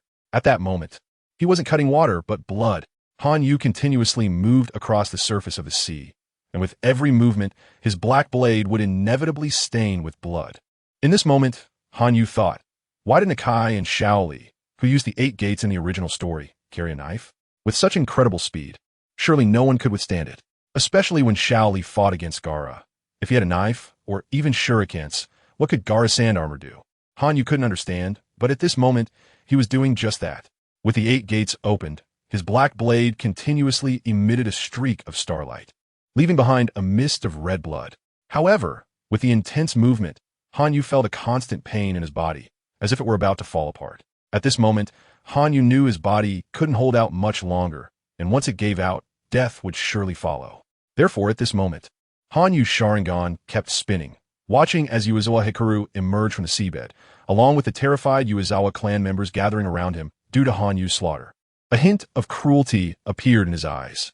However, at this moment, Uchiha Hikaru had already broken arms, and his proud wind release technique could no longer be used. Filled with even deeper fear because of Han Yu's state. In truth, Uchiha Hikaru knew that Han Yu's forbidden technique would surely have significant side effects and wouldn't last too long. But at this moment, he was already terrified because he had never heard of such a forbidden technique. So he concluded that Han Yu must have created it. If Han Yu could create one, could he not create a second? Having thought of this, Uchiha Hikaru was even more deeply afraid, and at this moment, he was not thinking about waiting for Han Yu's forbidden technique to pass before killing him, but rather wanting to flee quickly. However, how could Han Yu allow Uchiha Hikaru, who had killed his subordinates, to escape? At this moment, Han Yu quickly formed seals with his hands. Thanks to the speed of the 8 gates, he achieved a speed of forming 10 seals per second. Then, the immense and turbulent chakra within Han Yu was gathered to his throat, and he shouted, "Fire release, great fire annihilation." As an evolved ninjutsu of fire release, great fireball technique, the change in seals is minimal, but the key is the amount of chakra. One could say great fire annihilation is merely an amplified version of the great fireball technique. At this moment, Han Yu used half of the chakra that had been massively increased due to the use of military rations to unleash this great fire annihilation. In that instant, as Han Yu's voice fell, a massive fireball appeared, with a diameter of several hundred meters. The Uchiha Hikaru and his companions being attacked looked like ants beneath this fireball. At this moment, Uchiha Hikaru felt even more fear. How much chakra does this fire release technique require? And what kind of fire ninjutsu can unleash such a technique? However, as the creator of all this, Han Yu had no such thoughts, as he knew this was the result of consuming a large amount of military rations. Moreover, due to the overwhelming chakra, Han Yu couldn't control it. So he used the 8 gates to make his mental energy excessively flexible and his nervous system increasingly sensitive to control the powerful chakra, resulting in this great fire annihilation. Covered by flames, Hanyu did not know whether Uchiha Hikaru and the others would survive. Given the enormous area of this fire ninjutsu, it was very effective against small soldiers, but it would be difficult to affect those with higher strength, especially since it was still on the surface of the sea. Soon, as Hanyu panted heavily, the flames gradually subsided, but the entire coastline was scorched black, with some areas still igniting flames, and steam continuously rising from the coastline. However, he did not see the bodies of Uchiha Hikaru and the others. Seeing this scene, Hanyu naturally knew where they were. At this moment, the seawater surged into the sky, and Uchiha Hikaru appeared on the surface of the sea with a few people, who looked weak and had varying degrees of burns. Upon seeing this, the killing intent in Hanyu's eyes remained undiminished. However, at this moment, Hanyu suddenly felt his body continuously losing blood, and soon he was drenched in red. Seeing this, Uchiha Hikaru was slightly fearful and said, "Uchiha Hanyu, your forbidden technique is almost over, and you cannot kill me now. Once you lose your combat ability, your subordinates are no match for my clan members. Even if you have the advantage in numbers, there will still be casualties. So let us resolve this peacefully. We can each go our own way and settle this in a death match next time." After Uchiha Hikaru's words, Hanyu gave a disdainful smile and coldly replied, "I said it today, I will kill you, and I will definitely kill you." At this moment, Hanyu knew the condition of his body. If he wanted to recover, he didn't know how long it would take, and he might even die directly. But he absolutely did not want to let an enemy continue to live. At this moment, a cold smile slowly appeared on Hanyu's lips as he said, "Uchiha Hikaru, your end is near." At this moment, it began to rain lightly on the surface of the sea, caused by the steam from the earlier fire release. Hanyu looked at the dark clouds in the sky, and a hint of killing intent appeared in his eyes. Chapter 82. Lightning Release. Thunder Dragon. At this moment, Hanyu quickly formed seals with both hands, and a massive amount of electric light burst forth from his body. Although the electric light scorched Hanyu's somewhat broken body, he shouted, "You Ize Guang, your doomsday is here. Watch as the sky dragon destroys you." At this moment, the electric light on Hanyu's body concentrated on his right hand, and then the electric light shot up into the dark clouds above. At this moment, thunder rumbled, and lightning flashed everywhere. Seeing this scene, Ize Guang shouted, "Run. We need to get out of here." After saying this, despite his severe injuries, he quickly moved backwards. But at this moment, Hanyu coldly shouted, "Can you escape? Can you outrun the lightning?" At this moment, a thunder dragon had formed in the sky, rolling continuously. Lightning Release. Thunder Dragon. This ninjutsu is similar to Sasuke's Lightning Release, Kirin. However, Hanyu transformed Kirin into a thunder dragon, and this move could only be executed because Hanyu had so much chakra and had opened the 5th gate, possessing super strong chakra control, allowing him to use this S-rank ninjutsu. At this moment, the thunder dragon in the sky roared towards the heavens and charged towards Ize Guang and the others on the sea. At this moment, Hanyu looked at the point, emitting dazzling light. A cold smile appeared on his face, his trembling body shook constantly, and he said, "Jingxia, I have avenged you. May you rest in peace." After saying this, he spat out a mouthful of fresh blood, and his eyes closed. However, Hanyu could feel that at this time, dozens of killing intents entered his body, the residual killing aura left by Ize Guang and his group when they died. However, at this moment, Hanyu felt a surge of strength as this power entered his body, revitalizing his almost fainting body. At this time, he was supported by Shan Zhongyu and Shan Zhongzhou, who used medical ninjutsu to treat Hanyu. But at this moment, Hanyu barely opened his mouth. His cold words sounded somewhat weak. "Jing Shang, evacuate from here, and remember not to return to the Uchiha clan. There are probably many from the Yu clan waiting for us on the way, so keep heading towards the sea." After saying this, Hanyu finally could no longer hold on and fainted. At this moment, Jing Shang looked at Hanyu, who was being constantly treated by Shan Zhongyu and Shan Zhongzhou. The two from the Akimichi clan rushed over to apply medicine to Hanyu's body. Seeing this scene, tears flowed down Jing Shang's face, and a Sharingan in his eyes spun continuously in the tears, eventually forming a pattern of 3 fan-shaped shields, rotating in his eyes. At this moment, Jing Shang murmured, "Lord Hanyu, I swear to serve you faithfully until death." After saying this, Jing Shang glanced again at the charred remains of Ize Guang and the others and shouted, Exen, you guys collect those corpses, and then we will evacuate according to Lord Han Yu's orders towards the sea. After saying this, Jing Shang went to another clan member's side and said, Ling, you hide and head back to the Uchiha clan's territory. Once you return, explain our situation. But do not mention Lord Han Yu's injuries. Just say that he went to the small island in the sea to recuperate. If the clan members find out about Lord Han Yu's injuries, they will go crazy, and the Uchiha clan will suffer heavy losses. When Lord Han Yu wakes up, he will definitely not be happy. After saying this, he looked at Han Yu and coldly said, let's go. With that, he disappeared, leading a group towards the mysterious sea. The sea is very mysterious. At least during this period, it remains enigmatic because aside from ninjas who have the ability to step onto the sea, ordinary people cannot. However, while ordinary people lack the strength, ninjas disregard the sea. This resulted in the sea currently existing in a primitive state.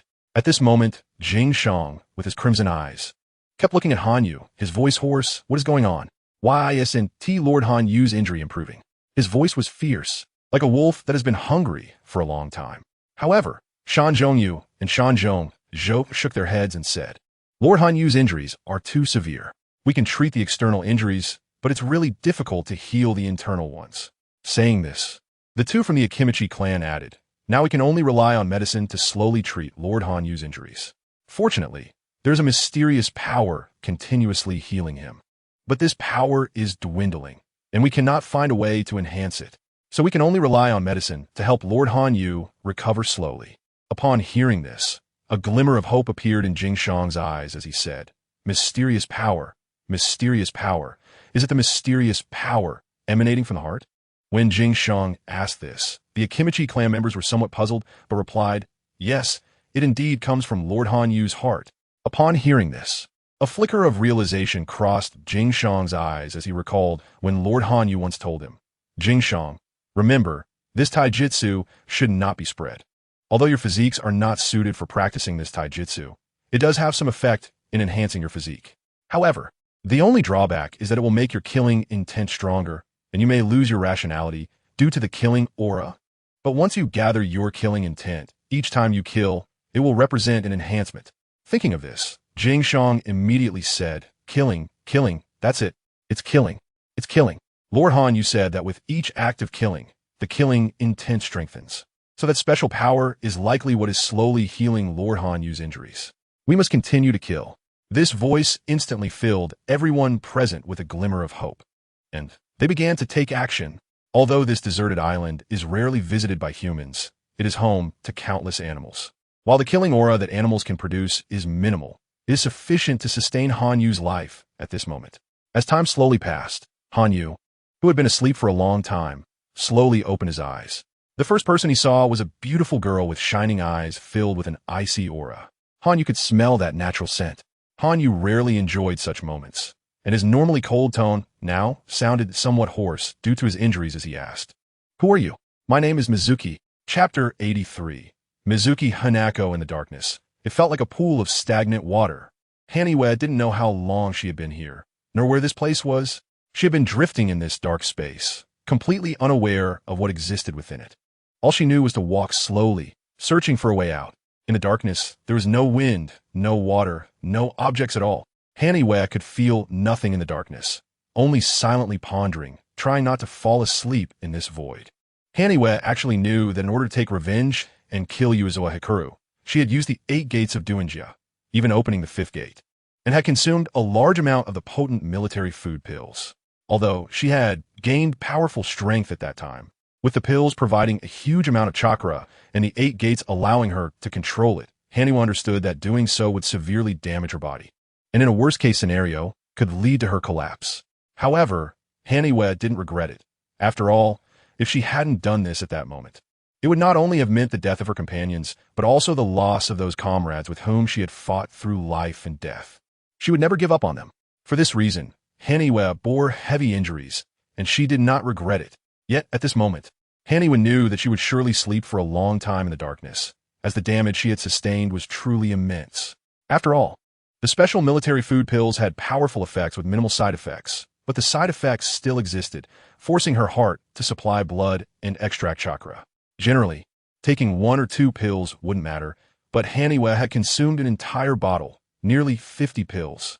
Moreover, she had opened the 8 gates, which had even more significant side effects. So at this moment, Haniwe was slowly sinking in this darkness. Surrounded by darkness, Haniwe was lost and weary, constantly groping in this dark space. Memories of this life echoed in her mind, helping her resist the encroachment of the darkness. Just like that, Haniwe didn't know how long had passed. Was it a year, 2 years, or countless years?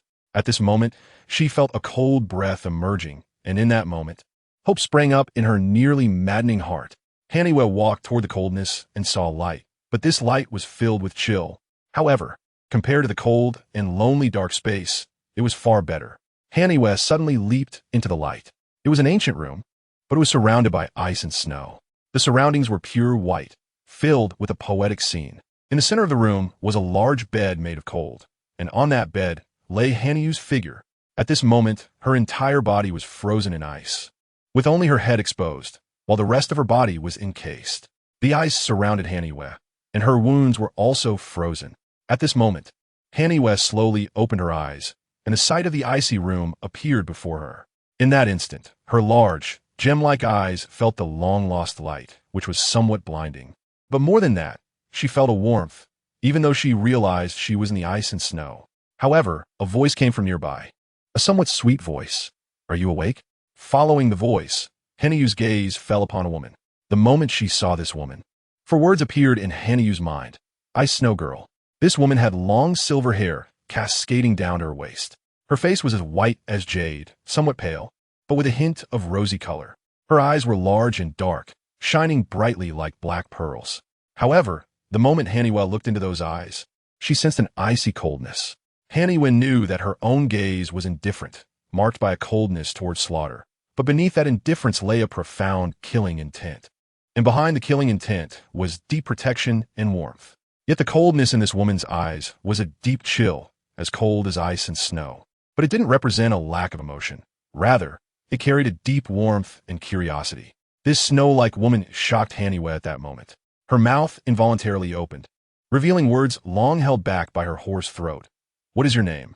This question was directed at the snow-like woman. The woman looking at Haniwe finally showed joy in her eyes and said, "You're awake. That's wonderful. Although Inoue and the others all call you Lord Haniwe. You're only a year older than me, so I'll call you Brother Haniwe. As for me, my name is Mizuki Hanako." As soon as Mizuki Hanako's words fell, Hanyu's eyes filled with shock. What a powerful surname Mizuki was. Haniwe naturally knew what the surname Mizuki represented, but she also knew that there was no such clan during the Warring States period. In fact, Haniwe had done some research on the families that appeared in the original work and found that many famous families from the Five Kage era didn't exist during the Warring States period. Just like the Mizuki clan, it was exactly the same. At this moment, upon hearing the woman introduce herself as Mizuki Hanako, Haniwe was naturally astonished. However, at this moment, several figures appeared, and they were Inoue and the others. Inoue looked at Haniwe and hurriedly said, "Lord Haniwe, you finally woke up?" Haniwe looked into Inoue's joyful eyes and asked, "Inoue, how long have I been unconscious? And where is this place? What happened while I was unconscious?" Several questions prompted Inoue to quickly respond. "Lord Haniwe, you've been unconscious for almost half a year. You also spent your 16th birthday while in coma. But don't worry. To avoid worrying your family, after that battle, I had Uchiha Rei take our news back to the Uchiha clan, and to prevent any accidents, I sent 10 people to return to the Uchiha clan during this half year. Moreover, those 10 people who returned to the Uchiha clan have come back here and brought a large amount of supplies. And they informed us that while the Uchiha clan is still in battle, they already know that you are safe. So please rest assured, Lord Haniwe." Chapter 84. Changes within the body. As for why Lord Hanyu is here, we must start from the beginning, with Jing Shang's narration. Hanyu's gaze rested on Uchiha Hanako, and he learned what had happened after his coma.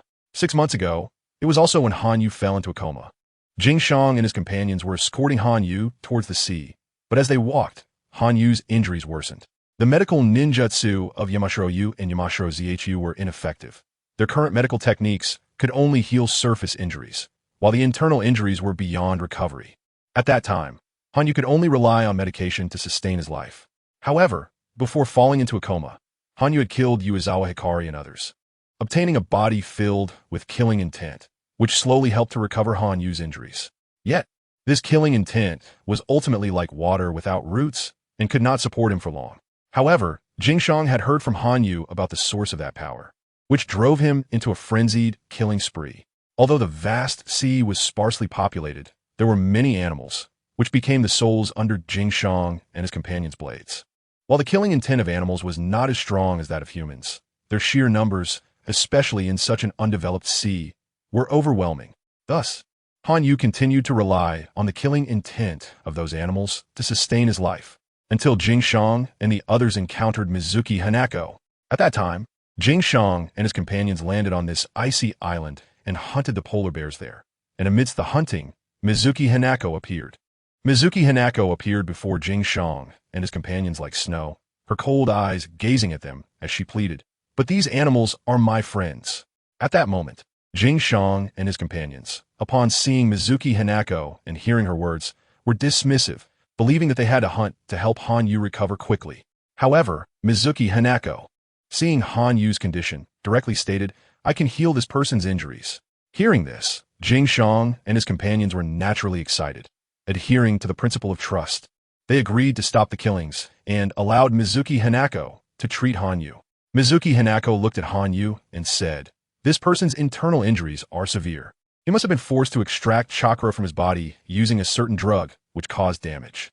Moreover, the large amount of chakra extracted has destroyed his body. Although there is now a force restoring his injuries, it will take at least 3 years for a complete recovery." After Mizuki Hanako explained Hanyu's injuries, Jingshang and the others felt a glimmer of hope. As long as Hanyu could recover, everything would be fine. However, at that time, Mizuki Hanako placed her hands on her chest, opened her mouth, and a gem resembling ice crystals slowly appeared. At that moment, Mizuki Hanako held the gem in her palm and brought it to Hanyu's mouth. Jingshang, seeing this scene, wanted to stop her, as he did not want any danger to come to Hanyu. However, Mizuki Hanako said, "This is a secret treasure treasured by my Mizuki clan.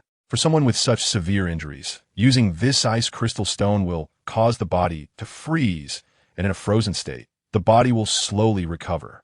Upon hearing this, Jingshang did not stop Mizuki Hanako's actions, and she brought the ice crystal heart to Hanyu's mouth. Then they saw the ice crystal heart transform into a cold mist and enter Hanyu's body. Hanyu's entire body slowly froze, but his head was not frozen. Thus, we have today's scene. After listening to Jingshang's narration, Hanyu glanced at Mizuki Hanako with a faint smile and said, "Hanako, thank you." His voice was still somewhat hoarse, but there was warmth in that hoarseness. Hanyu's words made Hanako smile with her big eyes. Hanyu, under this smile, slightly raised the corners of his mouth and closed his eyes again to observe the situation within his body. Seeing this scene, Jingshang and the others were puzzled and feared that Hanyu would fall asleep again. However, at this moment, Hanyu made a hoarse sound, saying, "Jingshang, don't worry, I'm just checking the condition of my body." After saying this, Jingshang and the others felt relieved and turned to Mizuki Hanako, saying, "Please take care of Lord Hanyu." Mizuki Hanako smiled slightly, looking at Hanyu, and said, "No worries, I'll watch over Brother Hanyu." After this, Jingshang and the others exited the room, while Hanyu turned his gaze inward with a strong mental power. Having learned the method of using mental power from the Yamashiro clan, Hanyu was naturally very familiar with observing the internal condition of his body. After scanning his internal condition with mental power, Hanyu indeed discovered something unusual. At this moment, the bones within his body were like crystal, emitting a slight coldness. The internal injuries had long since healed, and the healed body was even more resilient than before, especially the meridians. The chakra flow within the meridians, which had been nearly destroyed by the massive chakra after using the food pills, was now intact and even stronger and more resilient than before. In fact, Hanyu had always put effort into strengthening his chakra meridians to compensate for his body's inability to over-extract chakra. He aimed to fully develop his meridians, making them stronger to store more chakra. This approach was also based on evidence. In the original work, everyone's chakra meridians were relatively similar. However, when compared to Naruto Uzumaki and Sasuke Uchiha, they were far behind. Hanyu vividly remembered that when Kagaya Otsutsuki appeared, she used the Byakugan to observe Naruto and Sasuke. And at that time, the chakra meridians in Naruto and Sasuke's bodies were far beyond what ordinary people could compare to. Not only were their meridians numerous, but they also formed a specific pattern. Chapter 85. The transformed body, knowing all this, Hanyu naturally had to study it carefully. After observing the information on the Uchiha clan, he discovered that many people's chakra meridians had some differences. However, no one paid attention to such things. After all, as long as they could use chakra, that was enough. But Hanyu didn't think so. Weren't the internal martial arts from his previous life all related to meridians? Moreover, in Hanyu's memory, Sasuke and Naruto had chakra meridians that were different from ordinary people. So Hanyu carefully investigated. At that time, Hanyu controlled his chakra and explored the unique meridians of Naruto and Sasuke. He found that indeed there were meridians present in that area, but they were blocked. He could only gradually clear the meridians using chakra. However, with each bit he cleared, Hanyu's chakra would strengthen a little, and the quality of the chakra would also improve. Hanyu was extremely excited about this. After obtaining this method, he initially wanted to pass it on to Uchiha Madara, but he found that all the meridians in Madara's body had already been cleared, and the concentration of chakra in his body was also higher than that of ordinary people. At that moment, Hanyu realized that this must be a symbol of Indra's reincarnation. However, Hanyu still passed this method to Izuna for training, and of course, Uchiha Taijima and Uchiha Enko also received it. At this moment, Hanyu discovered that his chakra meridians had been completely cleared under the influence of that immense chakra. Although Hanyu knew that at that time, in order to control that powerful chakra, he had unconsciously guided that chakra into those blocked meridians. After being cleared, they were indeed shattered, but now Hanyu found that his chakra meridians had all recovered, and they were broad and resilient, emitting a crystalline light. Moreover, not only that, Hanyu also discovered that his flesh and blood were now filled with strength, and each part of his body emitted a breath of crystal-like energy. It was only after observing until now that Hanyu realized that his body was several times stronger than before. At this moment, Hanyu understood that his current state should belong to the concept of breaking through and standing firm. Under normal circumstances, even though Hanyu continuously engaged in killing, his powerful body was tightly knit, making it difficult to inject a bit of strength. But now that his body was all broken, it was naturally easier to inject strength into the flesh. Then, when the flesh absorbed the powerful strength and recovered, the body would naturally become even more powerful, which is also referred to as breaking through and standing firm. Although Hanyu was still frozen at this moment, he could still feel how immense the power contained within his body was. At this moment, Hanyu already knew that his internal martial arts had entered the stage of transformation. The so-called transformation is to inject one's strength into the skin, flesh, meridians, bones, and marrow, allowing the body to undergo greater refinement and thus become transformed. Although Hanyu did not know what was happening to him, he had inadvertently become a master of transformation. However, Hanyu knew that all of this was likely related to the ice and snow stone that in no way mentioned. Thinking of this, he observed the condition of his body again, searching for that so-called ice and snow stone. Soon, Hanyu found this thing in his heart. But at this moment, he indeed discovered that this stone was not a stone at all, but merely a piece of gray wood. Moreover, this piece of wood did not emit freezing power. Instead, it radiated a vigorous vitality. But within this vitality, Hanyu could sense the presence of chakra. At this moment, Hanyu was puzzled, as this thing was truly strange. Furthermore, this gray wood flickered in sync with the beating of his heart. But Hanyu did not feel that this piece of gray would pose any harm to him, and it continuously emitted a faint vitality with each heartbeat. Since he felt that this thing was harmless to him, Hanyu decided to give up on further observation, as he couldn't cut open his heart to take out this gray wood. With this thought, Hanyu abandoned the idea. However, he felt that there was nothing wrong with his body, and that he had become several times stronger and had already entered the realm of transformation. Moreover, his chakra meridians had also become broader, allowing for the storage of a large amount of chakra. Although Hanyu currently had no chakra in his body, as he had not extracted any, he knew that once he did extract it, the amount of chakra would definitely be several times more than before. At this moment, Hanyu opened his eyes again, looking at Mizuki Hanako beside him. A rare smile appeared on his cold face, although the smile was still very cold. Seeing this scene, Mizuki Hanako immediately said, "Brother Hanyu, do you feel any discomfort?" Hanyu slightly shook his head and said, "Hanako, please step out for a moment and bring me a set of clothes. My injuries are already healed. It's time to come out." After finishing his words, Hanyu's right hand involuntarily tightened, and instantly, the ice freezing him began to show cracks. This scene startled Mizuki Hanako. and her face turned slightly red as she said with her cold big eyes, "I understand, Brother Hanyu, I'll go out and get you some clothes right away." When Hanyu saw the moment Mizuki appeared, a hint of fierceness flashed in his cold gaze, thinking, this time could be considered a blessing in disguise. "But the Yuhi clan, you all await my revenge, Uchiha Hanyu." At this moment, Hanyu was filled with confidence because this experience had made his body so strong that he no longer needed to be cautious about extracting chakra. The problems within his body had been resolved, and at this moment, Hanyu was incredibly confident. Hanyu silently calmed down his heart, and then a trace of chakra quickly appeared in his body. With the appearance of this trace of chakra, a more powerful chakra erupted from Hanyu's body. This powerful chakra exploded within him like a bomb, filling the chakra meridians once again, and visible chakra also emerged from Hanyu's body. At this moment, the ice surrounding Hanyu's body shattered completely, and Hanyu suddenly exerted force, causing the entire block of ice to scatter. At this time, Hanyu slowly rose, feeling the immense power contained within his body. His right hand instinctively tightened, and then he launched a punch forward, instantly producing a sound of bones cracking from his right arm, and a gust of wind stirred in the air. Chapter 86. Ice escape. At that moment, the clothes on Hanyu's body turned to ashes, and he felt his skin slowly shedding as well. Hanyu gently grasped his left arm with his right hand, and instantly the skin on that arm was torn off, revealing what looked like jade-like flesh instead of blood and meat. Seeing this scene, Hanyu naturally understood that what was being expelled from his body at this moment were all impurities, the very impurities within his body. Thinking of this, Hanyu quickly formed hand seals with both hands. At this moment, not only had his body become several times stronger, but due to this enhancement, his form was in the most perfect state. His 10 fingers traced a phantom in the air, and the speed of his hand seals was extremely fast. Previously, after opening the 5th gate, Hanyu could achieve 10 seals in 1 second, but now he had reached 9 seals in 1 second. What incredible speed! Hanyu experienced the wonderful sensation of his spirit completely mastering his body, and he felt the power of this perfect body. Then, as he continued with the hand seals, a trace of chakra appeared in his throat, and at that moment, Hanyu's voice came out hoarse and indifferent.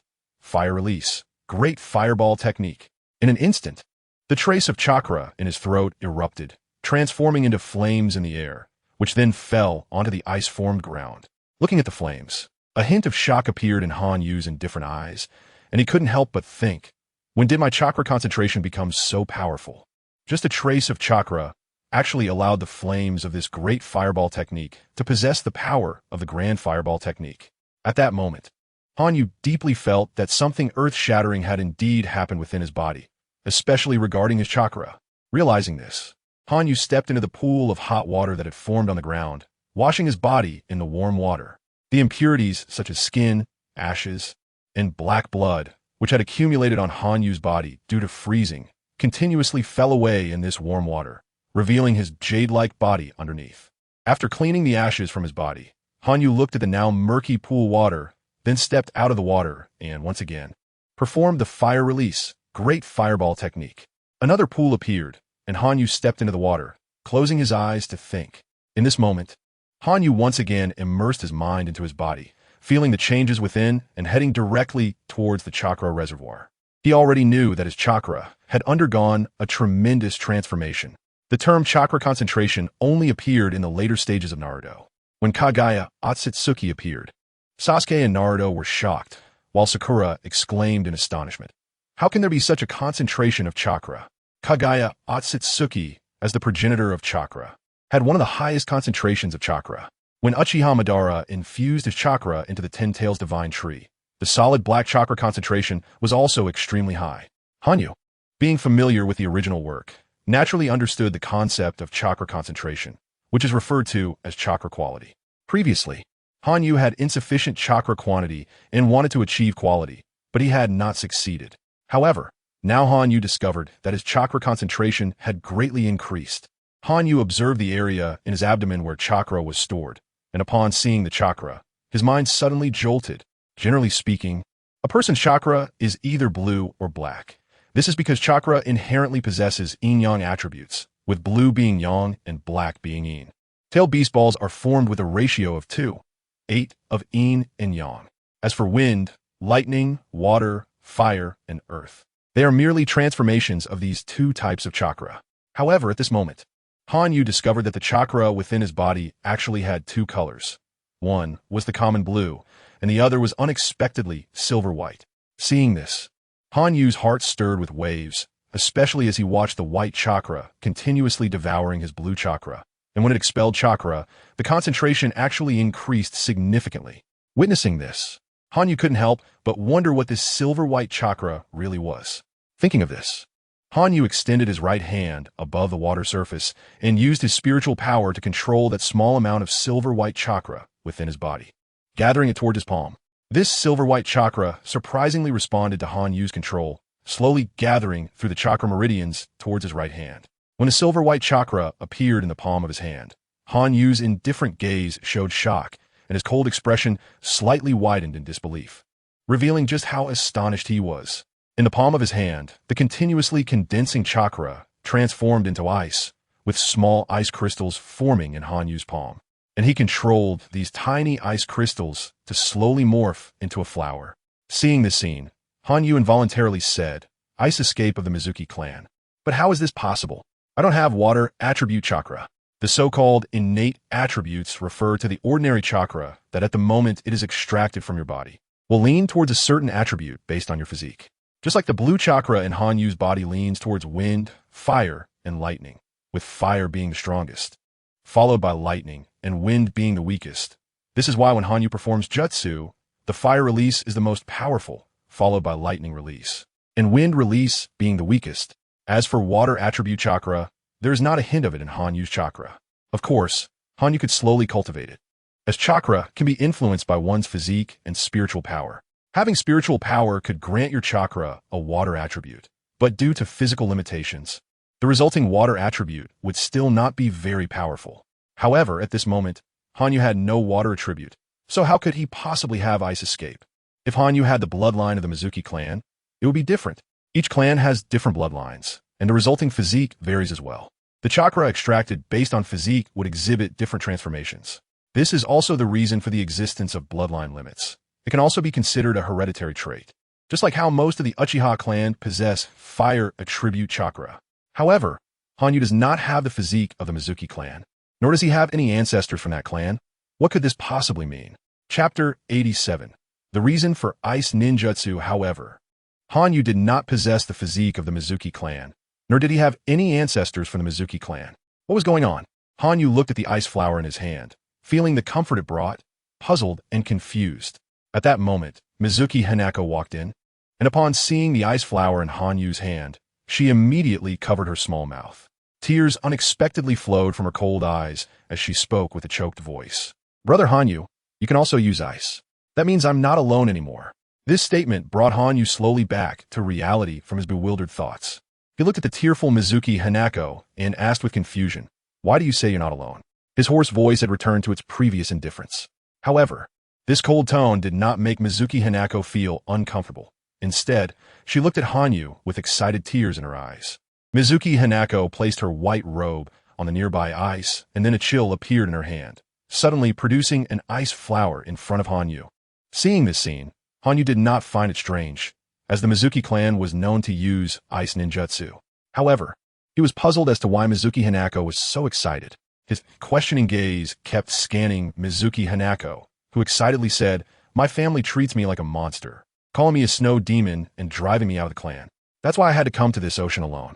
I never expected to meet someone like you, who can also use ice. Brother Hanyu, are you my kin?" As soon as Mizuki Hanako spoke, a different light burst forth from Hanyu's indifferent eyes.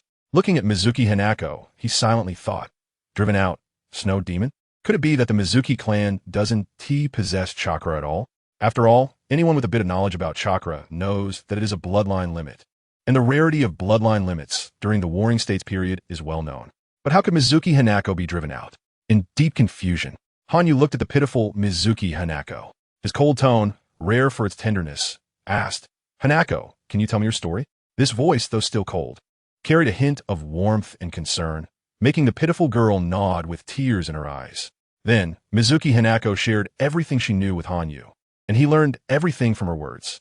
It turned out that Mizuki Hanako was indeed from Mizuki clan.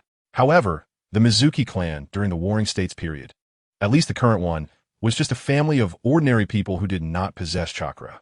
Nevertheless, this family had been practicing medicine for generations. Although doctors were not highly valued among ninja clans during the warring states, they were seen as lifesavers by ordinary people. The Mizuki clan had a strong reputation for their medical practice, so people often gifted them various herbs. One time, a tiger hunter obtained an unknown herb, which filled him with strength just by smelling it. Therefore, he gifted this herb to the Mizuki clan, as they had done him a great favor. The clan leader of the Mizuki clan, who was the most skilled healer, felt the herb had immense life force and gave it to his wife, who was pregnant and felt nutritionally deficient. However, this clan leader had never encountered ninjas and had no idea that this was because the child in his wife's womb had chakra. In fact, ordinary people could also have chakra. After all, the so-called ninja sect of Daitami Yui scattered chakra throughout the human body, and many people had the potential to awaken it. It was not surprising for the child of this couple to awaken chakra.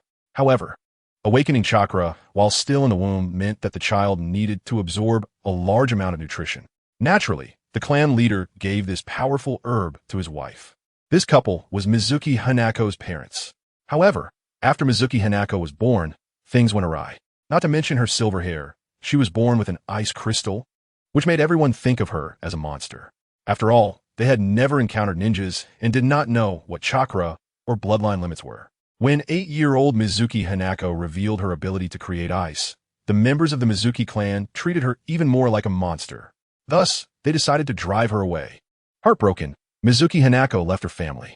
Since the Mizuki clan was near the ocean, she used her ability to control ice and stepped into the sea, eventually arriving at this snowy island. Then she encountered Hanyu and, using the ice crystal that had been with her since birth, saved Hanyu's life. After Hanyu listened to Mizuki Hanako's story, he was even more astonished.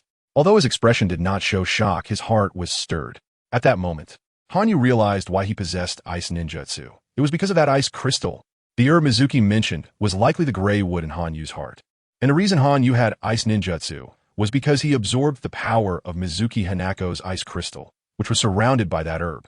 That cold ice was probably the ice ninjutsu chakra carried by Mizuki Hanako's mother.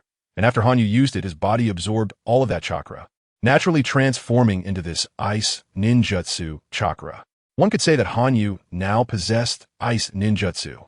Thinking of this, Hanyu felt immense gratitude towards Mizuki Hanako before him.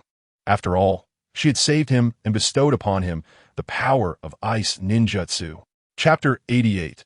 About the Uchiha clan until this moment. Hanyu realized how the Mizunatsu clan came to be. It is estimated that the so-called ice crystal stone can transform a person's physique into that of an ice-release ninja. However, due to Hanyu's physique and serious injuries, he completely absorbed this ice crystal stone, revealing an unknown piece of gray wood inside. Therefore, the Mizunatsu clan will no longer exist in the future. The only users of ice release will be the original Mizunatsu ancestor, Mizunatsu Hanako and Hanyu. Of course, Hanyu or the descendants of Mizunatsu Hanako might also exhibit this ability. At this moment, Hanyu opened his eyes and looked at Hanako beside him, extending his hand to wipe away the tears on her face, then gently tousling her silver hair, uttering cold words that carried warmth. Hanako, from now on, you will follow me. You will no longer be lonely. His somewhat sentimental words filled the lonely Hanako with hope and emotion as she looked at Hanyu and nodded her cute little head. Those tearful big eyes, although cold as ice and snow, radiated warmth like sunshine. At this moment, Hanyu accepted the white kimono that Hanako handed him and put it on without any concern that his entire body had already been seen by her. After all, a mature Hanyu changing clothes in front of a child was not considered strange. However, it was at this moment that Hanyu realized his once jet black hair had turned silver white. Dressed in a white kimono, with silver white hair and skin as pure as jade, combined with his cold features and icy black gemstone eyes, he appeared as a prince of ice and snow. Feeling all of this, Hanyu didn't care about appearances. Compared to strength, such things were far less important. In fact, Hanyu originally thought his hair would turn pale due to using so many food pills and forbidden techniques, which would definitely drain his vitality and turn his hair white. But unexpectedly, after obtaining Mizunatsu Hanako's ice crystal stone, it turned silver white. Feeling the power within his body, Hanyu experienced a wonderful sensation. As the scarlet Sharingan appeared, the once frosty Hanyu took on a somewhat enchanting and sinister aura. After all, dressed in white and with a pair of scarlet eyes. How could he not seem otherworldly? Han slowly walked out of the ice house where he had slept for half a year, feeling the warmth of the sunlight for the first time. Although on a small island that was cold year-round, it couldn't overshadow the warmth of the sun. Han Yue's entire body was illuminated by the sunlight, making him appear somewhat warm. Looking at the surrounding environment and the subordinates gazing at him, Han Yue said coldly, "You've all worked hard this past half year." This single sentence caused deep emotion to pour out from everyone present. After all, Han Yue had fallen asleep for half a year to save them and had nearly died. Thus, their respect for Han Yue was incomparable. At this moment, Inoue and others called out from the bottom of their hearts, "Lord Han Yue." Upon hearing this voice, Han Yue nodded. Although his expression remained cold, a hint of warmth appeared in his heart. Seeking subscription as time passed slowly, Han Yue sat beside a bonfire while Inoue and others surrounded him. As for Mizunatsu Hanako, she had now come to regard Han Yue as the most precious person in her life and snuggled closely against him. At this moment, Han Yue stared intently at the flames and coldly spoke, "Inoue, what is the current situation of the Uchiha clan?" Upon asking this, a hint of unease arose in Han Yue's heart. After all, he had been away for so long. Who knew what had happened to the Uchiha clan? Inoue quickly replied after hearing Han Yue's words, "Lord Han Yue, there haven't been any issues with the Uchiha clan. Things are still the same as before. Now that the battle with the Yui clan is nearing its end, the Uchiha clan is engaged in continuous slaughter. However, thanks to our Uchiha medical ninjutsu, the casualties aren't significant. Our ally, the Senju clan, although they have obtained food pills and their losses have decreased, they're still far behind compared to our Uchiha clan. However, Lord Han Yue, the food pill you provided to the Senju clan has now been deciphered by others, and many clans can now produce food pills. Therefore, Nara Ishin specifically sought out the Senju clan and accused them of leaking the food pill, leaving the Senju clan speechless. They agreed that after defeating the Yui clan, we will receive 80% of their share. However, Nara Ishin took half of this 8% share, that is 40%, and gave it to the Uzumaki and Hyuga clans. It can be said that the Yui clan is now under attack from 4 top clans: the Uchiha clan, Senju clan, Uzumaki clan, and Hyuga clan. Originally, the battle was supposed to last 3 years, but it is estimated it will be resolved within a year. Upon hearing Inoue's words, Han Yue nodded and said, "Ishin has done well. After all, verbal agreements between clans are essentially worthless. A written contract can be torn apart at any time. Ishin has now shared half of the profits, but has gained the goodwill of the Uzumaki and Hyuga clans, which now owe us Uchiha clan a great favor. Even if the Senju clan later wants to tear up the treaty due to dissatisfaction with the distribution, they will face attacks from the 3 clans. Moreover, when we fight the Senju clan in the future, we will have the support of these 2 clans. Therefore, the Senju clan will inevitably be at a disadvantage. Although the Hyuga and Uzumaki clans are top clans, the Uzumaki clan became a top clan due to their powerful sealing techniques, strong physique, and abundant wealth. However, the Uzumaki clan is facing a huge crisis. The wealth accumulated from explosive tags will make all families in the Warring States period envious. Their unique sealing techniques, especially for sealing-tailed beasts, make them even more feared. If not handled well, they could be attacked by other clans en masse. Chapter 89. Training. As for the Hyuga clan, they rely on their large numbers and the fact that most of them can awaken the Byakugan, making them a top-tier clan. However, the Hyuga clan is also easy to be dismantled. There are pure blood and mixed blood members in the Hyuga clan, in front of the pure blood Hyugas. The mixed bloods have no status. Yet, despite not mastering the pure blood's secret techniques, the mixed bloods have the advantage in numbers. Once someone stirs them up, the Hyuga clan is bound to decline. The Uchiha clan has formed an alliance with these 2 clans, and ultimately, these 2 clans are just the Uchiha clan's easy prey. Han Yu's voice was filled with coldness, but there was a hint of satisfaction. With a cold expression and silver hair, his scarlet Sharingan spun continuously, giving off a strange feeling. Han Yu's words made Inoue beside him express admiration, saying, "Lord Han Yu, I never expected there would be so many intricacies here. If it were up to me, I definitely wouldn't have thought of it." Hearing Inoue's words, Han Yu nodded. Turning his head, he spoke with a hint of indifference. "Inoue, how is your brother Inoue Shida doing now?" At this point, there was a hint of hoarseness in Han Yu's cold tone. There was a tremor in that hoarseness. As soon as this was said, Inoue's eyes, with their scarlet Sharingan, spun continuously, connecting into a single shape, becoming three fan-shaped shield-like Tomo. Inoue, trembling slightly and with a voice that was somewhat tearful, said, Inoue Shida's body is still being preserved. I want to bury him under the cherry blossom tree he loved the most when I return to the Uchiha clan. That way, my mother can spend more time with my brother. At this point, Inoue was already sobbing uncontrollably. After all, the Uchiha clan values emotions, especially brotherly love. Inoue's crying made Hanyu sigh slightly. In fact, if he had used the 8 gates earlier at that time, he could have dodged that wind release attack. But now, Inoue Shida had blocked that attack for him. Looking at the crying Inoue, Hanyu sighed lightly and said in a calm tone, Have you awakened those eyes? Inoue, with tears in his eyes, opened them and looked at Hanyu, saying, Yes, the man GQ Sharingan. It awakened when Inoue Shida died. It is also a pair of cursed eyes. At this point, Hanyu gently swept his gaze across Inoue's Manjikyu Sharingan, then turned his attention to the burning campfire. Listening to the crackling sound of the firewood, he issued a stern, cold voice. Inoue, remember to use your eyes well. Live for your brother, and also for your mother. Now your mother has only you as a relative. You must take on your brother's responsibilities. And those eyes are not cursed eyes, but the power your brother gave you. Use that power well, live for your brother, and with your eyes, see this world in place of your brother. At this point, Inoue was already sobbing uncontrollably. After all, Hanyu and his group were all young, under 18, and no matter how strong they are, they would still cry when facing the death of loved ones.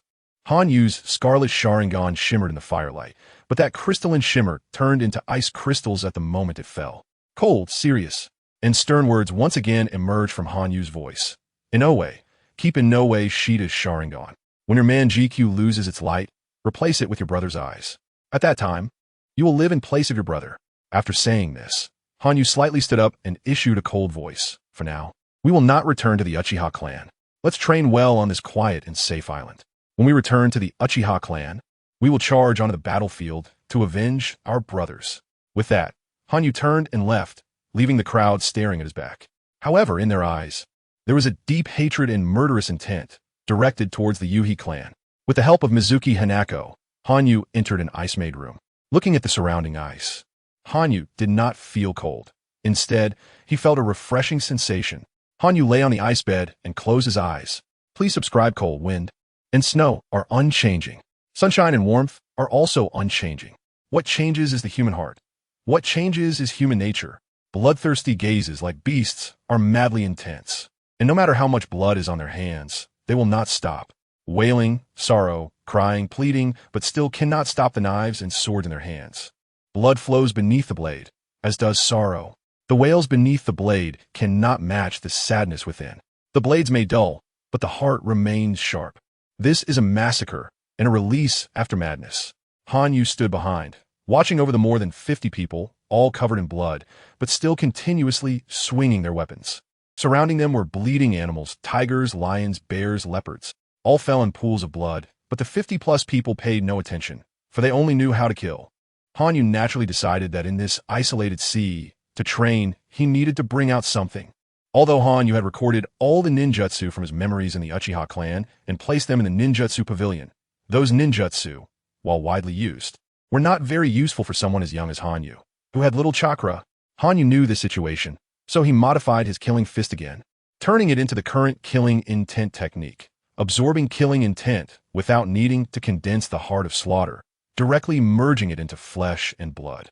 Although it was not pure, it was fast, and since ninjas do not solely rely on physical techniques, chakra is the main focus, so these could be directly ignored.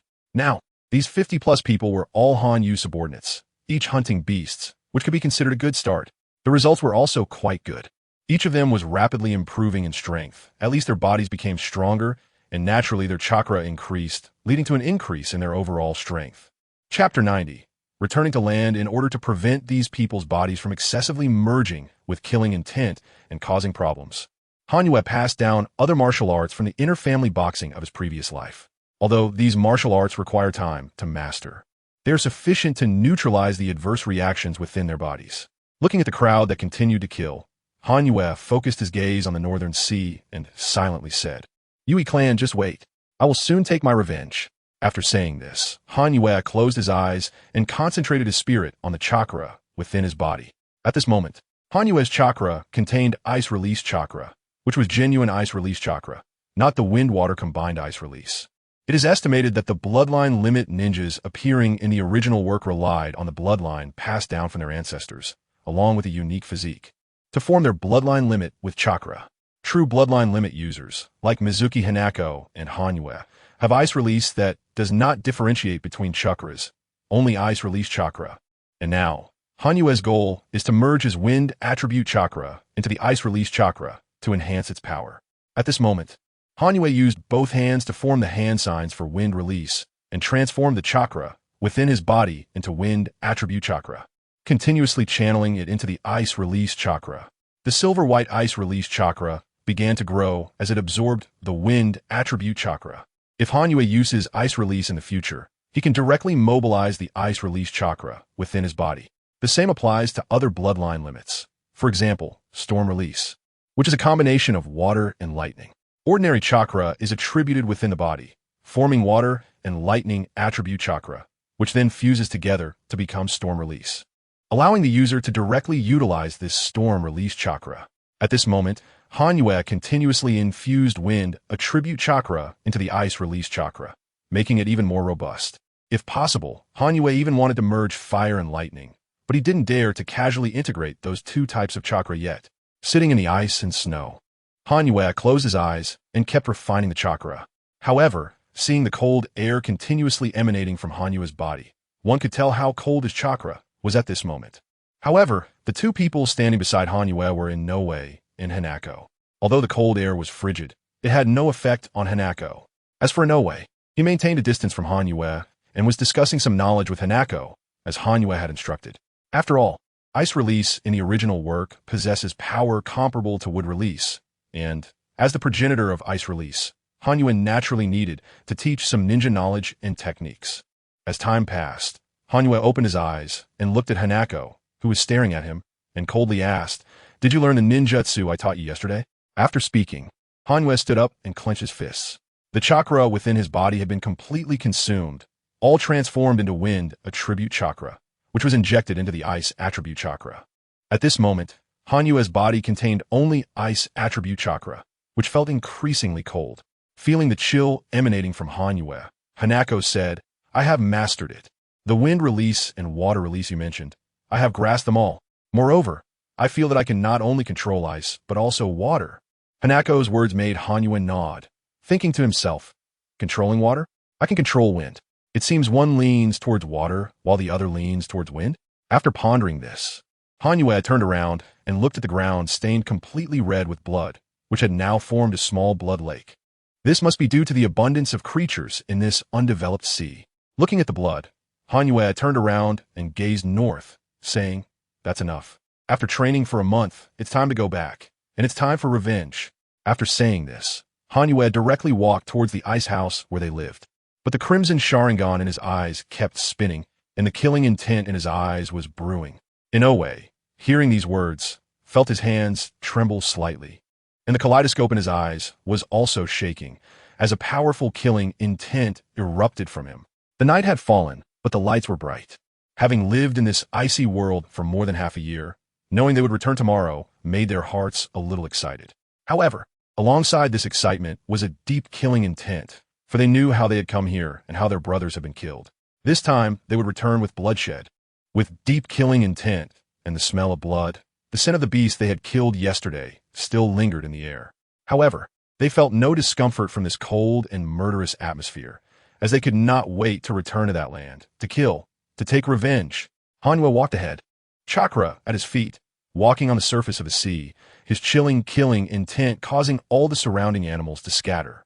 However, Hanyue's eyes were focused on a single direction, and a singular intention filled his mind.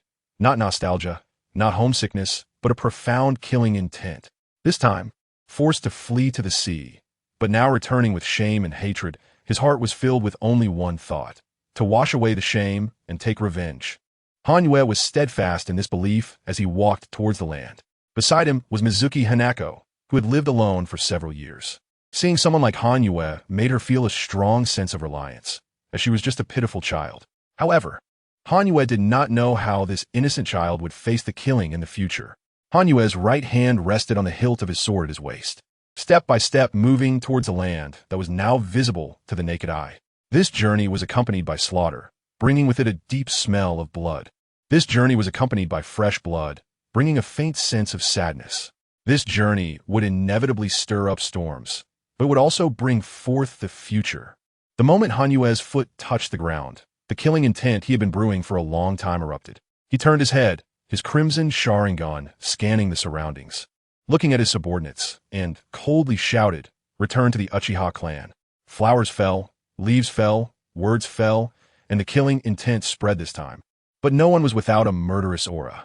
It was not only because that was how things were meant to be, but also because the hatred within their hearts had soared to the heavens. At this moment, there was only one voice in their hearts: kill, kill, kill. Chapter 91. Home the red fan, the Uchiha emblem. The black gate, with flames at the edges, a testament to the Uchiha. The black tomo, the crimson eyes, the pride of the Uchiha clan. With synchronized steps, they once again approached the grand gate, the tomo in their eyes spinning continuously, while the black blade in their hand trembled. Hanyu held onto Mizuki Hikari's small hand with his left hand, her silver hair, cold face, and indifferent gaze. But those crimson eyes revealed an incomparably sinister intent amidst the coldness. Hanyu slowly walked up to the gate, glancing to the right, and the crimson Sharingan turned. The Uchiha guards at the gate looked at Hanyu and the clan members behind him, who were drenched in a bloody aura, their expressions filled with astonishment. As their gaze fell upon Hanyu, their eyes trembled even more. Young Master Hanyu. The guards, elite members of the Uchiha clan, still held great respect for Hanyu. Hanyu nodded and walked straight through the gate, his silver hair drifting slightly in the air. Upon entering the Uchiha clan's gates, everyone who saw Hanyu expressed a hint of surprise. After all, Hanyu had been missing for nearly half a year, and some knew that he had been severely injured in an attack 6 months ago and had been recuperating at sea. But now, calling out to Hanyu, they could all feel the faint coldness and a hint of danger emanating from him. They naturally understood that Hanyu had grown stronger, becoming even more powerful. Hanyu looked at the gate of the Crimson City and walked straight in, although they didn't know why his hair had turned from black to silver. As the symbol of this Crimson City, the entire city erupted in excitement. Hanyu said to the people behind him, "You all should disperse for now and meet your relatives. After all, you haven't seen them in over half a year. Also, thank you for your hard work during this time." After saying that, Hanyu directly held Mizuki's small hand and walked toward his residence. The crowd watched Hanyu's retreating figure, deeply moved. After all, this past half year had been incredibly difficult. One by one, they dispersed, but only in no way stood there, holding a scroll in his hand, unsure of what to do. However, when Inoue heard Hanyu passing by and saying to him, "Inform your mother about the situation with the well. We will bury him tomorrow." At that moment, Inoue's tears fell again as he looked at the scroll in his hand, which contained the seal of the well's body. At this time, Hanyu entered his residence, looking around at the familiar yet somewhat unfamiliar house, letting out a long breath. Hanyu looked at the maid who was surprised to see him, his eyes flickering as he said, "Take Hikari down to wash up, then choose a few sets of clothes. Also from now on, she is the young lady of this residence. Anyone who disrespects her, don't blame me." After saying that, seeing Hikari's somewhat moved expression, Hanyu handed her over to a nearby maid. Watching Hikari's figure, Hanyu turned his head and said again, "Go prepare some tea. I expect many visitors soon." After finishing, Hanyu walked directly toward his room. Back in his room, Hanyu shed his clothes and put on the somewhat dark black outfit again. Although it didn't match his silver hair, Hanyu didn't care about that. Hanyu cleared some clutter from his body and headed toward the living room in the backyard, because Hanyu knew that many people would soon arrive. At this moment, just as Hanyu had said, those who had received the news of his return to the Uchiha clan quickly rushed to him. Hanyu's parents, Uchiha Tanaka, Uchiha Eiko, Uchiha Nadara, Uchiha Izuna, and Uchiha Akatsuki all hurried toward Hanyu, and also Ichin, Akido, Yamashiro, and Inyang. After all, Hanyu was connected to so many people. Please subscribe not long after.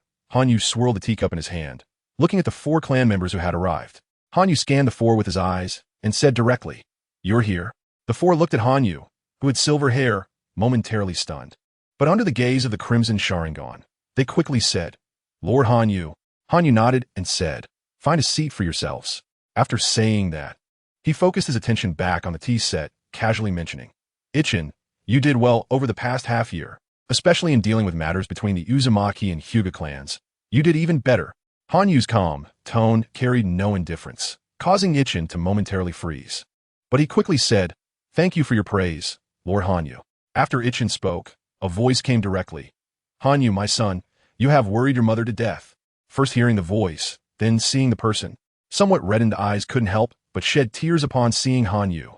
Hanyu raised his head, his crimson Sharingan gazing at the somewhat blurred figure, a warm smile on his lips as he softly said, "Mother, father." Just as he finished speaking, Hanyu's crimson Sharingan closed, revealing large eyes like black jewels. In that moment, Uchiha Eiko had already embraced Hanyu, feeling the excitement of their long-awaited reunion.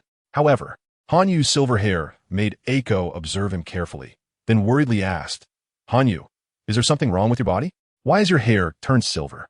Eiko's question drew everyone's attention, as the Uchiha clan had always been known for their black hair, which was unchanging throughout history. Just like the red hair of the Uzumaki clan, the Uchiha clan's black hair also represented the life of the Uchiha clan. If it turned white, it signified that the person was about to perish, because it meant that the life force within them was nearly exhausted. Thus, Eiko's question naturally attracted the concern of others.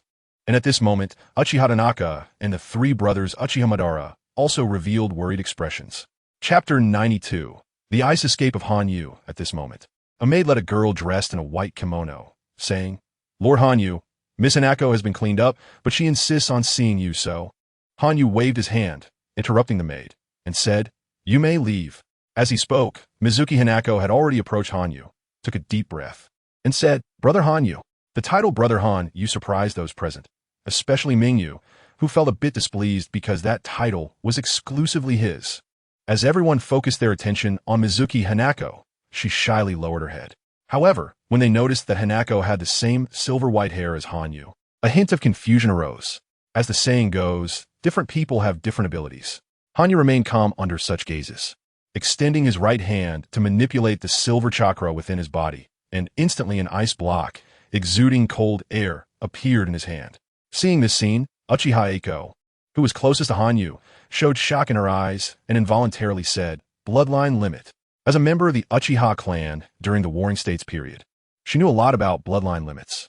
Generally, there are two types of bloodline limits, those related to the body and those related to chakra.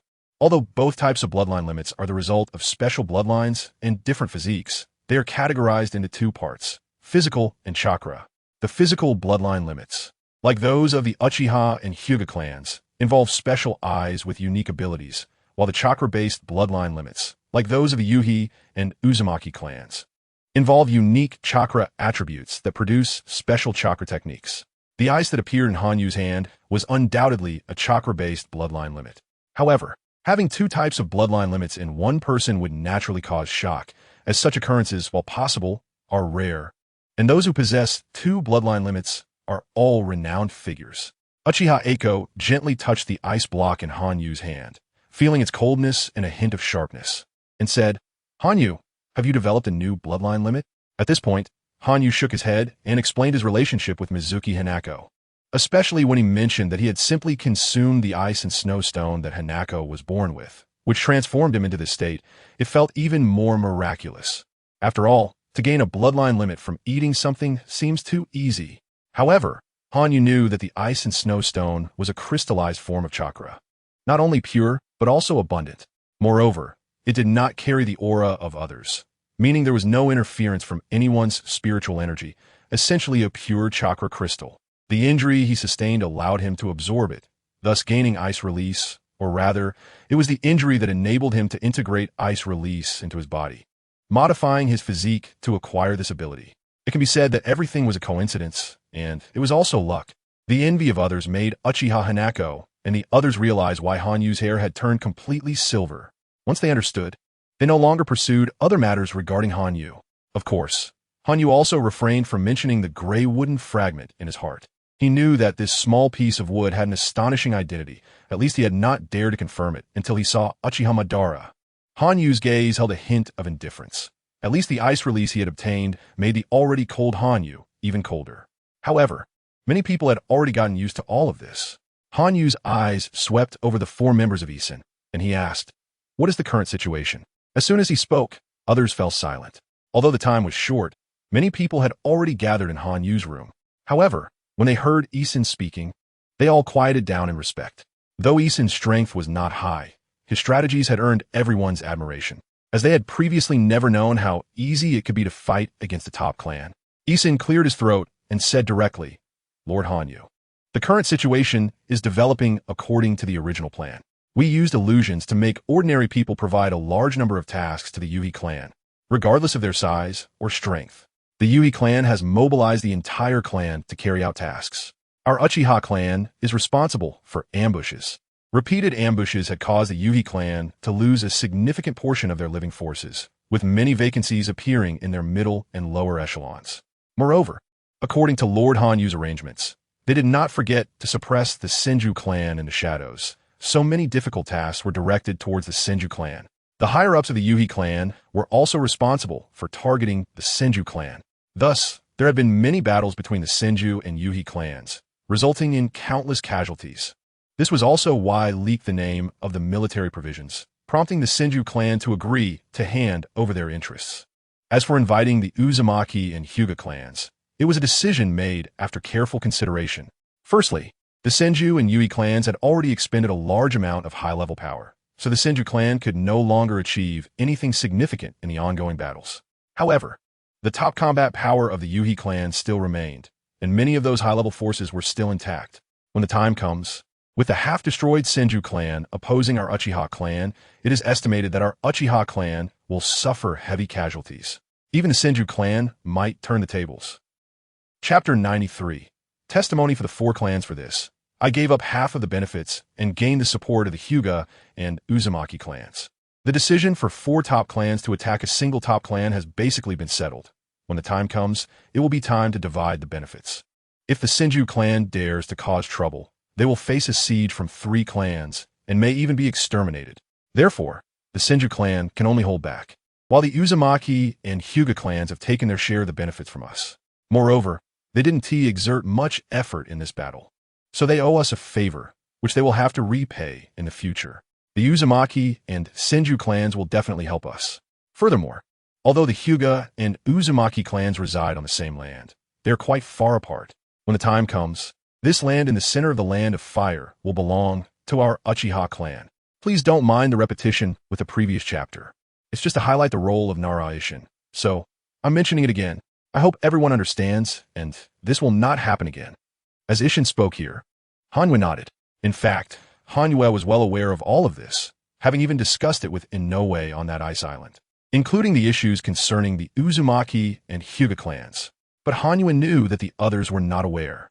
Just like what Yui Sawaguchi, whom Hanyu had killed, said, the Warring States period lacked strong individuals but was short of wise men.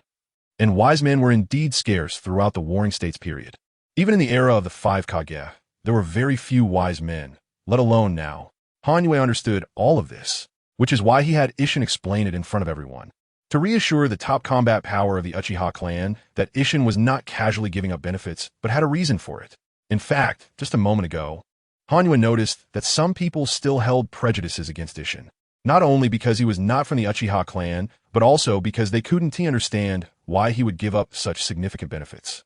So Hanyu seized this opportunity to let Ishin explain, allowing him to integrate deeper into the Uchiha clan more quickly. At that moment, Hanyu's gaze swept across the area. His cold eyes, paired with those nearly frozen eyes, opened his mouth, and a wave of cold air emerged as if he had just stepped out of ice. But it was at this moment that Hanyu spoke. Now that you've heard Ishin's explanation, you should understand. It's not about giving up benefits, but about the interests of our Uchiha clan. However, when I say Uchiha clan, I'm not just referring to those who possess the Sharingan. It also includes the interests of the Nara, Yamanaka, Akimichi, and Yin-Yang clans. When I'm not around, it feels like these 4 clans are outsiders. So what were you doing all this time? Others contribute to the entire clan, yet you still harbor suspicion in your hearts. Is this the Uchiha clan filled with love? I don't want there to be any barriers among you, nor do I want to see internal strife within our own clan. In the future, the Nara, Yamanaka, Akimichi, and Yin-Yang clans can intermarry with the members of our Uchiha clan. They can also wear the Uchiha clan emblem and even take the Uchiha surname. Although I don't know who thought of these troublesome methods for the 4 clans, don't let me find out about your existence. If you're trying to pull these little tricks, Don't blame my black blade for turning on my own clansmen. With that, Hanyu turned around and walked toward the garden behind. His cold words lingered in the air, but no Uchiha dared to say anything else. This was not due to Hanyue's strength. In fact, Hanyue's strength was not enough in front of these top Uchiha warriors. However, they felt deep guilt regarding Hanyue's words. And as a wise man of the Uchiha clan, Hanyue's title was not just an ordinary one. At least he was capable of leading the clan forward. What he had done had indeed elevated the entire Uchiha clan several times, and for this, they held deep admiration and respect. Otherwise, who would care about a teenager, even if he is a genius? As for Nara Ishin and his three companions at this moment, their eyes were filled with deep emotion. They knew they could finally integrate into the Uchiha clan, even taking the Uchiha surname, which deeply moved them. Of course, changing surnames is an insult to people on Earth, but in the world of Naruto, it is indeed an honor. After all, the Hokage was created on the island nation, carrying a deep essence of the island. Hanyu didn't care about the apologies in the living room at this moment. Instead, he directly went to the pavilion in the backyard. Following behind were Mizuki Hanako and Uchiha Bito, the three little ones. To Uchiha Bito, everything Hanyu did was nothing new. After all, seeing a young man accomplish such feats, he could only admire it. Could jealousy even compete with such a gap in quality? It was noon, and the weather was somewhat gloomy. The ancient trees surrounding the garden had yellow leaves swirling down. The atmosphere was filled with a single grayness, and the desolation permeated everything, slowly draining the vitality of life. These were the days of autumn's loss of vitality. Although the ground was covered in withered yellow leaves, presenting a beautiful scene, the heaviness of death in the scenery made Hanyu feel out of place. Perhaps because of his ice release, Hanyu had come to like the coldness and ruthlessness akin to a harsh winter. Facing this faint sorrow and the desolate yellow, he couldn't muster any interest. His fingers gently twirled on the wooden cup made of dry wood, the surface not decayed, but a testament to history's vicissitudes. The tea leaves settled in the cup imparted a bittersweet flavor to the tea. A faint bitterness lingered on his tongue, while the sweetness that followed was uniquely pleasant. Hanyu looked at his mother walking slowly toward him, and with his right hand, he filled an empty cup and handed it to his mother, who had already sat down. Uchiha Eiko took the cup from his hand, her eyes scrutinizing Hanyu. Her gaze inevitably carried some sadness, her lips quivering as she spoke with a slight sob. Hanyu, is your injury better? That one sentence made Hanyu, who had just taken a sip of tea, feel a bitter sensation, unable to taste the sweetness, only a faint bitterness. Hanyu looked at the slightly emaciated Uchiha Eiko with reassuring eyes. Chapter 94. Departure again, a hint of relief appeared on the indifferent face as he said, "Mother, please don't worry. I'm not only in excellent health now, but my strength has also greatly increased." Hanyu's words were not wrong. This time, Hanyu could be considered to have turned misfortune into fortune.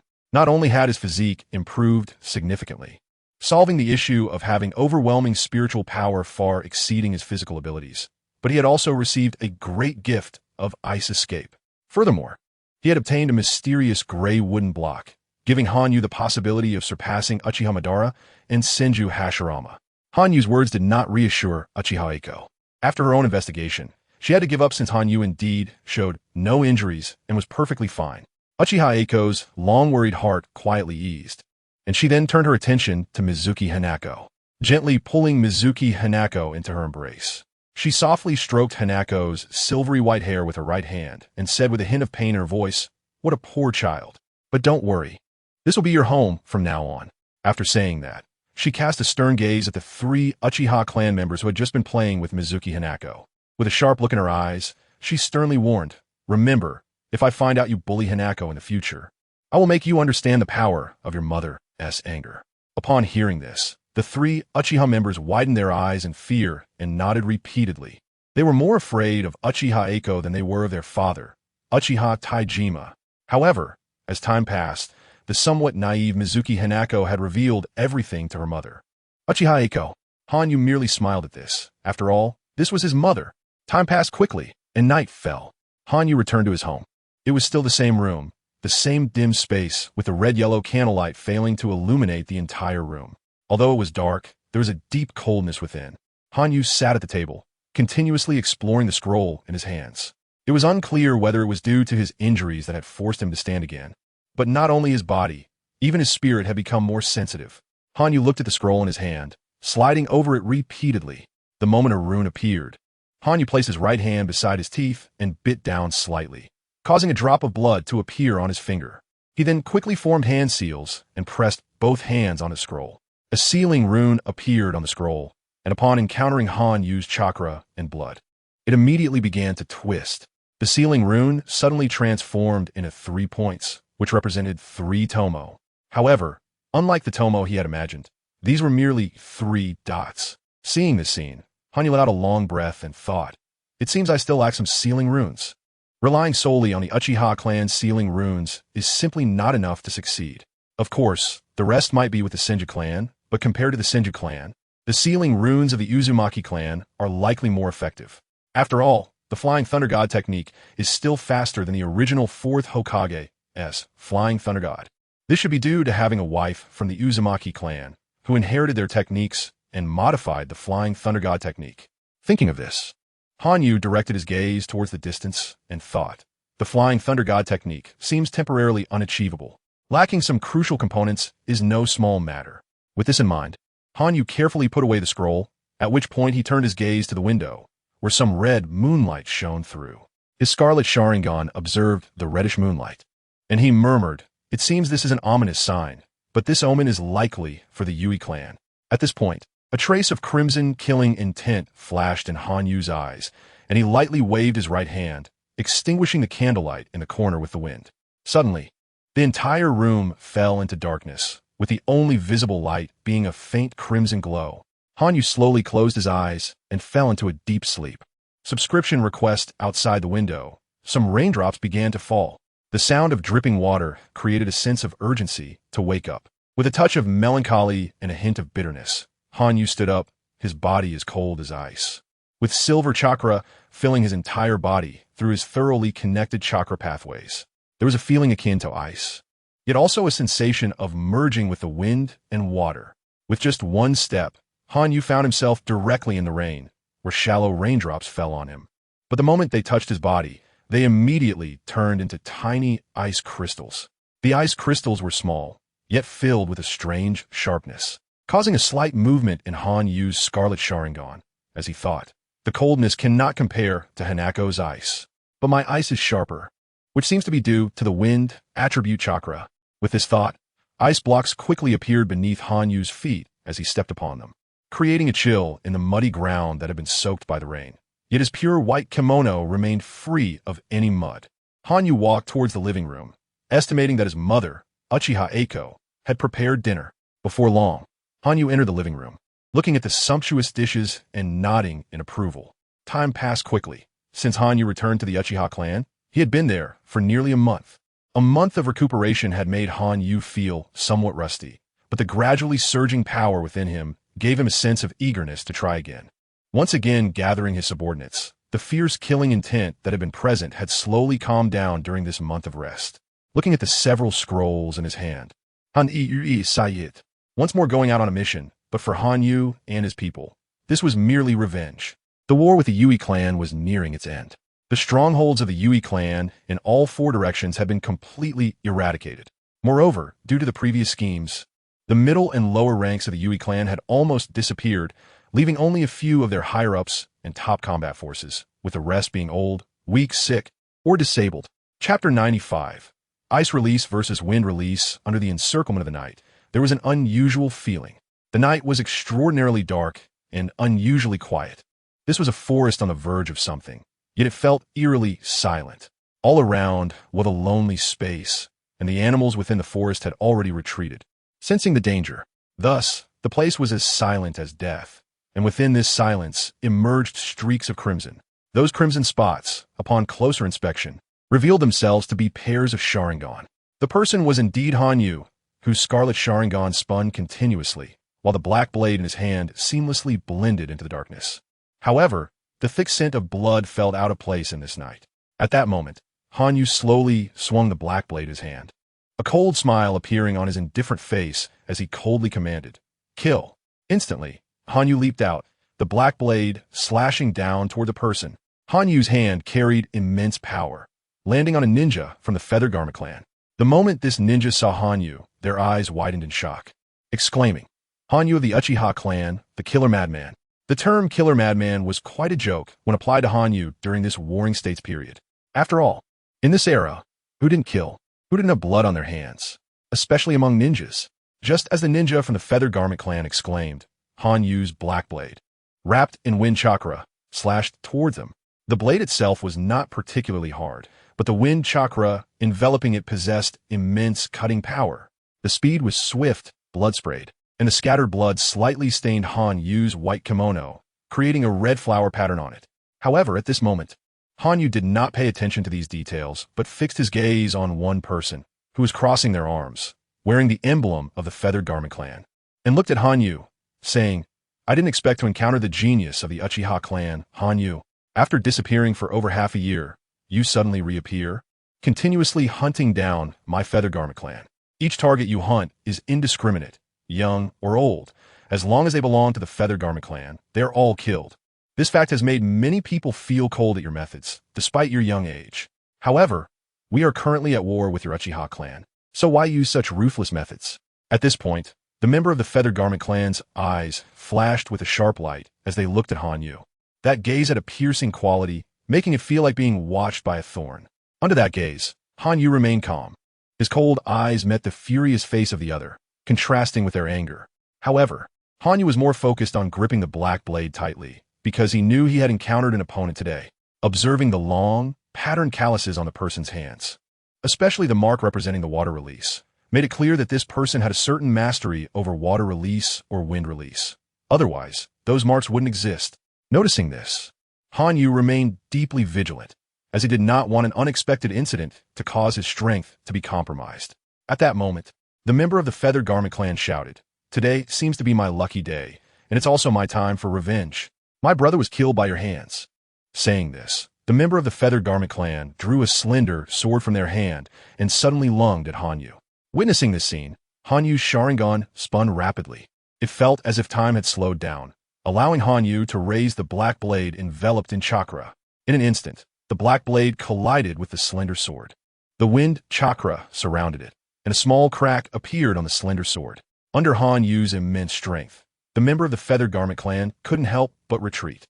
Hanyu had never truly feared anyone when it came to physical combat, especially now that he had entered the initial stage of physical mastery.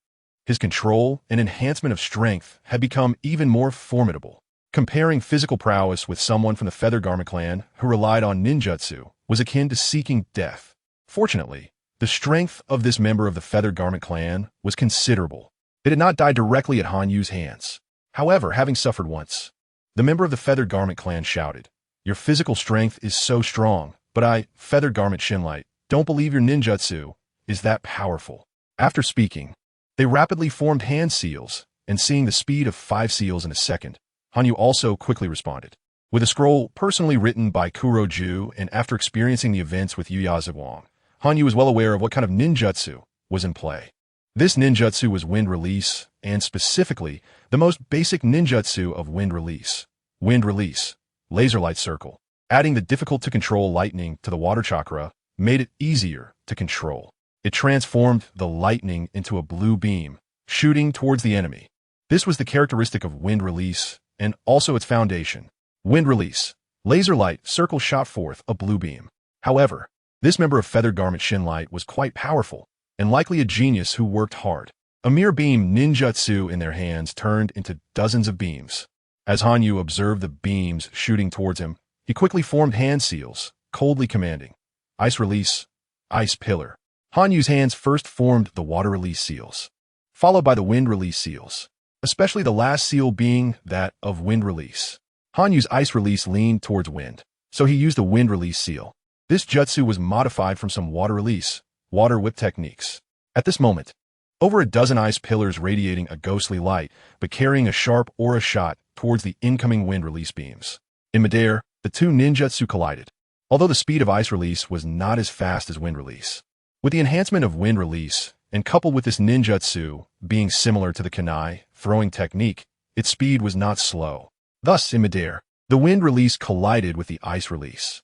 Chapter 96, the half-finished flying thunder god. At this moment, Yu Ixanguang, who was originally full of confidence, was stunned, because the Gale ninjutsu was unexpectedly no match for Han Yu's ice ninjutsu at this moment.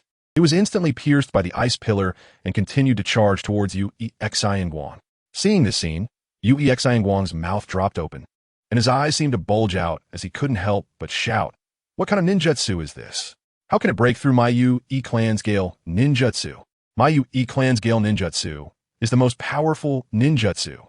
Hearing this, Han Yu's indifferent eyes revealed a hint of killing intent, and he thought to himself, wind ninjutsu inherently restrains lightning ninjutsu, although Gale ninjutsu is a bloodline limit formed by water attribute chakra and lightning attribute chakra.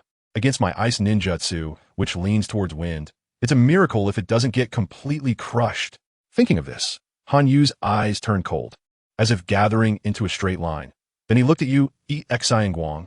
Those dozens of ice pillars, although they broke through the Gale ninjutsu, had their power significantly weakened by it. Therefore, at this moment, Yu Ixanguang had regained his senses, drew out his long sword with his right hand, and began to swing it continuously in the air, causing all the ice pillars to fall apart. However, when Yu Ixanguang cut through the last ice pillar, that slender long sword finally completed its task. But under the influence of the ice ninjutsu, the blade instantly shattered. At this moment, Han Yu looked at Yu Ixanguang, and his hands quickly formed seals again. At this moment, a hint of excitement appeared in Han Yu's cold and calm heart. After all, in the previous battles, Han Yu mostly relied on his physical techniques. He dared not use ninjutsu casually due to the limitations of chakra and his body, which is why he felt excited at this moment. Han Yu formed wind seals with his hands and coldly shouted, "Ice release, ice blade sword." As soon as he finished speaking, several ice blades appeared in the air, rapidly charging towards Yu Ixanguang. These ice blades were incredibly sharp. As this ninjutsu was adapted by Han Yu from wind release, great breakthrough. He merely added a water release seal and then used ice release chakra. At this moment, watching those ice blades slice through the void, the surrounding falling leaves were immediately cut in half upon contact with the ice blades, but the entire leaves were instantly frozen. Seeing this scene, Yu Ixanguang was directly stunned. However, disbelief and unwillingness were evident in his eyes. It should be known that during the period of many bloodline limits in the warring states, very few chakra-type bloodline limits could compare to Gale ninjutsu. But at this moment, the most powerful Gale ninjutsu in Yu Ixanguang's heart was directly shattered. Yet in disbelief, Yu Ixanguang shouted, "I don't believe it. My Yu Clan's Gale ninjutsu cannot be inferior to your newly emerged bloodline limit." After saying this, Yu Ixanguang quickly formed seals with both hands, and due to his emotional impulse, an illusion appeared in the air. Then, Yu Ixanguang's eyes filled with blood color as he shouted, "Gale release, laser dragon." At this moment, strands of chakra appeared around Yu Ixanguang as he desperately extracted chakra. Then, looking at Yu Ixanguang, he pressed his hands together and assumed a dragon-like stance. Suddenly, the blue glowing Gale ninjutsu burst forth from his palms and transformed into a blue laser dragon in the air. This laser dragon was incredibly fast, reaching Han Yu's side in an instant. At this moment, a hint of abnormality appeared in Han Yu's indifferent eyes as he thought, "The power of this Gale ninjutsu is indeed formidable." The laser dragon directly shattered the dozens of ice blade swords in its path. This scene made Yu Ixanguang break into wild laughter. However, after this laughter, disbelief emerged. Han Yu's hands quickly formed seals again, and he coldly shouted, "Ice release, ice wall technique."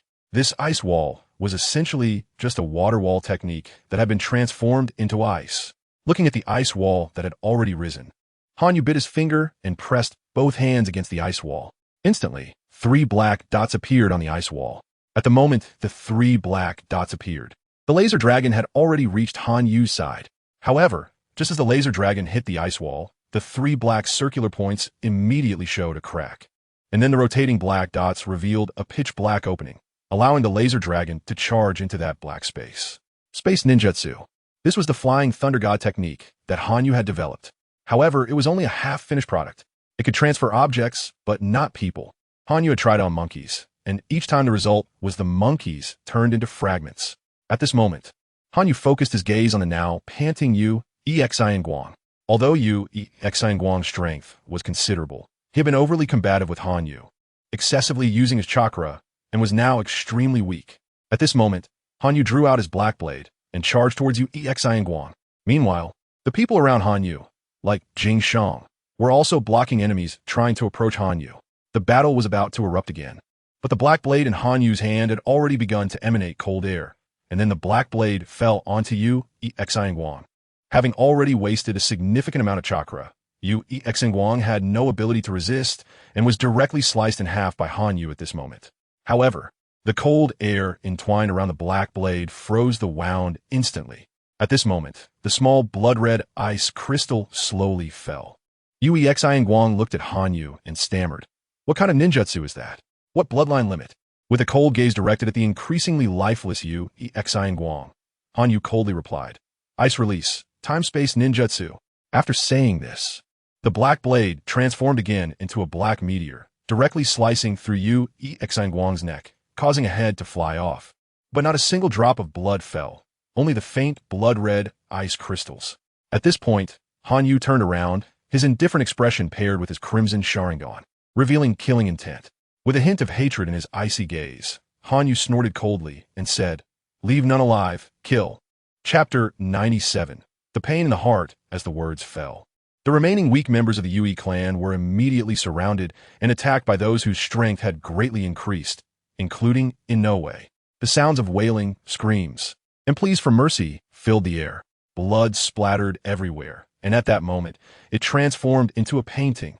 At this moment, a faint cold smile appeared at the corner of Hanyu's mouth. Time flew by, and the black knife in Hanyu's hand had been stained with an unknown amount of blood. However, looking at the increasingly darkened blade, one could see just how many people Hanyu had killed. Along this journey, the significantly stronger Hanyu not only killed 10 special Jonin of the Yui clan, but also personally eliminated 3 ordinary Jonin. Such achievements were astonishing within the Uchiha clan.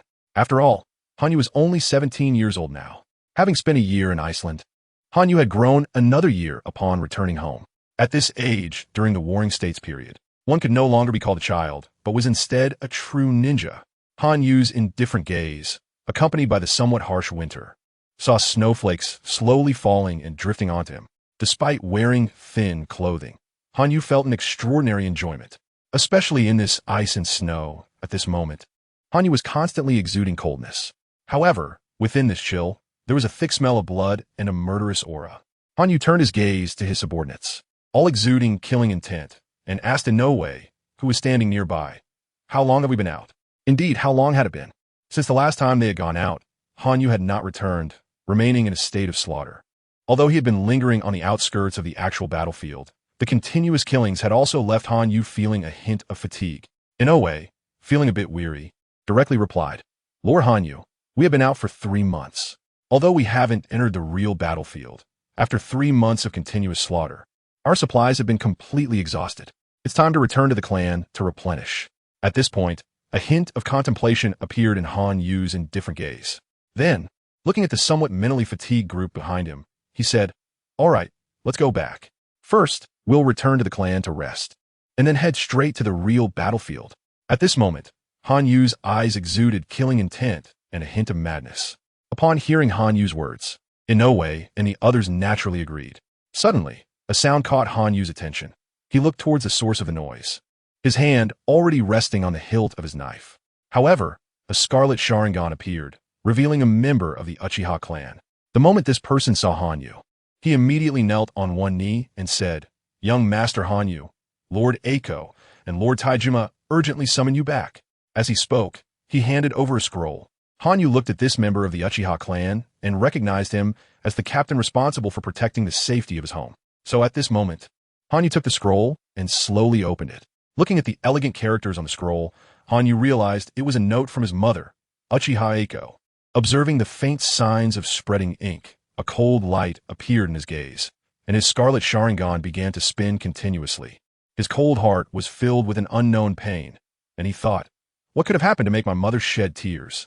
Hanyu's right hand slowly traced over the inked characters, which read, "My son, return swiftly, there's a great matter at home." Seeing these words, along with the ink that seemed to have been dampened by tears, causing it to spread, he coldly shouted, "Everyone, return to the clan. Full speed." After saying this, Hanyu disregarded the consumption of chakra and dashed towards the Uchiha clan. However, the faint pain in his heart made Hanyu feel a sense of foreboding. And his scarlet Sharingan spun rapidly, silently shouting, "I hope I do not hear any bad news. Otherwise, whoever is responsible will face the annihilation of their entire clan, not leaving even a trace behind." Having said that, Hanyu couldn't help but accelerate his speed again. The howling wind and the biting cold did not concern him at all. At this moment, all Hanyu cared about was the situation in his clan. His speed was swift, each step allowing those behind him to keep up with difficulty. At this moment, Hanyu turned his head, and his scarlet Sharingan fixed on the Uchiha clansman who had delivered the message, coldly demanding, "What has happened at my home?" The killing intent in his words left the clansman at a loss for how to respond, and he could only say, "Young Master Hanyu, Lord Eiko said, you will know when you arrive at the clan. I truly do not know anything else." This somewhat helpless response made Hanyu's gaze grow even colder. At this moment, Hanyu couldn't help but accelerate again. He felt the pain in his heart growing weaker. Not long after, as Hanyu and his group hurried along, they finally saw the gates of the Uchiha clan. Hanyu arrived at the gate and, without caring about the guards, dashed straight towards his home.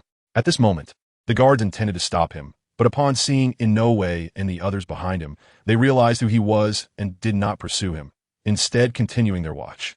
However, Hanyu rushed to the entrance of his home. At this moment, Hanyu entered quickly, feeling an increasing sense of unease in his heart, and the pain was becoming weaker. As Hanyu entered the door, he saw a maid holding a basin of blood-colored water, dressed in black. At that moment, Hanyu's heart suddenly turned cold. Just then, a heart-wrenching cry echoed, "Mingyu!" As soon as that voice appeared, the pain in Hanyu's heart gradually dissipated. In that instant, Hanyu erupted. The chakra that burst forth created strong winds around him, and the ground began to freeze. Step by step, Hanyu walked towards the source of that voice. With each step, a trail of icy footprints formed on the ground. Hanyu's expression was cold, his scarlet Sharingan spinning continuously. His hand tightened, veins bulging, fingers cracking. As he drew closer, Hanyu's cold face turned ferocious. The killing intent in his eyes seemed to solidify, and the murderous aura swirling around him transformed into a blood-red substance. Chapter 98. The death of Mingyue. As the cold moon slowly opened the door that concealed the weeping. Weeping was the only sound in that moment. The howls were the only tone at that moment. Sadness was the only emotion in that moment. Tears fell uncontrollably, hot yet cold. But what was cold was the heart. The chill in the heart filled the small room with an atmosphere of despair. The cold moon looked at the figure lying in the middle, pale-faced, and the body stained with blood red. This color was familiar to the cold moon, as such scenes often appear in her eyes. But at this moment, seeing this scene filled her heart with deep sadness, mixed with a strong, killing intent. Her hands clenched tightly, veins bulging, breathing a bit heavy, but her eyes were blood red. The person was none other than her biological brother, Uchiha Mingyue. Born and raised together, Mingyue inherited not only everything from their parents, but also the aura that the cold moon had brought from Earth, an aura more important than anything else. But now this person, such a person, was lying on the bed. The pain in her heart had slowly faded. The once weak breaths were also coming to a stop at this moment. The cold moon slowly walked to Uchiha Mingyue's side, her eyes scanning him. Looking at the abdomen that had been pierced through, the cold moon's heart was filled with deep fury and killing intent. The cold moon slowly crouched down, her hand brushing over Uchiha Mingyue's body, feeling the numbed wound. Her eyes revealed a cold chill, but beneath that chill was a profound killing intent. The cold moon coldly addressed Uchiha Tianjima beside her. Was it done by the Yui clan? That was like magma brewing beneath cold seawater, on the verge of eruption. Uchiha Tianjima sat beside, tears of sorrow streaming down his face, with a deep killing intent in his eyes. At the cold moon's question, he silently nodded. It was a somewhat dim forest, where Uchiha Mingyue encountered a top-tier expert from the Yui clan, Yui Guangza. Yui Guangza was the father of Yui Ziguang, whom the cold moon had killed. As the father of Yui Ziguang, he naturally knew that his son had died at the hands of the cold moon.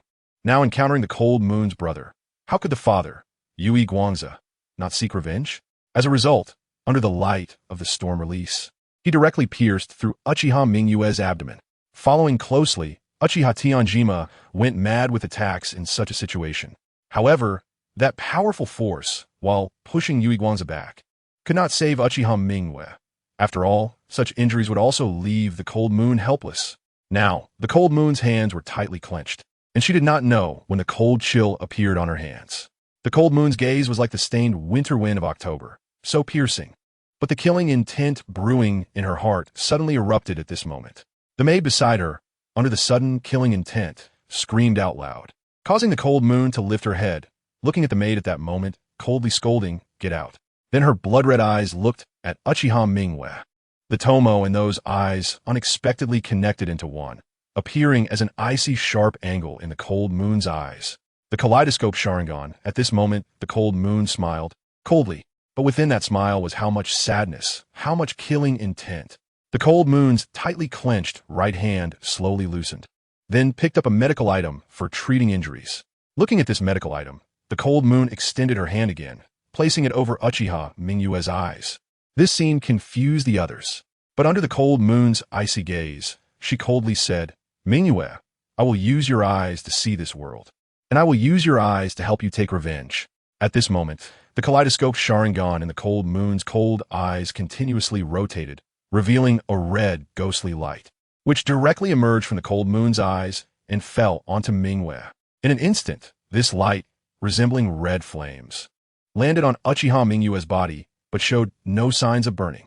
The light slowly spread across Mingwe's entire body, and the area surrounded by the light slowly began to freeze. Blood-red ice completely froze Uchiha Mingwe. However, at this moment, the cold moon had already placed the two Sharingan into the saline solution beside her. At this moment, the cold moon's face was very cold, and an unknown emotion emerged. Looking at Uchiha Mingwe, who had been turned into an ice block by her. The cold moon turned her head. Her scarlet Sharingan had transformed into a kaleidoscope Sharingan. Seeing this scene, Uchiha Tianjima, Uchiha Ingzi, Uchiha Madara, and Uchiha Azuna all felt a chill. The kaleidoscope Sharingan represents powerful strength, and it also represents immense sadness. The sadness brought by the departure of loved ones. Transformed into eyes, these eyes are the eyes of curse, the eyes of parting, and the eyes of death. The eyes in the cold moon's hand were precisely the eyes she obtained from Uchiha Mingwe. Within the ice block, Uchiha Mingwe's eyes, with traces of blood, appeared somewhat hollow. However, none of this was stopped by Uchiha Tianjima and the others. Although the Uchiha clan had not yet discovered that when one loses the light in their own eyes, replacing them with the eyes of their brother would lead to a step further than the kaleidoscope Sharingan, the eternal kaleidoscope Sharingan.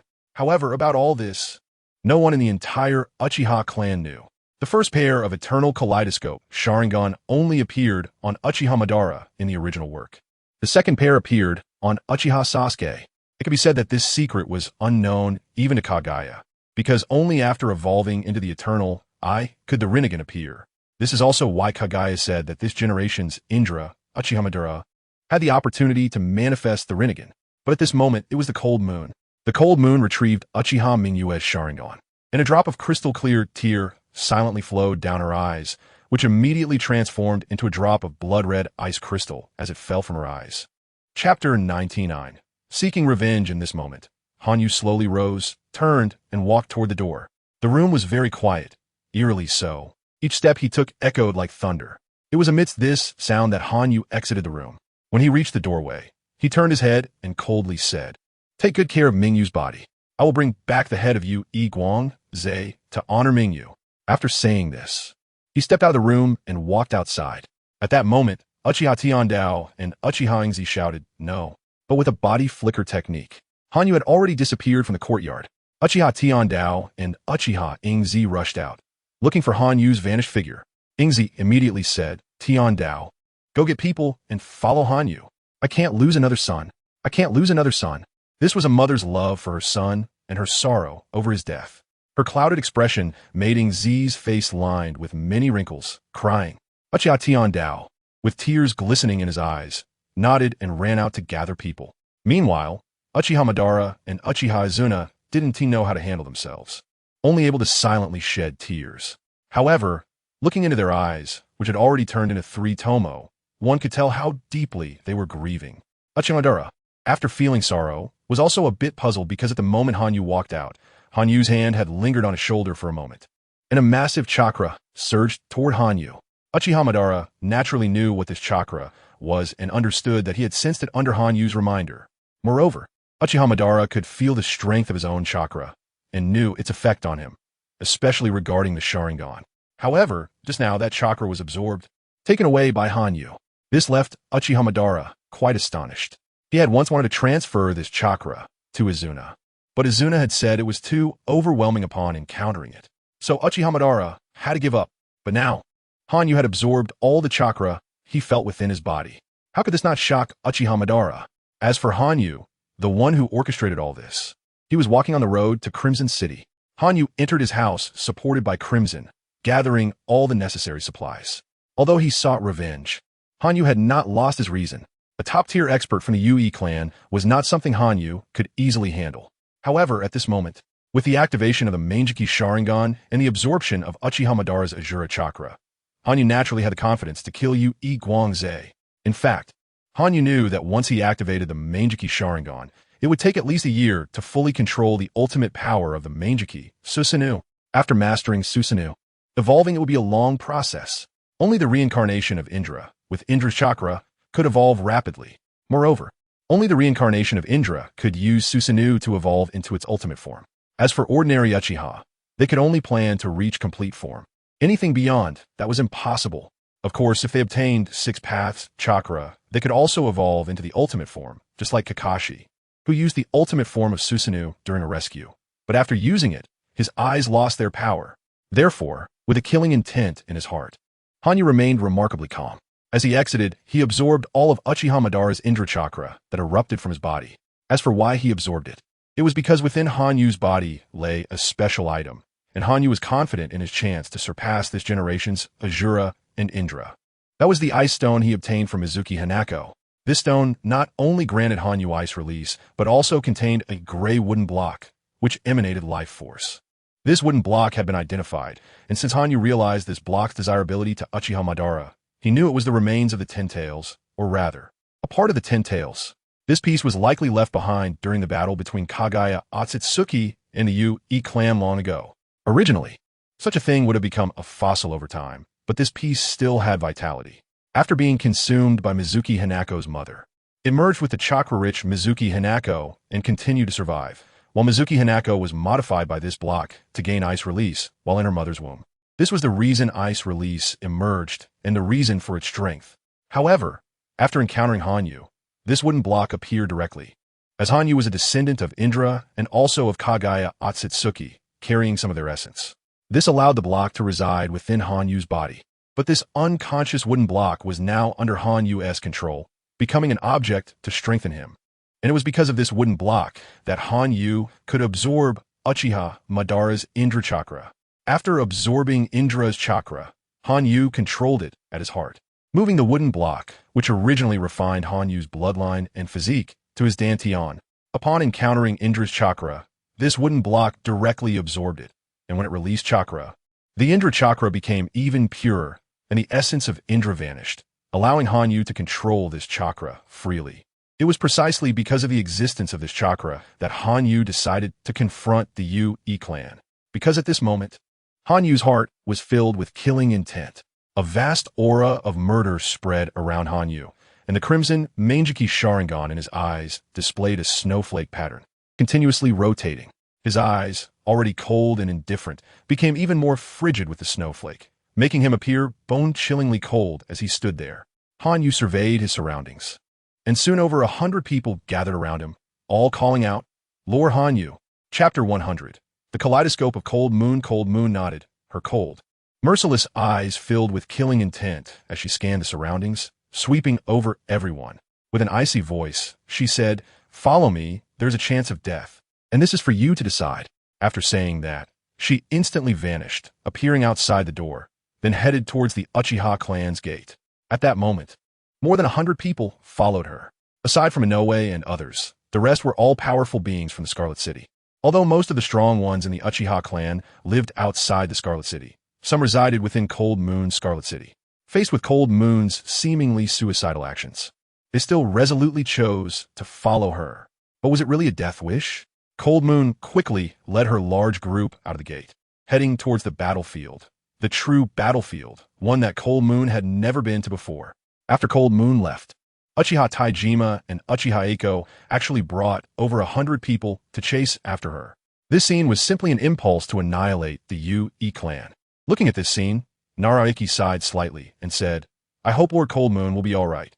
However, after evolving into the kaleidoscope Sharingan, Lord Cold Moon's strength has increased again, but I don't know what her abilities are. I hope it's a powerful ability. At this point, Ikki turned around and said to the two people beside him, quickly notify the Uzumaki and Hyuga clans. Tell them the total attack has begun. Also inform the Senju clan that the final battle has started. After he finished speaking, the two people behind him immediately replied, Yes, Lord Ikki. Watching the two leave, Ikki looked at Cold Moon's departing figure and silently said, Since Lord Cold Moon seeks revenge, as her subordinate, I naturally must help her fulfill this wish. Moreover, it's also a good opportunity to weaken the forces of several other great clans. Ikki said to one person beside him, Notify our people in the Yu-E clan about the direction of the offensive and the number of troops from the Senju, Uzumaki, and Hyuga clans. But remember, just give a vague estimate of the numbers. We must not expose our Uchiha clan. After saying that, he looked at his own crest, which not only bore his family's emblem, but also the Uchiha clan's emblem. After that, the person also left directly. At this moment, Cold Moon had indeed arrived at the battlefield. Her scarlet kaleidoscope Sharingan looked at the large army appearing around her. On the left were the Uchiha clan members, and on the right were the Yu-E clan members. Standing on a high point on the left, looking down at the Yu-E clan members below, her eyes couldn't help but reveal a cold, killing intent, as her hatred transformed into endless murderous intent. Cold Moon looked at the Yu-E clan members below, exuding a chilling, killing intent, and said, Kill. I want them all dead, all dead. At this moment, the endless rage, endless killing intent, and endless hatred in Cold Moon's heart transformed into a crimson flame that enveloped her. What kind of flame was this? The crimson flame surrounded Cold Moon, but she suffered no harm at all.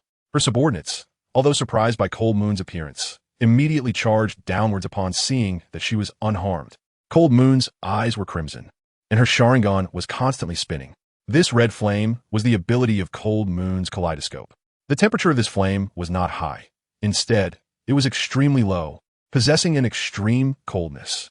If Uchiha Itachi's flame came from the heart of the sun, then Cold Moon's flame came from the heart of the moon's coldness. Cold Moon quickly formed hand seals with both hands. Then her whole body surged with chakra, and she shouted, Fire style, great fire destruction. From her mouth, she directly expelled a red flame. But unlike the previous flames that were extremely hot, this flame was extremely cold.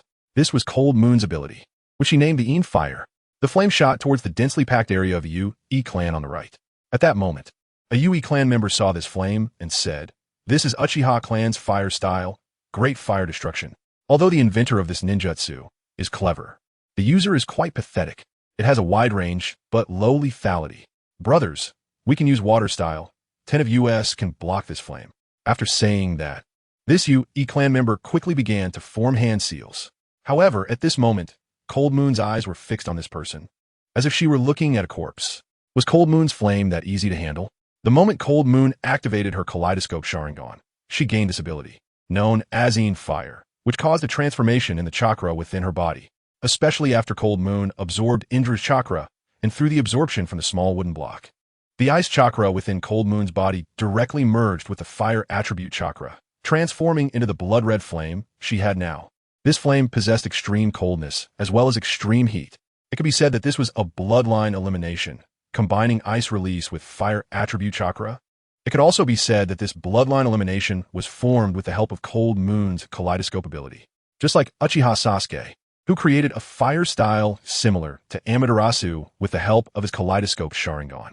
At this moment, Cold Moon was in a similar situation. Watching the immense power formed by the fusion of the two forces, extreme cold and extreme heat. In an instant, the flame completely surrounded the members of the Yu-E clan. A dozen Yu-E clan members using water style sprayed water at that moment. But upon encountering this blood-red flame, the water instantly turned into red ice, and in an instant, it completely vanished. Then, at this shocking moment for the Yu-E clan, hundreds of their members were surrounded, and they screamed in agony within the flames. Countless people on the battlefield witnessed this scene as the blood-red flame surrounded others, and individuals gradually turned into blood-red ice blocks. This ice block, however, shattered into dust in an instant, and with their disappearance. It was not only the ice block that vanished, but also the person who disappeared in an instant.